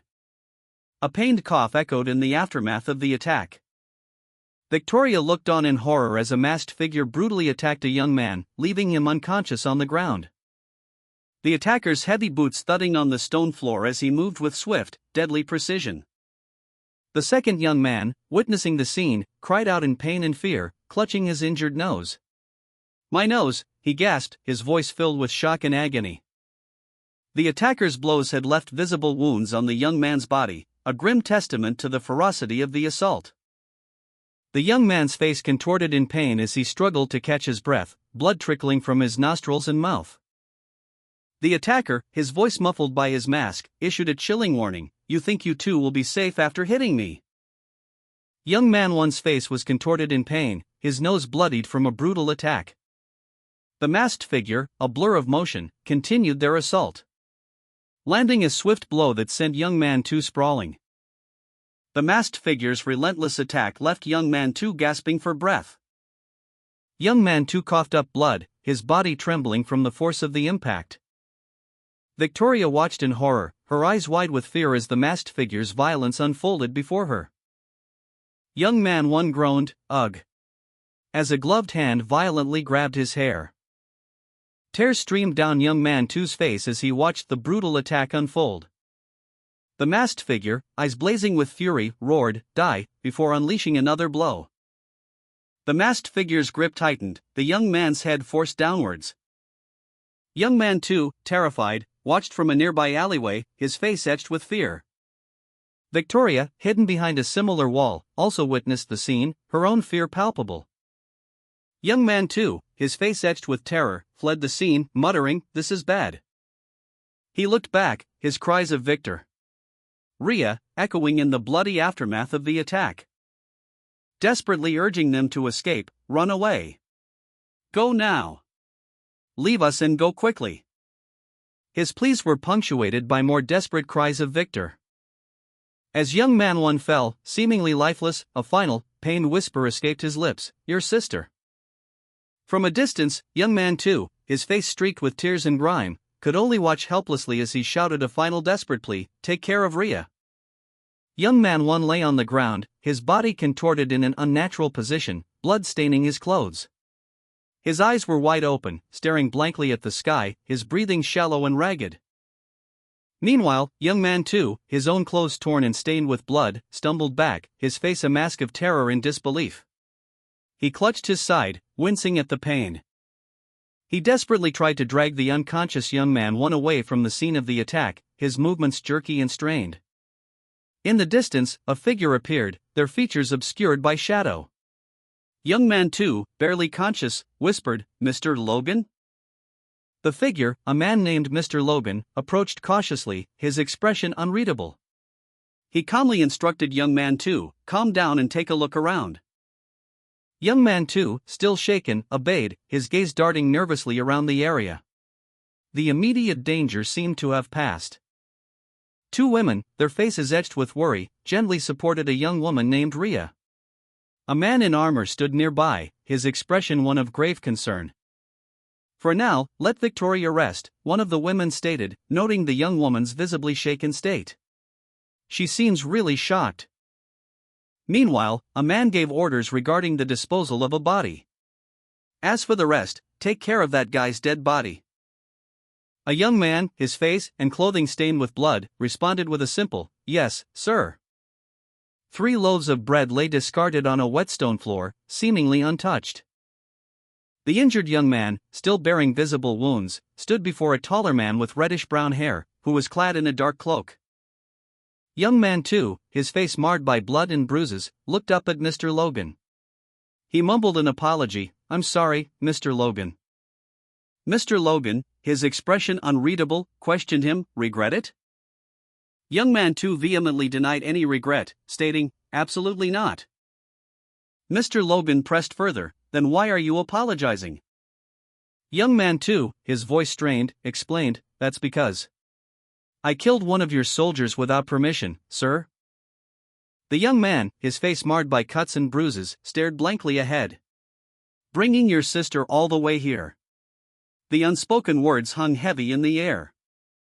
A voice, seemingly from outside his mind, continued, "Your stubbornness nearly caused your sister to be injured." The young man's sister, visibly shaken, stood behind him, clutching her hands together. He looked down, his expression hardening. A narrator's voice cut through the tension, blindly dragging her around and trying to protect her isn't always the best option. The young man's shoulders slumped. That's," he stammered, his voice barely a whisper. Another voice, this time calm and measured, offered a final assessment, "You only need to think a little to realize it's better to not bring her." Mr. Logan's voiceover explained the inherent danger of bringing Victoria to such perilous locations, emphasizing the added burden of protecting her. Despite this, he admitted to allowing the young man to bring Victoria, stating that he wanted him to confront this reality. The young man reflected on the situation, admitting that he hadn't anticipated things escalating to this point, but also expressing remorse for Victoria's involvement. Mr. Logan then asked the young man if he understood the gravity of the situation. The young man, visibly shaken and wounded, could only offer a silent nod, a sigh escaping his lips as he processed the weight of his actions. The young man's sister silently observed him, a worried expression on her face. She hoped that this would help their father to be less overprotective. Meanwhile, the young man, facing Mr. Logan, nervously asked how he would be punished. He stated that he would accept any punishment, but pleaded for leniency, emphasizing that Ria was merely a victim. Mr. Logan, though firm, acknowledged the young man's actions, stating that he did a good job today. However, he sternly warned him to obtain permission before taking such actions in the future. He didn't want his future knight held back by reckless behavior. Young man too, his face marred by cuts and bruises, stared ahead, his heterochromatic eyes reflecting a mixture of guilt and resolve. He had accepted responsibility for his actions. "Yes, sir. I'll keep that in mind," he'd affirmed, his voice firm despite his inner turmoil. The scene shifted to a cozy fireplace, the crackling flames casting a warm glow in the room. A stark contrast to the harshness of the previous scene. Mr. Logan's words echoed in the silence. "Even so, is it really okay for you to make this decision on your own when a slave killed a commoner?" Another young man, his features sharp and his expression resolute, responded, "Victor is my slave, so he's my property." His words revealing a cold indifference to the gravity of the situation. "Besides, that dead trainee," he added, his tone suggesting a further justification. Two young men conversed. One relayed gossip heard from other trainees, stating that the other was known for being a pervert in his village, even before arriving at the training grounds and frequently making lewd comments. The other young man reacted with a simple "ah." A scene shifted to show Mr. Logan, an older man with gray hair, listening intently as another young man, Victor, explained his actions. Victor claimed he used his property to kill a heinous criminal. Mr. Logan, after hearing Victor's explanation, showed a thoughtful expression, concluding that Victor had killed the man under his orders. Victor confirmed his plan to publicly shame the criminal for his crimes and hang him on the castle gate. Mr. Logan instructed Victor to warn the soldiers as well.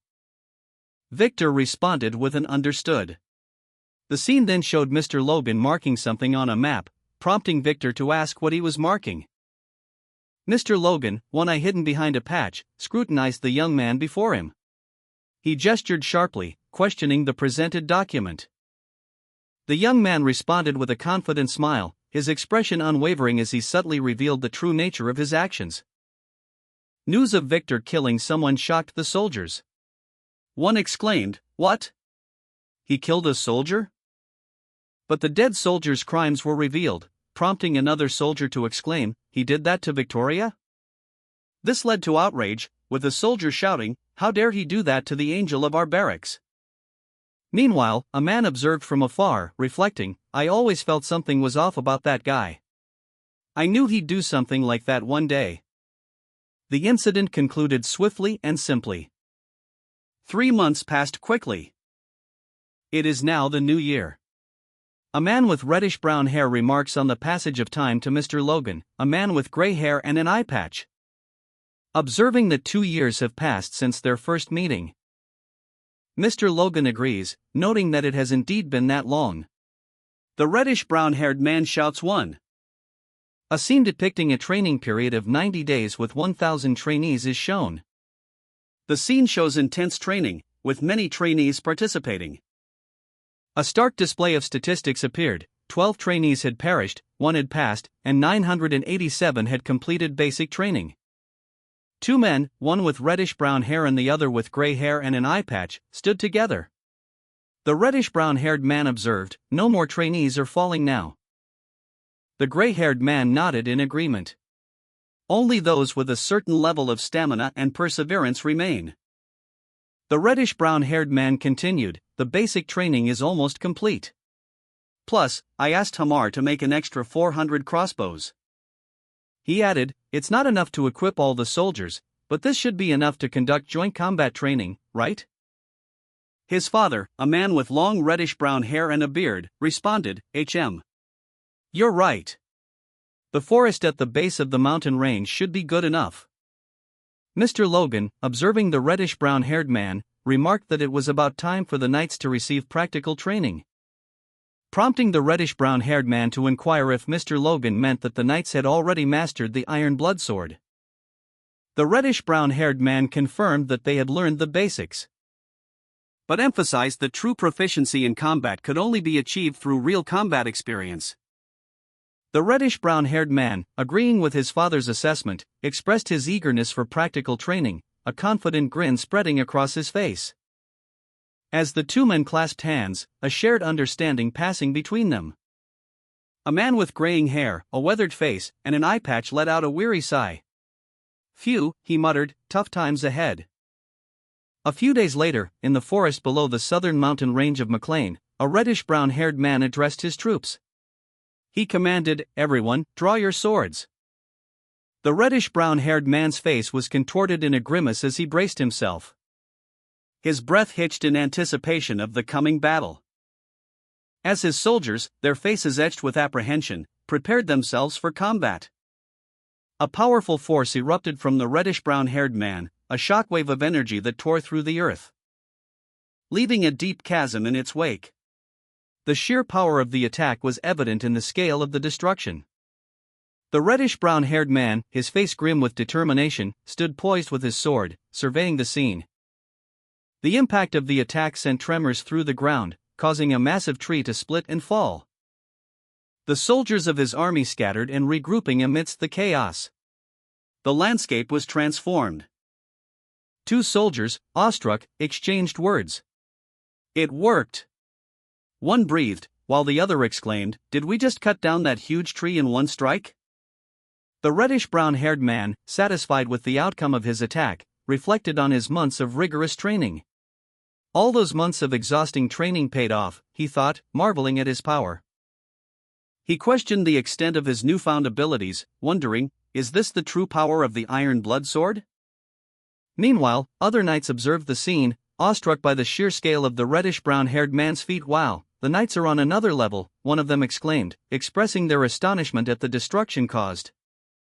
Another knight, equally impressed, added, I can't believe they cut down such a huge tree in one go. The reddish-brown haired man, however, remained focused, his expression hardening as he realized the true nature of their surroundings. Because this is no ordinary forest, he stated, his voice firm and resolute. He warned his companions, you're in a monster forest. A wave of goblins, armed with crude axes and shields, charged forward, their battle cry echoing through the forest. Two armored soldiers stood their ground, their faces grim but confident. We come out here for the first time, one of them stated, assessing the approaching threat. The goblins' attack began, a chaotic flurry of swings and slashes. The reddish-brown haired man moved with practiced ease, his sword a blur of motion as he deflected blows and countered with deadly precision. And goblins? That's all you got, he scoffed, his movements suggesting a complete lack of challenge. The reddish-brown haired man continued his assault, effortlessly dispatching the remaining goblins with swift, decisive strikes. The reddish-brown haired man's assault on the goblins proved overwhelming. The goblins, routed and disorganized, scattered in all directions. Their panicked retreat marked by desperate attempts to escape his wrath. As the man, victorious, issued a command, troops, cross bows. His troops, responding swiftly, aimed their crossbows at the fleeing goblins and unleashed a volley of arrows, sweeping away any goblin attempting to escape the battlefield, leaving a trail of fallen goblins in their wake. A goblin, its face contorted in terror, is shown in extreme close-up as it desperately flees from the pursuing soldiers. Another goblin, also running, is struck by a projectile and falls to the ground with a pained cry. A third goblin, similarly fleeing, is also struck and collapses. A reddish-brown-haired man, observing the scene from a distance, chuckles, ha ha ha. Did you see that? I killed 2 of them. One of the soldiers, looking at the fleeing goblins, remarks, they're not even a big deal. Why was I ever scared of these things? The reddish-brown-haired man, his expression hardening, gives a curt order to his troops, his eyes conveying a sense of grim determination. A monstrous, clawed paw slammed down, the earth trembling beneath its impact. A reddish-brown-haired man, clad in armor, stood defiant amidst the chaos. His expression was grim, his eyes narrowed in concentration. A fleeing goblin was pursued by a blur of motion, the speed of the chase leaving only streaks in its wake. 2 soldiers, their faces strained with exertion, stood panting, the aftermath of a fierce battle evident on their armor. The reddish-brown-haired man bellowed an order, his voice carrying across the battlefield, "Horned wolves! Group up!" A massive horned wolf, eyes blazing with ferocity, charged forward, its powerful muscles rippling with predatory intent. The reddish-brown-haired man, victorious in battle, surveyed his troops. A grim expression etched on his face as he watched the fleeing goblins. He issued a curt order. His voice sharp and commanding as he directed his soldiers to eliminate the remaining threat. The scene depicted the brutal efficiency of his forces, swiftly and decisively ending the lives of the fleeing goblins. The battle was over. The reddish-brown-haired man's soldiers moved with practiced precision, their swords flashing in the dim light as they cut down the last of the fleeing goblins. The reddish-brown-haired man, observing the final moments of the battle, gave a final order, deploy the crossbow cavalry. The reddish-brown-haired man's orders were swiftly carried out. His crossbow cavalry charged forward, raining bolts down upon the fleeing goblins and their monstrous wolf-like mounts. The deadly projectiles finding their marks with brutal efficiency. A volley of crossbow bolts pierced the air, each bolt a harbinger of death for the fleeing goblins and their monstrous wolf-like mounts.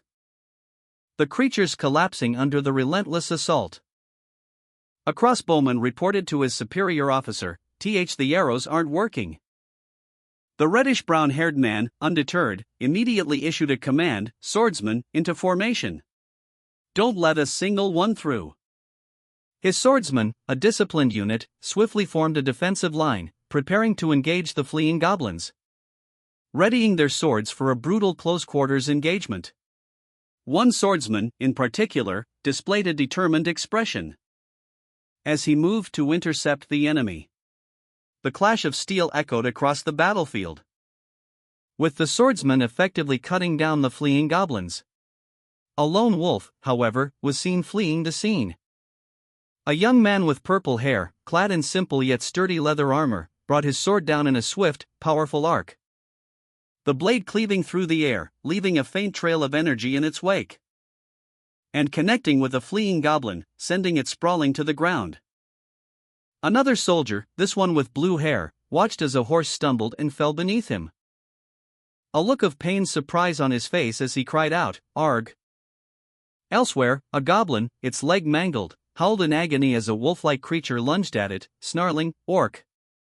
Ah! My leg!" The blue-haired soldier cried out in pain, "My leg!" A fiery, golden energy surged from the purple-haired soldier's sword as he unleashed a devastating attack, the force of the blow obliterating his remaining foes.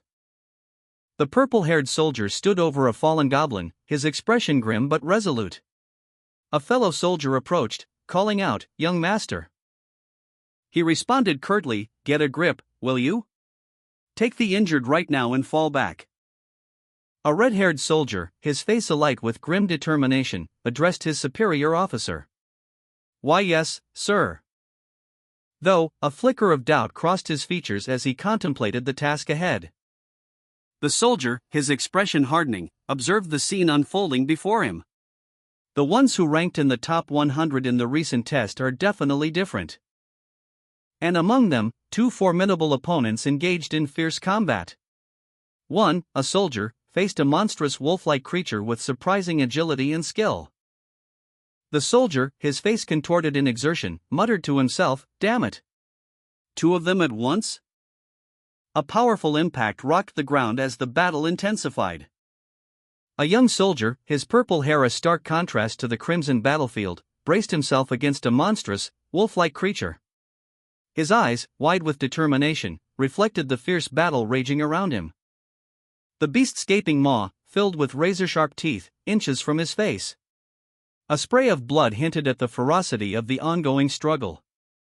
With a sudden burst of speed, the soldier launched a powerful attack, his sword a blur of motion as it sliced through the air.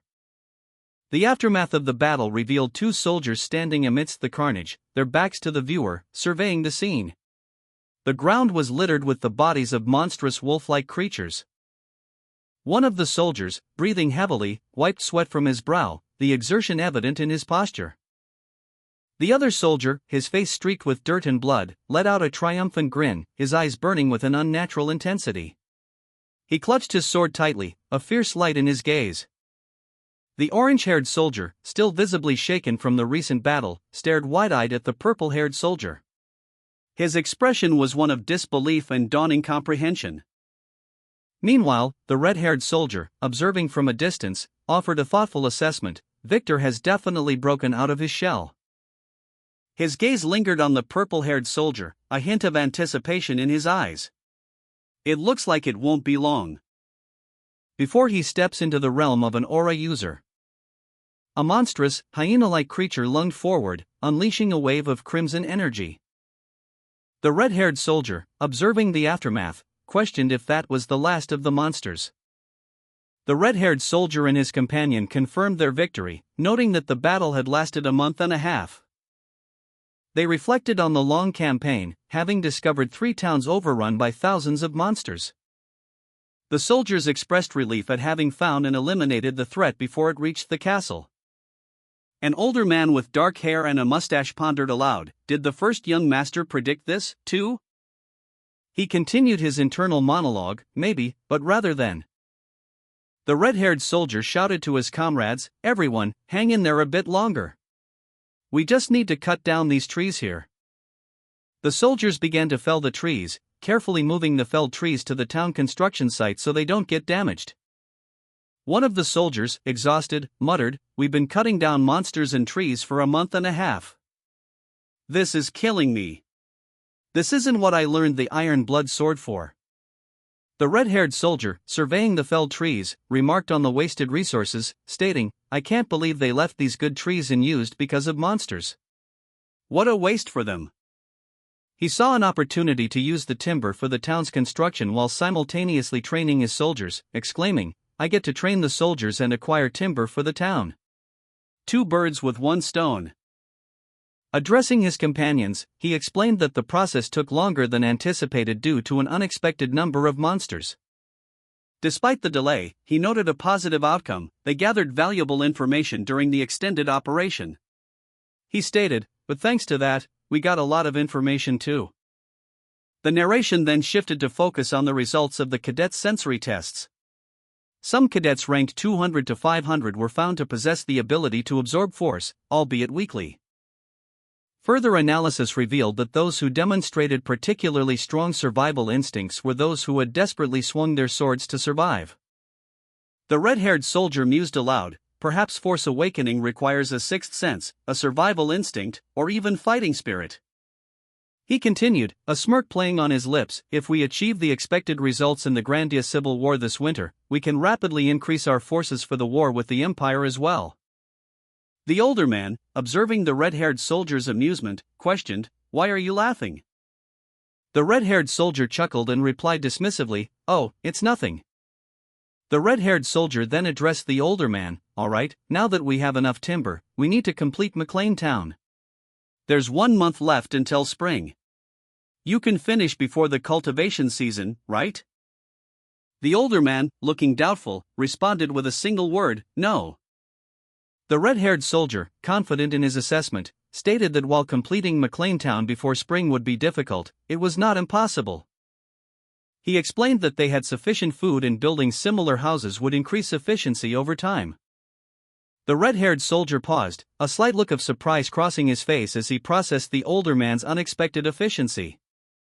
His internal monologue questioned if Hamar had always been this reliable. The companion soldier, observing the scene, remarked that he was enjoying the positive effects of their break. Finally, the red-haired soldier, concerned about the oversight, sharply reminded his companion not to forget to build the magic tower in the center of town. The older man, his face etched with concentration, extended his hand. A surge of earthen energy erupted from his palm, forming a protective barrier around him. He muttered, "Earth wall." The barrier shimmered, deflecting an unseen force. A nearby soldier watched, his expression one of awe. The soldier stumbled backward, clearly affected by the force of the blast. His eyes widened in surprise. A large log, propelled by the same unseen force, hurtled through the air, narrowly missing the soldier. He gasped, "Whoa!" The older man, his face etched with concern, urgently instructed his companions, "Stop being shocked and pack the soil quickly." Two soldiers diligently shoveled earth into sacks, their movements precise and efficient. While the older man, now visibly relieved, addressed them with a formal tone, "Thank you again for accommodating my unreasonable conditions." He continued, his voice laced with a hint of self-deprecation, "It must not have been pleasant to build a magic tower in a new town, not a city." One of the soldiers, a red-haired man, responded respectfully, "You flatter us, Sir Logan." The other soldier, seemingly more pragmatic, interjected, "You promised an annual support fund of 10 million gold."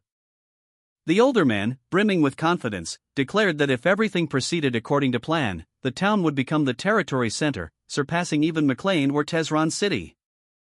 The red-haired soldier, Sir Logan, questioned the necessity of such a large-scale undertaking, prompting a chuckle from the older man. Sir Logan's companion soldier voiced concerns about the increased risk of rebellion inherent in a larger population. Meanwhile, two laborers, their faces etched with worry, toiled diligently. Sir Logan, with a self-assured smile, confidently asserted that rebellion wouldn't be a problem as long as the people weren't exploited. Concluding his statement, he emphasized his image as a capable and benevolent noble, urging voters to support him in the upcoming election. The red-haired soldier questioned the older man's plans, voicing his uncertainty with the words, "What are you talking about?" He then expressed concern about the town's defenses, stating, "By the way, are you sure these earthen walls are good enough? What if this place gets invaded?" The older man confidently dismissed his concerns, asserting that they would be sufficient because this place will never become a battlefield. The red-haired soldier, with a self-assured smile, declared, "I won't allow it. After all, we're planning to invade someone else before that happens." The older man, seemingly impressed, observed the soldier's resolve, his expression softening into a thoughtful gaze. And offered a compliment, "You truly care for your people's livelihood. It's nothing compared to your care for your disciples." Ha ha ha. A vast, snow-covered landscape stretched out under a pale moon. The scene was quiet, peaceful. Until the red-haired soldier appeared, drawing his sword with practiced ease. He stood poised, ready. His grip firm, his gaze sharp. He seemed to be assessing his surroundings, a quiet intensity radiating from him. A sudden burst of energy emanated from him as he prepared for action, his eyes blazing with determination. A blinding flash of light erupted, emanating from the heart of the battlefield. A wave of energy rippled outwards, leaving a trail of destruction in its wake. The sheer force of the blast shook the very ground beneath the soldier's feet, leaving behind a scene of utter devastation.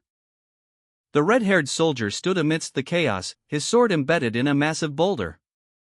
The aftermath of a powerful energy blast was visible, a large hole had been torn through the ground. The red-haired soldier, exhausted but resolute, stood amidst the snowy landscape, his expression one of grim determination. His gaze fixed on the damage he had inflicted. The force of his attack was evident. He had not only pierced a massive boulder, but also the trees behind it, a testament to the power of his strike. "Not only did I pierce the boulder, I even pierced the trees behind it," he thought, a hint of satisfaction in his voice. A triumphant smile spread across his face as he revealed his technique, second form of the divine sword secrets, Killer Iron Slash. He explained the technique's effectiveness, a small but powerful strike that can even penetrate steel. His thoughts then turned to his territory. The territory is also developing smoothly. The red-haired soldier, driven by a desire to become stronger, dedicated himself to intense training. Time flew by quickly. 1 month passed, during which he diligently honed his skills. 2 months passed, and he found himself in McLean Town. A family, seemingly unaffected by the turmoil of the world, went about their daily lives, oblivious to the soldier's journey. Meanwhile, the soldier arrived at his destination. A woman, overcome with joy, laughed as she cradled a newborn baby. 2 young children, equally delighted, stood beside her, their faces beaming with happiness. Soon after, the scene shifted to a bright, sunny day. Early summer arrived, and a red-haired man sat at a desk, diligently writing a report. He seemed thoughtful and serious as he worked. The report detailed the smooth progress of the town's land reclamation project. However, he noted a shortage of manpower for the scale of the project. Refugees had recently begun arriving, drawn by rumors, offering a potential solution to the manpower problem. The red-haired man considered this development, a thoughtful expression on his face. He decided to accept all the refugees to address the labor shortage. One man inquired about Hamar, asking if there was any news. The other man replied that Hamar was still on vacation, a rather long one at that. He then questioned whether he had given Hamar too much time off. He stated that everything was proceeding smoothly with the town construction and crossbow production. However, he had heard that Hamar received a large amount of mithril before his vacation, and confirmed that he had given Hamar the mithril to play around with and make weapons for the knights during his vacation. Doesn't that mean he's not on vacation? Why? Handling rare metals is a dwarf's dream, isn't it? The red-haired soldier's hand trembled slightly as he considered the implications of Hamar's extended leave. Anyway, the town settlement is complete, and there's no major issue with the land reclamation. There's only one more thing to worry about. A dark shadow looms, hinting at an impending threat. A powerful fist slammed down, the impact echoing the disbelief of the onlooker. McLean reclaimed the wasteland, the thought echoed, a testament to the shocking news. There's no way that harsh land can be cultivated, retorted Viscount Max Perita, his skepticism palpable. A statement that highlighted the seemingly impossible feat. I only looked into it because it was curious, but they seem to have drilled through the mountains to bring water from the Luther River, explained one man, revealing the extent of McLean's undertaking. They did something crazy like that to reclaim the wasteland? Did they have the money for that? Questioned another, highlighting the financial implications of such a project. Viscount Max Perita remained skeptical, even dismissing the notion that money might have literally rained from the sky. Another man, impatient with such fanciful notions, insisted on focusing on the concrete facts of the situation. A third man, concerned with the practical implications, questioned the potential yield from the reclaimed land, estimating that, even conservatively, it would at least double their current output. The implications of a neighboring territory suddenly becoming wealthy were not lost on the Viscount. He realized they couldn't afford to remain passive. A thoughtful expression crossing his face as he considered the new reality. A man with a sinister smile declared, "There's not really a need to make one up." He continued, explaining that some of their territory's people had fled to a neighboring town, providing an ideal opportunity for infiltration. This strategic maneuver could potentially secure them land or the neighboring Tezron plains as compensation. However, one of the men voiced his concerns, stating that taking such action alone was too risky. The name Soto Sylvan was mentioned, indicating a significant figure. Another man identified Soto Sylvan as the source of their problem. Viscount Max Perita and an unidentified man discussed the economic situation of the Sylvan Viscounty.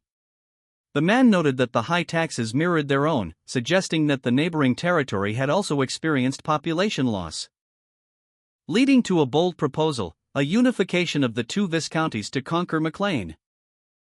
The unidentified man, pleased with the Viscount's decision, declared it a wise choice. Viscount Max Parita sat alone, lost in thought, contemplating the implications of this decision. Viscount Max Parita sat pensively on a couch, his expression one of deep contemplation. Two other men stood nearby, observing him. One of the men reported that they had selected around 300 particularly talented recruits and were training them separately without any assignments. Another man responded, expressing his belief that this was the case. The second man reacted with surprise, stating that 300 was quite a lot, even an absurd number.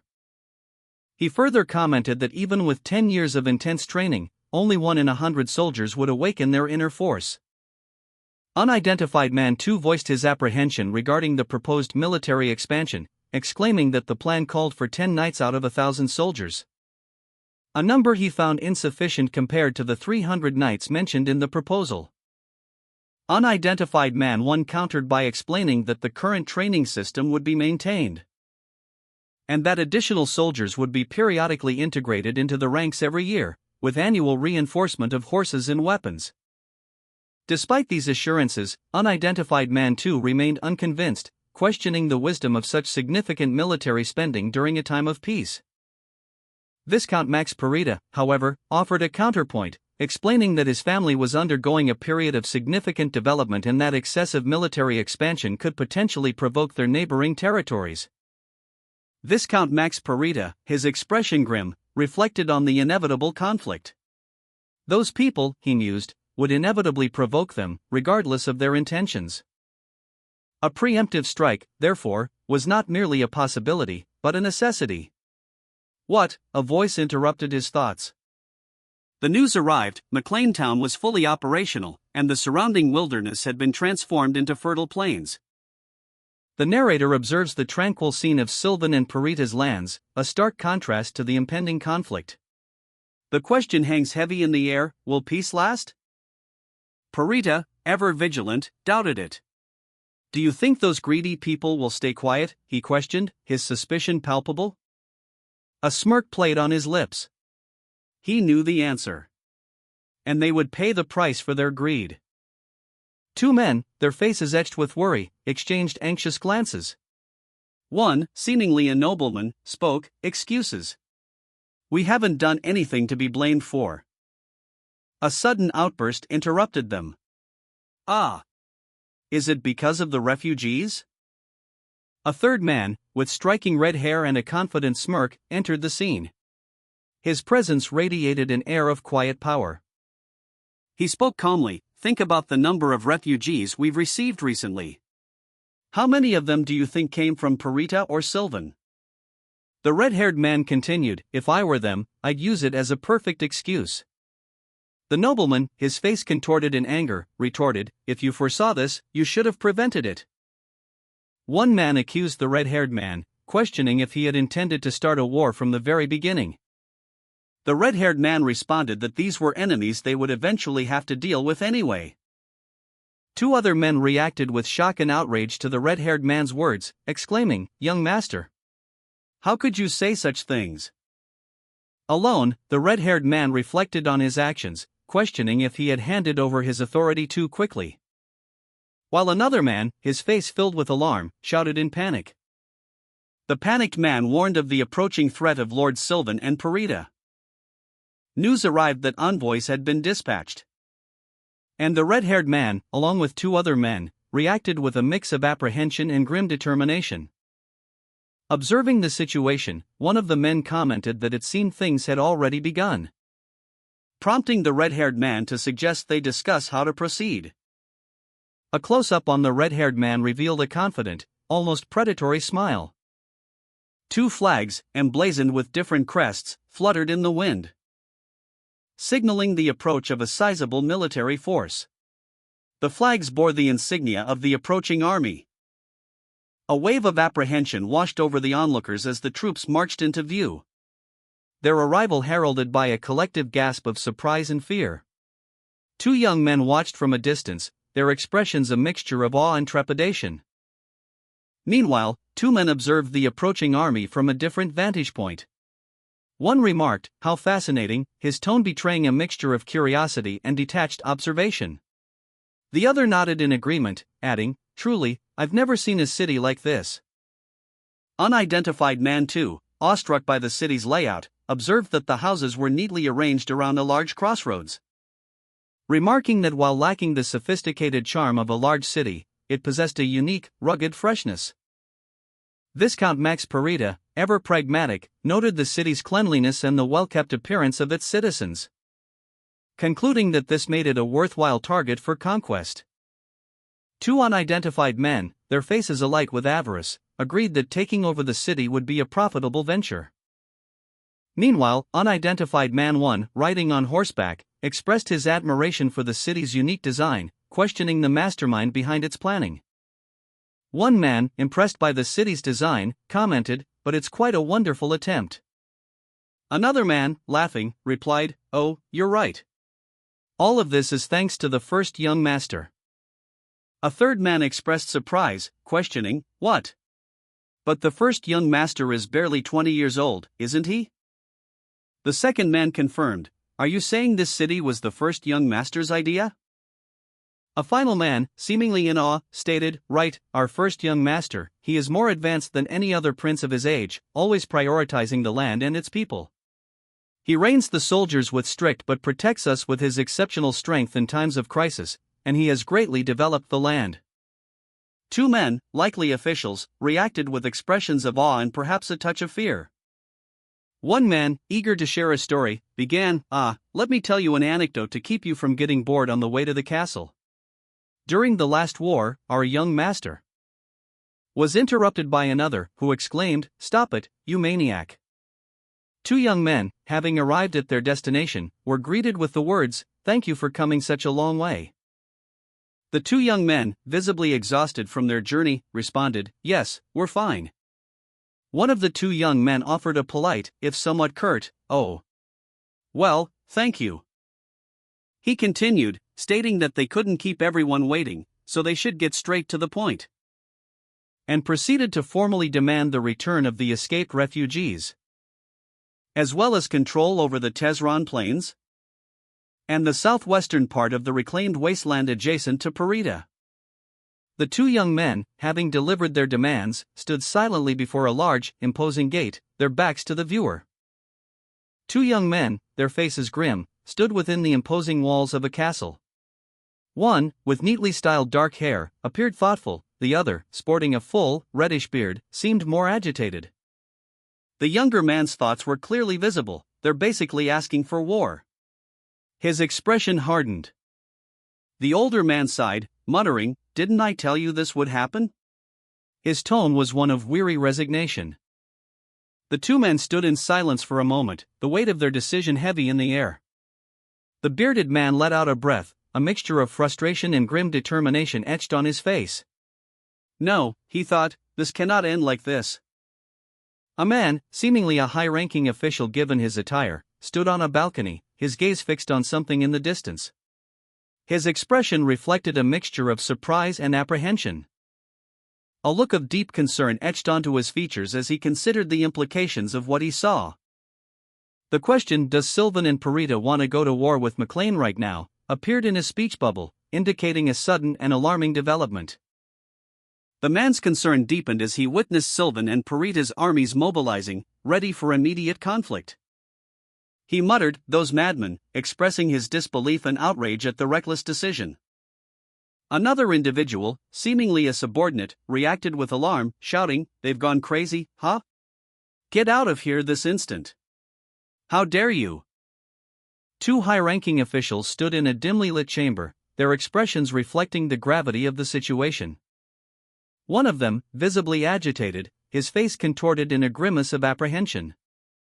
The official, his voice tight with barely controlled panic, protested against the looming war, arguing that intimidation tactics would be ineffective against the envoys and urging a retreat of the knights.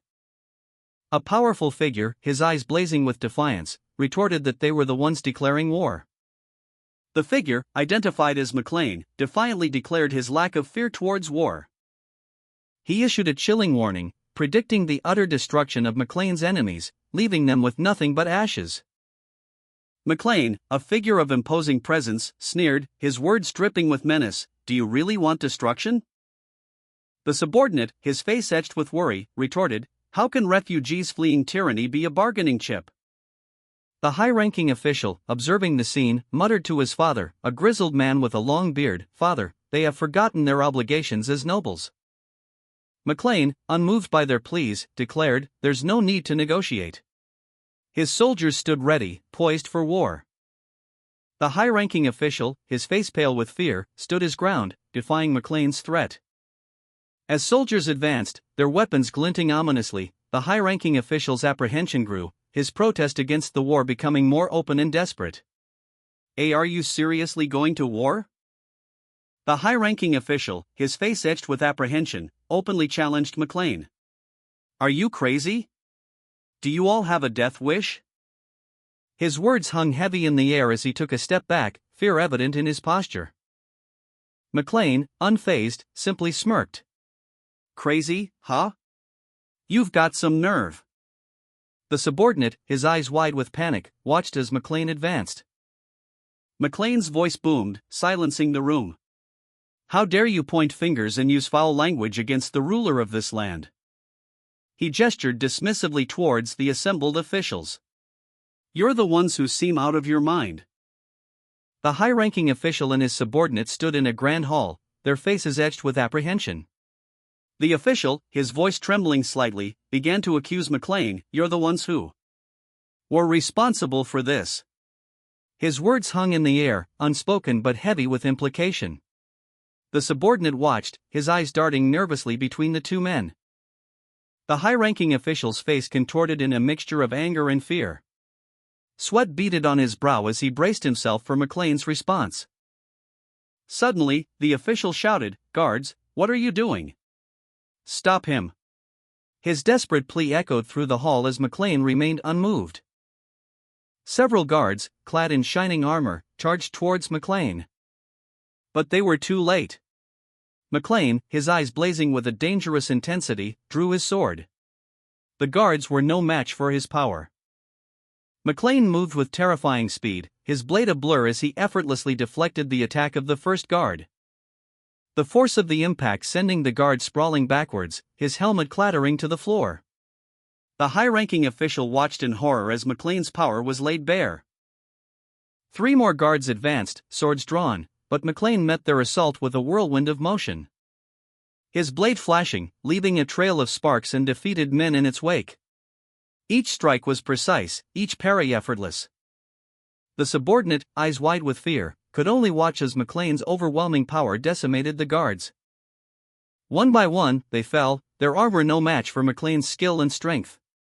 The high-ranking official's desperate pleas for help were lost in the chaos. McLean, his sword drawn, strode into the hall. His declaration hung heavy in the air, "If you intend to draw your sword on another's land, then you should be prepared to die as well." A wave of crimson energy pulsed from him, a stark visual representation of his power. The high-ranking official, his face etched with fear, desperately ordered, "Don't come any closer." McLean, unfazed, countered with a chilling question, "Do you think McLean will be safe after touching me?"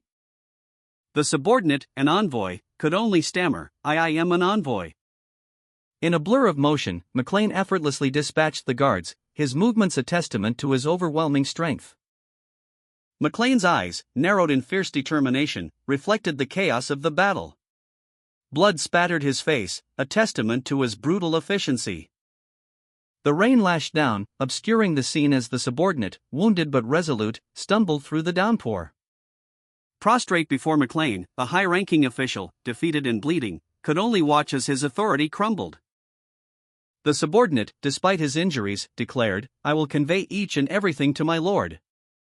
His face etched with a mixture of fear and resolve, the subordinate's plea for forgiveness was lost in the storm's fury. The high-ranking official, his face contorted in a mask of terror and defeat, collapsed under the weight of his failure. McLean stood over the defeated high-ranking official and his cowering subordinate, his victory absolute. The subordinate, wounded but defiant, muttered a single word, "No." A declaration that echoed the resolve of McLean's forces as a booming voice announced, "Knights of McLean, prepare for war." The high-ranking official's desperate cry was swallowed by the ensuing chaos as McLean's knights surged forward. On the day the Sylvan envoy was killed, a wave of shock rippled through the land. McLean, seizing the opportunity, sent a magical transmission to the two viscounts. The message delivered the shocking news: the envoy was dead. Viscount Soto Sylvan reacted with disbelief and outrage. They killed the envoy? Has everyone in McLean lost their minds? His subordinate explained the situation. McLean's forces were demanding compensation for the envoy's perceived insolence. A high-ranking official, his face etched with worry, turned to his subordinate. "What should we do?" he asked, his voice heavy with concern. The subordinate, swirling wine in his glass, responded with a dismissive wave. Insolence? Just because those beggars got a little better off, they're fearlessly acting up now, huh? He continued, his tone thoughtful. "Well, it's not like they have the forces to fight us head-on." The subordinate paused, considering his words, then added, "Let's show mercy one more time." The scene opens at the Tehran barracks, where a luminous orb rests on a dark crimson cloth. Above the orb, text proclaims McLean's demands: the return of runaway serfs, 10 million gold pieces in compensation, and the surrender of the Tehran plains. Two high-ranking officials, one with dark hair and the other with reddish-brown hair and a beard, stand before the orb. The dark-haired official asks if the terms are correct. The reddish-brown-haired official expresses surprise at the swiftness of the reply, noting it arrived only 2 days after the message was sent. He speculates that McLean may be unaware of their superior military strength, sufficient to easily crush a single viscounty, but emphasizes the urgent need to occupy Sylvan as quickly as possible. The high-ranking official, his expression serious, stated, "The more overwhelming force we show, the less of these petty taunts we have to see in the future." He continued, explaining to his subordinate, "And there's no need to mobilize the conscripted soldiers." The subordinate, ever pragmatic, proposed a plan: "If we quickly occupy Sylvan Castle with just our regular troops, Parita won't dare make a rash move." The official pondered this, his gaze falling to the floor as he mused, "The key is how quickly we can capture Sylvan, huh?" A knock echoed through the room. The subordinate, recognizing the sound, announced, "Mr. Logan, it's Kaisalan." The official responded curtly, "Come in." The door opened, and Kaisalan entered, humbly stating, "Excuse me." A high-ranking official and his subordinate reviewed the military disposition. A crystal orb sat on the table between them. A report detailing 1,389 regular soldiers, excluding the 100 stationed at McLean's stronghold and 313 mercenaries, was presented. The subordinate, Kaisalan, reported that all troops were ready. "Good work," the official stated. "What's the status of the soldiers' armaments?" Kaisalan confirmed that armor, spears, crossbows, and cavalry were fully supplied. "I'm confident we won't be outmatched by any force," Kaisalan added. The high-ranking official, pleased, reflected on the improved fighting capabilities of his knights, enhanced by their mastery of the iron bloodsword and their training with Tehran. His gaze hardened. "Sylvan and Parita," he thought, "I don't think we'll lose to them, even if they've prepared." The high-ranking official reviewed documents, a thoughtful expression on his face. He mused that even if Sylvan and Parita join forces, they shouldn't be engaged right now, because merging their territories would give his family 5 fortresses, territory comparable to the Margraves. A development that would make both the first and second princes desperate to recruit McLean into their ranks. The official stressed the importance of avoiding conflict with those factions for now, as his plan was to make the third prince king. He recalled that in his previous life, the first prince had become king but discarded McLean afterward. The high-ranking official, his face etched with shrewdness, gazed upon an image of the kingdom's castle, a silent testament to the power struggles that had shaped its history. He reflected on the past reigns, noting that the first king's purges had significantly weakened the kingdom. The second prince, he mused, was much like his father. Therefore, only one choice remained. The third prince, despite his youth, possessed exceptional talent and was the son of the current queen. The king had even considered him as a successor. But fate intervened. He was a prince of misfortune, ousted before he could establish himself due to the king's sudden death. Now, however, the official saw him as the only hope to prevent the tragedy he had witnessed in a past life. A high-ranking official, his expression resolute, declared his intention to support the third prince in the upcoming civil war, believing this to be the only way to prevent a greater tragedy. He meticulously planned his strategy, aiming to remain unnoticed while securing enough territory to maintain 3 fortresses, a force comparable to a larger viscounty. An aide approached, inquiring if the official had any good news to share. The aide excitedly announced that Victor had awakened his latent powers. Victor, it was revealed, had been waiting to personally report this development to the official. The official, a pleased expression on his face, considered whether to summon Victor immediately. A high-ranking official, pleased with his plan to support the third prince, observed from a distance. As Victor, newly empowered, approached a man named Mr. Logan. Mr. Logan, sensing Victor's power, curtly instructed him to demonstrate his abilities without further explanation. Victor's eyes glowed with newfound power, and he unleashed a burst of energy, showcasing his awakened abilities. Mr. Logan and a high-ranking official watched in astonishment as Victor demonstrated his power. The official exclaimed, "His force is gray?"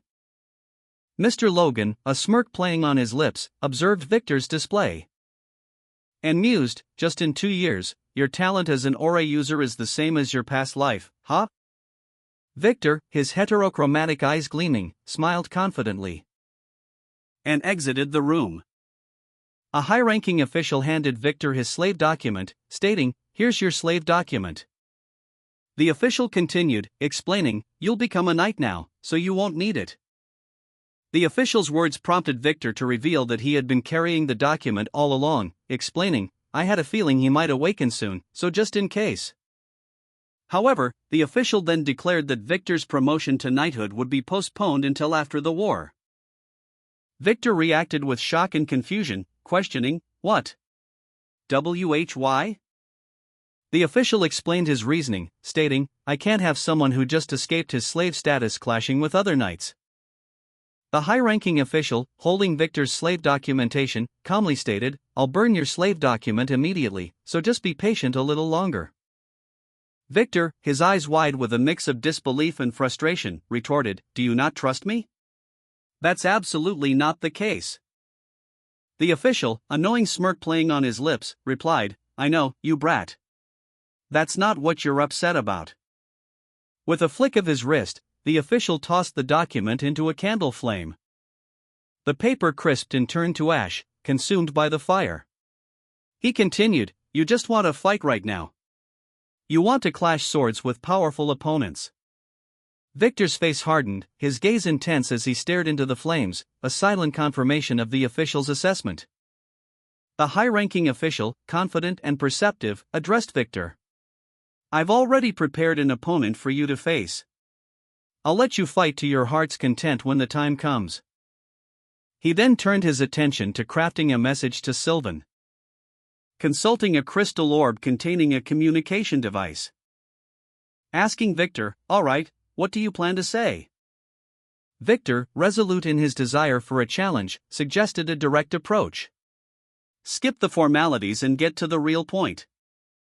Victor, his expression a mixture of impatience and barely contained fury, glared at the approaching enemy forces. His message to Sylvan was blunt and to the point, "Cut the crap, let's fight." A contingent of heavily armored knights, mounted on war horses, advanced towards the city walls. Their movements swift and disciplined, a clear indication of their readiness for battle. The ground trembled slightly under the weight of their approach, as dust swirled around their hooves, obscuring the city in a momentary haze. Victor, atop a nearby hill, bellowed his challenge, "Soto Sylvan, come out and face my sword." A chaotic scene unfolded as a large group of soldiers clashed violently. 2 soldiers watched from a distance, their faces etched with worry as they noticed a burning banner in the distance. "A burning banner," one of them questioned, his voice filled with apprehension. A sense of urgency filled the air as they prepared to report the alarming sight. A camera focused on a single, heavy boot, emphasizing the weight of the impending conflict. The news of McLean's invasion reached a high-ranking official, causing him to exclaim, "McLean's invading? His expression hardened with determination. The official surveyed his troops, a surge of anger coursing through him as he declared, "These lunatics dare mock me." A subordinate officer stepped forward, requesting permission to lead the charge. "My lord, let me lead the charge," he stated resolutely. A high-ranking official addressed his assembled troops, declaring, "Stop Patrick McLean." He continued, reporting that all 120 knights of the Sylvan Knights Order were ready, and that 2,512 soldiers had also been on standby since hearing of McLean's outrageous demands. The official smirked, confident despite McLean's superior numbers, he believed they held the advantage. The official was informed that Colleen had also become a high-ranking knight. A high-ranking official questioned the lack of response from Parita. Observing that Parita's silence suggested ongoing internal negotiations. Despite the potential delay in receiving reinforcements from his lord, the official proposed a bold plan to attack McLean immediately. A subordinate voiced concern about the risk of Parita betraying them afterward. The official dismissed this concern, finding it odd that McLean would declare war so soon after sending a message of protest, and noted that McLean's actions were suspiciously swift and silent, as if he had been waiting for an opportune moment to strike. Colleen, a high-ranking official, was approached by a subordinate who questioned the wisdom of the planned attack on McLean, given Parita's potential treachery. Colleen, however, remained resolute, dismissing the concerns as irrelevant. His resolve hardened as he considered the implications of the alliance between McLean and Parita. The official's anger intensified, fueled by the audacity of his enemies. He clenched his fist, his fury growing. Colleen, along with his troops, prepared to confront McLean, ignoring the risk of betrayal. He ordered his men to advance, shouting, "Keep hiding in there like the scared fox you are." The high-ranking official, seething with barely controlled rage, declared, "I'll personally cut off your head." He then instructed his subordinate to contact Befros, promising them half the value of the tribute after McLean's defeat. The official stressed the importance of preventing Parita from acting, ordering his subordinate to do whatever it takes. He commanded the immediate destruction of McLean before Parita's reinforcements could arrive. A high-ranking official, his face grim, stood amidst his armored guards. He surveyed the scene, his anger palpable. A simmering rage fueled by a perceived betrayal. His words, sharp and accusatory, cut through the air, "You dare stab me in the back?" The official's threat was clear, a chilling promise of vengeance. After dealing with McLean, he would turn his attention to Parita, a potential traitor whose actions were a major concern. "After I take down McLean, it'll be your turn, Max Parita." A military commander assessed the situation, stating that it would be advantageous to utilize ranged attacks before a direct assault on the castle, leveraging the knight's skills, emphasizing the importance of preventing Viscount Sylvan's escape. 2 knights on horseback prepared for battle, anticipating the enemy's advance. Confident that the enemy's perceived superiority would soon lead them to attack. One knight, displaying a smirk, suggested waiting a little longer, anticipating the enemy's reaction to perceived insults. A high-ranking official pondered aloud, "Master Logan has lived in McLean his whole life. How does he know Soto Sylvan?" The scene shifted to a view through a gate, revealing a glimpse of a city under siege. The gate creaked open as soldiers on horseback charged forth, their movements swift and decisive. The horses thundered, their hooves pounding the ground as they rode towards Viscount Sylvan's location. One horse reared back in fright, its rider struggling to maintain control. A large force of soldiers amassed before the gates of Viscount Sylvan's estate, their numbers significantly exceeding those of McLean's army, as one officer observed, 1.5 times the size, to be exact. Patrick McLean, a smirk playing on his lips, surveyed his troops from horseback, a picture of confident anticipation. With a shout, McLean ordered his soldiers forward, his voice filled with a chilling lack of remorse. "Soldiers, move forward." The attack on Viscount Sylvan's stronghold commenced. Patrick McLean's army marched towards Viscount Sylvan's stronghold, a formidable force advancing across the dusty plains. Their numbers a stark contrast to the smaller contingent of soldiers defending the Viscount. A high-ranking official observed the approaching army, muttering insolent. His subordinates scoffed, "Do they not even know how to count?" The official's eyes narrowed, a calculating glint in them as he thought, besides. He observed the soldiers' equipment, noting their inferior crossbows. "Look at them. They're all just," he concluded, his assessment complete. A high-ranking official observed McLean's army from afar. Noting the ragtag soldiers equipped with surprisingly decent, new armor. The official's subordinates scoffed at the army's size, but the official countered, pointing out that Viscount Sylvan's knights were supported by cavalry, all in standard formation, a proven effective strategy. The high-ranking official, his face contorted in a sneer, confidently declared that he would show the effectiveness of his strategy today. A soldier, clad in red and white armor, raised a crossbow, aiming it with practiced precision. Observing the approaching army of Patrick McLean, the high-ranking official scoffed, "Crossbows on the battlefield? I'm disappointed, Patrick McLean." Arrows rained down upon McLean's troops. A soldier shouted, "They're shooting arrows. Raise your shields." Another soldier bellowed the order, "Fire." McLean's soldiers responded with a volley of arrows, a counterattack against the unexpected crossbow barrage. The arrows flying through the air, a flurry of projectiles in the midst of battle. Viscount Sylvan, under heavy assault, braced himself against a barrage of arrows, his shield absorbing the impact. One arrow narrowly missing his head as he deflected another with his shield, the force of the blows shaking him to his core. His expression remained grim, his focus unwavering. A swift, precise counterattack followed, his sword flashing out, the blade cleaving through the air with deadly accuracy, shattering the shield of an oncoming soldier. The impact sent splinters flying. Viscount Sylvan, already under attack, felt the force of another wave of projectiles impacting his defenses. He recognized the intensity of this assault as something beyond ordinary. Immediately, he issued a command to his troops, "Everyone, gather and maximize your force. Protect your bodies with it and charge." The Viscount's soldiers, bracing themselves, charged forward into the hail of arrows. The impact of the volley was brutal, many soldiers falling to the ground. Viscount Sylvan, witnessing the devastating power of the enemy's crossbows, muttered to himself, "How can crossbows be so powerful? Even knights would die if they react a little too late." The revelation that McLean had been hiding in plain sight sent a shockwave through the battlefield. A high-ranking official's fury ignited, his face contorted in a mask of rage as he vowed, "I'm going to kill them." His words echoed the sentiment of many as he watched his troops prepare for a brutal counterattack against the enemy's overwhelming force. The scene shifted to a close-up of a crossbow, highlighting the devastating power of the enemy's weaponry. Patrick McLean, his face etched with determination, prepared to face the oncoming threat.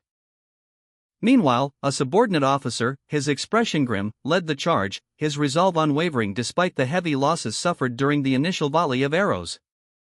A high-ranking officer spurred his horse forward, the animal's hooves pounding against the ground. As he surveyed the scene before him, a vast army, poised for battle. The subordinate officer's command echoed across the battlefield, "Crossbow cavalry, ignore the enemy knights and target the soldiers." The high-ranking officer's fury intensified as he witnessed the strategic maneuver. "Those bastards!" he muttered, his face contorted in a mask of rage. The subordinate officer, leading the charge, considered their options. Should they seize the opportunity to retreat now? A stern-faced knight, surrounded by his troops, declared, "Knights of Sylvan." A booming voice echoed across the battlefield, "If you have courage, face this." Viscount Sylvan, mounted on horseback, led the charge of his knights against the enemy, a fierce expression on his face. A subordinate officer, witnessing the attack, gasped, "Is that a force blade?" One of Sylvan's knights braced himself, raising his shield against the oncoming assault. Drawing his sword, the blade glowing with an ominous red light. Viscount Sylvan's counterattack began with a furious sweep of his blade, the crimson energy slicing through the air, sending several of McLean's knights sprawling from their mounts. The force of the blow sent shockwaves through the battlefield. leaving a trail of fallen men and horses in its wake.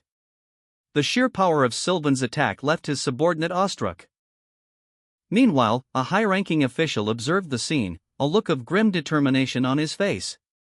He muttered to himself, "He's reached the advanced rank." Another officer, witnessing the high-ranking official's reaction, questioned him, "When did you reach the advanced rank?" The battle raged on, with Patrick McLean himself now clearly visible, becoming the focus of Sylvan's attention. Sylvan's voice boomed across the field, "Patrick McLean?" Viscount Sylvan's counterattack commenced. His forces, identified as the Brave Knights of McLean, charged forward. Their battle cry echoing across the field, "Annihilate the enemy!" The knights clashed with Patrick McLean's men, a brutal exchange of blows resulting in several casualties. One of McLean's soldiers, witnessing the overwhelming power of Sylvan's forces, could only utter in disbelief, "How is this happening?" The relentless assault continued, with Sylvan's knights displaying exceptional skill and ferocity. One knight delivered a swift, decisive blow, ending the fight with a single, powerful strike. Viscount Sylvan, amidst a whirlwind of crimson and steel, fought with grim determination, his blade a blur, easily overpowering his opponents. His forces were now overwhelming Patrick McLean's army, and some soldiers were even advancing in rank during the heat of battle. Sylvan, emboldened by his success, roared a challenge to his remaining foes, "Come at me, all of you." A high-ranking official observed Sylvan's prowess with a mixture of concern and awe. His subordinate, beside him, voiced his astonishment at Sylvan's rapid advancement. The subordinate reflected on the effectiveness of their lord's training, concluding that it had not been in vain. Viscount Sylvan, victorious and newly promoted, stood amidst the chaos of the battlefield. His expression was one of grim satisfaction. A stark contrast to the defeated Patrick McLean, whose forces lay scattered and broken. Sylvan's sword dripped with the blood of his enemies. As he surveyed the scene, a grim smile playing on his lips. "How long you can keep laughing for," he thought, his gaze fixed on the fleeing remnants of McLean's army. Sylvan moved with lethal efficiency, his sword a blur of motion as he cut down any who dared to resist. His every strike precise and deadly. The final enemy fell, defeated by the Viscount's superior skill and power. Viscount Sylvan, his red cape billowing behind him, unleashed a devastating counterattack against Patrick McLean's forces. His blade a blur as he cut down enemy soldiers with brutal efficiency. One soldier cried out in pain. Another's weapon clattered to the ground as Sylvan's superior speed proved overwhelming, leaving a trail of fallen foes in his wake. Sylvan's relentless assault continued, his movements precise and deadly. One of McLean's captains, clutching his injured wrist, watched in disbelief. His subordinate whispering, "The captain is also a high-ranking knight like him, but he's not this fast." Viscount Sylvan, his face etched with grim determination, reflected on his arduous journey. "Through the iron blood sword, I overcame the wall. I was stuck behind for a long time to become a knight." He continued his internal monologue, "Intermediate rank knights are no problem now." Sylvan's gaze hardened as he assessed the battlefield. "Right now, the only real threat to us is that one high-ranking knight." With a swift, decisive movement, he engaged two opposing knights, his blade flashing in a blur of motion, easily dispatching them with his superior skill and power. There was no contest. Sylvan's confident smirk betrayed his ruthless efficiency. "There's no need to worry."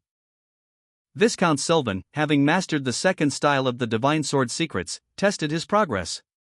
He drove his sword into a large rock and reflected on his advancement. He had nearly reached the skill level of a high-ranking knight. But a significant obstacle remained. A wall, which he had previously assumed would be easy to overcome, had proven impenetrable for months. Sylvan felt a growing anxiety, a sense that he could perceive something beyond the wall. Viscount Sylvan faced a high-ranking knight from a neighboring fief, a formidable opponent who had mastered the iron blade sword style. Sylvan mused that if he could defeat this knight, who had not learned the same techniques as his father or Henkel, he would surpass the wall. Sylvan's confidence burned bright as he declared his intention to surpass the wall. The knight, his face etched with grim determination, prepared for battle. Their blades clashed in a furious exchange. A whirlwind of steel and sparks, culminating in a decisive blow from Sylvan, sending his opponent reeling. Viscount Sylvan, his purple hair a stark contrast to the fiery glow of his sword, clashed with his opponent. He moved with a speed and precision that belied his relative inexperience, the sheer force of his strikes leaving his enemy reeling. The opponent, a powerful warrior, relied on brute strength, lacking the finesse of Sylvan's technique. He's clashing with purely brute power, without any dexterity, the observer noted. Sylvan's counterattack was swift and decisive. A blinding flash of light erupted as his blade sliced through the air, sending his foe stumbling backward. The impact of the blow was considerable, leaving the opponent momentarily stunned. The opponent, visibly shaken, muttered in disbelief, "I was pushed back? Against a mere intermediate knight?" Sylvan's victory was complete. His skill, honed through rigorous training and the mastery of the divine sword secrets, had proven superior to raw power. Viscount Sylvan, still engulfed in the fiery aftermath of his battle, stood amidst the wreckage. He gripped his twin swords, the heat of the conflict still radiating from the blades. A grim realization dawning on him as he assessed the extent of his victory. He had let his guard down. Sylvan's face hardened, his eyes blazing with a mixture of anger and determination. "Bullshit," he muttered, the word a low growl of frustration. His gaze narrowed, focusing on the subtle shift in the air, a sign of a hidden danger he had overlooked. A crimson glow erupted from the ground, a new threat materializing before him, a testament to the unforeseen challenges that still lay ahead. Viscount Sylvan, his face grim, muttered, "3." The word hanging in the air as he prepared for the next stage of his challenge. His opponent, a figure of imposing stature, questioned aloud, "Swords?" Sylvan's crimson-clad form shimmered, the energy around him intensifying as he prepared to unleash his full power. His eyes narrowed, focusing on his opponent with deadly intent. Sylvan moved with blinding speed, a blur of motion as he engaged his opponent in a fierce duel. A high-ranking official observed the battle from afar, his expression a mixture of concern and surprise. Despite the impressive display of skill, a subordinate officer noted that Sylvan's true sword was the one he held in his hand, regardless of the illusions surrounding him. Viscount Sylvan's blade blazed with an intense, fiery aura. As the high-ranking official watched, a mixture of concern and awe etched on his face. "Wait," he thought, "isn't that too obvious?" Sylvan's subordinate, however, was more insightful, his eyes narrowed in understanding as he witnessed the true nature of Sylvan's weapon. The impact of Sylvan's attack sent shockwaves through the air, leaving his opponent reeling. "All of them are real," Sylvan realized, a grim determination hardening his gaze. His new opponent, however, was unfazed. "You're lucky, I aimed for the neck," he sneered, his own blade flickering with dark energy. Sylvan's new opponent, a knight with a handlebar mustache, smirked. "All of those swords are real," he stated, referring to the multiple blades Sylvan seemed to wield. An intriguing stunt. Sylvan, in response, launched a flurry of attacks, each strike imbued with fiery energy. His movements a blur of motion as he pressed his advantage. The knight parried with surprising ease, his own blade a crimson streak. Sylvan's opponent countered, his voice echoing with malice, "Enjoy the show, until you die." Sylvan, undeterred, summoned another sword, a fiery blade materializing in his hand. "One more sword," he declared, his eyes blazing with determination. Sylvan, victorious but facing a new challenge, declared, "I've got some tricks up my sleeve, too." His blade blazed with an intense, fiery aura. As his opponent, a confident and amused figure, reacted with a grimace, clearly surprised by the sudden shift in power. Wondering aloud, "What is that strange aura?" Sylvan's new technique proved effective, his opponent's swords faltered, their movements becoming increasingly erratic as they neared Sylvan. The opponent's struggle intensified, his words reflecting his growing unease. "My swords seem to be flailing the closer I get, as if they've been entangled in his." Sylvan's fiery aura enveloped his opponent, the battle reaching a critical juncture. Sylvan's opponent, his face contorted in a grimace, unleashed a furious attack, shouting, "Don't fuck with me." The attack was a whirlwind of crimson energy, radiating intense heat and power.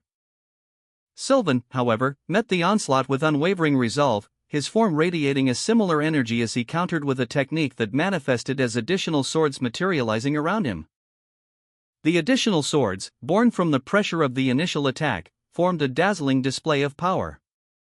Sylvan's opponent, momentarily stunned by the unexpected display, watched as Sylvan's new technique was explained to him. You created more swords despite being under the pressure of the force blade. With a final, decisive strike, Sylvan's additional swords cut through his opponent's defenses, ending the battle. Sylvan unleashed a furious barrage of attacks, his blade a blur of motion. The sheer force of his assault overwhelming his opponent. A high-ranking official observed, noting the subtle shift in Sylvan's aura. His subordinate, more perceptive, recognized the true nature of Sylvan's weapon. Sylvan's attacks intensified, each strike imbued with a power far beyond his previous displays. His opponent, initially able to parry his blows with ease, now struggled to keep up. Sylvan, despite his growing exhaustion, pressed his advantage, his face grim with determination. "I feel like I'm fighting 5 men at once," he thought, pushing himself to the limit. Sylvan's new opponent unleashed a flurry of attacks, but Sylvan remained calm, deflecting each blow with ease. Sylvan's mind raced, strategizing. He realized that by using the force blade to restrain just 1 or 2 attacks, he could create an opening. Even if it meant taking a few steps back. Sylvan decided to slow down, focusing on precision over speed. The flames surrounding Sylvan intensified, reflecting his growing confidence and power. With a smirk, Sylvan declared his opponent's attacks so weak I'm bored. Sylvan's latest opponent, eyes wide with dawning horror, braced for the final blow. He had underestimated Sylvan's skill. As Sylvan unleashed a devastating attack, a crimson energy surging from his weapon. A fierce cry of "Die!" escaping his lips as he delivered the killing blow. The opponent's body was thrown back, his form dissolving into nothingness as the battle concluded. Sylvan stood victorious, his confidence soaring. The aftermath of the battle revealed the true nature of Sylvan's weapon, a heart-shaped object pulsed with fiery energy. A source of his newfound power. The high-ranking official and his subordinate watched, their expressions a mixture of awe and apprehension. Viscount Sylvan, his face grim with determination, stood poised, a fiery aura emanating from him, readying himself for the final blow. His opponent, already weakened, braced for the inevitable. Sylvan's eyes blazed with intensity as he channeled his power, releasing a devastating energy blast that tore through the air. The force of the attack leaving a trail of incandescent light in its wake. The impact was immediate and decisive. A high-ranking official and his subordinate watched, their faces etched with awe and apprehension, as Sylvan's power was fully revealed. Viscount Sylvan moved with impossible speed, a fiery trail blazing in his wake as he engaged his opponent. His blade, imbued with an unknown power, sliced through the air, the searing heat of his attack engulfing the knight in a wave of fire, leaving him vulnerable and defeated. The knight's armor cracked under the force of the blow, and he cried out in pain. The high-ranking official and his subordinate watched in stunned silence, their faces etched with awe and apprehension. "How," the defeated knight stammered, his voice barely a whisper. The official, regaining his composure, muttered, "I witnessed it. But his speed far exceeded mine at that moment." Sylvan stood amidst the flames, his back to the observers, a look of quiet confidence on his face. A thought crossed his mind, could it be? The high-ranking official, still catching his breath from the spectacle, declared that he would give Sylvan a gift for the experience. His face contorted in a mixture of awe and apprehension, as he watched Sylvan's opponent launched into the air by a powerful blow, the force of the impact creating a blinding flash of light. The high-ranking official's apprehension deepened as he witnessed the sheer power of Sylvan's new technique. The dust settled to reveal the extent of Sylvan's victory. His opponent lay defeated, the ground scarred by the impact. Sylvan stood, back to the viewer, as a brilliant, golden light erupted behind him, radiating outward in streaks like a celestial sunrise. The light momentarily obscuring his form as he unleashed a devastating attack. His final words to his defeated opponent echoed, "Thanks for playing with me." Sylvan's opponent, a high-ranking officer, watched in stunned disbelief, muttering the word impossible. The sheer power of Sylvan's attack was undeniable. Meanwhile, Sylvan's display served a strategic purpose. The high-ranking officer's subordinate explained that the demonstration was intended to boost the morale of their troops and demoralize the enemy. The effect was immediate. The soldiers' faces reflected renewed hope and determination, while the enemy soldiers showed clear signs of fear and despair. Sylvan, his face illuminated by the fading golden light, revealed the name of his technique, Divine Sword Secrets, First Style. Sylvan's weapon glowed with an intense, golden light, the energy crackling around it. He unleashed a devastating attack, a golden wave of energy slicing through the air, the onomatopoeia rippling divide, echoing the force of the blow. The attack struck his opponent with incredible power, sending shockwaves through the battlefield. Sylvan's opponent, momentarily stunned, could only utter a pained ugh as he was overwhelmed by the sheer force of the attack. The impact created a blinding flash of light and a powerful shockwave, the aftermath of Sylvan's decisive victory. Dust and debris filled the air, obscuring the scene as Sylvan stood victorious. Two soldiers watched in disbelief as the battle raged, one exclaiming, "Diduncho!" The soldier's captain had been defeated. The words "captain has lost" echoed in the air. The scene shifted to show the aftermath of the battle, the victorious Sylvan standing amidst the dust and debris. Sylvan, panting slightly, clutched his weapon. His opponent lay defeated before him.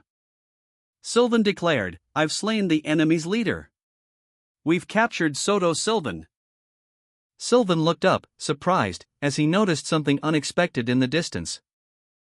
Patrick McLean, his face a mask of cruel confidence, addressed his troops. "We will show mercy to those who throw down their weapons and kneel." His words were met with a mixture of fear and anticipation from his soldiers. Meanwhile, Viscount Sylvan, observing the scene from a distance, smirked slightly. When did he get there? The aftermath of the battle was stark. The Sylvan fiefdom suffered heavy losses. Colleen and 42 other knights were dead, along with 1,223 soldiers. In contrast, the McLean forces suffered minimal casualties. McLean's knights, Fames, and 5 others perished, but there were 0 soldier casualties. The battle, which began in a single day, concluded within a few short hours. From atop the castle walls, a high-ranking official and his subordinate looked on, their faces etched with awe and apprehension. As the news of McLean's overwhelming victory spread, the text box confirmed that this victory would spark a larger war. The implications of this victory were far-reaching, as the text box ominously stated. Meanwhile, a high-ranking official received a report, questioning Sylvan's defeat at the hands of McLean. Sylvan, having just won his own battle, walked alone, his expression unreadable. His thoughts remained private, but a sense of foreboding hung in the air. A high-ranking official, his face partially obscured by shadow, sat in a grand hall. He addressed someone unseen, his voice low but firm, "But I believe it is time for you to make a move." The unseen individual, identified only as the Lord of the Southwest, sat upon an ornate throne, his expression grim and resolute. The title, emblazoned across the panel, left no doubt as to his power and influence. The Lord of the Southwest, Count Befros, addressed Viscount Sylvan, offering him one final chance. "Soto Sylvan, I will give you one chance." He demanded an apology and the relinquishing of Sylvan's holdings. "Apologize for your sins. Take the minimum of your belongings, and leave this land with your kin."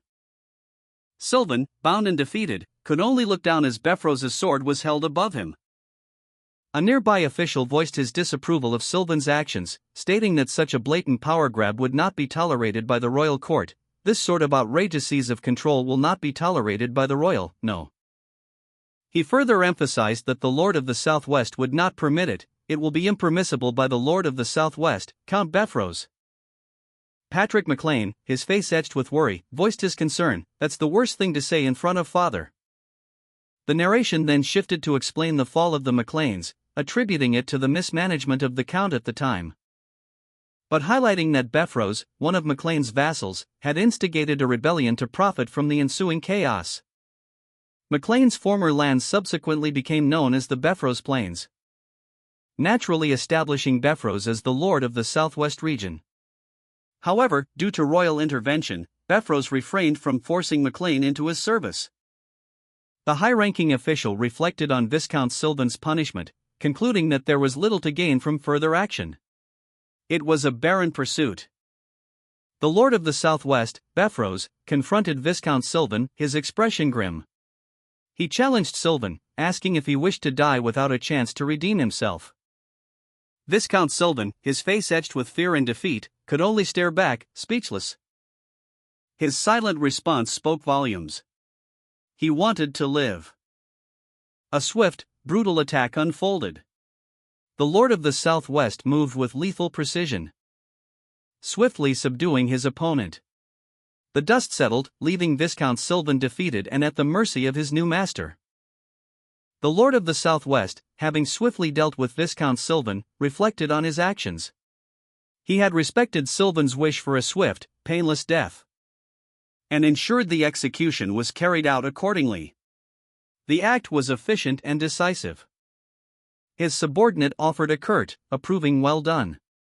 The Lord of the Southwest's decisive action sent a clear message. The Lord of the Southwest, however, remained cautious.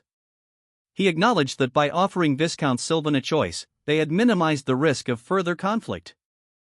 Hoping to prevent other nobles from using Sylvan's death as a pretext for attack, his gaze fell upon his blood-stained sword.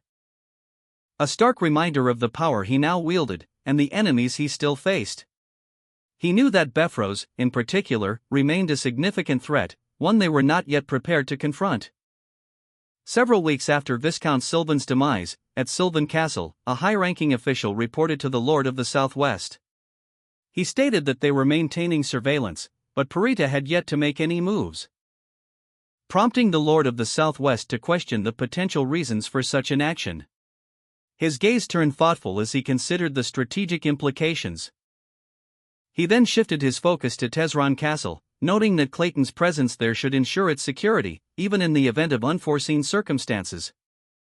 The Lord of the Southwest concluded his contemplation, recognizing that brute force alone did not account for their victory against Sylvan. He seemed to ponder the deeper strategic factors at play. A high-ranking official, his face etched with a knowing smirk, declared, "Viscount Sylvan underestimated us." Meanwhile, the Lord of the Southwest, his gaze sharp and calculating, observed, while the McLeans brought the most force they could. He continued, explaining their strategy, "With only one card up our sleeve, we wanted to keep hidden, staying behind Tesron." The image showed a powerful, looming figure, seemingly Befros, amidst a scene of devastation. The Lord of the Southwest's strategic thinking was evident.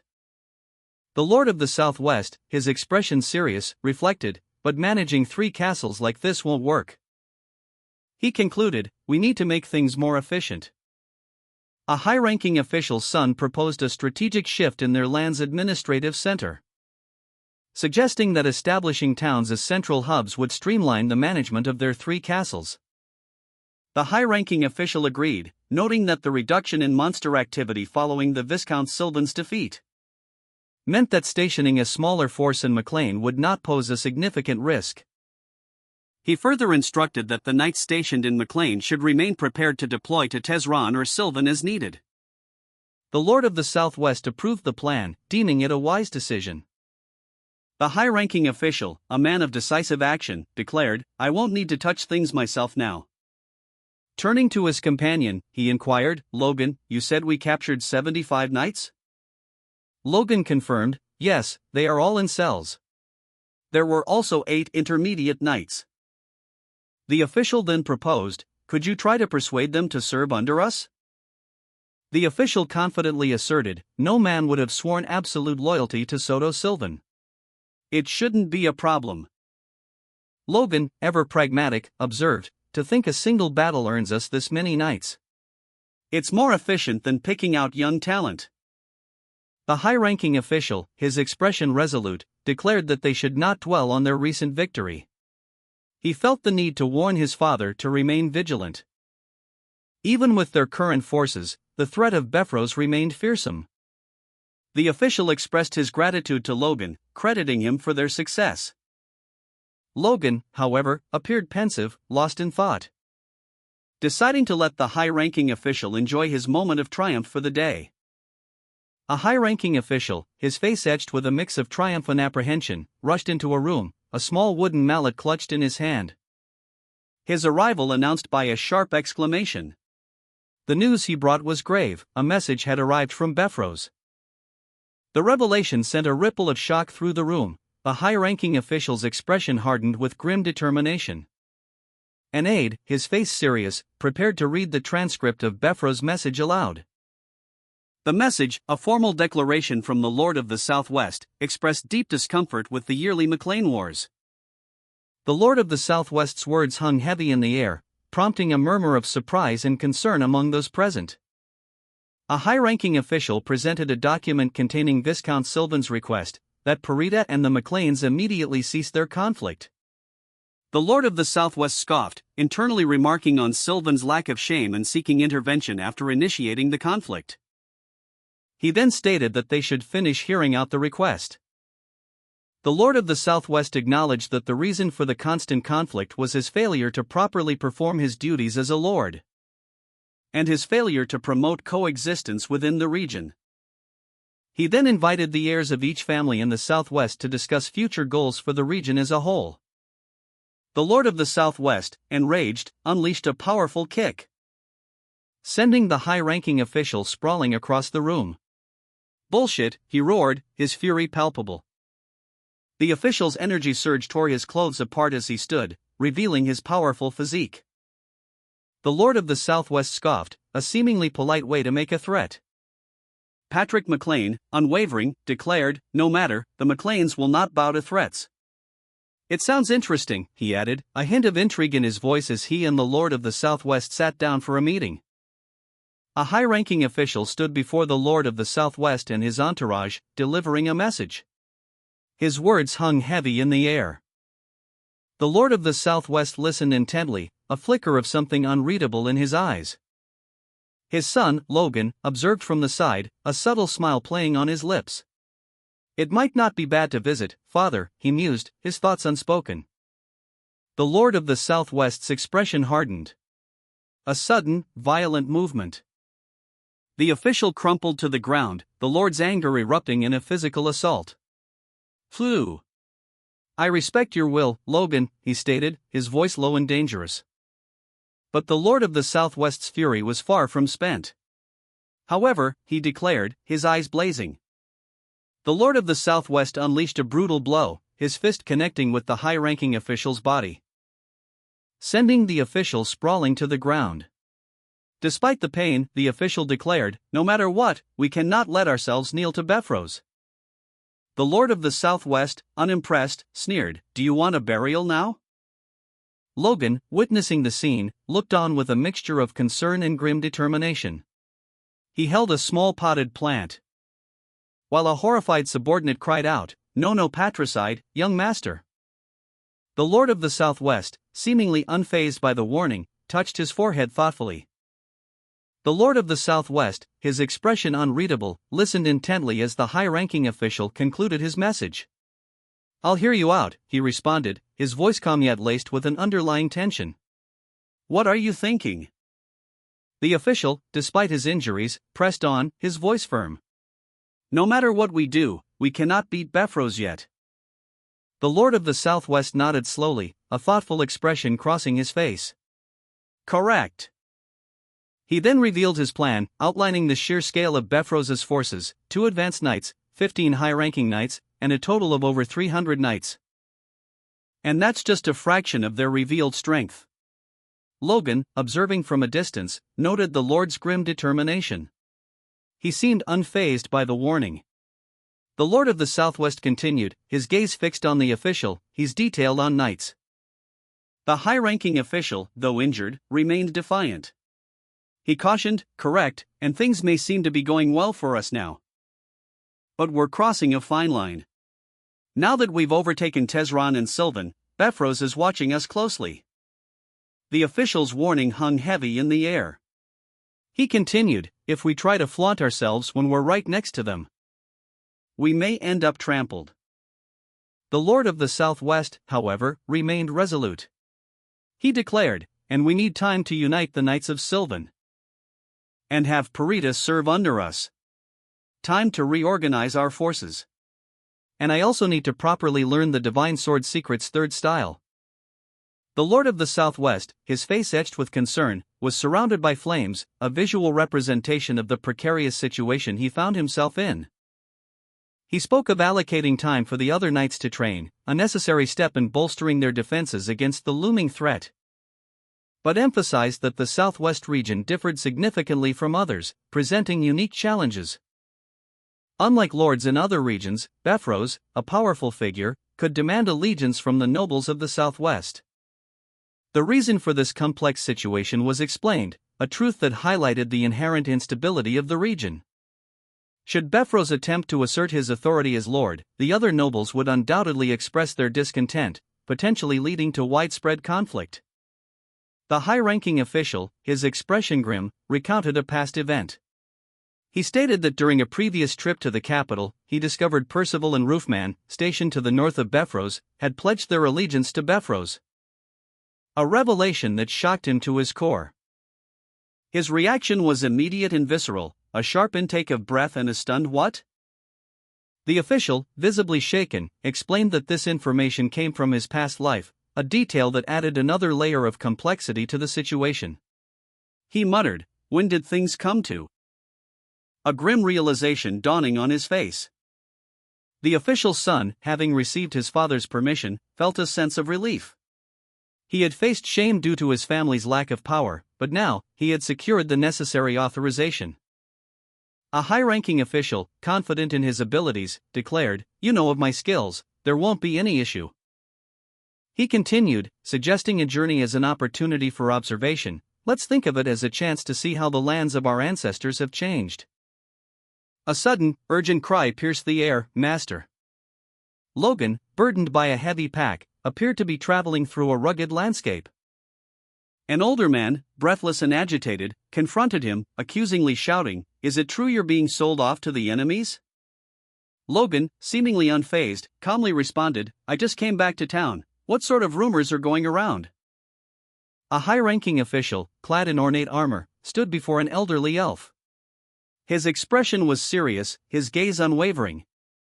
The elf, clearly agitated, voiced her concerns. "If you die," she began, her voice laced with anxiety.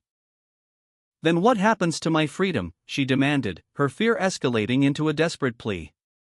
"You'll ensure it's kept, right?" The official remained calm, his response measured and reassuring.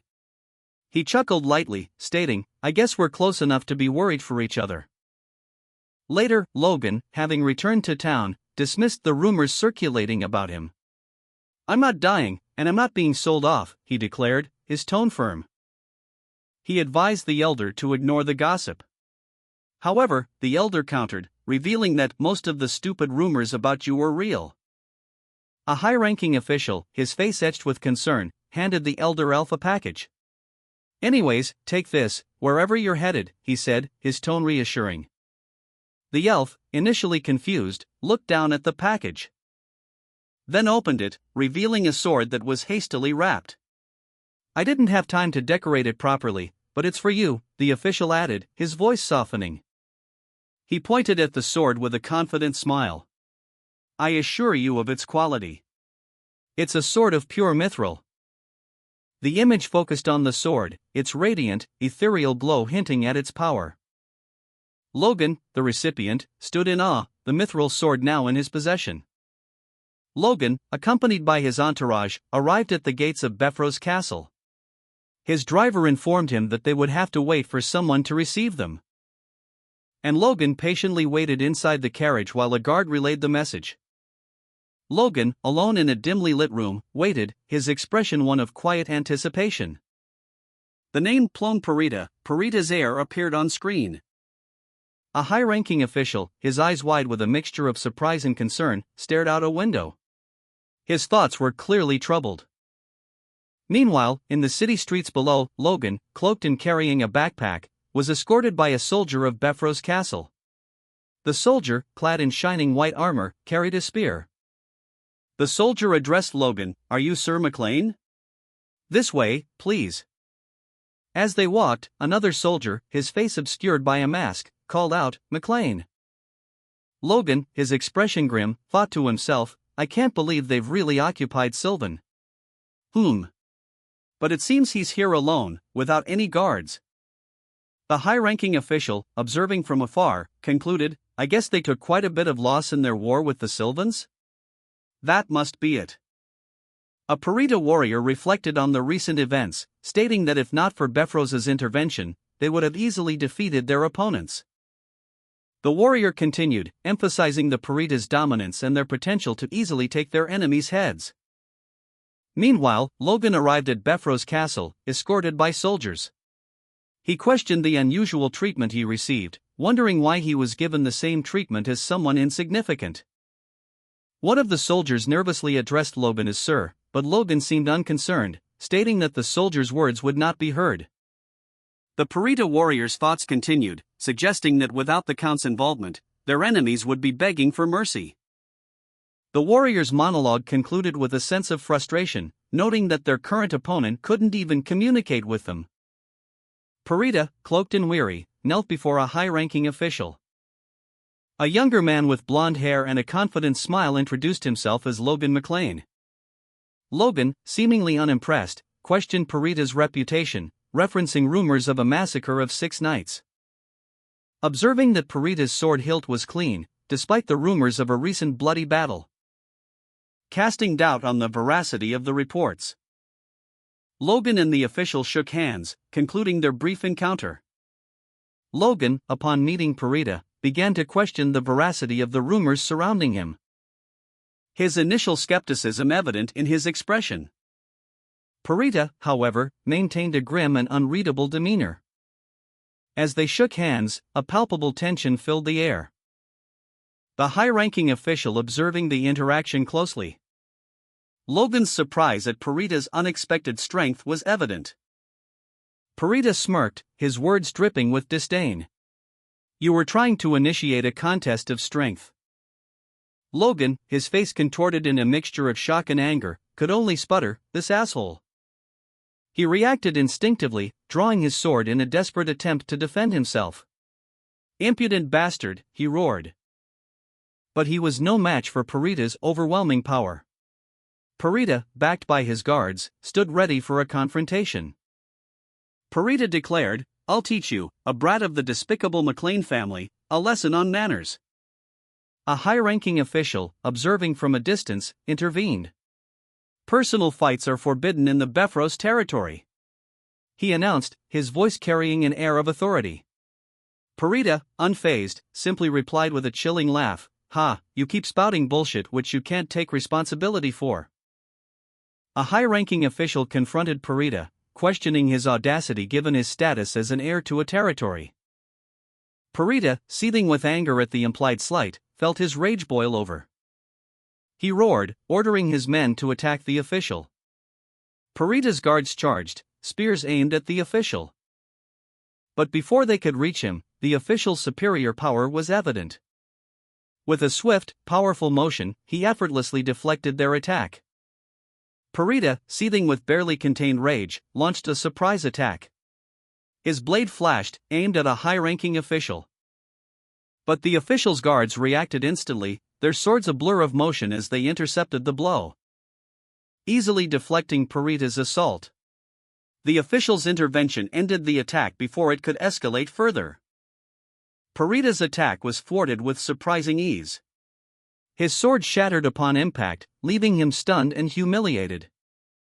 The high-ranking official watched Parita's defeat with a cold, calculating gaze. He muttered, "Impossible." A clear indication of his disbelief at the swift and decisive end to the conflict. The aftermath of Parita's failed attack was stark. All the swords of the soldiers present were cleanly broken in two, leaving the soldiers bewildered and disoriented.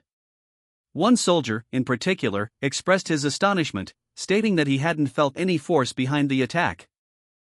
Another observer noted that the feat was accomplished solely with the power of the attacker's sword, highlighting its extraordinary nature. The scene shifted to reveal the attacker, who was carrying a remarkably powerful-looking sword. The observer from the previous panel continued to express his disbelief, stating that he felt no magical power or artifact influence emanating from the sword.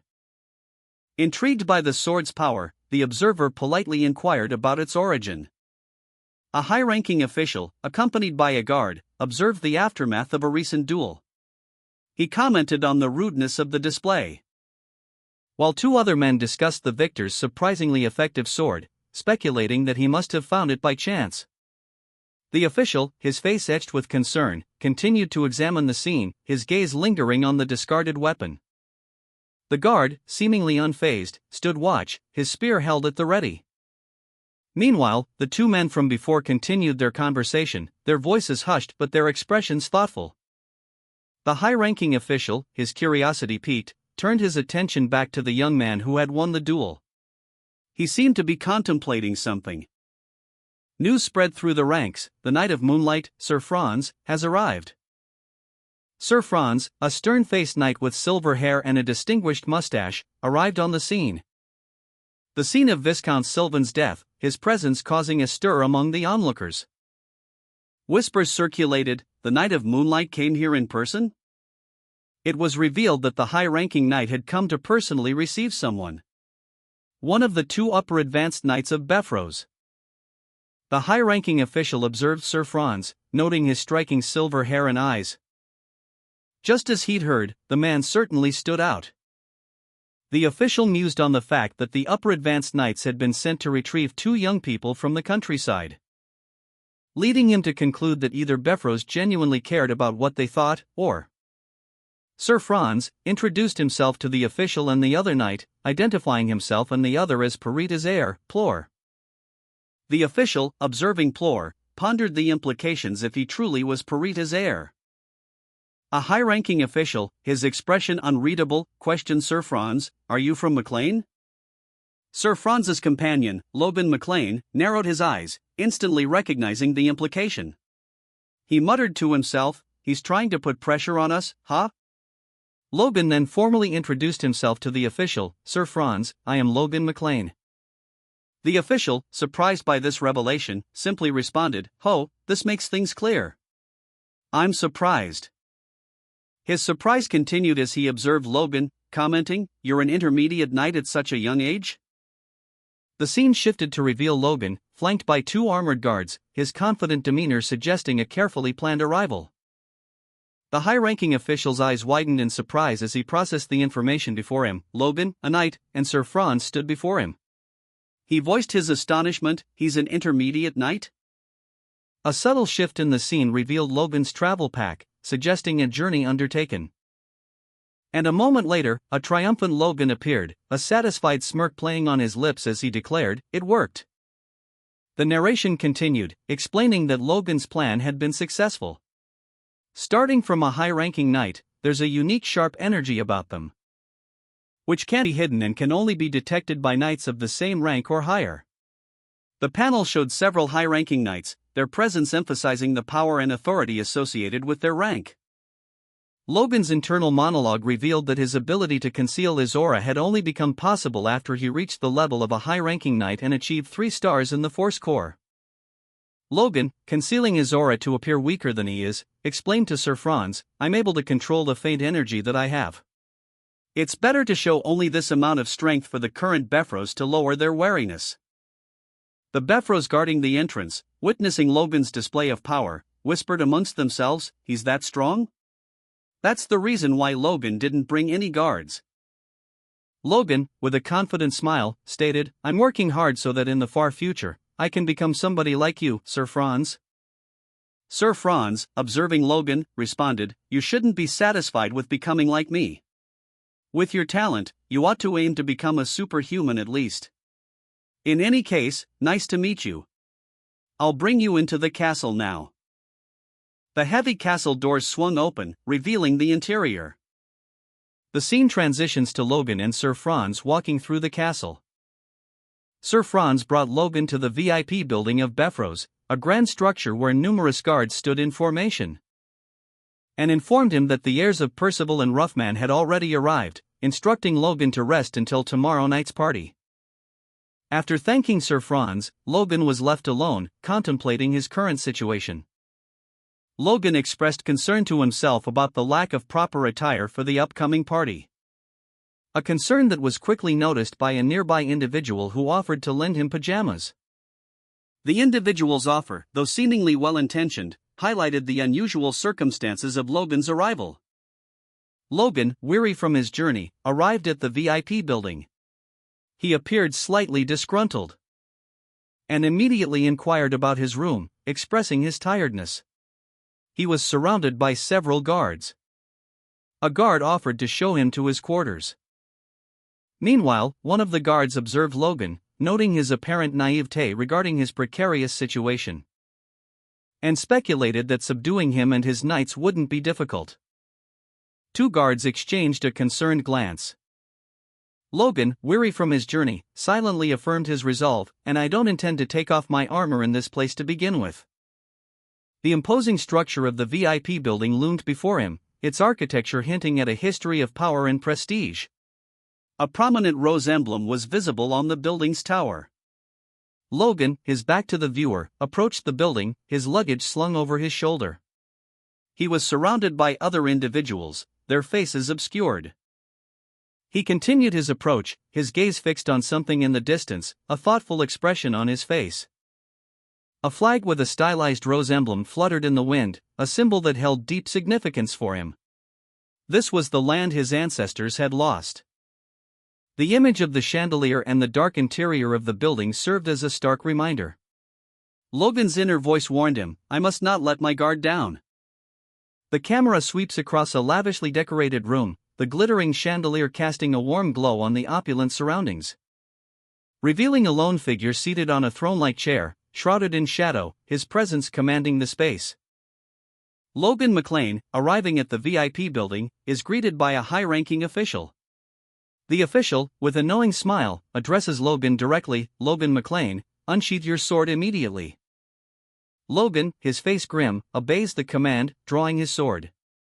He does so with a palpable sense of caution, his internal monologue revealing his apprehension, "Because I don't know what could happen in this place." The scene ends with Logan standing, sword drawn, his posture tense and ready for any eventuality. The camera sweeps across a lavishly decorated ceiling, glittering chandeliers reflecting light onto the polished floor below. A glimpse of a formal gathering is shown, the attendees dressed in elegant attire, their conversations muffled by the grandeur of the hall. Logan, standing before Count Befros, is formally introduced. He states that he is honored to greet the ruler of these lands. Logan, clad in shining armor, bows deeply, a smile playing on his lips as he wishes the Count a happy birthday. The high-ranking officials, observing from a distance, exchange questioning glances, one of them commenting on Logan's unexpected armor. At Count Befros' birthday celebration, a high-ranking official observed Logan, subtly questioning his presence in armor. While the Count himself, Roger Befros, was introduced. Logan, anticipating potential conflict, had previously scouted nearby castles and towns. Finding the populace surprisingly friendly, a stark contrast to his expectations. A villager commented on the Count's benevolent rule, highlighting the low taxes, implying a level of prosperity that didn't necessitate the extortion of his people. The high-ranking official, observing Logan from a distance, mused to himself, "Seeing that you've come here, I can safely assume McLean intends to follow my wishes," he thought, a smirk playing on his lips. Logan, in response, stated that if the wishes were for peace, McLean was ready to lead the march. The official chuckled, surprised by Logan's immediate compliance. "I expected more resistance, but a young man like you is really enlightened," he exclaimed. He then dismissed Logan, stating "anyways, then enjoy the party," while Logan simply responded with "understood." After Logan left, the official turned to a subordinate, whispering, he really was in the fifth circle. A rumor from Logan's past life circulated, detailing Count Befros' exceptional martial prowess in battle, further specifying that Befros sided with the second prince, who ultimately lost the conflict. Despite this, the rumor's claim of Befroz's fifth circle power was confirmed. A rank equivalent to an advanced knight. This information was discussed by two individuals, one of whom appeared apprehensive. Elsewhere, a figure, presumably Count Befroz, demonstrated impressive magical abilities, levitating and wielding a staff with practiced ease. The narration begins with a statement about the formidable power of Count Befroz, especially in times of war, where his influence extends far beyond individual battles. It is further revealed that Befroz commands two highly skilled knights. A knight, seemingly Logan, contemplates the upcoming events, specifically the Count's impending speech. The scene shifts to a grand hall where Count Befroz stands poised to deliver a speech, his presence commanding attention amidst the assembled guests. Count Befroz begins his address, expressing gratitude to those gathered for his birthday celebration. He also acknowledges the absence of the second prince, but expresses his thanks for the prince's gift, the tear of the sun. Count Befroz, with a flourish and a smile, declared his intentions with utmost sincerity, with everlasting respect and gratefulness. Two noble women whispered amongst themselves, their conversation revealing their surprise and apprehension. One exclaimed, "Whoa, the second prince himself," while the other responded, "I knew he was trusted, but to be that close." The scene shifted to a broader view, showcasing the opulent setting of the Count's birthday celebration. A voiceover explained the historical context. For a long time, we nobles of the Southwest have spent our time scattered, unlike other regions. Logan, subtly observing the proceedings, contemplated the upcoming speech. He wondered, is he going to say the same thing as in the message? The value of regional unity and whatnot. Count Befroz, his voice booming, addressed the assembled nobles. He declared, "It is time to put our meaningless traditions and customs behind us, and bond together as one." Continuing his impassioned speech, Befroz explained the reason for this call to unity. "Our Highness, the second prince, who is most likely to succeed the throne, wishes for the support of our region." Count Befroz, during his birthday celebration, subtly pressured Logan into submission, his words a veiled command to cooperate with the second prince and himself. A high-ranking official then revealed that the current conflict with the Southwest had its roots 200 years prior. And that today, with Logan, the heir to the McLeans, present, a new chapter would begin. The official praised Logan's achievements, highlighting his role in the McLeans' recent victories in 2 wars. Further emphasizing his exceptional skills and rapid rise to the rank of intermediate knight at only 21 years old. Logan, however, remained outwardly polite but inwardly suspicious, questioning the official's motives. The high-ranking official extended a hand, stating that he did not intend to force or bind Logan, but merely wished to make an offer. Meanwhile, Count Befroz, the grandfather of the second prince, appeared jovial, enjoying a glass of wine. Count Befroz explained that he was searching for talented men like Logan, and proposed recommending Logan to the second prince as his student, asking for Logan's response. Logan, internally shocked, reacted with a visible expression of surprise. The official's offer was to become a student of the blazing heat sword wielder, a superhuman. Count Befroz continued to sip his wine, seemingly confident in the outcome. Logan's face, partially obscured, showed beads of sweat forming on his brow. His expression was one of internal conflict. He responded to the high-ranking official's offer with a formal, yet strained, tone. "I am greatly honored by the offer," he stated, "but I already have a teacher I've devoted myself to." The official, however, pressed further, questioning, "Is your teacher not Patrick McLean, your father?" Logan, maintaining his composure, firmly replied, "It is not. With great fortune, I was able to receive training from a great man." He then politely declined the offer, stating, "So I am sorry to say that I must refuse." The scene shifted to a large hall, where the high-ranking official addressed a silent, attentive audience. The high-ranking official chuckled, observing Logan's swift actions. "The young truly do things quickly," he mused, "but the blazing heat sword himself will be visiting soon, so why not receive a little teaching from him?" He continued, explaining his intentions. He intended to offer this opportunity to all heirs serving under him, not just Logan.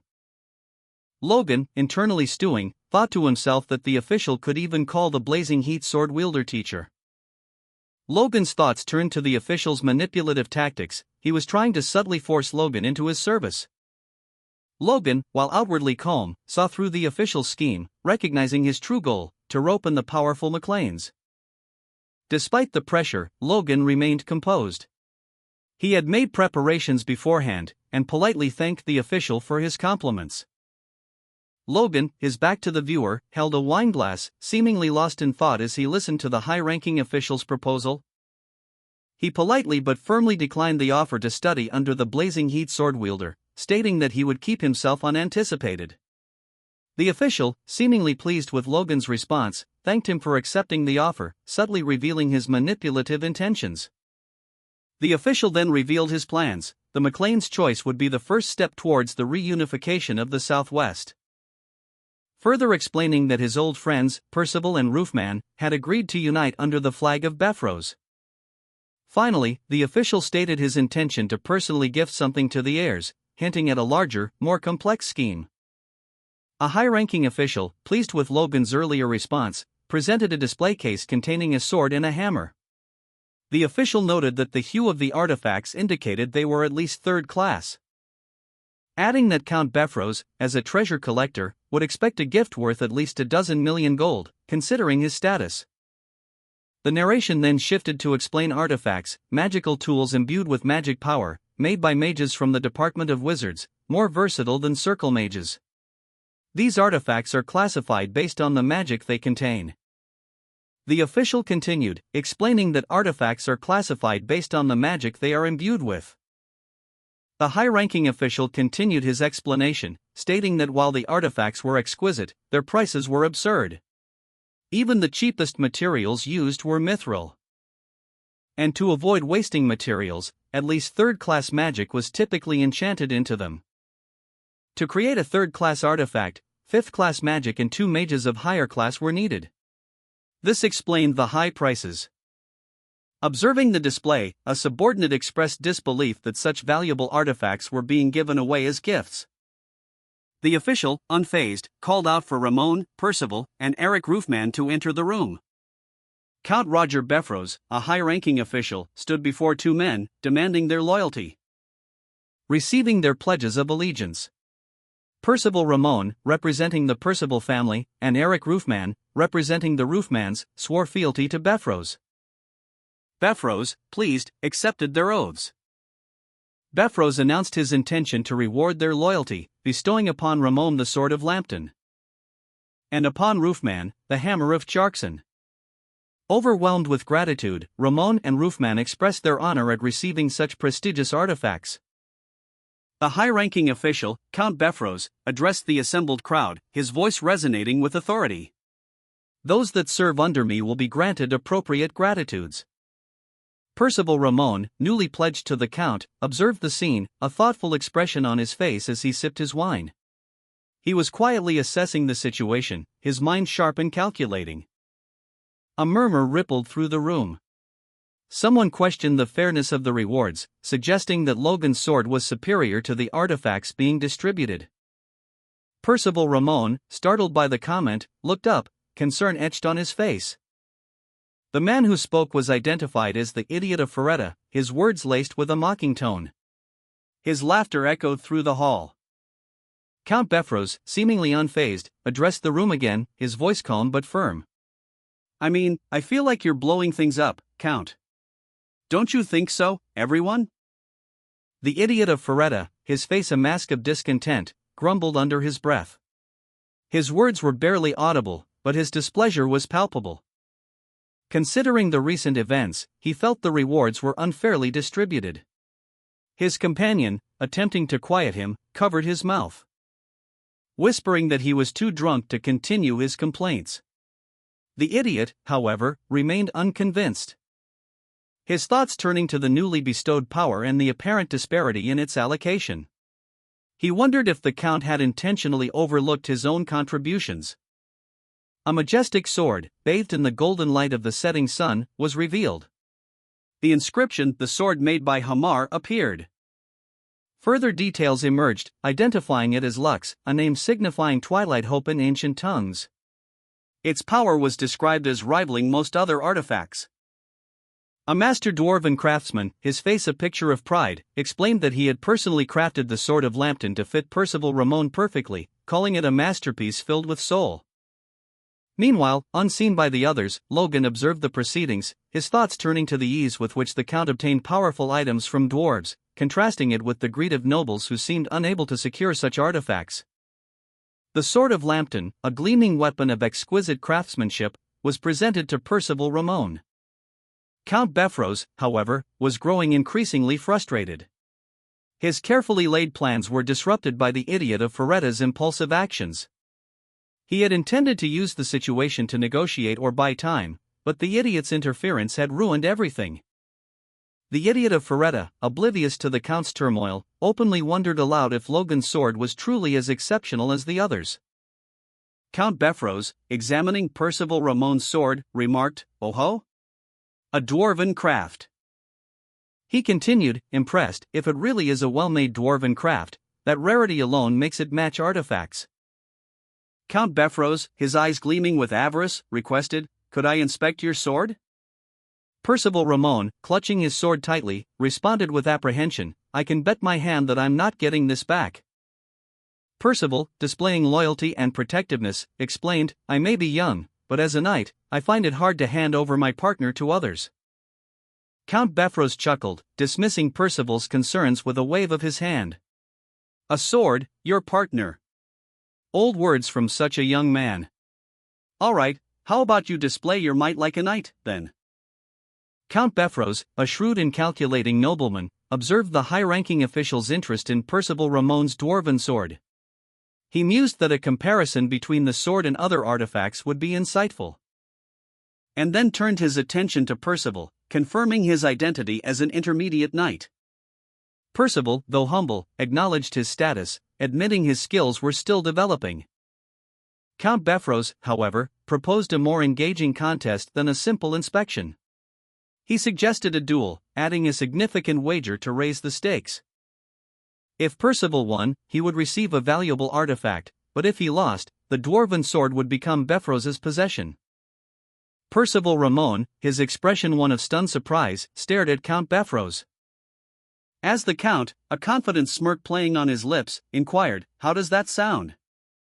Percival, now visibly steeled, considered the implications of the Count's challenge.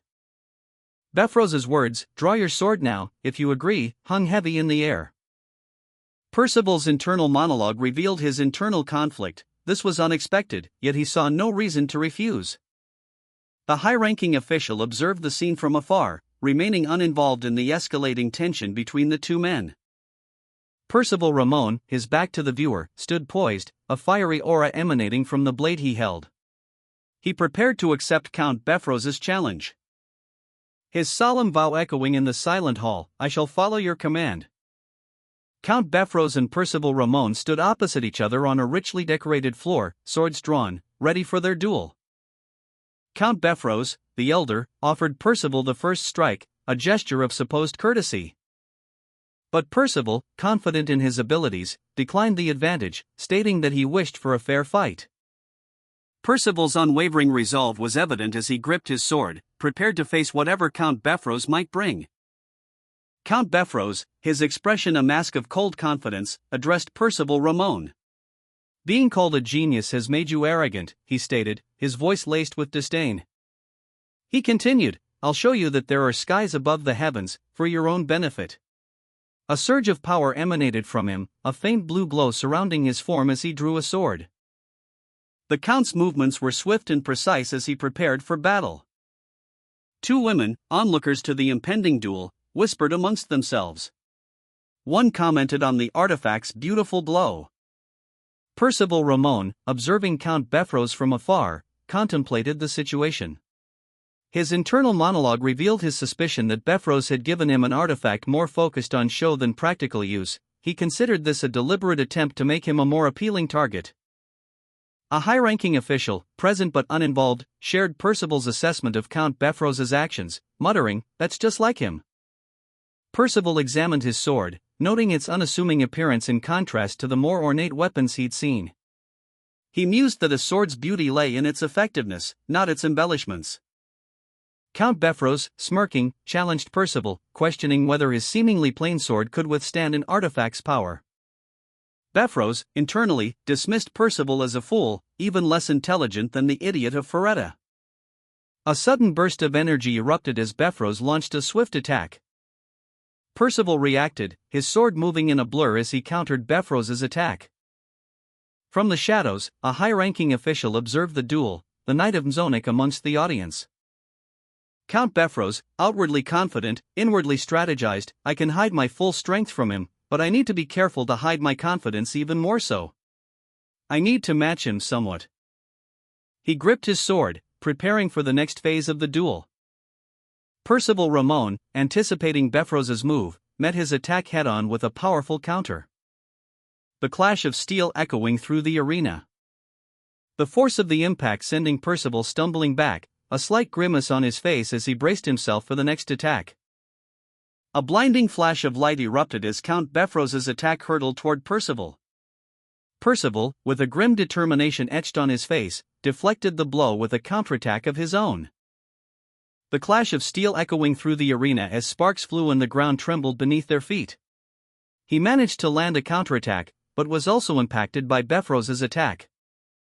Percival, slightly injured but undeterred, prepared for the next move. He thought to himself, and after I defeat him, I'll end it with a line. With a relieved sigh, Percival muttered, "Phew. I was lucky." Count Befros's sword lay discarded on the floor, a testament to Percival's skill and a hint of the Count's underestimated power. Percival, slightly injured but victorious, internally reviewed the duel, noting that he had heightened his metabolism to enhance his performance and make his exertion appear more convincing. His satisfied expression betrayed a hint of exertion as he caught his breath. Count Befros, defeated but his full strength still unshone, stood before the high-ranking official, his expression one of barely contained fury. "Count! I was forced to." The official interrupted, unimpressed. "Enough! Ramon, you disappoint me." Percival, still catching his breath, listened as the official continued, his words laced with disdain. "Are you trying to say my gift caused your loss?" Percival, understanding the implication, quickly apologized, "And no, I apologize, sir."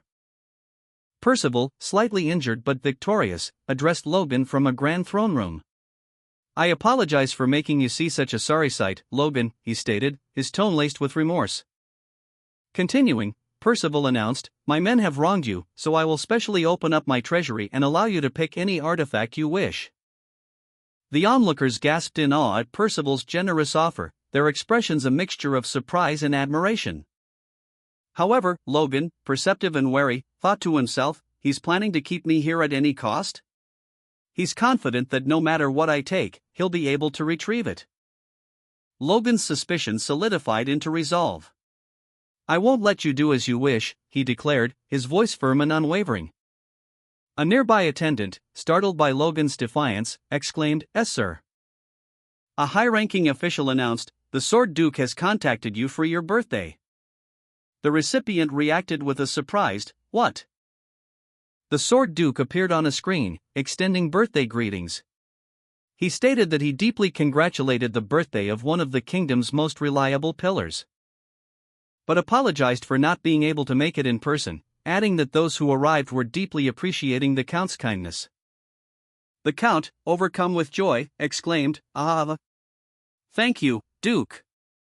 The Count expressed his surprise at the Duke's direct contact, stating, "I never expected you to contact me directly."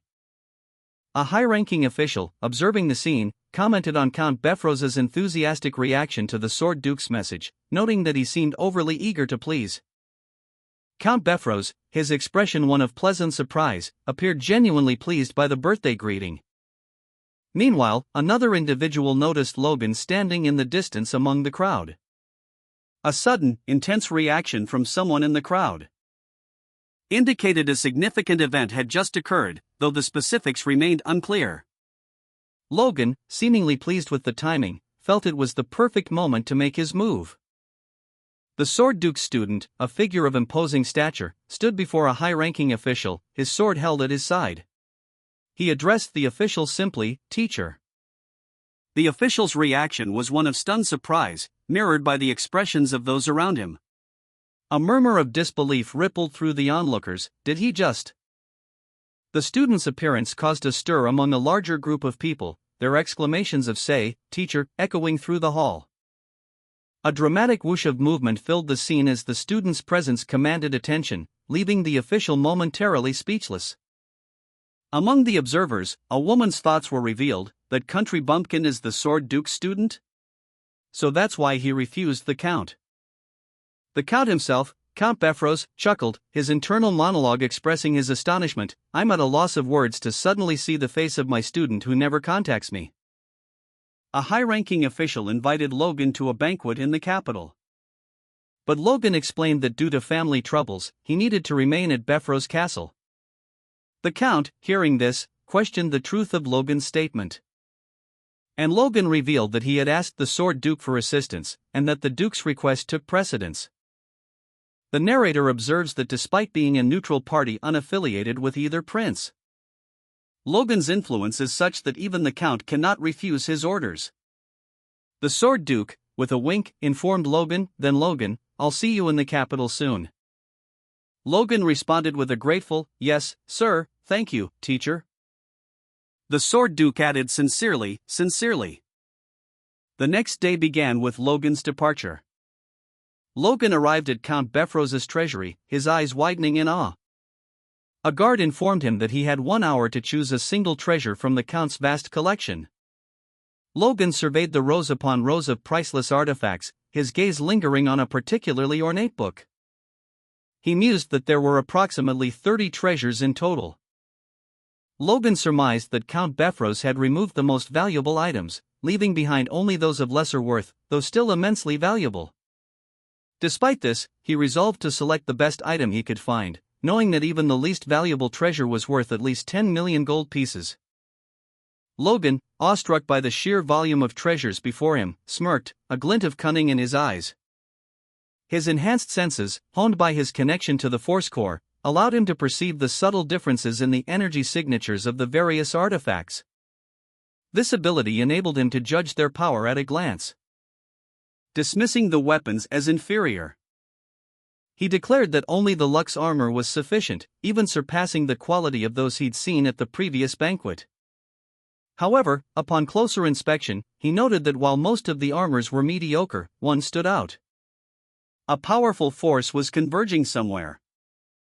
Logan, using his enhanced senses, investigated the Count's treasury, his hand glowing with an intense energy as he assessed the artifacts. He examined the artifacts closely, his expression thoughtful.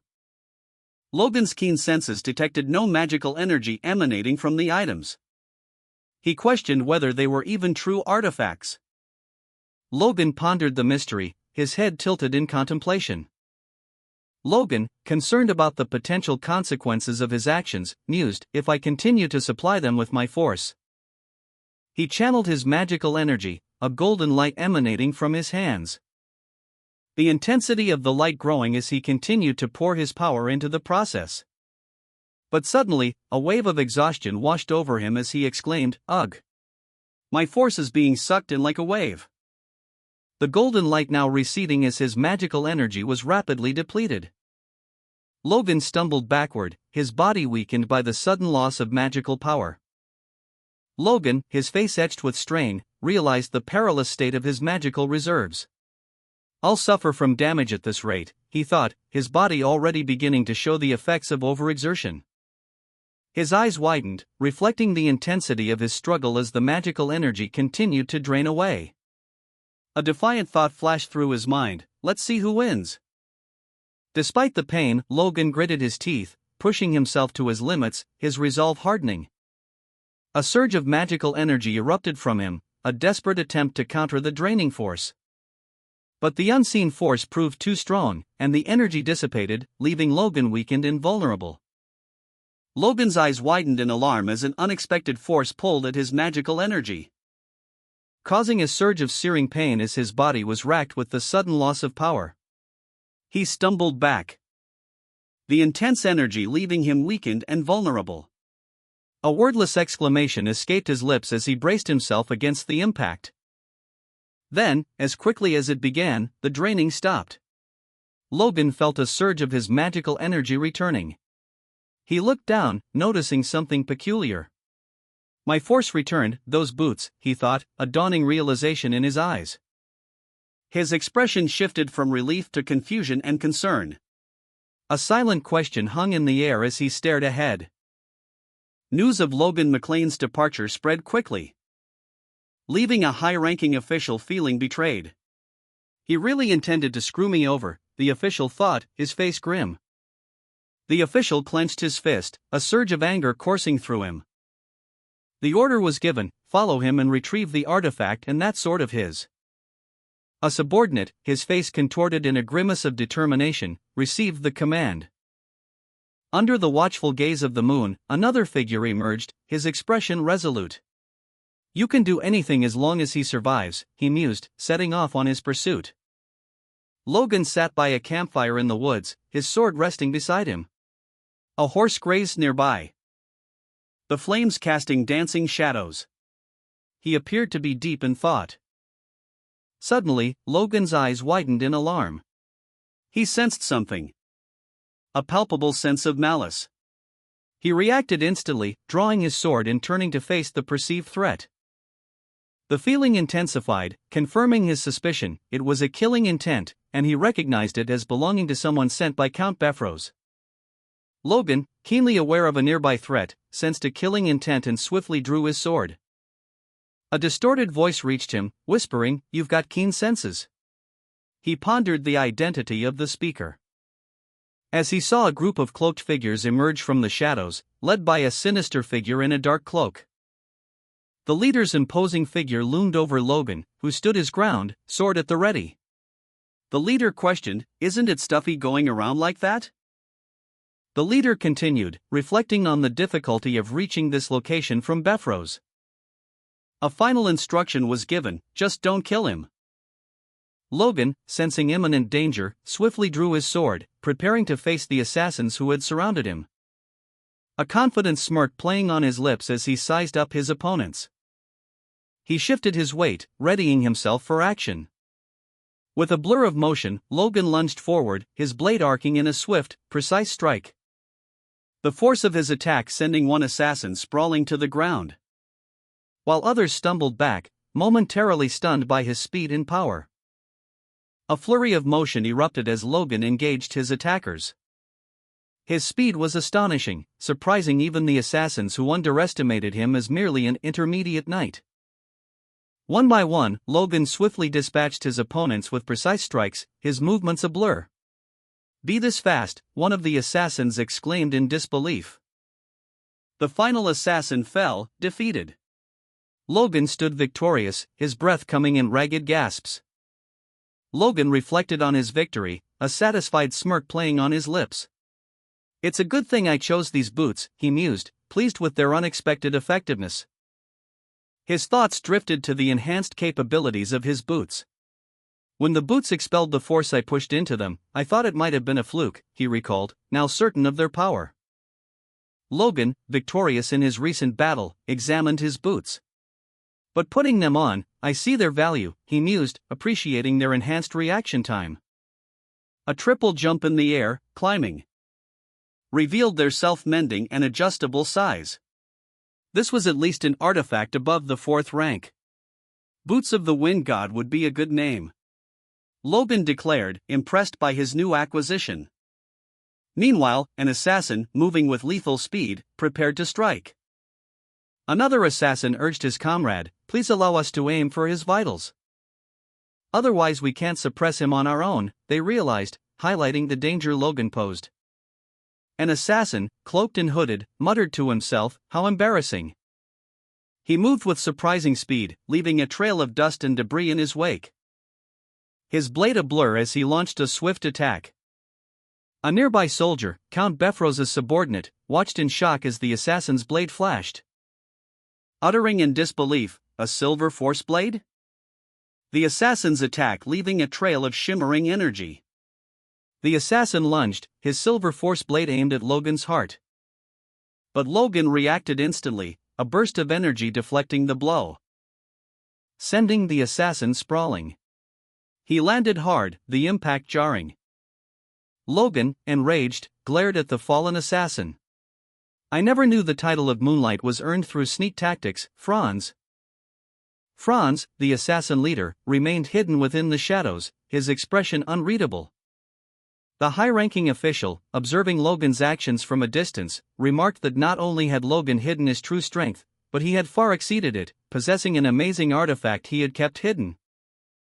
A revelation that caused the official to smile knowingly. The official's words echoed Logan's thoughts. There was no point in hiding his identity now that he had revealed his iconic silver force blade. The high-ranking official, having observed Logan's actions, declared that he would be taking the artifacts as payment for this lesson.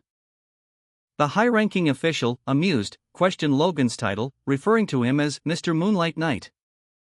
The official expressed gratitude for Logan's journey. Observing Logan's peculiar stance as he held his weapon, noting it resembled a whip. Logan then demonstrated his silver force blade's power with a swift, powerful movement, releasing a wave of energy that engulfed the area. The sheer force of the attack leaving a trail of destruction in its wake. Logan's eyes blazed with determination as he gripped his silver force blade. The high-ranking official watched, a mixture of awe and apprehension on his face, as Logan's blade moved with unexpected fluidity. The blade itself seeming to writhe and twist like a whip, defying the laws of physics. A whirlwind of silver energy lashing out in a series of rapid, precise strikes. Despite the ferocity of his attack, Logan grunted in pain. Kook! The attacks are relentless, he thought, his body straining under the onslaught. His earlier confidence wavering as he realized his force blade was failing him. I've been using my force blade since earlier, but it isn't working. I can only withstand this for so long, he realized, his grip tightening on the weapon's hilt. The image focused on the intricate details of the silver force blade's crossguard, highlighting its ornate design and the strain placed upon it during Logan's desperate struggle. Now facing a critical juncture, Logan resolved to utilize every ounce of his remaining strength. Now that it's come to this, I'll have to use everything I've got.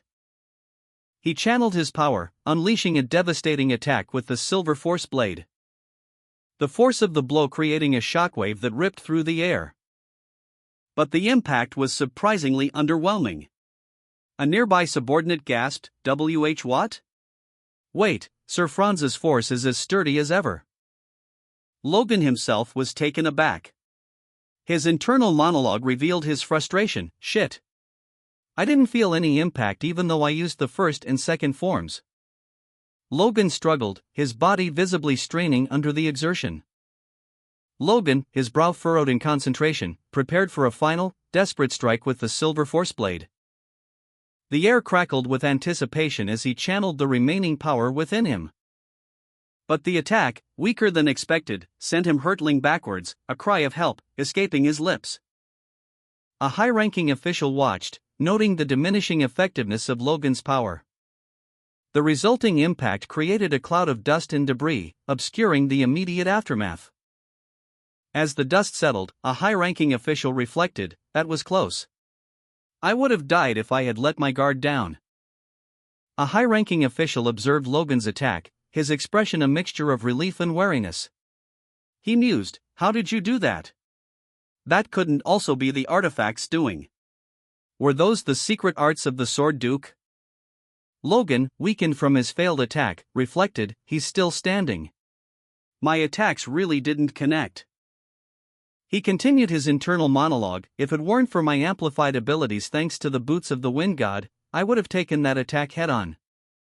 Logan landed heavily on the ground, his legs giving way slightly. He admitted to himself, I guess I'm not strong enough to take him yet. Despite his failure, Logan found a sliver of self-encouragement, but doing this well against an advanced knight is decent. Suddenly, a powerful force struck, interrupting his thoughts. He exclaimed, not. The high-ranking official observed Logan's weakened attack with a critical eye. Logan, despite his weakened state, remained resolute. He declared, give me a moment, and I'll show you one of the Sword Duke's secret arts. He admitted, however, I'm still a little unproficient with it. The official responded, oh ho. Of course. Show me your skills, young heir. Logan's brow furrowed in concentration as he internally reflected, man, being excited as well makes things easier. With a sigh, he concluded, all I have to believe in is this. Logan, holding his sword, reflected on his secret technique, admitting that even after a month of rigorous training as a high-ranking knight, he had only barely grasped it. He focused his mind, preparing for the demonstration. A surge of determination coursing through him as he declared, I got this. The stakes were high. Failure meant losing his luxe boots and being forbidden from ever wielding a sword again. With eyes closed, Logan channeled his inner strength. A high-ranking official urged him, get a grip. Logan, eyes blazing with fierce determination, prepared to unleash his secret sword technique. He felt the weight of expectation from the high-ranking official, a pressure that only fueled his resolve. The culmination of years of rigorous training about to be unleashed upon his unsuspecting opponent. A blinding flash of light and motion marked the beginning of his attack. The high-ranking official watched, his expression a mixture of anticipation and concern, as Logan's opponent, caught completely off guard, reacted with a shout of surprise, you trust the enemy too easily. Logan's attack continued, a blur of motion too fast for the eye to follow. A devastating display of skill and power that left his opponent reeling. The impact of Logan's secret sword technique exploded outwards. A blinding flash of light and energy engulfing the area, leaving behind only a cloud of dust and debris. The high-ranking official watched, his anxiety palpable. He muttered to himself, with this much impact, even he won't be intact, his gaze fixed on the epicenter of the explosion. As the dust began to settle, a faint golden glow emanated from the heart of the destruction, revealing the tip of Logan's sword, still glowing intensely. Logan's opponent, barely visible, gasped, that's. A blinding flash of golden light erupted as Logan unleashed his secret sword technique, the third form of the divine sword secrets. The intense energy surging outwards in a wave of searing heat. His opponent, barely visible amidst the explosion, was clearly overwhelmed. Logan stood defiant, a grim satisfaction etched on his face as he held his flaming blade aloft. He had succeeded. The high-ranking official watched from a distance, his expression a mixture of anxiety and awe at the sheer destructive power displayed. The high-ranking official's eyes widened in disbelief as the full force of Logan's attack became apparent. A devastating display of power that left his opponent utterly vanquished and the air itself trembling in its wake. A blinding golden light erupted from Logan, the energy swirling into a vortex. As he stood poised within its center, his sword held high. The intensity of the light was almost unbearable. And the high-ranking official watching from afar could only stare in awe and growing fear as the power radiated outwards. The force of Logan's attack slammed into his opponent, a devastating blow that sent shockwaves through the earth, leaving behind a crater and scattering his foes. The dust settled, revealing the extent of the destruction. Amidst a desolate landscape, three figures, swords drawn, stood poised against a backdrop of scorched earth and smoke. The command, Franz, find him first, echoed across the battlefield. A discarded sword lay embedded in the ground, a testament to the recent battle's ferocity. Franz, the high-ranking official, lay severely wounded, blood staining his attire. A pained cough escaped his lips. His eyes, wide with a mixture of shock and defeat, reflected the devastating power of Logan's attack. He muttered, I dodged it. Franz's final thoughts, a lament of shared fate, drifted through his mind. It would have been better to die together. He lay lifeless, his sword discarded nearby, a stark reminder of the battle's brutal conclusion. The aftermath of the battle unfolded. Logan's opponent, a high-ranking official, lay defeated. His body still, the dust settling around him. The official's horse, startled, galloped away, leaving the scene of the conflict. The official, in his final moments, reflected on his fatal mistake, I let my guard down. Logan's opponent's perspective shifted to Logan, who stood victorious. He observed the wound inflicted upon his opponent. A coin-sized hole piercing his chest. I saw the coin-sized hole pierced through his right chest. It must have been from the rippling divide, he thought. Logan's earlier excited chatter was merely a facade. His victory was complete, his power undeniable. A high-ranking official, despite his grievous injuries, reflected on the battle. He admitted to himself that he had been unable to fully comprehend Logan's power. But he knew one thing for certain: Logan's strength was undeniable. Logan, still recovering from his exertion, internally assessed his capabilities. He mused that with his current skills and resources, he could confidently defeat even a high-ranking advanced knight. A testament to his growth and mastery. Logan, exhausted but triumphant, slumped against a tree, his thoughts drifting to the value of his victory. A victory that was worth the immense effort he had expended. A high-ranking official, his face contorted in terror, cried out for his master. As another man, seemingly a servant, looked on in horrified silence. The scene depicted the aftermath of a significant event. Logan, having returned from Beffrose after 2 weeks, appeared disheveled but content, having dozed off on horseback. His return caused a stir in the McLean household. Due to insufficient evidence, a formal complaint to the Beffrose regarding a recent incident could not be filed. Furthermore, the risk of a defamation lawsuit meant the matter was dropped. The high-ranking official, burdened by the family's lack of power, lamented the hardships they endured. Unable to bear the sight of his family's suffering, he expressed his distress. Logan, however, reassured his father, stating that they would soon be able to recover their losses. To achieve this, he declared his intention to reorganize their forces. A surge of energy emanated from Logan, signifying his resolve and the beginning of his plan. With a battle cry of "Hiya!" Logan unleashed a powerful display of energy. The raw power radiating outwards in a bright, intense burst. Logan, fueled by a potent energy, swung his sword with fierce determination. His face contorted in a grimace of exertion as he channeled his power. A high-ranking official, observing from afar, voiced his concern that this war would not end easily and advised Logan to focus on honing his skills instead of rushing into battle. Logan, however, remained resolute. He internally declared that he couldn't allow himself to be treated like a child any longer. Reminding himself that he, too, was a member of a family of swordsmen, and that his brother had suffered humiliation in the past. A voice called out, "You're working hard, Ronian." Logan, startled, turned to see his brother. Logan was told to take a break and that he would be introduced to his new training partner. The new knight, Victor, introduced himself. The high-ranking official observed Victor's armor and noted that he appeared to be a force user of similar age to Logan. He explained that Victor had only recently awakened his powers and had been spending time adjusting to them. The official suggested that training together would be mutually beneficial, given their similar ages. The official clarified that this training would involve sparring. Victor, brimming with newfound confidence, challenged Logan, "Do you want to try it right now?" The two young men stood facing each other, the tension palpable. Logan, eager to test his mettle, shouted, "Begin!" And immediately, Victor launched a swift attack. A flurry of blows exchanged in a blur of motion. As sparks flew as Victor's attack connected, revealing Logan's weapon, the iron bloodsword. A thought bubble appeared above Victor's head: has he really awakened recently? Logan, eyes blazing with fierce determination, prepared for battle. Logan's face contorted in anger. He muttered, "I'll pay you right back." Logan swung his iron blood sword, a fiery arc of energy erupting from the blade.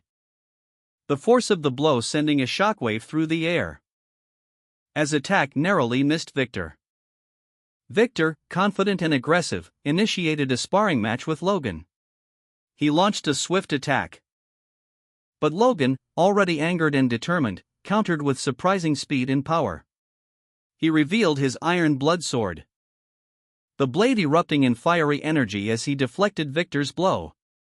The intense heat scorched the air around them. Logan's counterattack sent Victor crashing through a nearby wall, leaving him stunned and momentarily vulnerable. Logan stood over Victor, his iron blood sword still crackling with fiery energy, the battle far from over. Victor, his face etched with a mixture of shock and resentment, leveled a harsh accusation at his opponent. "You are a monster." Logan, his expression unreadable, stood before Victor, his armor gleaming faintly in the dim light. Victor's initial anger morphed into a fit of manic laughter as he seemed to find humor in the situation. Logan responded with a dismissive chuckle, "Hey, who's calling who a monster?" "Wahahaha. How cute." Victor, despite his earlier outburst, resolved to give his all. "I should try my best." Logan stood ready, a subtle hint of anticipation in his eyes. Victor, a determined yet still slightly unnerved young man, glared intensely, a sinister smirk playing on his lips. His eyes narrowed as he prepared for the next phase of his confrontation with Logan. Meanwhile, Logan, calm and slightly amused, observed Victor and another figure engaging in a sparring match. He noted their impressive synergy. Muttering to himself, "As I thought, they have good synergy." A narration box revealed that Victor had not only mastered the iron blood sword technique but was also adapting it to his own fighting style. A testament to his skill and adaptability. The narration further highlighted Ronion's prowess, capable of outclassing intermediate knights despite his limited swordsmanship knowledge. The narration begins with a description of the iron blood sword's unique qualities. It is described as moving freely, unbound by forms, a violent, free blade. And its pure, precise blade should reflect qualities they mutually impart to each other as they fight. Logan, observing Victor's sparring match, comments that everything goes in a fight, even punches, and playfully advises Victor not to fight too hard. While simultaneously reflecting on the upcoming War of the Empire, estimating that it is 7 years away, but Victor's training might be completed in 5 or 6 years. Logan's thoughts turned to Victor's training, expressing a wish that Victor could learn the divine sword secrets soon. Logan, observing Victor's training, mused to himself, "Some sort of catalyst that will bind him here would be nice." A scene shifted to a different location. An older man with a thick beard, addressing a group of people, exclaimed, "So you're saying, this child saw the band of mana?" A younger man, standing beside a girl with striking blue hair, confirmed, "Yes." The younger man continued, reassuring the girl, "Once you try learning things, you'll be able to find something that will help you out." "Oh, then." Victoria, her gaze downcast, inquired about learning to manipulate clay dolls with yellow string. A seemingly innocent question that piqued the interest of the older man present. The older man, initially surprised, revealed his suspicions about Victoria's abilities. Suspicions that were confirmed when he witnessed her ability to perceive the flow of mana. The older man, visibly disturbed, expelled a burst of mana, prompting the younger man to calmly request Victoria's assistance in identifying the mana's source. An older man, his face contorted in distress, expelled a surge of mana. He pointed accusingly at Victoria, his voice laced with urgency, "Old man?" Victoria, calmly, demonstrated her ability to perceive the mana flows, tracing their paths with her finger. The younger man, observing intently, then asked, "Then, what about this?" He, too, unleashed a burst of mana, his expression one of awe and wonder. He exclaimed, This child is the real deal. To that water bottle over there, and that other old man." A powerful, imposing figure, presumably the other old man from the previous panel, embraced Victoria protectively. His expression was one of concern and perhaps a hint of fear. The younger man, observing Victoria's unique ability, mused, "Is seeing mana that impressive? It might cause a fuss if I admit I can see it too." Finally, the younger man turned to Victoria, a thoughtful expression on his face. He posed a question, "Victoria, are you sure you want to learn magic?" Victoria, her eyes wide with a mix of wonder and determination, mused to herself, "If that's how I can control the giant doll, then I do. It's a means to an end." The younger man, observing her, questioned her reasoning, prompting her to explain her strategy. "If I have a strong doll, I'll be able to do more things." The older man, listening intently, offered his approval. "Yes, that's a good goal." The younger man, his expression one of intrigue and cautious optimism, smiled knowingly. He seemed to understand Victoria's ambition. The scene shifted to the imposing figure, who was now interacting with a group of people, including Victoria. he stated, having a robe meant for kids. So we'll need to tailor one ourselves. He then instructed someone to bring a tape measure, highlighting the practical steps being taken to support Victoria's development. A statement appeared, declaring that the information presented raises further questions about the character's parents. The younger man reflected on his progress, noting that his forces were growing stronger and that it might be time for him to depart for Grand. He acknowledged a promise made to his master and decided to travel alone, believing that bringing in aid would only slow him down. A few days later, the younger man arrived at his destination, greeted enthusiastically by a group of men who expressed their honor in serving him. He was surrounded by his loyal followers, ready to embark on his new mission. A powerfully built, red-bearded man in shining armor strides confidently at the head of a company of soldiers. His expression grim as he surveys the anxious faces of the onlookers. One man, noticeably uncomfortable, shrinks back into the crowd. Captain Henderson of the 18th Squad of the McLean Knights reported for duty, expressing his honor to serve the young master. He felt it a privilege to accompany the young master to the capital, believing he was serving a future legend. Meanwhile, another man, secretly ambitious, vowed to secure a place among the young master's most trusted advisors. The young master, seemingly unconcerned with such courtly intrigue, casually requested firewood from his men. One of his men promptly obliged, gathering the requested firewood. The younger man, heir to a noble family, expressed his desire to travel to the capital alone. His father, however, deemed this inappropriate for someone of his status, insisting that he take at least the minimum number of aides. Reluctantly, the younger man conceded to taking a few nights, but questioned their presence, concerned about the perception of his journey. His father further emphasized the importance of appearances, highlighting the negative social consequences of the heir traveling without a personal servant. Captain Henderson, subtly questioning the young man's motives, wondered aloud if his trip to the capital was actually a visit to his grandmother. The younger man confirmed his intention to visit his grandmother, prompting a frustrated outburst from his personal servant, who complained about the social isolation he faced due to an unfortunate incident involving an unpleasant odor. The servant further emphasized the need for the young man to take on more responsibilities, hinting at the need for marriage. The younger man, traveling to the capital, inwardly groaned. He felt the weight of his father's expectations pressing down on him. Ugh, they'll just drag me down, he thought, his annoyance palpable. He was not merely visiting his teacher, he harbored a deeper purpose. This journey held two crucial objectives: to identify potential alterations to the future.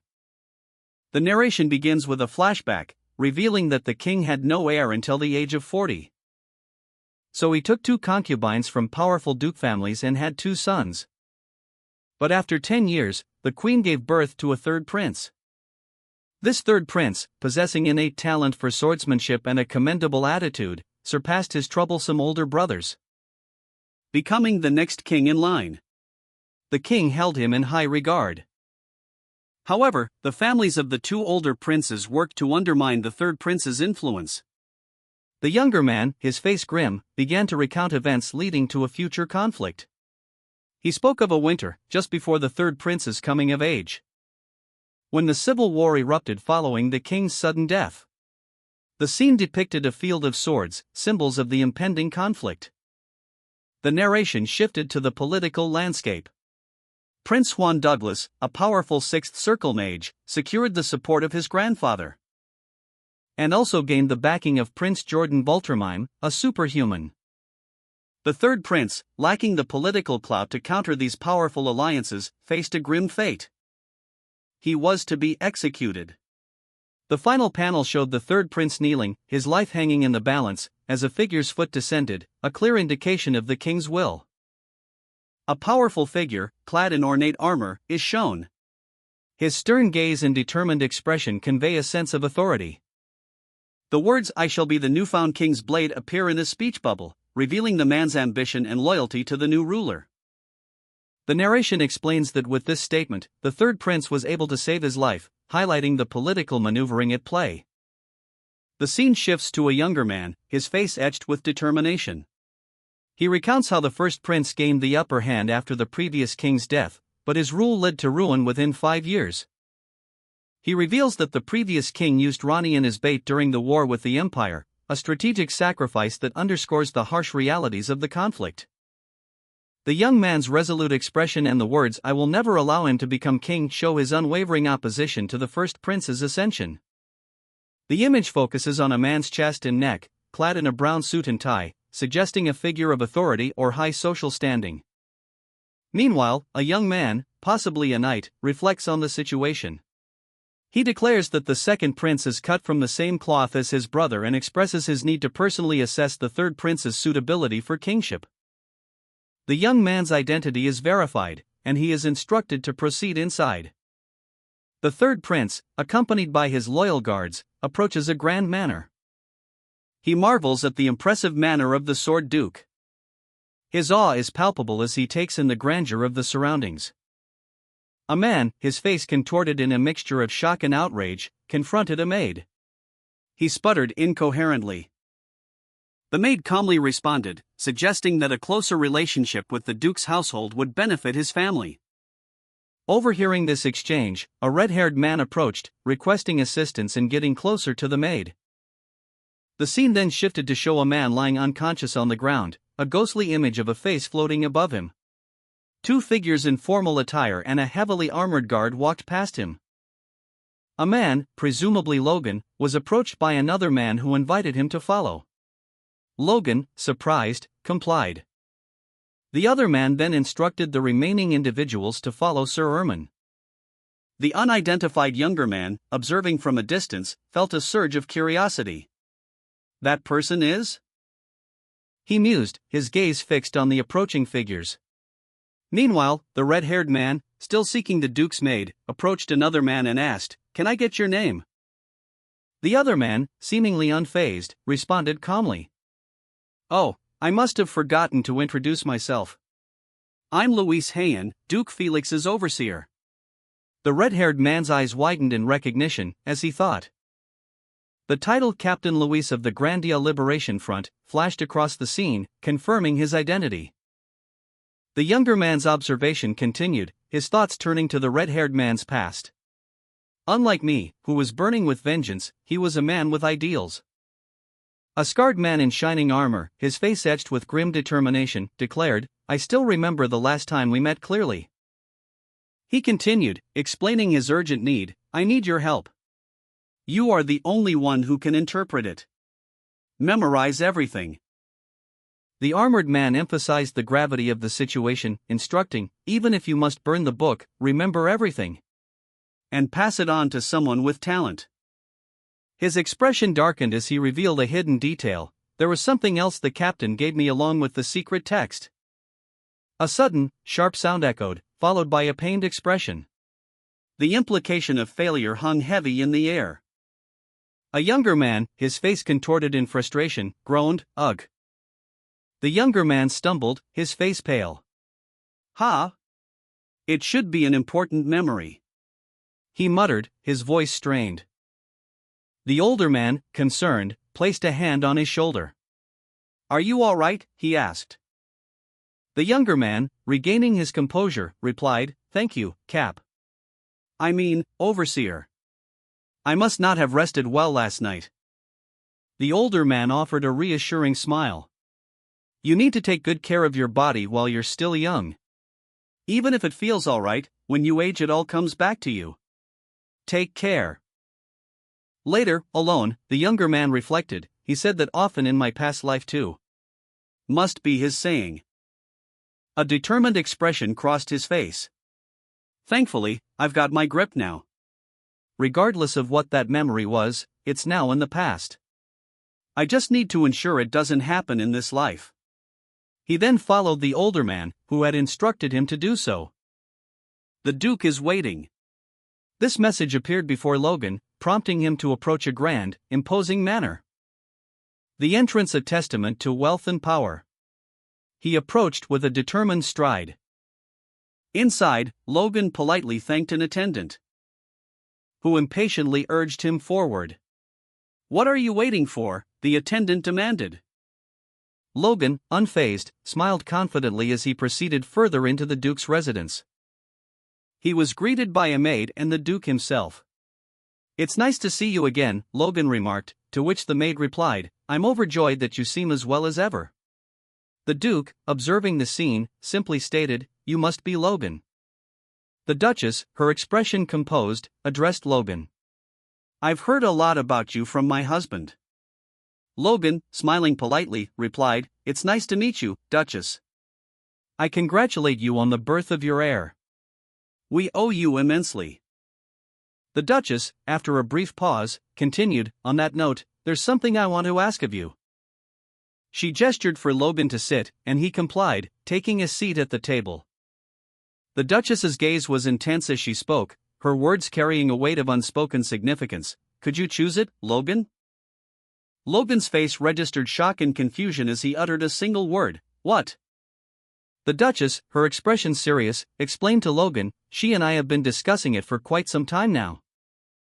It's all thanks to you," she continued, her gaze expectant. "So I wish for you to choose the name of this child." She added, pointedly, "You won't refuse, right?" A caption box appeared, stating, "A name decides and illuminates the path a child is to walk." Another caption box provided further context, "Nobles seek out well-respected individuals the moment their children are born to name them. They even hold feasts in celebration of their children's names." Logan, observing the scene, thought to himself, "But to leave such an important task to me." Logan, reflecting on his relationship with the Duchess, admitted that despite only having met twice, their lives had significantly influenced one another. He acknowledged the weight of the responsibility she placed on him, but he felt he could not refuse her request to name her child. Logan, with a determined expression, declared that he would be honored to fulfill this duty.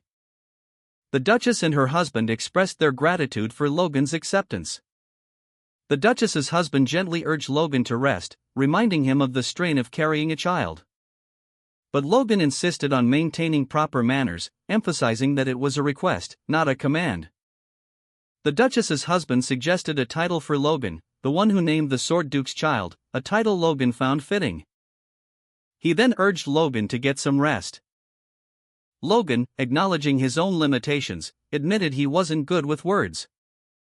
The Duchess's husband, however, proposed an alternative: "Let's talk with our bodies." Logan, surprised by this unexpected suggestion, looked on with a questioning expression. The Duchess's husband smiled, revealing his surprise at Logan's rapid power increase. The Duchess's husband, impressed by Logan's rapid progress, mused, "In such a short time." He then challenged Logan, "Let's see how strong you've become." The two stood facing each other in a grand hall, swords drawn, ready for a duel. Logan lunged forward, his movements a blur of speed and precision. His footwork impeccable as he closed the distance, and engaged the Duchess's husband in a fierce, fast-paced sword fight. The Duchess's husband, a master swordsman, tested Logan's skills with a swift attack.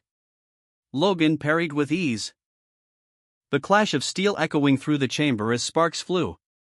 Logan's movements were precise and powerful, a testament to his rapidly improving swordsmanship. The Duchess's husband grunted in surprise. Logan, a smirk playing on his lips, noted that his opponent's attacks were easily blocked. He thought to himself that this duel was a perfect opportunity to test his limits against a true master. The Duchess's husband, his expression unreadable, continued to press his attack, seemingly unfazed by Logan's skill. He stood calmly, his eyes fixed on Logan, ready for whatever challenge the young man might bring.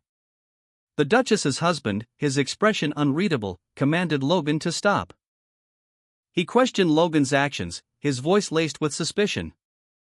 Logan, however, remained silent, his thoughts obscured by a cloud of uncertainty.